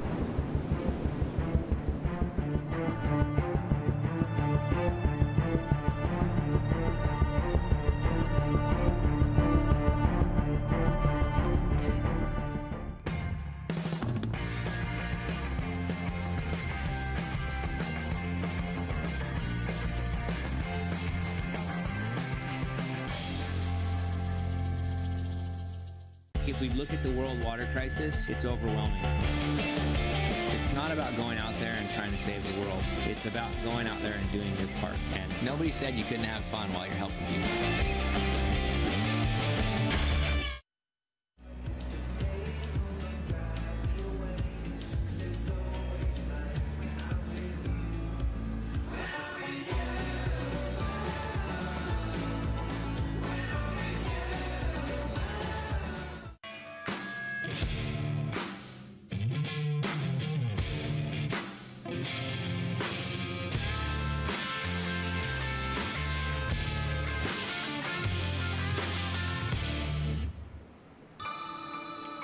Welcome back to semifinal number 1. It's world number 1, Gabriel Medina, setting the pace. He started with a 9.67. Second score just in, a 9.0. 18.67 total in first. B. Durbridge has been charging, and the numbers don't show that because he didn't make the 2, but he had a 1.67 and a 2.5 to start. On 8 to 10 foot waves that had he come out of, Joe, had he come out of, those would have been up into the 9s and 10s. So a crazy roll in this first semifinal. B. Durbridge trying to get back into that final feeling, but he has his hands full with Gabriel Medina. 2 perfect scores to start, the 9.67 and 9.0. I guess when we say perfect, it's, you think about 10s. We've had a lot of those throughout this event. They need to save something in the tank for the final. And you look at the fitness quality for these guys. Remember, Bede had to serve in that round 5 against Michel Perez early this morning. So he went from round 4 to round 5 to a quarter. This is his 4th serve in 10 to 12 foot chopu. And he's taken donuts in every heat, you know, because he's charging. You know, he's working the spot out. He's working out what ways to catch. He's working out where to sit. He's working out how to deal with those big bombs coming at you, and having the just the know-it-all and the guts to just not run for the horizon. I think that to me is a credit to him. You know, speaking of those big scores that we've had in this event, we've had 6 10-point rides. Let's have a look. We've got, I mean, there's been some incredible waves, Joe. There's been, you know, heaps of waves in the 9-point range. Hedgie, John, Kai, Kelly, Owen, Bede. You know, Kelly's always getting 10s out here, isn't he? But it's just a testament of how good the surf is and how good the quality of surfing really is. It's special when you get waves like this and the world's best. It was an emotional 10-point ride for Nathan Hedge. He set things off for us in that round 2, heat number 2 clash with Adriano de Souza. That's when you really started smelling those upsets starting to happen. We lost a lot of the guys that we thought were the favorites to win here at Chopu. We always talk about favorites at every venue. When you get a wave like this, you can see how lethal the entire top 34 is and how quick they are to step up their game in waves like this. Yeah, and I think we've got to stop. You know, referring to the favourites, because that no longer comes into play anymore. This event has really taught me anyway that, you know, everyone's got that capability of winning, and we've got to talk about the top 34 in the same breath as we talk about the guys going for the world title, because, you know, the Tiago Perez, the Brett Simpsons, the Dion Atkinsons, you know, the Beard Durbridges, they stepped up here and proved that, hang on a sec, we're favourites too. You know, we should be in that conversation of, you know, if we're in the top 34 or the top 32, sorry, we have got the ability to win this event and possibly a world title as well. That's right. Gabriel Medina is a guy that came out of the gates already as a world title contender with his rookie year on tour, winning 2 events at the midseason rotation, losing the Rookie of the Year race to John Florence. As we check out the heat recap of semifinal number 1, let's start with a 9.67 for Gabriel Medina. Yeah, it's all Medina at the moment, that's for sure. And you can see the waves he's picking there. Those got a little bit of south in him with that little bit of west bowl, and Gabriel Medina comes flying out there. And this was his 2nd wave, a 9-point ride. So Gabriel Medina, 2 waves ridden so far, both waves in the 9-point range. And you can see, look at the waves he's catching. It's just giving him those length of ride, deep barrels, and he comes flying out like he always does. Now, B. Durbridge, on the other hand, he was charging from the get-go. He was catching the bigger waves, sitting deeper on the reef, but unfortunately not coming out. And I tell you what, taking in the deep breaths there. This heat's not over. Bede can do it. He did it against Ace Buck, and he came back from nowhere to take that one out. He's got 6 minutes and 45 seconds to go. Plenty of time still on the clock for Bede to come back. Gabriel Medina knows that as well. You're riding all 3 fins, huh? 4 fins. Oh, today? No, my backups are all 3s. I just didn't have other sets of 4 fins. Ah! So they ruined me. They did. You roasted you. Belly. Telling me Pete to Mel. ride just 3 fins today. Talking to Kelly about his equipment before, he thought he was on a thruster. He actually snuck a quad, and Pete notices everything. Usually Pete's got everything out there on wire. He's keeping control of everyone in the channel. He's watching the biggest sets come through. He whipped in Anthony Walsh from GoPro into a bomb this morning to set off this tone for finals day. Interesting to see that quad thruster whole conversation go on, because, you know, Callie's been the guy that's really dedicated to that 4-fin setup in the last few years. Hey, Pete. I was trying to argue with Potts, and I shouldn't do that ever. Hey, Pete, we heard you chatting with Kelly Slater about what board he's riding, mate. Is it a quad or a four No, fin? you're right. It was a quad. You're absolutely right. You know, all of his backups are 3 fins. Belly's the one who told me that they're all on. He's just throwing smoke screens. Right, Belly 3 under the bus, did he? Yeah, big time. Big time. But you know what? He's got it figured out. Great job, Pete. It's always a competition, isn't it? It sure is, right? I mean, it's what we do. now, Pete, what's the thinking behind having a quad that he's riding and then a backup as a thruster? Yeah, I don't know. Well, he's having a conversation over here. Kelly, what's the reason why you have backup 3 fins, but you're riding a 4 fin? Because he doesn't have other sets of quads. That's the truth of it. 11 times world champion doesn't have a spare set of quads. Oh, I got an extra pair. Oh, too good. I think Kelly could ride that board that you're holding there, Gabriel Medina's, and still do well. Right. But Gabriel Medina at the moment, Joe, 9.67 and a 9, and B. Durbridge needs to get busy. 4 minutes and 45 seconds remaining. Gabriel with priority though, so Beard really in a tight situation. Very true. Passing the 5-minute warning. We talked about the 4 to 3 minute mark is a window to try to come back from that combination spot. Amazing to see how smart Medina is on choosing the right wave that he knows he can make. We heard Brett talk about it.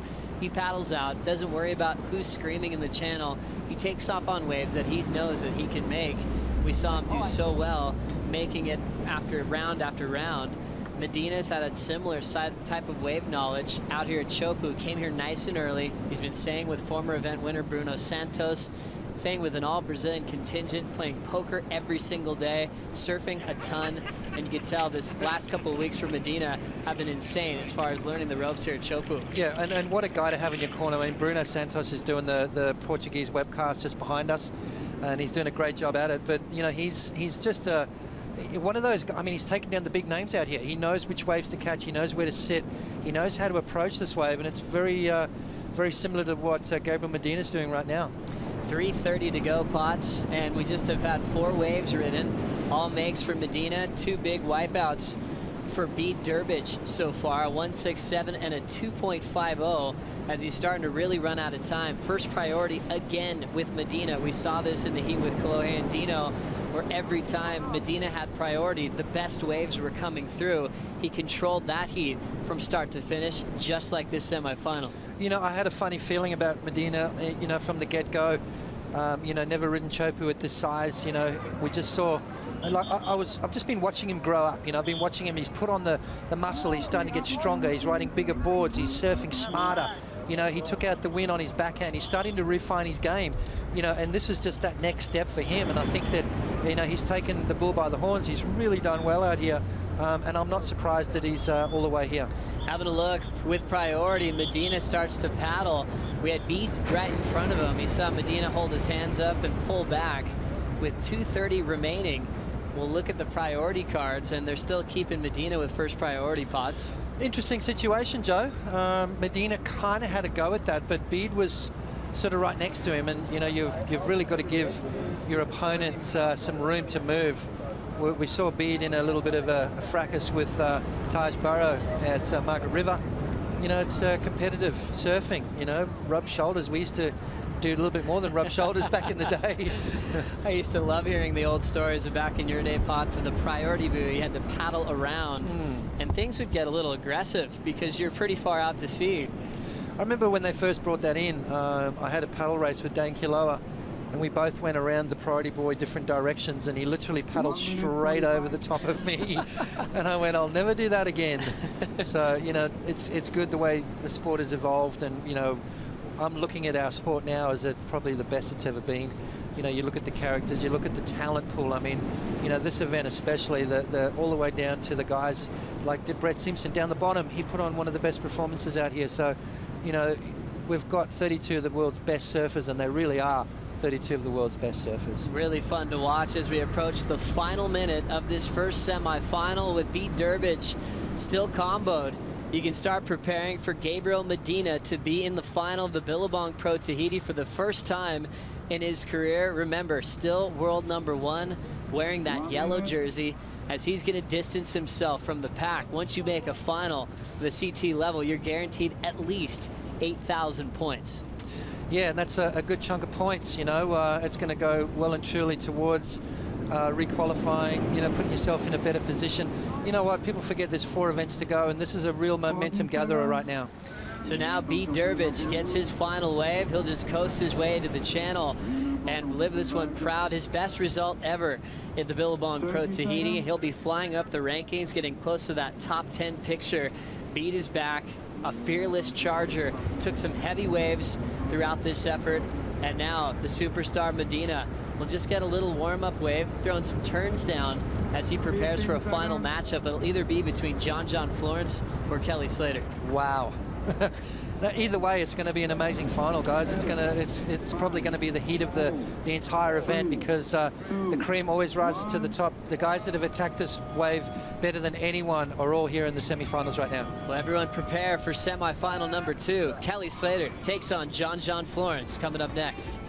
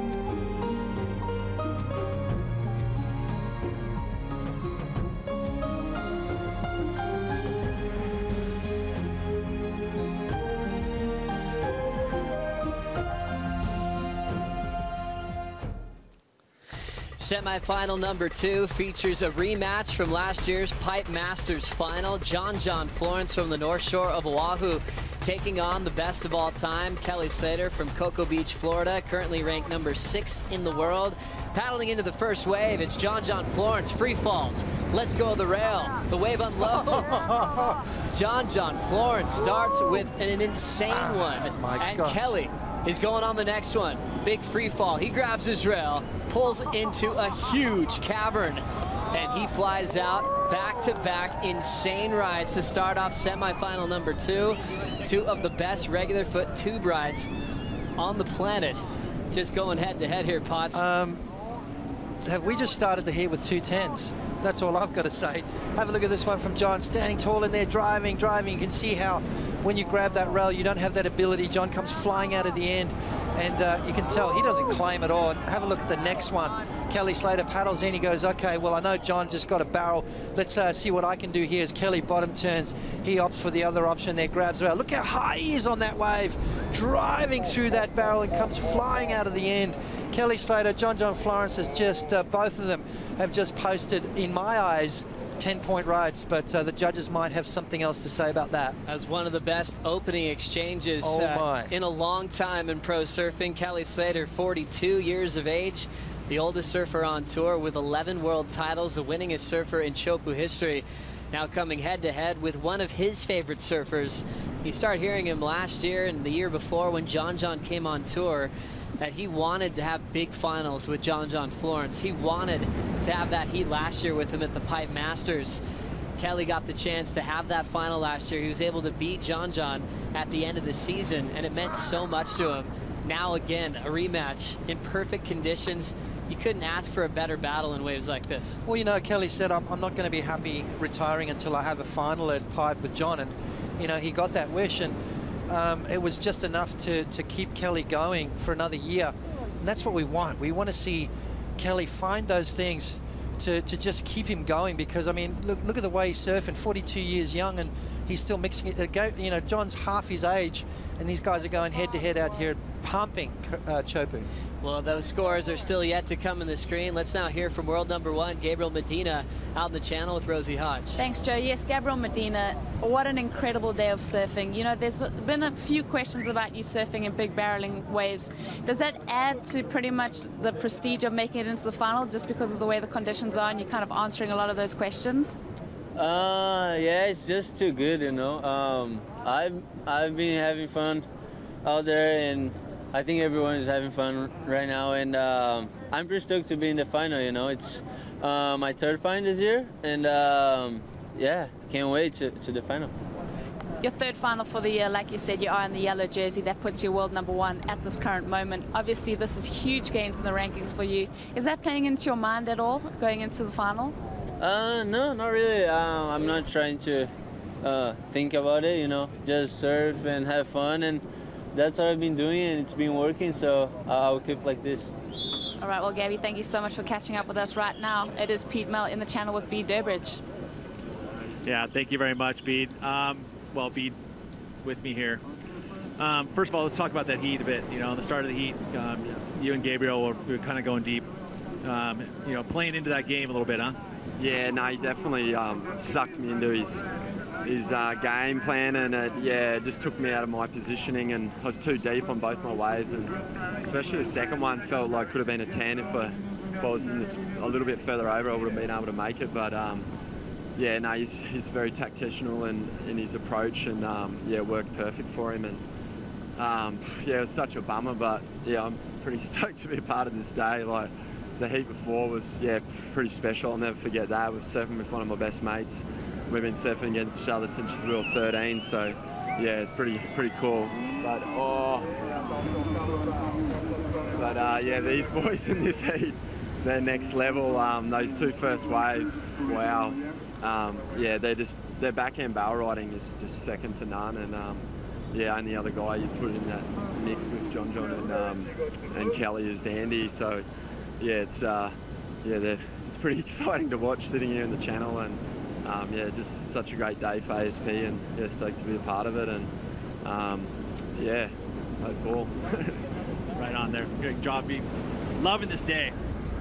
We're right there with you, Pete. Bede Durbridge holding his head high for one of the best performances we've seen at Chopu.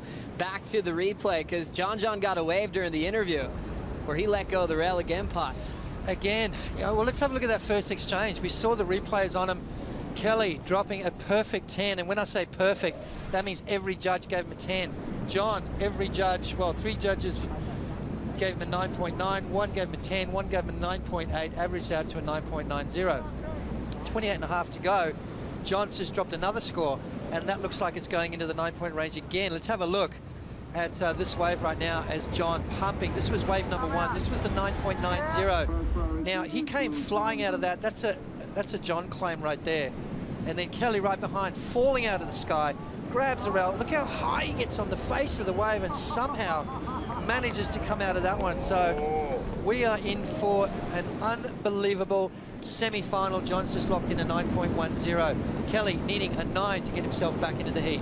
Insane start. John Florence already with a 19-point total against Kelly Slater. Kelly with the 10. He needs a 9, as you see what the panel thought. 5 judges on. They all were quick to react with the perfect number once again here at Billabong Pro Tahiti. The perfection continues. We're still seeing sets above the 12-foot range, and that's always a modest number when they talk about the size here at Tahiti. It's backless. It's coming out of deep South Pacific and unloading on such a shallow reef. That's so much power. You could probably keep the lights on in Tahiti for about a year with one of these waves. That's exactly right, Joe. Just the amount of you know, power that it unleashes on that reef, and that's what amazes me, how these guys can actually handle that. You know, the body gets twisted and torn and ragdolled like in 5 different directions, and you know, it's amazing that there's no broken limbs and torn ligaments and busted knees and stuff like that. It's just testament how strong these guys are.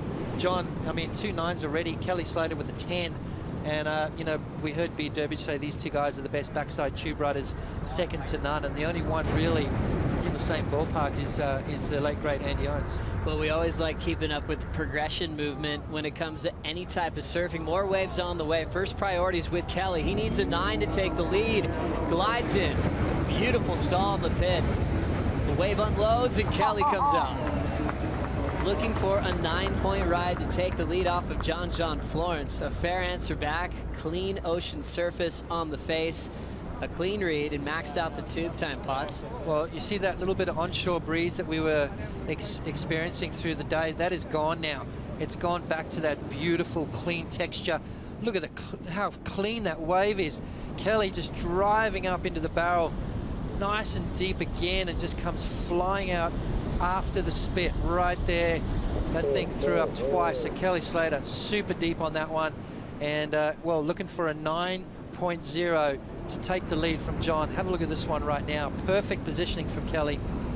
About as deep as you could possibly get here at Chopu on that wave, especially as he comes out. And now still 25.5 remaining, starting with near perfect scores for Florence, a 9.9 and then a 9.10. Kelly already had a 10. As you think about this year for Kelly in the world title race, the odd part about our top 5 picture was not having him in the top 5 before this event started, but already getting some serious points to move up into that top 5 picture. As we head to lower trestles, we're seeing the ocean pick up. John Florence deciding not to go here, and it looks like priority is sitting with John for the time being. Let's get more insight on Kelly's role this season with the desk with Ronnie, Strider, and Aki. Well, the only thing keeping Kelly from right up the top end of the ratings at this stage, Joe, is the fact that he hasn't made a final. And he's got his work cut out in this heat, despite opening up with a 10-point ride. The best matchup you could have asked for on paper rock, but you were just absolutely loving Kelly's backhand tube riding technique on that last exchange. Yeah, especially on this wave, I noticed something really different that no one's done yet. And if you can replay this 10-point ride for you, look at Kelly, look how big this wave is. But what he does, he goes high and he gets himself so high here. That's where there's no foam ball up there. If he was down at the bottom, see, the foam ball would have got him, but he went high, he went up and around the foam ball. No one's done that yet, boys. Such amazing barrel awareness, Strider. That was one of the most amazing techniques I think I've seen. You're right. I haven't seen anybody do that yet. And Kelly Slater showing us something new again out here at Chopu. Historical day, just bringing us everything we wanted to see. And now we're getting more notes on the books. I can't believe it. Kelly's got the 10-point ride, but John with 2.9 still holds the lead at this stage. Boys, this could be one of the greatest heats of all time. Kelly shaping up for perhaps a perfect heat already. Ronnie, I think that's a really fair call. Watching the start of this heat with a 10 from Kelly, a 9.9 from John to start, and I love how Aki reacted to that tube ride. I mean, that's what Aki was expecting from him if Cloudbreak was pumping, and that's why he ended up having to shave his head and lose the dreadlocks, because he was waiting for Kelly to showcase that at Cloudbreak, and now he gets to do it with a pumping swell like this in Tahiti. Exactly right, Joe. So we have a look there. Our past winners out here at Chopu, Ace Buchan last year with an 18.94 two-wave total. Mick Fanning the year before in 2012, 18.87. So some pretty high-scoring heats there. 18.43 for Kelly against Owen in the Code Red Swell.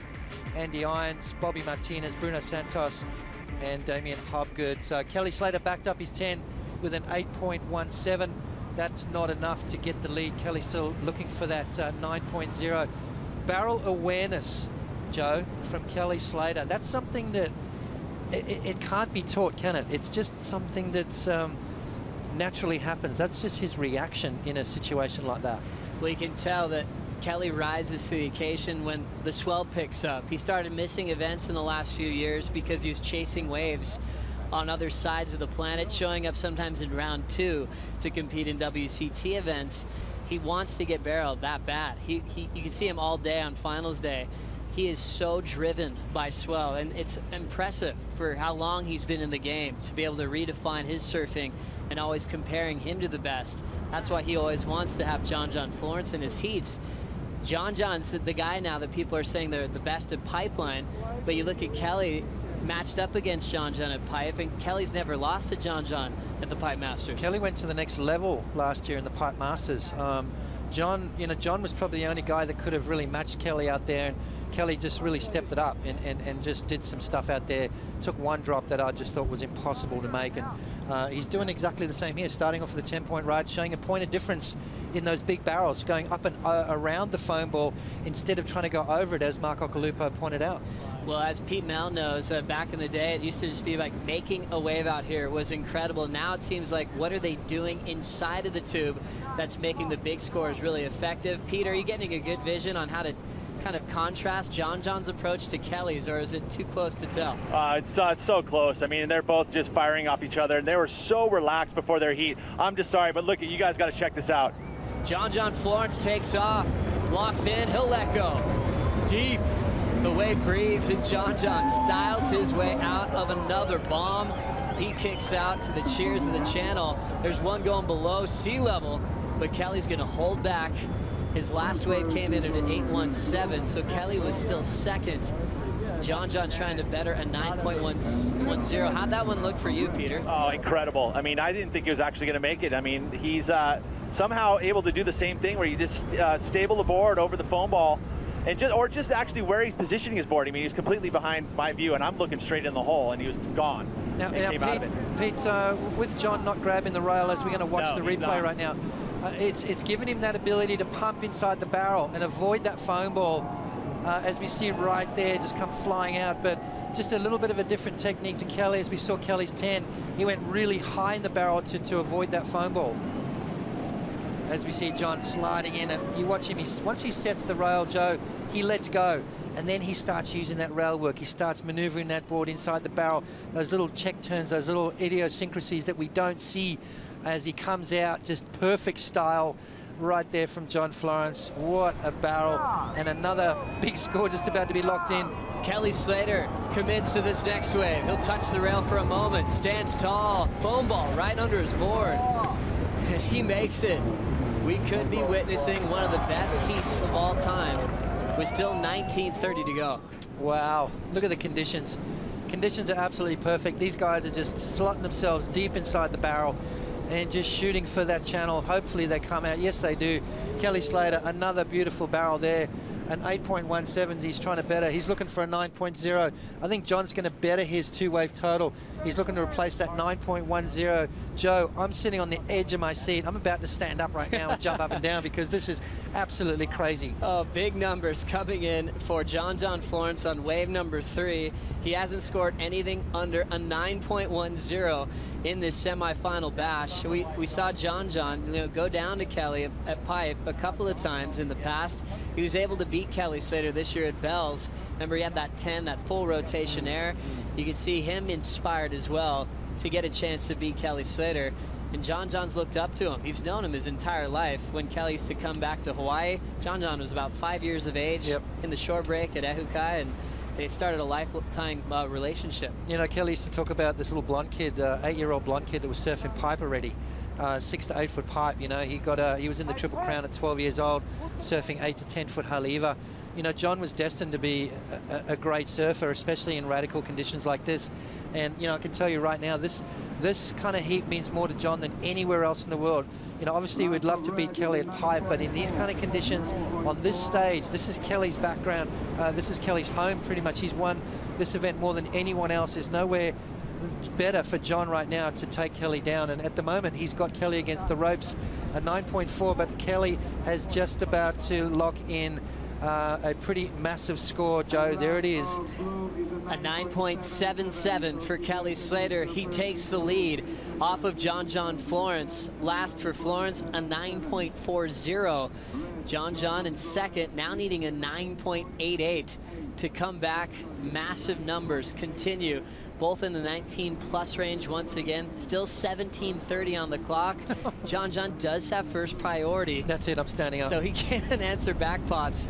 We're expecting a big bomb to come through. Well, you know what? You look at that, the score required from John, a 9.88. You're thinking, okay, anywhere else in the world, that's going to be a really tall order.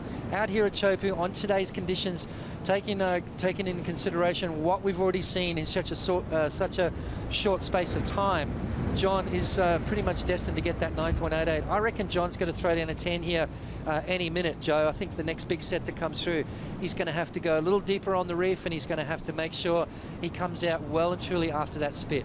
Well, John's been setting the pace on what to expect as far as tube riding's concerned. We always talk about the best natural footers in the world at tube riding. He's among the guys like Jamie O'Brien, Jeremy Flores, Kelly Slater.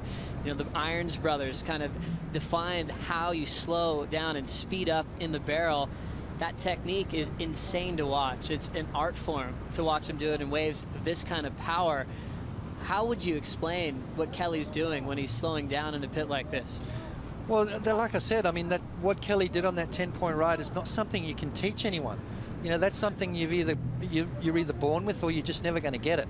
You know, that's barrel awareness. That's just the ability to know exactly what to do at that point in time. And, you know, things are happening so quick. And, you know, Kelly said you've got to take those slow breaths. You know, you've got to calm yourself down and allow yourself to think slowly through those kind of situations.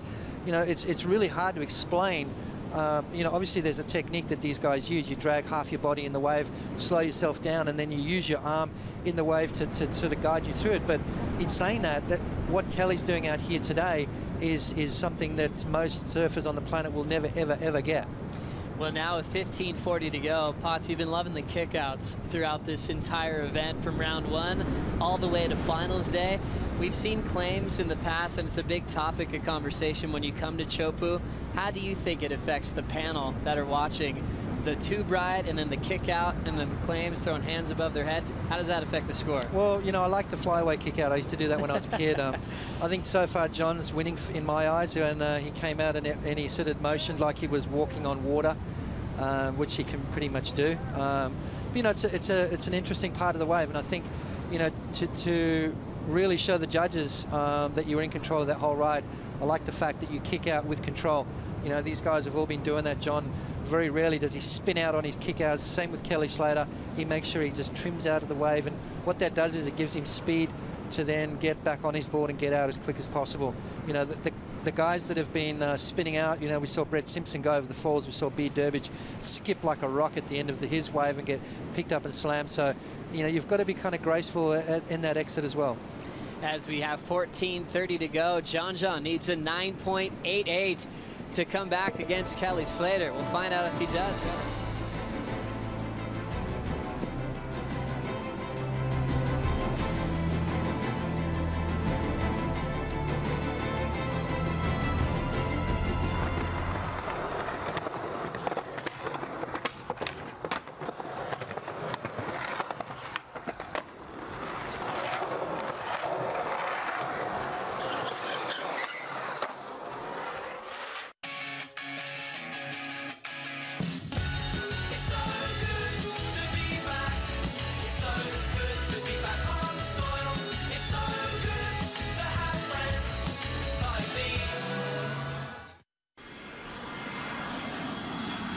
If this is how you like to fly,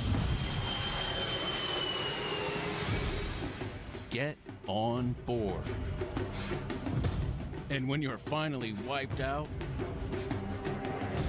sit back and enjoy the view. Surf Tahiti. Fly Air Tahiti Nui. Just 8 hours from Los Angeles.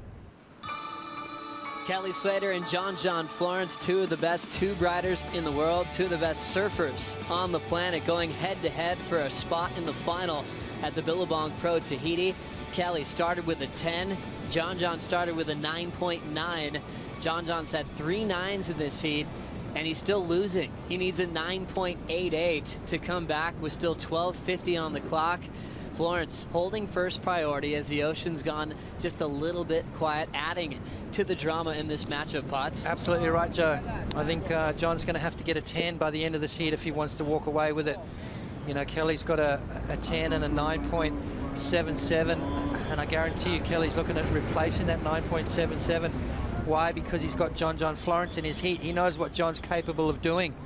John's been posting 10s through this entire event, so Kelly's got to really, you know, surf a really smart back part of this heat. As we see the inside West Bowl unloading, and John and Kelly know exactly what they're waiting for. He talked about those early starts for John back at the Triple Crown at about 12 years of age. That's when he was making his first trip to Chopu to surf this wave as just a grommet. It's been a familiar routine for him. No wonder he's one of the best tube riders in the world, Potts. Yeah, well, you know, you've got to you don't need to do that when you go to places like Brazil or Snapper or Bells. You know, those are waves that you kind of get used to, and you know, they sort of kind of manhandle those kind of waves. But, you know, Cloud Break, Chopu, Pipeline, you know, those are the kind of waves of consequence, waves that will take a fair number of years to get used to. So John's done that at an early age, and you can really tell because he's looked ultra comfortable from the get-go here in this event. Well, Kelly Slater is undefeated in the quarterfinals out here in Tahiti history. When it comes to the semifinals, he's made the semis 8 times with 5 wins. The last time he didn't win a semifinal was against Andy Irons back in 2010. Potts, that was one of the greatest rivalries in professional surfing history. Must have been pretty fun for you to watch that one go down. Absolutely. I mean, I've experienced that many heats with these two guys going head-to-head. You know, Pipe Masters, I saw them go hammer and tong in Japan, and, you know, just, you know, 2 amazing athletes. And, you know, it took Andy Irons to bring Kelly back on tour, and, you know, Kelly's got to thank Andy for those extra world titles that he's got, because hadn't it been for someone like Andy Irons, Kelly probably would have given it away. It was kind of rare to see anyone with Kelly's number because it was unheard of when Kelly took a brief hiatus back in '99, 2000, and 2001. A guy named Andy came around and won 3 consecutive world titles, became one of the most successful pro surfers in such a short time. And it wasn't always easy for Andy. He came on tour, fell off, had to re-qualify, and he had this new presence about him on tour. He's very intimidating, not only in the free surfs out here, but whenever this place came to life in competition. The thing with Andy is, you know, he was a complete package from, you know, from big gnarly waves. I mean, he was, you know, pulling into the barrel in the shore break at Waimea Bay. Pipeline, he had wide. He surfed that place like a beach break. You know, then you take him to the beaches in France, where he was, you know, one of the most winningest surfers in the southwest of France, all the way through to Australia. I mean, the guy was just amazing in all types of conditions, and that's what, you know, that's what Kelly found hard to deal with, was the fact that he wasn't just this guy that performed good in certain waves. He performed good in everything, and that really is a challenge to try and beat. A massive challenge on paper also for these guys to outdo each other. When you look at their numbers from round 3, John and Kelly have a lot in common, comboing their competitors from round 3 to round 4 to the quarterfinals, and now they're matched up together. It's hard to combo each other. John's keeping his name in the game. He just needs a 9.88, Potts. Yeah, he just needs a 9.88, that's all. I mean, that's nothing for John, and that's why Kelly's sort of, you know, he's not taking a deep breath right now. He's got to make sure he keeps on his game. He's got to make sure he tries to replace that 9.77. That's what he's got to do. That's in the back of Kelly's mind. Kelly's thinking, I need a perfect heat to try and win this heat against John. It's 8:50 to go here at Potts. Kelly Slater, we know how close he is in the world title race. John Florence little outside the top 10 picture, which was a surprise as we look at the career of John. Last year, top 10 in the world. Best result, just 1 win in his career in Rio de Janeiro over Joel Parkinson. 4 years on tour, averaging results just outside the top 10. His average is solid when it comes to heat wins, over 50%. With 117 heats surfed so far. We remember when Yaden Nickel was hurt and he came up on the midseason rotation. We compare that to the career of Kelly Slater. Yep, currently last year's ranking number 2, best results. He's got 54 WCT wins. That is crazy. 22 years on tour, his average result is 7th. He's over $3 million in prize money. Heat winning percentage 75.02. That is through the roof. Heat surfed just over 1,000. So Kelly Slater ranked number 6 coming into this event. I'll tell you what, he's going to be doing some moving, and his year pretty much has just started, Joe. You know, you can tell by his attitude here, he's in it to win it. Every year Kelly Slater is on tour. There's no doubt in his mind that he's going to be there at the end of the year. Big congratulations for Kelly Slater passing the 1,000 heat mark at the Billabong Pro Tahiti. Heats he'll probably never forget to make it extra special. Kelly's quite a numbers guy. I reckon he remembers every single one of those heats too. Guarantee. You could ask him about, you know, his first heats back in the early 90s against some of the legends that came before. Ask him about a heat at the Life's a Beach Pro in 1990 in California. I bet he remembers that one. That heavy one to go down. 7 on the clock. John still needs a 9.88. For more insight, we'll check in with Ronnie Strider and Aki. Thanks, Joe. Kelly Slater, as you said, amazing results he's had in the past. He's chasing his 57th World Tour victory. Incredible stuff. But what's really blowing my mind at the moment is Kelly is now surfing in his fourth 19-plus heat in a row. He's already put together an amazing heat score combination, as has John Florence, the two highest scoring surfers in the draw. On paper, an amazing matchup, and from the very first set wave, it blew our minds. It blew our minds. The best heat I've ever seen. It has to be. Like, it just culminated in this. You know, they had to meet, unfortunately, before the final, but Strider, it's the best surfing I've ever seen at Chopu, the best surfing I've ever seen anywhere. Well, we heard Kelly talking about it in his post-heat interview. He was going to have to go out there and get, you know, a 19-plus total, and he's got that on the board right now. But John, you know he's got a 10 in him. He's just sitting out there waiting for it. He's got priority. I mean, this thing is not over, and it's far from over. It's like the best thing I've ever seen. And we're like little kids over here watching it. We're so excited. It's really cool. We thought we were going to see these two just go at it in the final of the Pipe Masters last year. It ended up being a bit of a one-sided battle. This one, however, has just played out beautifully. A lot of big set waves. Love to see another flurry in the final 5.5 minutes of this heat, boys. Thanks a lot, Ron, Aki, and Strider. The amazing heat. We're already starting to call this maybe the best event ever, with Aki confirming what Kelly said earlier in the channel, but maybe one of the best starts ever with Kelly versus John. You put two of the best in the world out in conditions like this, they're going to throw you near perfect scores. And with John needing a 988, it doesn't feel like that big of a task with conditions like this. Yeah, you know, absolutely right. I mean, anyone else, you kind of go, okay, it could be over, but with John, you know he's got a 10 in him, as Ronnie said. But I tell you what, let's give these guys another half an hour. I mean, come on, let's extend this heat. Let's have a look at the recap, though, Joe. So far, there's been fireworks from the get-go, and this was the opening wave. John took off on wave number 1. I thought that was going to be a 10. It came close at a 9.90. John made it quite clear that he was not going to lie down for Kelly. Kelly right behind him, though. How was this? Trimmed really high up and around. The foam ball came flying out. Locked in a perfect 10 on wave number 1. All 5 judges gave that a 10. John came back. He hasn't scored anything under 9 points so far in this heat.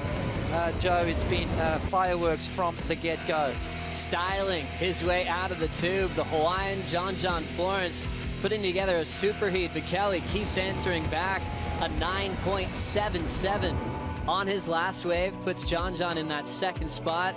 Each tube ride is just a little bit different for Kelly Slater and where he's taking off and what he's doing in the barrel, but the one thing that stays consistent is his excitement level to compete in perfection. 4 minutes to go for John to try to make a comeback. Yeah, I wish there was 40 more minutes in this heat. It's just amazing to watch, and as Strider said, we're all like kids, you know, in a candy store watching these two guys go battle, you know, head to head in you know, epic conditions here. It's been such a good day of surfing, and we're not finished yet. We've still got the finals to come, and whoever makes it through this heat, at the moment Kelly's hanging on to that lead, is going to come up against our world number 1, Gabriel Medina, and that is going to be a great heat as well. A big matchup. Medina standing by. It's either going to be a guy in his generation with John Florence or the best surfer of all time, Kelly Slater. 320 will tell if another set will come through for John to make this comeback. Perfection like this. Remember back in the day, Kelly and Shane Dorian were sitting together trying to think of a series called Versus, because they loved competing against each other. They wanted to do strike missions and just maximize swell windows and just see who could outperform each other in perfect waves. See how hard it is to score a swell like this when you have an event window on tour. You can start to see, realizing how much we're scoring right now with waves this big, with buttery bathtub conditions, as we've been calling it on finals day. Yeah, you know, normally when you have events like this, you get 1 or 2 days maybe through the period where, you know, it's epic. I mean, this thing started off with a bang. We had incredible conditions in round 1. Round 2 was unbelievable, and we reconvened yesterday in sort of growing swell. Started off buttery, perfect conditions in the morning, and then just started getting bigger and better through the day. And then this morning we rocked up to 6 to 8 foot with 10 foot, 12 foot sets coming through, the occasional 15 footer that no one wanted. So, you know, to finish on a day like today is just phenomenal. Semi-finals action and 10-point rides getting thrown down by the world's best surfers. Courageous performances from all the guys. You know, these guys have been getting hammered. Owen Wright just really thrown the gauntlet down to Kelly. Unfortunately, you know, not taking that one. So incredible day of surfing. Thunder still in the lineup with 2 minutes on the clock.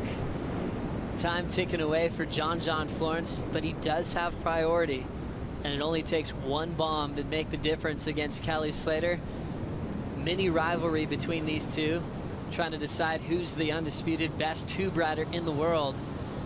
If you could dream up a heat, you'd say, I want to see Kelly and John and 10-foot Chopu going head-to-head. We're seeing it right now. Still 1:30 on the clock. We are seeing it right now. You know, back in the old system, top 3 rides, you know, John's got three nines. Kelly's got a 10, an 8, and a 9.77. So even in the best three rides, we're still looking at a very tight heat. So, you know, John obviously needing that 9.88, which is a huge score, but in conditions like today, that's one roll of the dice. He's got it. Time is ticking away. Can't really see too much at the moment coming through. He's looking for one wave, and time is the enemy right now for John. There's a mystical look on the lineup right now as the ocean looks a bit gray. A little more cloud cover out the back over the lineup at Chopu. We've had a serious lull on a massive day, and now the horizon jumps. John Florence needs a 9.88. He locks in. Let's go the rail. Still sliding, and he'll pop out the other end. After a serious wait. Wow. The wave he was waiting for came through. Wow. And it was a one-wave set too. Now with 30 seconds to go, if John has got that 9.88, Kelly's going to need a score, and he's 20 seconds remaining. So it's in the judges' hands right now. Did John get it? Let's have a look at the replay here. He takes off late, as usual, grabs that rail, pulls straight up, and then stands tall in the barrel. He's gone, he's disappeared. It starts to unload on the reef again. John powering through that section. That was maybe a little bit longer than his other ones, Joe. Let's have a look again from a different angle. As he slides into the barrel, he lets go of the rail, grabs it again. Now that's a critical wave. If John let go of the, re-grabbed the rail, I beg your pardon, and comes out flying, he looks at the judges saying, okay, a 9.88 required. Is that going to be enough? Well, we've run out of time in this second semifinal. John Florence has taken 4 waves. Kelly's taken 3. They were battling on every single set exchange. There was nothing left out the back for Kelly to answer back. He's still smiling. He has a 19.77 total. Can John get a number to move into the final for the first time this season? It's up to the panel as they look at the video replay. Wow. Well, I'll tell you what, if Kelly loses with a 10 and a 9.77, that is going to be for the record books as well. John looking for a 9.88 to go alongside his 9.90. Let's have another look at it as he takes off, slides down into it. Just absolute perfect technique right there. He lets go and then re-grabs the rail just to make sure he comes out. He knows he's got to make this one count. He needs a big score, trying to maximize the time, then lets go again and gets that bonus section. That was a long barrel in the scheme of things compared to his 9.4. That's what the judges are going to be doing. They'll be gauging it between Kelly's 9.77 as well. Look at that, nice and deep, disappeared. He was completely gone for quite a period of time. Look at that thing, regurgitating, unloading on the reef, and John comes flying out at the end. So perfect technique there from John Florence. Perfect timing, perfect positioning. And I tell you what, with only seconds remaining on the clock. So was it a buzzer beater, Joe? A huge moment for all John Florence fans out there as he prepares to have a chat with Peter Mel in just a moment. But they're anticipating the numbers to come through. They're, you know, the whole Florence camp are saying you got the score, no doubt about it. Everyone in Kelly's camp is probably going the other way. It's that tight right now. We're comparing perfection with tube riders, 2 of the best in the world.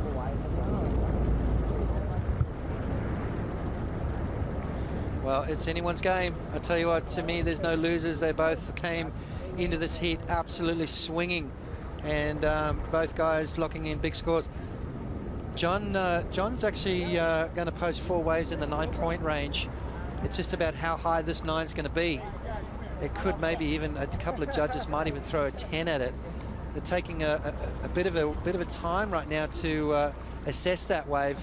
They know how important this is, and they want to get it right. So Pete Mel's in the channel awaiting to have a chat to both these guys. That's right, Potts. It's pretty insane to see the score starting to drift in now for John Florence.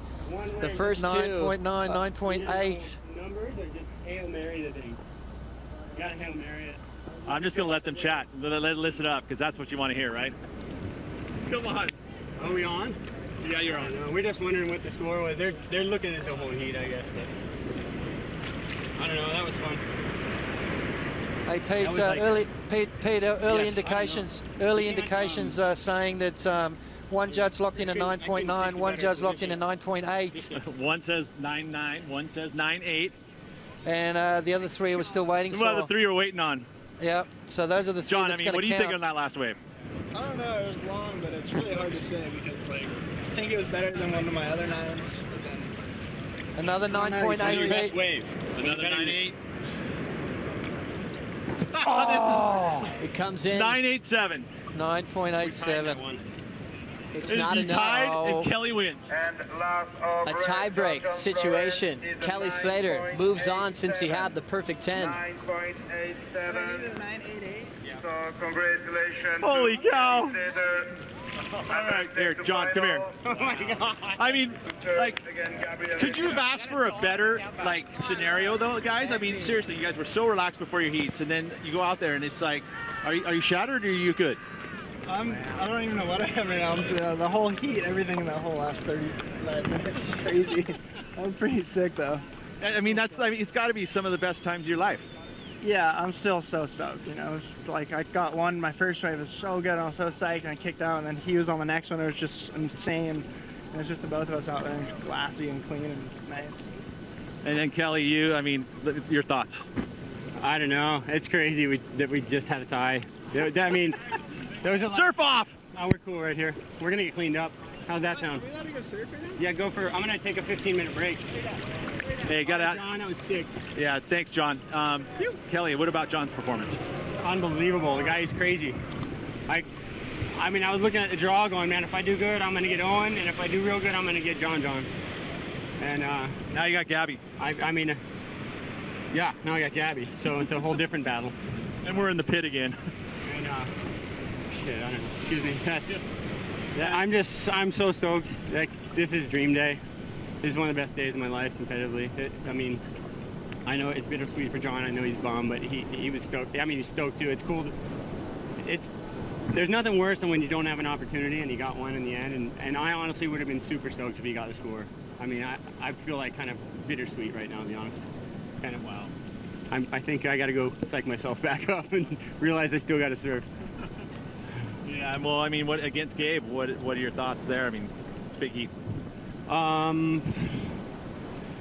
Yeah, I don't know. I mean, we have a little bit different approaches out here. He's gone those deeper, kind of small runners, and I'm trying to sit on the corner and wait for one that's not quite a tow wave. And we'll see. It's, you know, it got real slow in the back half of our heat, and it still feels like it's dying a little bit. But I mean, there's all you want out there still. And it's coming right now, huh?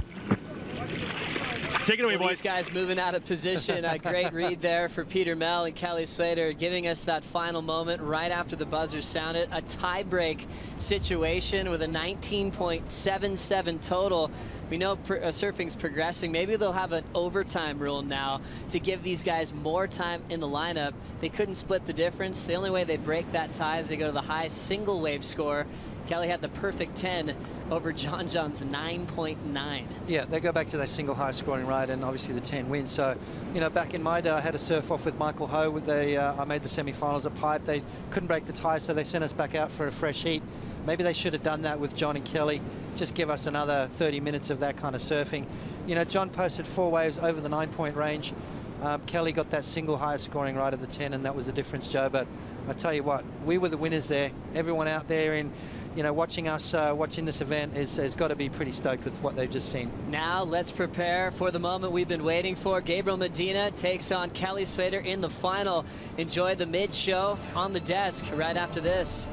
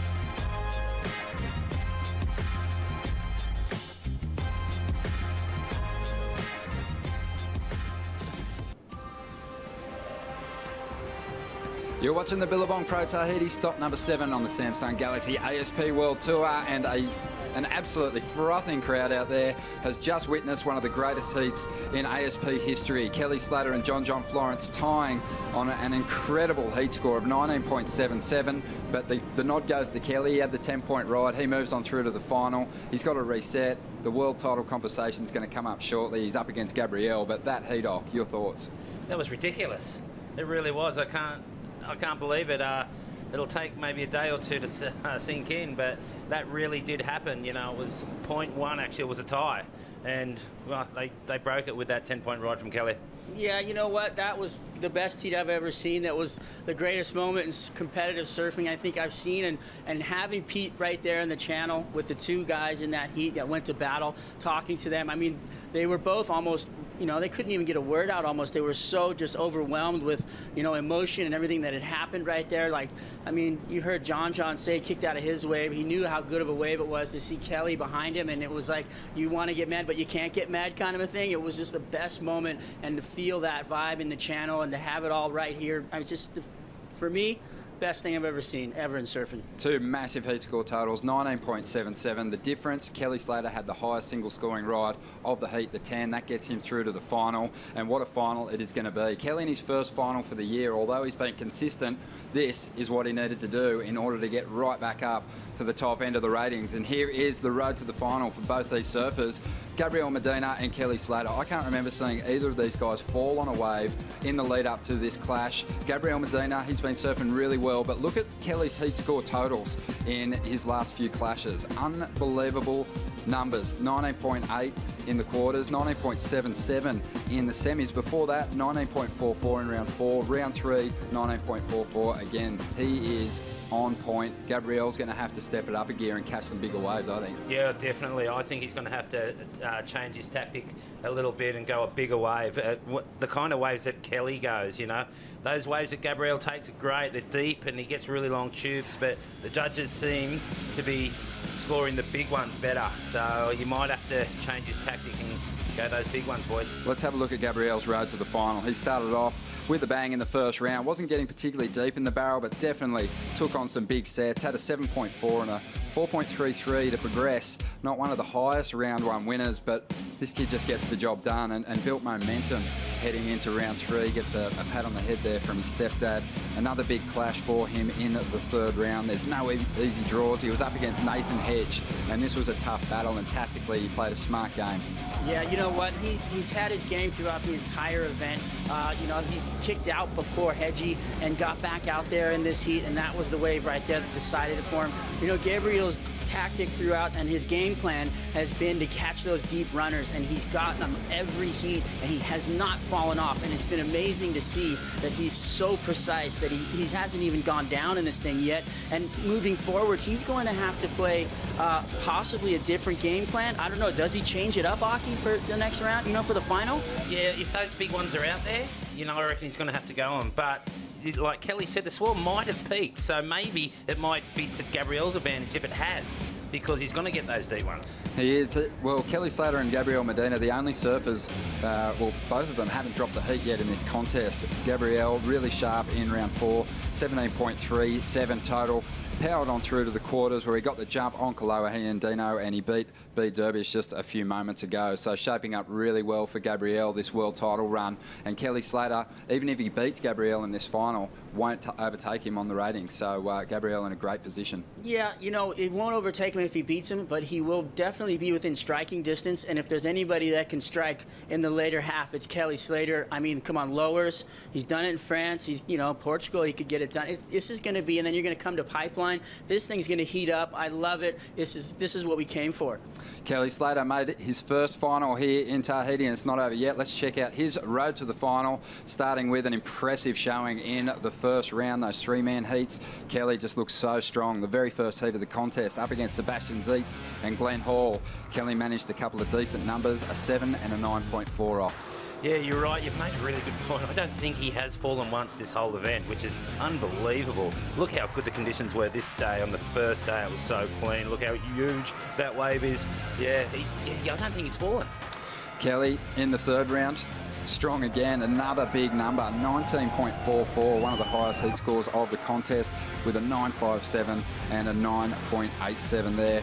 Really strong against Jadson Andre. Jadson just couldn't find any answers. Kelly powered through that heat. No, I mean, look at how picturesque these moments are. This is some of the most amazing wave riding we've seen, and he's just got that upper hand. Look at the foot positioning right there. He pushes it up, then drags the leg, the technique, the style. He's got the veteran status. He's just pulling them all together, drawing from all the elements. That afternoon, the wind going offshore and just making it look the most picturesque Chopu that we've seen to date. And then coming in to today to finish it all off. This has just been one of the most amazing events ever to view. It sure has. Kelly's motivation knock always goes through the roof when there's world-class waves, and world-class waves of size is what he really loves. Yeah, I'm actually concentrating on his technique here. You know, that barrel that he had to 10 when he went high, he's actually doing it a fair bit. Like no other, he knows where to position himself when the foam ball comes into effect. He either goes up around it or he stays low. He's a lot smarter than we think. Oh, he's pretty quick. He definitely knows his way through a barrel. He's just won one of the best backhand tube riding battles we've ever seen. Have a look at this 10-point ride from the quarterfinal clash with Owen Wright that went down just a few moments ago. That was just the heaviest wave that came through. I mean, the boats in the channel almost got taken out. He had to go around them all. This is like a tow wave, and he has to get around the backside of everybody before the wave closes out on dry reef. I mean, it is just so critical out there. I mean, these waves against John too, to open it up with a 10-point ride in the semis. I mean, come on, Hawk. And it was a tough job for the judges, Hawk. You thought they might have to throw 2 10s out in the first exchange. I really did. I called that, but I guess they couldn't, you know, because then if the boys got another 2 10s, then we would have seen a resurf, right? And, you know, it could have been. But Kelly's just asking the question right there. Wow, this final's going to be epic. It really is. I can't go past Kelly, though. That incredible moment in the final stages there where John was waiting to hear if he got the score. In the end, he fell short and the boys tied. Kelly getting the nod with that 10-point ride. We're going to take a quick break. When we come back, we'll be handing out the award for the AI Most Committed Surfer of the contest. Don't go anywhere.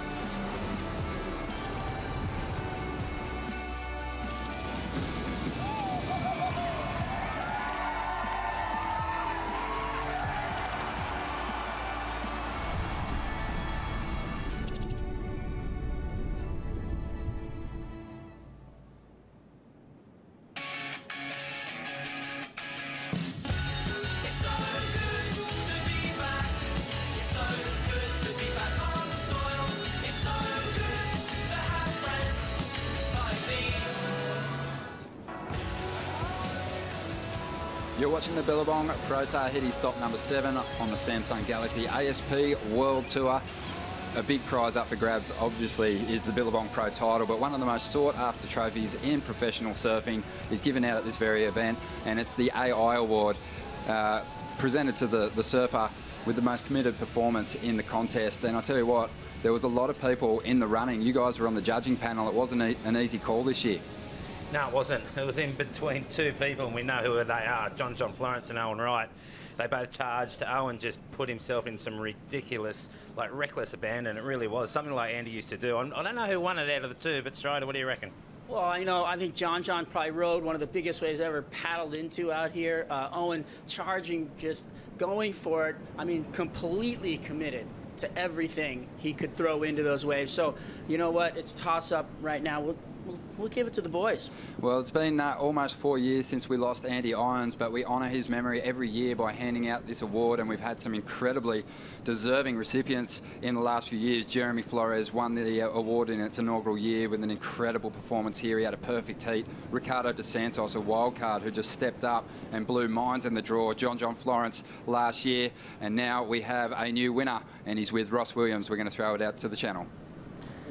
Yeah, thanks, Ronnie. And the AI Award is, it's more than just being a champion. It's about everything that Andy Irons exemplified: commitment, passion, and basically raw courage. This year, the award goes to Owen Wright. Thanks.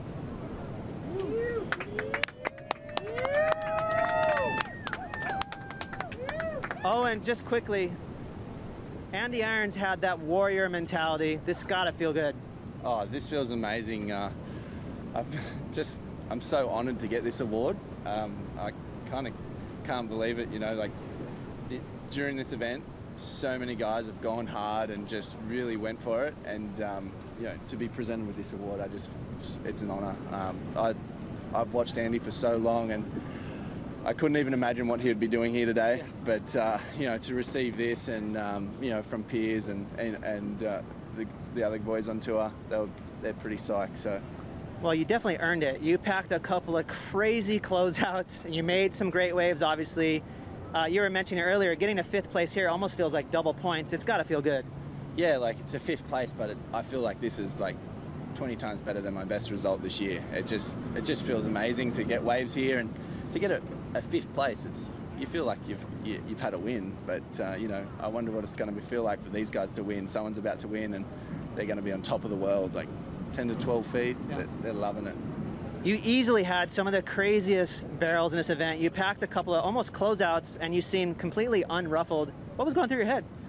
Well, not much. I like when those waves come through, and I only look at them for a split second, and then I'm going, and I've already made the mind up when the rash goes on, so it's quite easy from there.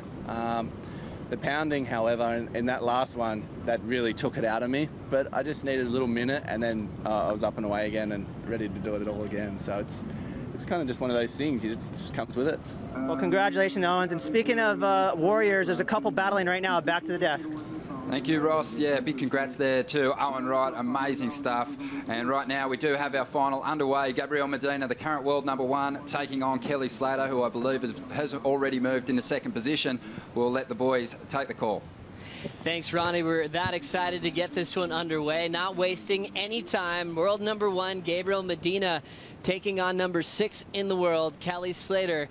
A huge matchup on paper. We just came off one of the wildest semifinals of all time, a 19.77 tiebreak situation with John Florence exiting out in the semifinals. Now the stage is set, the sun's back out.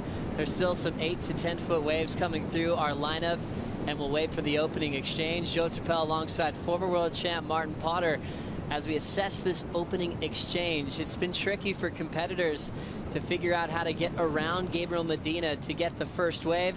What's your take on the positioning? How's this first wave going to go? Well, you know, you just got to look at what Kelly did in that last heat. I mean, he let John have the inside. He let John have the first wave of the set. And then Kelly posted a 10 right behind. So Kelly's got his strategy. He's a smart guy. He's not going to play into Gabriel's hands. He's had Medina a few times, and he's dealt with him. So it's, you know, he's going to stick to his guns. He's just come off the back of an incredible heat. So Kelly's got to settle himself down. He's got to just find that headspace again, that very similar headspace that he had at the beginning of that semi-final. There you see Kelly, 42 years young, 5'9", 159 pounds, from Cocoa Beach, Florida, ranked #6 in the world coming into this event. he is well and truly moved up the rankings, Joe. A big switch for Kelly Slater, and you think about it, he hasn't really had a serious loss. I guess the biggest one would just be back to Jeffreys Bay, getting an equal 13th to Matty Wilkinson. A shock to see Kelly go down an event that he's dominated in the past, but you get 2 throwaway results. All of his other results this season are pretty solid. Absolutely right, you know, and this is basically, you know, Kelly's sort of part of the year where he starts to get the ball rolling. You know, you look at J-Bay, Fiji, J-Bay, you know, here at Chopu, then you go to California, you go to Trestles, an event that he's dominated. He just recently won the event in France, which is something that it's taken him a long time to do, yet to win Portugal. So, I mean, sorry, he has won Portugal. So he's pretty much won everything from now on in, and he's going to be feeling really comfortable coming out of this kind of form from here. It's crazy when you look at stats, and well, at every venue on tour with Kelly Slater, but arguably the best, one of his stats is at Lower Trestles, where he's won so many times in the last 6 or 7 years. As you see the channel nice and calm, preparing for a huge final clash. You see a beautiful rainbow in the mountains back there, where you can see the trade winds usually push those clouds up against those mountains, and the fresh water pours down these little valleys and creates these passes over thousands of years. And one of the greatest slabs was created called Chopu, the Wall of Skulls, where we've now been able to honor some of the best surfers of all time. Kelly and Medina still waiting for their first wave, Potts. Yeah, you know, look at the conditions. Absolutely beautiful right now. Nice, clean texture on the face of the water. We're just waiting for those sets to come through. They're still out there. We heard Kelly say that it sort of felt like towards the end of that heat there, it started slowing down, but John's still got that bomb. He's still got a good score right at the end, and you know, a lot of people might have thought he got it. It was such a tight heat. They came out even Stevens tied, and it came down to the single highest scoring ride, which you do, and Kelly got the 10. So a super close heat for Kelly, and you can see right now he's letting Gabriel Medina have that inside section. He's not playing into Medina's game plan, as we heard Bede say that he did. Put him out of position for his 2 best waves, and unfortunately didn't make them. So Kelly a bit smarter than that. We're going to see these guys both weighted out. That's right. Much different story on Medina's road to the final, taking out Pete Durbridge in the first semifinal. His quarter was against Kolohe Andino, where he was effective in surfing basically a 20-minute heat with them paddling up the reef. Medina was able to skip round 5. Same thing for Kelly Slater. So their fitness level is sky high. Their attention to detail is insane. To hear from Kelly, the way he describes every wave that he takes off on, he's always been really good at painting a solid picture on what he's doing inside the 2. You know, Kelly's like that. I mean, he remembers everything he does. He remembers how things felt. He remembers, you know, what position his body was in when he did that high line up and over the foam ball.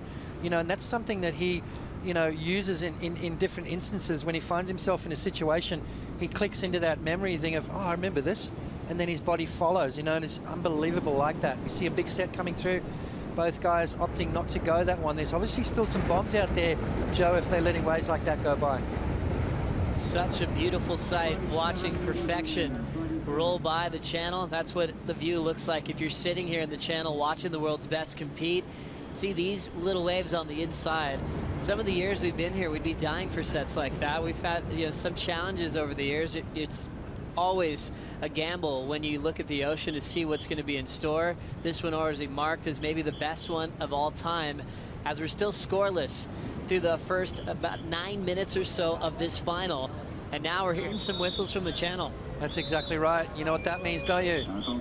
That means there's some bombs coming. Looks like Medina and Kelly a little too deep on that one. And wow, look at that thing there. So there's still some bombs out there. There's still going to be some big waves coming through. 26 minutes remaining. And I can't remember having a final heat restart. Have you? Can you remember, Joe?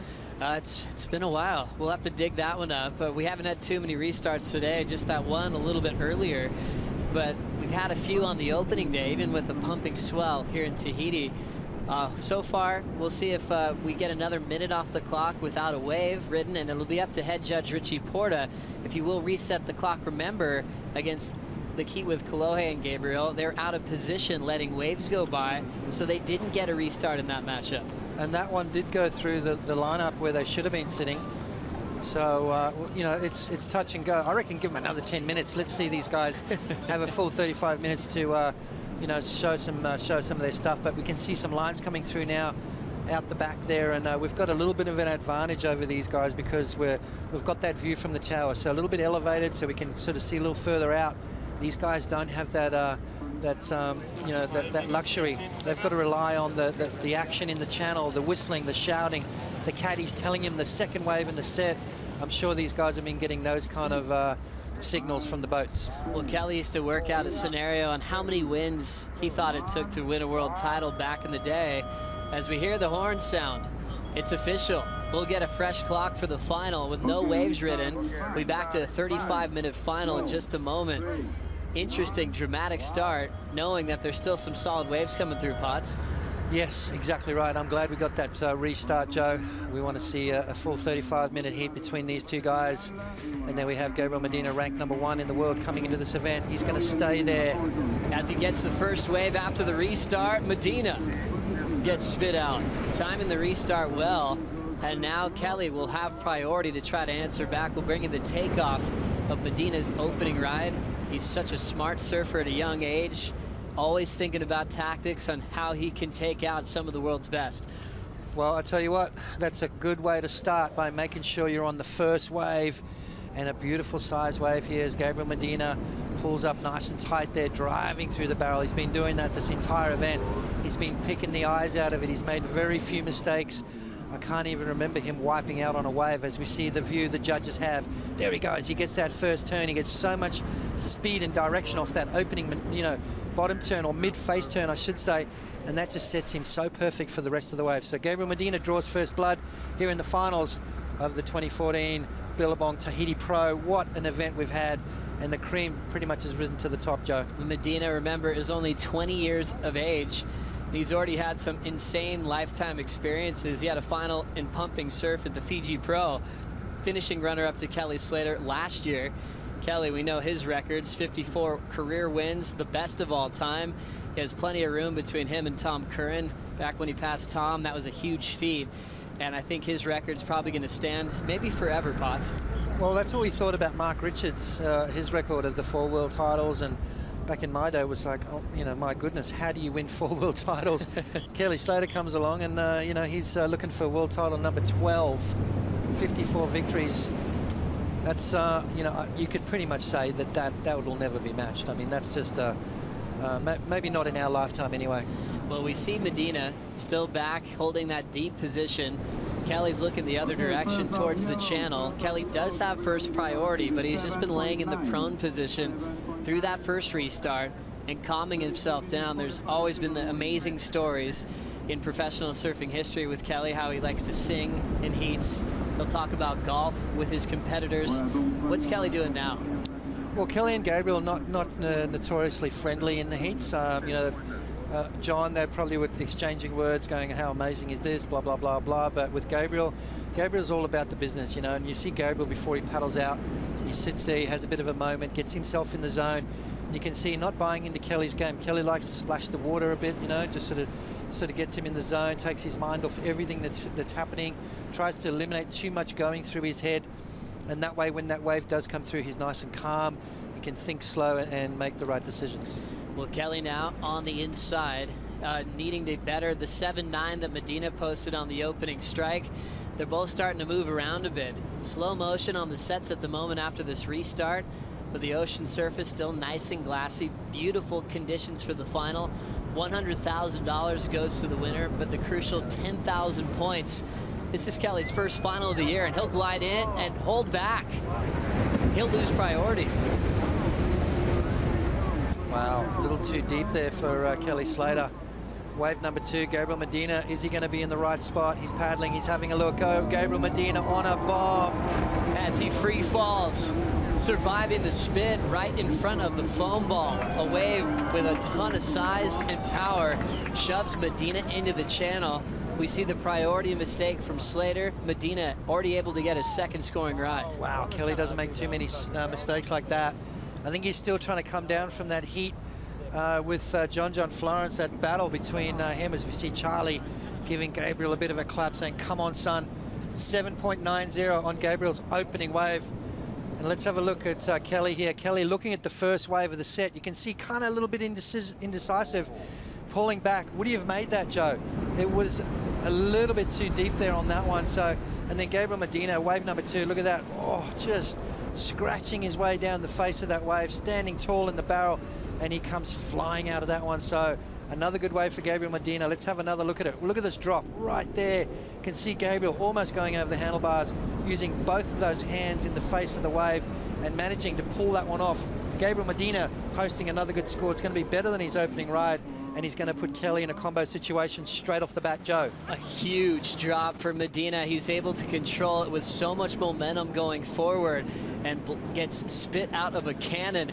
A 9.07 for Medina, a 7.9 before that. With 30 minutes still to go, Kelly Slater comboed as Medina's looking for his 3rd win this season. We have Peter Mel, Big Wave World Champ, in the channel right now. What happened, Pete, from your view on Kelly's priority mistake? Yeah, well, first let me back up a little bit to, you know, Kelly was stating how he needed to kind of psych up, and you're elaborating, Potts, about the fact that it takes a little bit to, after coming off of that such a crazy heat that he just had in the semifinals, to turn your game over and have 10 minutes or so to figure out a strategy against Gabriel Medina. Obviously, he's going to be able to do that with taking all the experiences that he's had over the years and bringing it to this table right now. But then again, a little glitch right there, right? I mean, he looked over the edge. You know, he wanted that wave, but it had a little bit of a crease and a corner to it. Decided to not go, and sure enough, there was another wave. And how do you know that there's another wave? Gabriel, on the other hand, that was a bigger wave, you know, and he had to man up. Knowing Kelly's right there looking at it just as much, he had to turn and go on it. Did everything he could to make the wave, got the 9.07 and early lead. Now, Peter, is it slowing down out there at the moment? I mean, there's still some good waves coming through, but is it slowing down? Is it going to be harder for Kelly to make a comeback like he did against John? Well, you know, I think that we just have to wait and see as we see Kelly going now. Kelly Slater, big pump. He's not grabbing the rail. Another big drive over the foam ball. The wave spits without him. And Kelly goes down on his effort to try to come back. It'll be a small score. A much different start than his last heat when he had the perfect 10. Yeah, just a little bit of a different start, but you know what, Kelly's a very experienced competitor as he just squeezes under that wave there, and you can see that thing just ripped the board out of his hands. That's the power of this wave, guys, and that wasn't even a big one. You can see Kelly just getting smashed around in there. Now that was like a pretty much a medium-sized wave. Kelly ducked underneath that thing, and just the power just tore the board out of Kelly's hands. So Kelly's got to take in some deep breaths. That's the first real wipeout he's had in this event. You know, same with Gabriel. Both these guys have been conserving energy. They haven't dropped the heat this entire event, so in probably the best condition right now. Big sets coming through. Gabriel Medina could really turn the screws on Kelly right now. Bombs coming through. The channel going crazy. Medina commits. Clean drop. Wide open pit.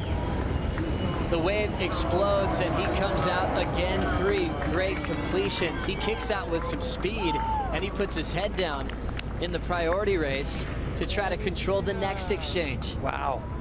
You know, we're talking about that, you know, coming out of the wave. You know, don't do those big flyaway kickouts. Don't claim too much. Just get on your board and get back out there, because I tell you what, priority's proven really important as we see Gabriel just standing in that barrel. One of the bigger waves we've seen Gabriel on this event, so he's really showing the world he's not scared. You know, everyone's saying, well, the kid's good in little waves. Well, let me tell you what, guys, this guy has got game here at Chopu, charging and getting another bomb. 7.9 on his opening ride, and 9.07 on his second wave. And look at this one. This is going to be another good score for Gabriel Medina. Perfect composure when the channel's erupting. Wow. And Medina is able to stomp the drop and get deep in the barrel. That'll be his 3rd scoring ride, and he was able to paddle back out with all that momentum and regain priority to control the next exchange. Kelly in a bit of trouble, just with the 2.17 comboed at the moment. All the highlights have been for Medina. Speaking of highlights, we'll get caught up with the desk with Ronnie Blakey, Strider, and Aki. Cheers, Joe. Well, a big strategy change up from Gabriel Medina, getting himself on some bigger waves in this heat and getting an early lead on Kelly Slater. Amazing to think that Gabriel was just 6 years old when Kelly won one of the first World Tour events here in Tahiti, and obviously Kelly had already bagged a world title the year before Gabriel was born. But Slater, what's he got to do to get back in this heat off? Yeah, Pete got a really good point going that after that semi it was a climax. He's got to, you know, just do a reset, you know, because he fell. That was the first time he fell. And we know he can do it. There's 25 minutes, but after that, you get 10s and high 9s, and then where do you go from there kind of thing. So, yeah, can I just give a quick shout out to everyone at home on Field TV. My boss, Adam, just texted me, and everyone's glued at Fox Sports watching this, not getting a whole lot of work done, so enjoy it. And one more, everyone at Rainbow Bay, it's Snapper Board Riders' 50th anniversary coming up soon at Rainbow Bay Surf Club. So, yeah, Strider. Sorry about that. Well, back onto the heat. These guys are going at it. Gabriel Medina stepped it up like we all wanted him to, and he came to the table and he got two of the biggest, best waves that he's gotten so far in the event so far. I mean, those waves were incredible. That last wave just sticking to the wall, stuck the drop. I mean, a 9.4. I mean, he's just killing it out there. You know, interestingly enough, he capitalized on Kelly Slater's mistake. It was like all of a sudden he got the taste of blood, and he just jumped right in there and just got right back on it and then just went to town.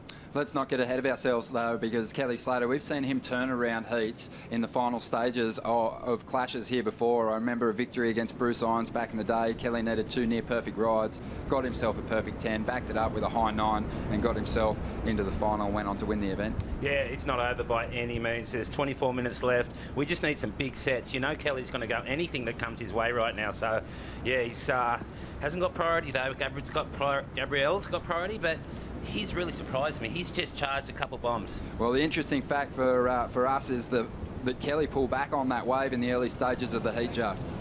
That's true, Ronnie, and you bring up a really big point when you look back at that historical moment with Kelly's comeback against Bruce.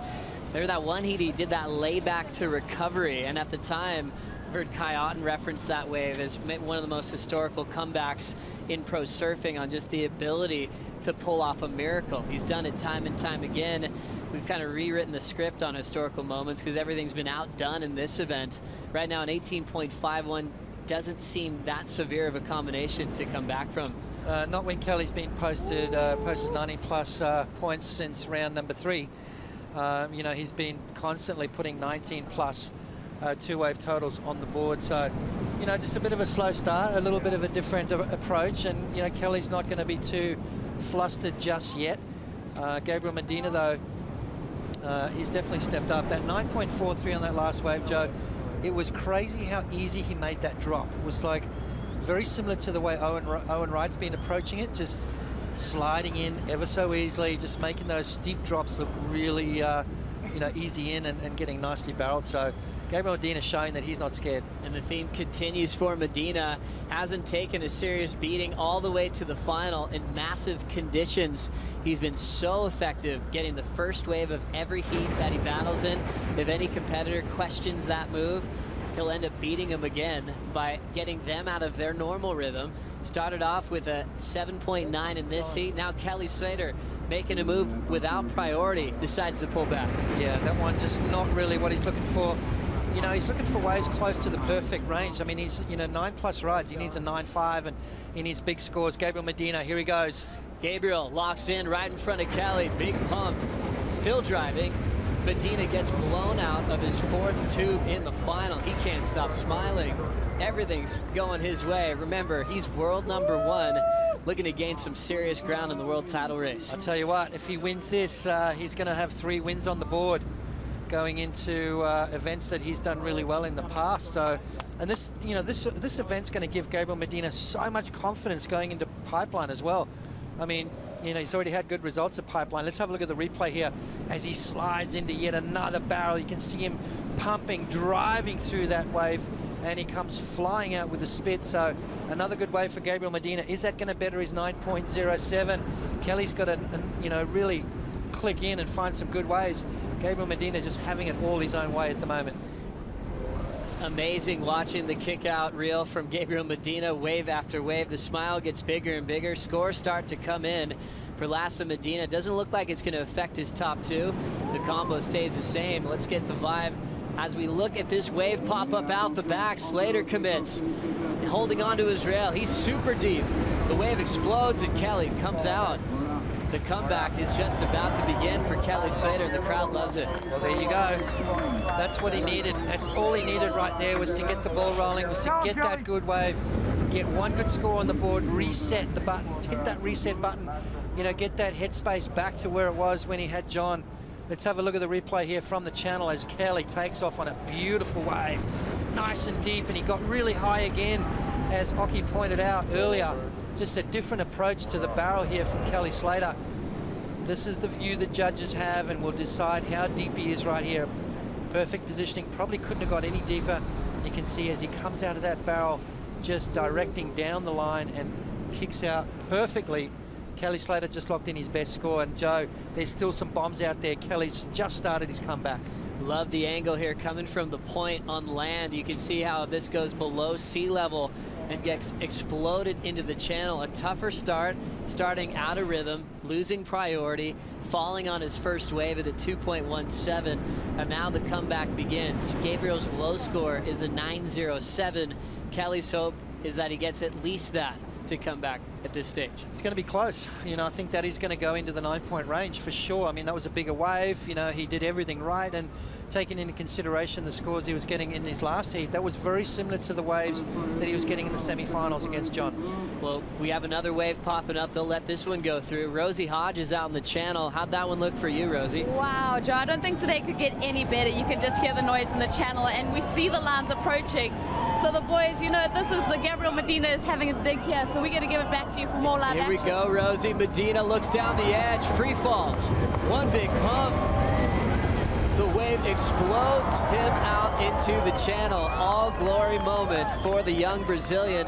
The current #1 in the world is making this wave his skate park. He can do anything, standing tall in barriers, big flyway kickouts. Rosie, where are you putting that one up on the scale? Are you kidding me? I mean, these guys are going wave for wave. That getting spat out of that one, I don't know, that could have bettered his second scoring ride, but Gabriel Medina has taken such control of this heat after Kelly made that priority mistake, but Kelly fought back there. So, you know, this heat is just getting way too exciting. In the channel, the vibe is incredible. There's a rainbow, there's rain, there's sunshine. It's so beautiful at the moment. As we're looking at a replay from the front-on view, Potts, how'd you like that composure? Well, Rosie's right. That was amazing. You know, these guys are absolutely going to town. Let me tell you something right now. That was a crazy drop, a bigger wave for Gabriel Medina, showing he's not scared, standing tall in the barrel. It wasn't a deep one, but I tell you what, about as critical as it gets out here at Chopu. Kelly Slater, 9.63. Let's have a look at this again as Gabriel Medina just free falls out of the sky, right down the mine shaft, and then really just pulls it up underneath that lip and standing tall there. Gabriel Medina showing the world that this kid is not just an air master, he can charge with the best of them. Scores dropping for Medina, a 9.53. Kelly Slater, a 9.63. Kelly back in the heat, needing a 9.33. This heat is on, Joe. Well, just to reference, Kelly Slater has 2 waves, but he has the best wave of the heat. A 9.63 is better than Gabriel's 9.53. It's in that similar scale. Remember how close the heat was with John Florence? It came down to a tie break. We're looking at a similar situation. Kelly now needs a 9.33, 17:30 on the clock, and Kelly holding priority at the moment. We're seeing a couple of lulls so far, so it's kind of stretching this heat out and making it feel a little bit more dramatic as we dive into the story with Gabriel Medina. Just his 4th year on tour. 4 CT wins out of 7 finals. This is his 8th final of his career, and his highest rank was 7th in the world when he was battling in that Rookie of the Year race back with John Florence. Came back and finished in the top 10. You know, this kid's, well, he's ranked #1 in the world, so he's really learning the game quick. Proven to the world that, you know, he's not just got that small wave prowess. He's really good in the big stuff. He's learning it. He's getting bigger and stronger.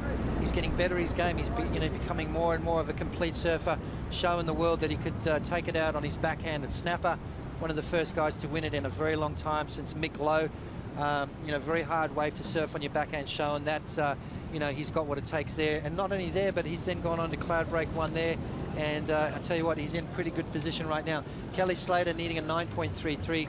That's a walk in the park for Kelly out here in these kind of conditions. Well, we look back on the way Medina started in world #1, back on the Gold Coast. He shocked himself by winning that contest. He was a little bit injured, and he actually didn't really rate himself to take everyone out. That's changed since then.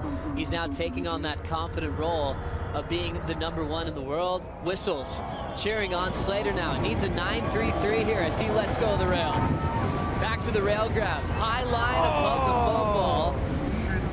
And he ends up going over the handlebars. He did the hard work, went so high, he couldn't come back down. Yeah, Kelly just a little too high there. Maybe took a little bit too much of a high line as he pushes through that one. He's okay, he's back out, but tell you what, that could have been a good score for Kelly Slater, and you can see as he was using his fingers there just to show you how close he was to making that.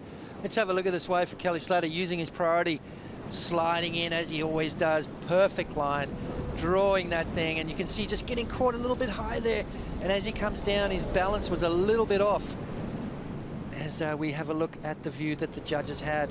Look at this wave. It is absolutely pumping out here right now. It's been like this all day long. And Kelly just going down there, really crucial part of the wave. You need to pull that off. That's going to come in around about in the 5-point range, and Kelly's going to have to go back to the drawing board. Still looking for a 9.33, Joe, just under 15 on the clock. And what an exciting day of surfing we've had. Well, we're having this rare moment watching Kelly go down on a couple of big opportunities. Current world number 6, that'll be changing after this result. 54 career CT wins, 11-time world champion, won this event back in 2000, 2003, 05, and also in 2011, the Code Red year. He had a much different role in that event, wasn't making the highlight reel in the first few rounds, saved everything for the finals day. This event, though, he started off with perfection, dominated round 1, the first heat of the day, and now showing some signs of a couple of mistakes. We'll dive back into that story and the final right after this.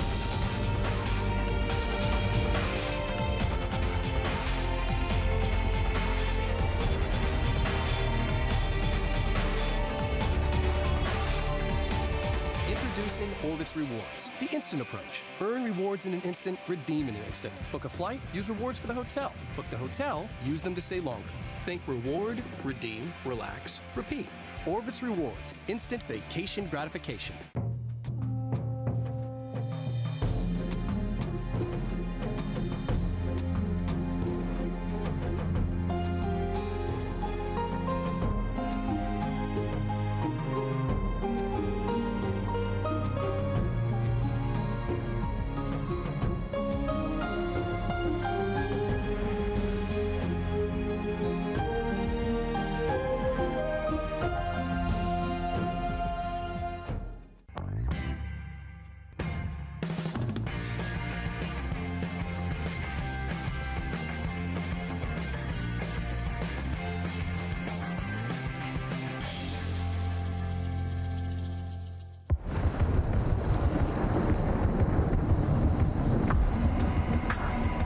If I need to drop the big one, if I need to, I will go, you know. I'm pretty stoked to be in the final, you know. I'm looking forward to put a great show. I think I got to go psych myself back up and realize I still got to surf.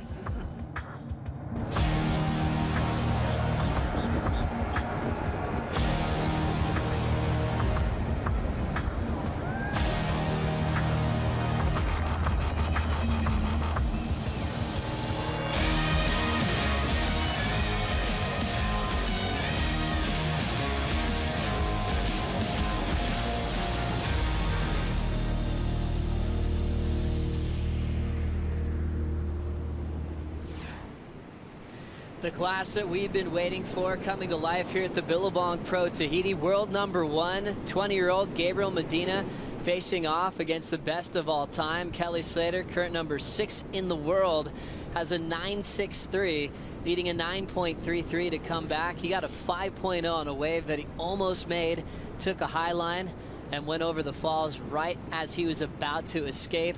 Joe Turpel alongside former world champ Martin Potter. As we look at this situation, has anything changed for Kelly? Are you surprised that he's in this situation right now? No, not at all. You know, I knew Gabriel was going to come and bring his game. I knew Gabriel was going to post a bunch of 9s, and that's exactly what's happened. Kelly's just got to recalibrate. I think he's still getting over the little bit of a hangover from that semi-final with John. You know, there was so much emotion. There was so much going on in that heat, and you know, those are the kind of heats that Kelly really embraces. He's hit the reset button. He's posted the highest single score, 9.63. He's just got to settle down. Gabriel's got priority. He needs to make sure that his next wave is up into that high 9-point range and put the pressure on Gabe, because so far in this event, Gabriel's had it all his own way. No one's really ruffled his feathers. Well, now thinking about the numbers, since we have 11 minutes to go, let's see how Gabriel Medina got out in front of this one, because he started off with the first wave just like he traditionally does. We'll watch his first one unload right out front. No takers on the inside. Medina holding priority at the moment to control this next set. They're looking calm and letting that one roll through.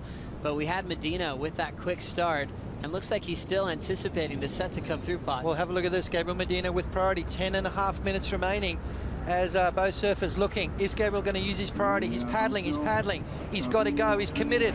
A late drop. And he drives big pumps. He's super deep. The foam ball picks up his board. And Medina has gone down for the first time in this final. A rare moment to see him down, and now Kelly on the next one. He'll slide it and control it into the pit. A beautiful round wave. He controls the finish onto the shoulder to make sure he completes that effort. Come on! Wow, well, there we go. Kelly Slater, advantage on that exchange. He needs a big score. He needs a 9.33, but really, Joe, he needs something up in the, plus, a 9+, 9.8, 9.9, somewhere around there. Gabriel Medina, first wipeout so far that he's taken. This is his first little run around into the channel, so he's going to be a little bit rattled because he hasn't experienced this yet, Joe. This is his first real go down. Let's have a look. Nice and deep, and he said in his post preheat, if the big ones come, I'm going to go, and that's exactly what he did, pulling in deep on that one, getting absolutely munched. So Gabriel Medina taking really his first donuts of the event, and Kelly Slater right behind, making him pay for it on a beautiful little wave as he pulls up nice and tight. It wasn't a big, open, gaping barrel, but have a look at that. Kelly Slater hanging on. Is that going to go into the 9-point range, Joe? 9 minutes remaining. Kelly is going to get back out into the lineup and get priority. Side slipping down the face of the wave. Perfect technique from the 11 times world champion. And it's going to be touch and go whether that will go into the 9-point range, Joe. Just ensuring completion on the exit. A beautiful read for Kelly Slater to pose a comeback. Medina had to wear that wave on the head as well, as he saw the jet ski pick him up on the back of the sled. They ripped his leash off. They always want the leash off so it doesn't get tangled around the reef. When they step on the gas, they have to reroute around the lagoon, around the buoys, and back to the channel. With this happening, Kelly's able to get priority back, and he has the lineup to himself. About 30 seconds, that's all it takes. These guys are absolutely flying. And the downside is that for Medina is that was his first incomplete ride and his first trip through the lagoon. So maybe a little bit ruffled. Maybe his feathers might have got ruffled on that. Maybe a little bit of different headspace for Medina. Still waiting for scores for Kelly to be locked in. Just under 8 minutes remaining. Is that wave going to get Kelly into #1 spot and make Gabriel Medina fight back? He's had it all his own way so far this event, Joe. Can Kelly put himself in that position right now? Well, we've got Peter Mel on the channel, and we just had Gabriel Medina maybe take his first wipeout of this whole event. How did his wipeout compare to a lot of the heavy ones you've seen today?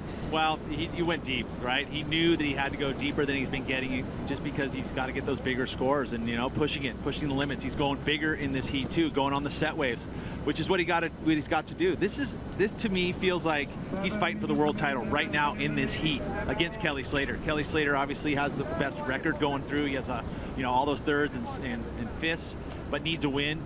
And right now this is where Gabriel has to stamp his approval on this year to take this title, and this is what this heat really means to him right now. So he knows that. A lot of intensity at Pete, and we can hear the channel erupting. Are the fans going one direction in this heat, or does Gabe and Kelly have some support out there? Absolutely, both of them have support. It's great. They're actually just they're enjoying the show. I don't think they even care really who wins. It's just surfing wins and the fans win. Well, thanks a lot, Pete. Beautiful rainbow behind you, and bombs setting up this final. Insane scoreline already with a 9.43 and a 9.53 from Gabriel Medina. Last of Kelly Slater, an 8.97. Still in second. They want more. He needs a 9.33 to turn this final, Potts. Well, that's the thing. When you've done what Kelly's done through this entire event, the judges are going to get a lot more critical. They want to see that. They want to see those big, deep barrels. They want to see him draw that high line over the foam ball. They want to see him take off on the big bombs. So, you know, Kelly's going to have to go deeper, bigger to get that 9.33. He does still have first priority, but let's start thinking about the numbers. He had 10,000 points for a win, 8,000 for a runner-up. This is Kelly's first final this season. That sounds shocking, but you see coming in, number 6 in the world, just one throw away with that 13th at Jeffreys Bay, compared to Medina, where he has a 13th and a 9th already. He doesn't, you know, he's obviously has another final appearance. Medina and Kelly squeezing those points towards this world title race. 3 wins last year and didn't win the world title. You know, a lot more consistent this year. You know, Kelly was throwing 13ths and 25ths away last year. I mean, he was counting some bad results, and you know, you've got to mix in some you know, really consistent results with the odd win here and there. And I think this is Kelly's chance to maybe try and get that win. Still looking for a 9.33 though, an 8.97 on that last one. 2 judges gave him a 9, one gave him a 9.2, and 2 in the high 8-point range. So Kelly, with 5 minutes to go, the pointy end of the finals, Gabriel Medina hanging on by the skin of his teeth, and you can see him now just scratching his head saying, wow, now I know what the big fuss is about. I finally had my first big wave on the head and that first trip through the lagoon. And he charged that last wave at 2.83. His 5 waves previous, nothing under a 7.9.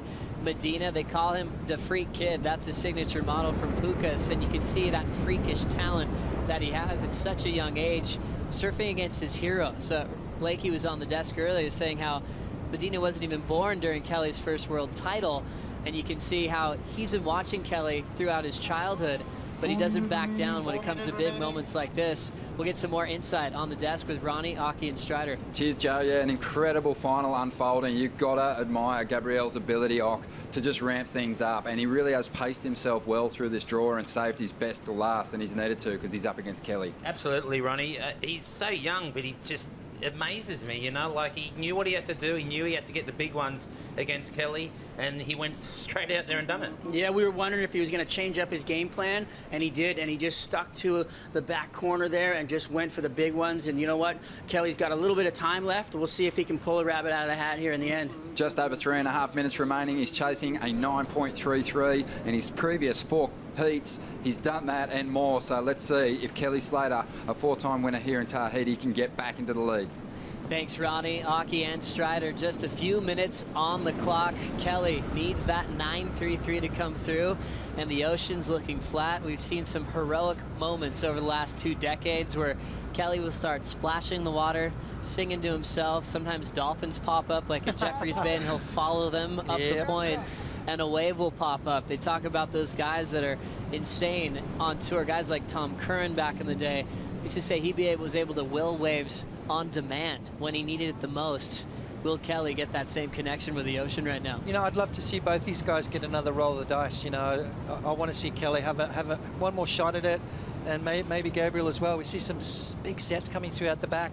There's plenty of time, so these guys are going to get another roll of the dice. 2.5 minutes remaining. Exciting stuff here. Kelly needs to, well, he needs to let it all hang out in this next wave, Joe. He sure does. You can see the difference in the ocean texture out the back. It goes off this steep shelf, and the water is just dark and creepy and sucks up off the reef. Right now, Kelly is just composing himself. He knows he needs something massive. He might only get one more chance to take out Medina. Kelly going for his first win of the season, and Medina trying to get his 3rd win with now 2 minutes remaining. Here we go. Everyone's starting to whistle and yell. Kelly Slater, he's here digging in spots. Looks like Kelly going over the ledge, a big drop. He controls it, no grab. On the foam ball, the wave spits, and Kelly goes down on a huge opportunity to turn this heat. No doubt that would have been the score to turn it. A minute 45, and Medina lets go a big sigh of relief. That was a 10. Had Kelly come through that, we were looking at straight 10 points right there for sure. That was insane from Kelly Slater. He knows it too. He was right there. Another foot or two, and he was coming out of that. Have a look at this drop. I mean, first of all, he had to make that. That was insane right there. Just pulls it up really high, driving through that section. Right now, he's trying to climb up and over that white water. Right there, it just loses his fins. The board gets sucked away from his feet and goes down. Look at that drop there from Kelly Slater. Just the ability to be able to get up and into that barrel was just bar none. Some crazy talent right there. Kelly Slater driving through that barrel, and just right there's that wave unleashed. He went down, so wow, that was close to being an absolutely perfect wave, Joe. And now we're down to 53 seconds. Gabriel Medina still out in front, holding priority. He's been changing the game. The first Brazilian to win Snapper Rocks this year. First Brazilian to win the Fiji Pro. He's world #1. He wants to be the first Brazilian to win a world title. The crowd's going crazy. Here we go. There's more waves coming, Potts. Don't you love it? It looks like a two-wave set too. 30 seconds to go. Maybe both guys are going to get an opportunity. Kelly going the first one. Late takeoff. He grabs the rail to slide. Super deep. Kelly still driving. He comes out, shrugs his shoulders, asking the crowd what they think of that performance. Next wave, Medina's going to let go, and now it's going to come down to that final wave for Slater. Is it enough? A 9.33 to turn this heat. Medina let him go. Medina had priority. That was a really, I'll tell you what, an Iceman-like situation for Gabriel Medina to have the nerve, to have the confidence to look at that wave and say, there's no way Kelly's going to get the score. Gabriel let him have it, gave Kelly that last opportunity, and now it is in the judges' hands. 9.33 required by Kelly Slater. If he doesn't get it, well, Gabriel Medina will win his 3rd event of the season and extend his lead in that world title race. Some huge scenarios to follow. Medina and Kelly shake this one out, congratulating each other on pushing themselves back and forth. Kelly almost had a perfect 10, fell with 30 seconds on the clock. One more wave, a late decision. Medina didn't go, and Kelly got one more wave that's still yet to be scored. Let's take another look. All right, well, this is the one Medina let go. Kelly sliding down into it, the thing unleashing. Kelly pulls up nice and tight, disappears in that white water there, and comes out and says, well, that's as good as I could have done on that wave. And is it going to be enough? It is in the judges' hands right now. Both guys, I tell you what, we take our hats off to you both. You both just absolutely charged. Gabriel Medina stepped up to the challenge. Everyone said this kid can't charge in big waves. Well, he just proved the world wrong right there. That's right, another score that we're waiting for. The final heat is over time-wise, but Kelly has one more number to lock in. The judges don't have to wait for another heat to follow, so they'll take their time. Look at the replays. Compare the last couple of tube rides that they've scored. They remember that Medina has a 9.43. Kelly needs a 9.33, less than that, to turn this heat. Tell you what, that 3.40 on his last wave, the wave before that last one, that was a tan, Joe. That he had the opportunity, just a little bit too deep. Kind of, you know, when you watched his bottom turn, he's a little bit, his body was a little bit off balance. Maybe that was the key right there. Had he come out of that one, it was a no-brainer on the scoreline. Kelly would have definitely got it, but not to be. And we're still waiting for that last score to come through right now. We can hear Kelly.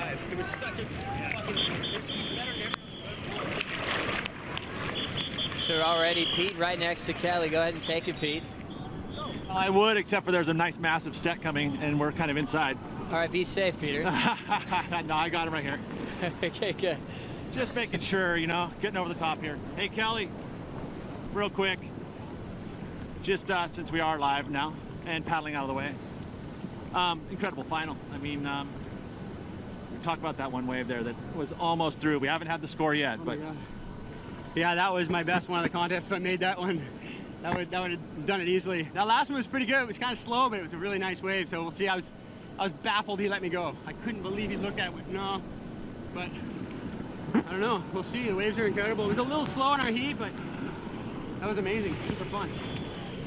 And you know, great surfing by all the guys all week. There's so many guys inspire me, just charging, and you know, Gabe in that final win a couple good sized ones. There was one I was like, oh, hopefully he gets too far out, and he was in spot for it. I was bummed, but it was fun. I made a paddle mistake early in that heat, and it set the tone for him to get his first good one, real good one. So my bad. Yeah, we're trying to figure out what the judges are thinking. Is there any inclination of what the scores are right now? Yeah, something. I'm not asking you. I'm asking these guys. I either got it or I didn't. Yeah. Well, nothing yet, Pete. Yeah, and they're looking at replays, obviously. Yeah, they're probably looking at two waves and make their decision. Wow. We'll see. Pete Mel, yeah. Can you hear me? Yes, I can. 9.2, 9.4, 9.3. So 2 under, 3 under. It's going to be very close. Very close. Oh my goodness. It's a 9.30, not enough. 9.30, not enough. Kelly Slater's second. Gabriel Medina is your 2014 Billabong Pro Tahiti champion. He's about to get the message right now. I paddled for one I shouldn't have paddled for, and I lost priority, and that was it. F-bomb. There it is, folks. Gabriel Medina is your winner.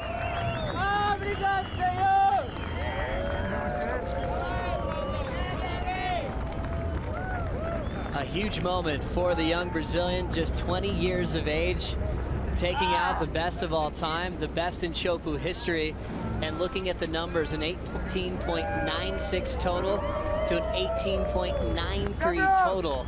A huge one there, a split panel on the decision. Take it away, Pete. Nah, I let him have a moment. So Kelly rinsing that one off real quick here as Gabriel starts to celebrate, breaking all the records, proving himself in waves of consequence, surfing against the world's best, proving that he is a true world #1 at this stage, Potts. Well, you look at that last wave from Kelly. 2 judges gave it to him, 3 judges didn't. And the 3 that didn't were just under. The 2 that did were just over. So it came out 0.03 under the score. That's about as close as you could get. That's the second really close heat that Kelly's had today. One with John in the semi-finals where it went his way, and in the finals with Gabriel Medina where it went against him. So really feel for him, but at the end of the day, Kelly's back on track. He's surfing incredibly well. He's got really consistent results, puts him back in the world title race, Joe, and he's got to be happy with that. A huge one for Gabriel Medina, now taking his 3rd win of the season. Already was world #1. He's going to be wearing that yellow jersey, and maybe for a long time. Thinking about lowers, he's won there at the prime level. He's won in France. He's made the final in Portugal. Those are all the events to come here on the Samsung Galaxy ASP World Championship Tour. Our 2014 Billabong Pro Tahiti champion, Gabriel Medina. Yep, and not to mention the fact that this event is going to give him so much more confidence going into Hawaii at the end of the year, because Pipeline is going to feel like a walk in the park to what he's just been through this week. Amazing record here as Kelly Slater makes another final out here at Chopu, his first final of the season. We talked about how he was outside the top 5 picture. You can see why Pete gave him a little space. Going that close, surfing waves like this, and coming up just short, has to sting. Yeah, absolutely. It's got to sting. It's got to hurt. But, you know, Kelly's been on both ends of that stick. He knows exactly what he's got to do now. And you know, the thing that with Kelly is those things fire him up. You know, realize how close he came. He's not going to let that happen again as we'll head down to Rosie, Joe. Oh, how good that was. I don't think you do, because... Rosie, let's hear about that winning feeling. Gabriel Medina, I mean, you've ticked so many boxes right now, silenced a lot of critics, winning the Billabong Pro Tahiti, flawless, massive conditions, and beating Kelly Slater. Talk us through your win. I already know what to say, you know. I was going to that heat, and then I went home to talk to my mom, and the words she said to me inspired me. She said, no one is bigger than God, and I trust in God, and I think that was him, you know.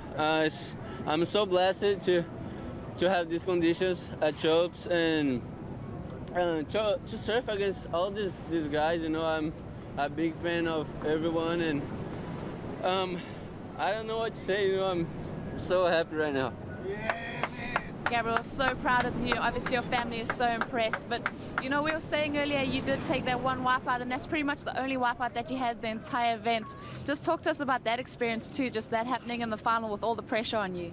Yeah, I just did a mistake, you know. I thought that was it, you know. I know Kelly, he's I don't know what to say, he's a legend of surfing. And he knows what he's doing. And when I fell off, I felt I had lost that heat, you know. And I don't know, as I said, that was God. Thanks God, thanks Mom, thanks my family, sponsors. I'm so happy right now. You know, when I usually speak to you, so cool, calm and collected, and you just have, you know, you always have a mission in your mind. But right now you're so emotional. Just tell us about that winning feeling. It's the best feeling ever. Win, the waves were just perfect and big too, and this feeling is amazing. I don't know, this You know, this crying is just because I love surfing. I love what I'm doing right now, and to get these waves was unbelievable. Okay, and obviously there's a lot of people that are here. Your dad's here to support you, all the water patrol, the people that worked on the event. Who do you want to thank and give a massive shout out to? Yeah, I want to thank ASP to put this event on here. This way, love more now this wave. Yeah, thanks for the water patrol to keep us safe, and all the judges, all the is working on SP. You know, thanks guys. You guys are doing a good job, and I'm really happy to be part of this. And yeah, can you say some in Portuguese? Obrigado a todo mundo que está assistindo. Tô super feliz agora. Tenho certeza que um monte de brasileiro viu e tô amarradão de ter representado o Brasil. Queria mandar um abraço pro Cave Pool que tá me assistindo aí, toda a galera, Pedrinho, Camaras, Murilinho, todo mundo que tá aí, PC, a galera de Maresias, minha mãe. E tem um monte de pessoa para agradecer, mas obrigado a todo mundo. Tô muito feliz agora e essa é para nós. Well, huge congratulations to Gabriel Medina, Kelly Slater. What a performance. Back to you, Joe. This has been an amazing event and day. We are right there with you, Rosie. Incredible words from Gabriel Medina, showing emotion for the first time. And Rosie was spot on with that feeling. He comes into every event so determined to win, and nothing is going to stand in his way. And for the first time, letting it all go at the end of an amazing final. Signs of a true champion, Potts. Unbelievable. I mean, Gabriel Medina didn't put a foot wrong, and you know, that whole thing of saying, you know, when he wiped out on that one wave, you know, he thought that was it.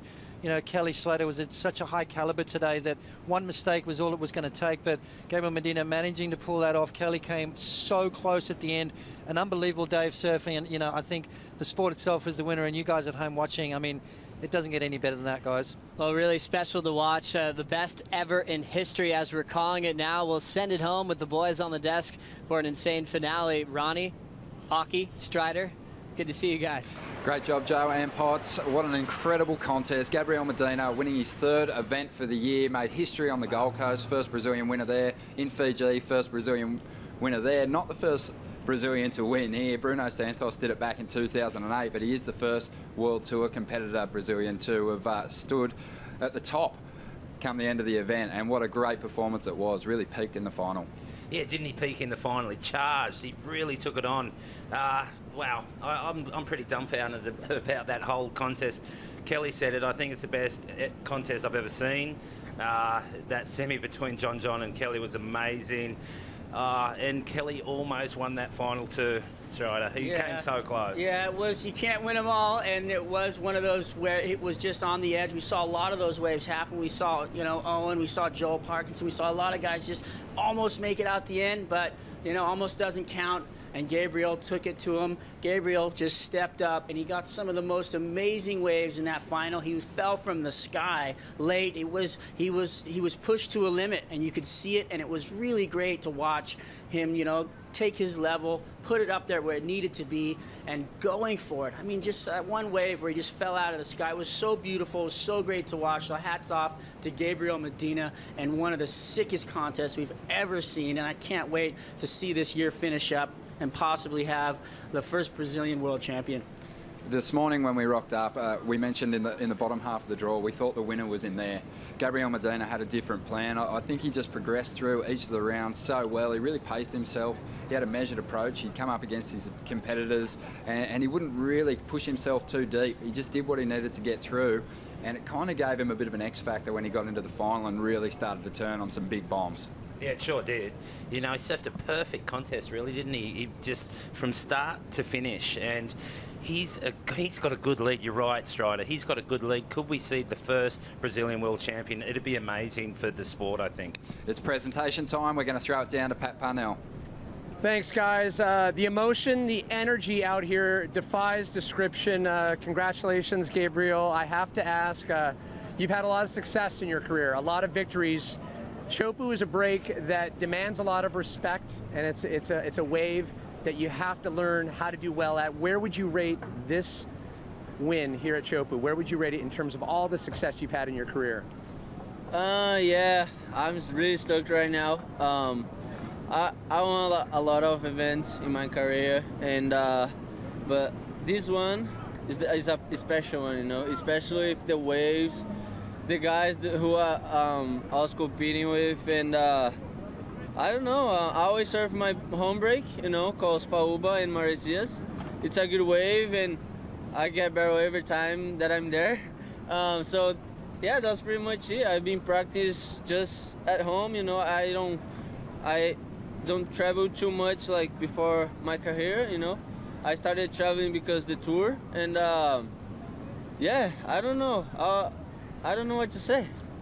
It's an amazing wave. Well, it is my esteemed honor to give you this. Ladies and gentlemen, Gabriel Medina, your 2014 Billabong Pro Tahiti champion. Well done, sir. Thank you. Mom, I'm bringing it home. There it is, obviously an elated, emotional Gabriel Medina as we send it back to you guys. Unbelievable electricity out here. No doubt, Pat, and Gabriel Medina are so happy. You know, reduced the tears after the final, and for good reason. Such a huge win for him. All that expectation throughout the event. He dealt with it so well, and as we mentioned before, peaked beautifully in the final. His highest heat score total in the event came in the final, 18.93. Amazing surfing. Oh, absolutely. Incredible. Look how happy he is. It was just it was a perfect final for him, really, wasn't it? You know, we thought he might stay on the same tactic, get the really long, deep ones, and he did that on the very first ride. But then some big ones came to him, and he aimed up, charged them, Strider. Yeah, you know, he did. He was, like we said before, it was everything that we wanted to see out of him, and we got to see it. He stepped up, he took it home, and Kelly had the opportunity, he had the waves, and you know what, unfortunately, he just peaked, I think, in that John semifinal, which, you know, was one of the most amazing heats we've ever seen to record. So I think everybody's a winner in this event, especially everybody watching. We got to see some just incredible surfing, incredible waves, and now we've seen Gabriel win the event. And I mean, the kid's just got to feel just like he's on top of the world. He's bringing it home to mom, just like he said. He's on top of the world. Let's check out the highlights from the final right now, and there was plenty. Gabriel Medina, a typically strong start. There he is with his stepfather Charlie, just getting psyched prior to the clash. And Kelly just made this one little error, as you mentioned, Strider, and it really did throw him for the heat. Yeah, you know what? It's a very rare moment when he does make the error, but it set up Gabriel for this. I mean, look at that wave. Just incredible barrel. Things spit him out. He's just holding on for dear life right there to make sure he could make it. And then Slade's tried to back it up right here, Ock. Yeah, he was so deep there, wasn't he? He just came out. We saw him dive over the foam ball, but that's not going to make it. That's not going to be a deemed made ride, but there goes Gabriel, and he just had it on a string, didn't he? He did, yeah. Kelly took a fall in that heat. Both these guys were really sure-footed throughout the contest, rarely falling. Kelly, as always, you can count on him to fight back into a clash. He had the highest single score of the heat, a 9.63, but Gabriel, he had a couple of mid-range nines, and it was enough to get the job done. Absolutely, that wave was huge. That was the one. Look, it looks like Air Jordan coming out of the end of that thing. That was the one where he actually just stepped the game up and went for the gusto. Right there, Kelly making another mistake with his coming up high, coming out through the bowl, and instead of, you know, coming down with it and trying to push out of it, he actually got caught up in the bowl, and it worked against him. He did, didn't he? You know, that was an uncharacteristic mistake from Kelly, because he usually would make that. He just went on his tippy toes a little bit, but wow, look at that wave there, just going unridden, and there goes Kelly again. 3 opportunities to chase down the requirement, a 9.33, and Kelly got so close in the final stages. But Gabriel Medina, despite having to do the big lap around the lagoon, just maintained his composure. He was really clever. Perhaps this wave could have turned it. Yeah, it could have. Did you see, like, on his bottom turn, he just kind of tweaked out a little bit there, didn't he, Strider? Like, maybe the board was a little too small. He loves riding small boards, but he just lost track a little bit there, and he didn't make that wave. That would have been a difference. Yeah, it just wasn't his final, but you know what? That last wave coming in, we knew, you know, deep down inside, we didn't think that was the score, but Kelly seemed to think so the whole time as that thing rounded out. Good on Gabriel Medina, just taking it home. That was amazing. Potentially a huge brain explosion by Gabriel Medina in the final stages of the heat, but he was very lucky. Kelly came up just short of 9.3 when he needed a 9.33, and as you can see, nothing separating these two. 0.03 the difference. Gabriel Medina, though, an incredibly deserving champion, increases his lead in the title hunt, and he's going to be so hard to track down. It's just amazing. When you looked at the schedule at the start of the year, I think you probably pegged Tahiti as the big question mark event, seeing as though Gabriel hadn't really done too much damage in this contest. But, you know, now that he's got through this one, he's going to be so hard to stop moving through the back half of the year. Isn't he what? Like, just imagine him at Trestles. You know, he's got that air game and he's going to use it, like, fully. And he'll be hard to beat there. And then we go to France, Portugal, and we've got Pipeline. Oh, he's halfway there. Well, I mean, he's got such a high make ratio when it comes to doing above the lip surfing. It's just insane. We watched him just boosting all over town and lowers. He's just going to go into it with so much confidence, and that's, to me, 90% of the game. These guys have so much skill and so much talent, but it's all in your head, and if you go in with that much confidence, it's going to get really hard to beat somebody. Next up, we'll be introducing the monster moment from today's action. We're going to go straight to it. Why wait? Let's bring it on. It is, of course, the semi-final clash between Kelly Slater and John Florence. This is one of the greatest heats for me of all time. The biggest, highest combined heat score totals of the contest. These two went absolutely loony-ocky. This was the best heat ever, best semi-final ever. What a monster moment, seriously. John surfed so good in this event. You know, it was a climax. You know, they met, the two lions, they met together and they went at it. My goodness, Kelly got the better of him, though. You know, the master and the apprentice, you could say. But the master got it. Yeah, you know what? There's no shame in the game right here. The way John was surfing in this event, you know, I actually voted for him for the AI award. I thought he was just charging so hard. And Kelly just really, I mean, look at how good he's surfing out here. And this was the climax for Kelly in this event, and rightfully so, you know, against somebody who's got to be the hardest guy ever to beat out here, and he had to rise to the occasion, and he did, and he rose to the occasion. John just backing it up, almost pulling it off right here in the end. I mean, it was amazing to watch. A very worthwhile moment, the monster moment from today's action. It was always going to be a big one. Kelly Slater and John Florence and the boys waiting in the channel to get the results. And, well, it was Kelly, obviously, moving on through. Such impressive stuff. Trestles, the next event. We're going to be talking about it in a moment, but right now we're going to a break. Stay with us. This is the post show.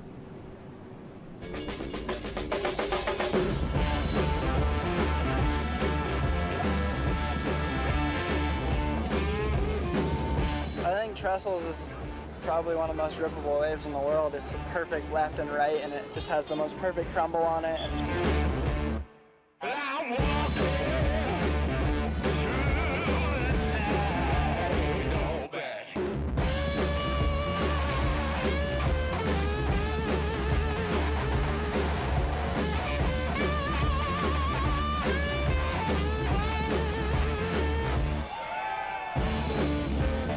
It's a playground, you know. Everyone calls it the skate park, but it really is, you know, it really is a great wave.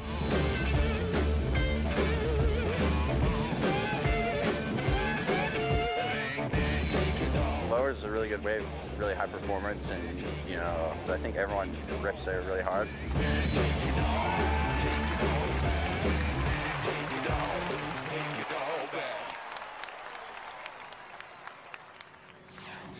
Exciting stuff. The next event is the Trestles Hurley Pro. Don't miss it. Right now, we're going to leave you with some highlights from today. Hope you've enjoyed the show, and we will see you in California.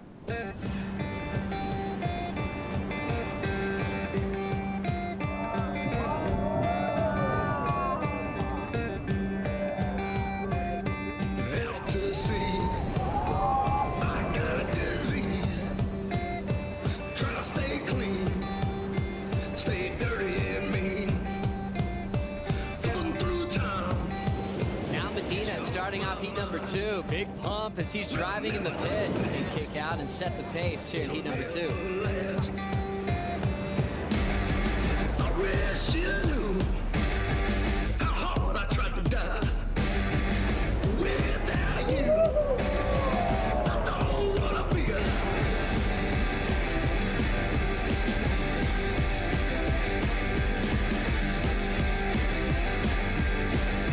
Kelly Slater locks in, grabs around the takeoff, one big pump, and he's trying to slow down right on the foam ball, puts his head down and dodges the explosion.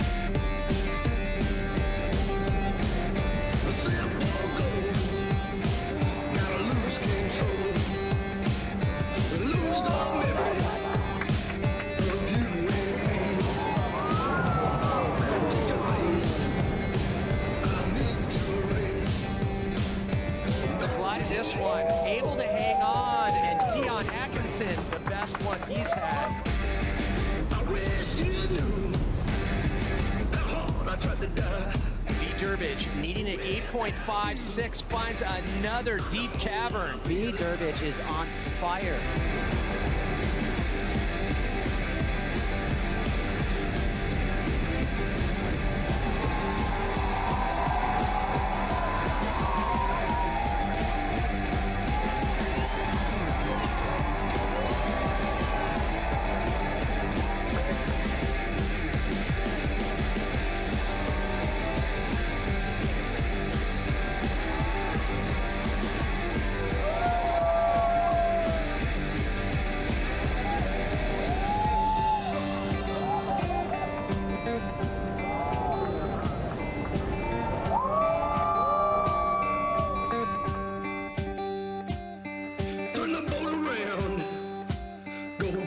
Medina commits, clean drop, wide open pit. The wave explodes and he comes out again.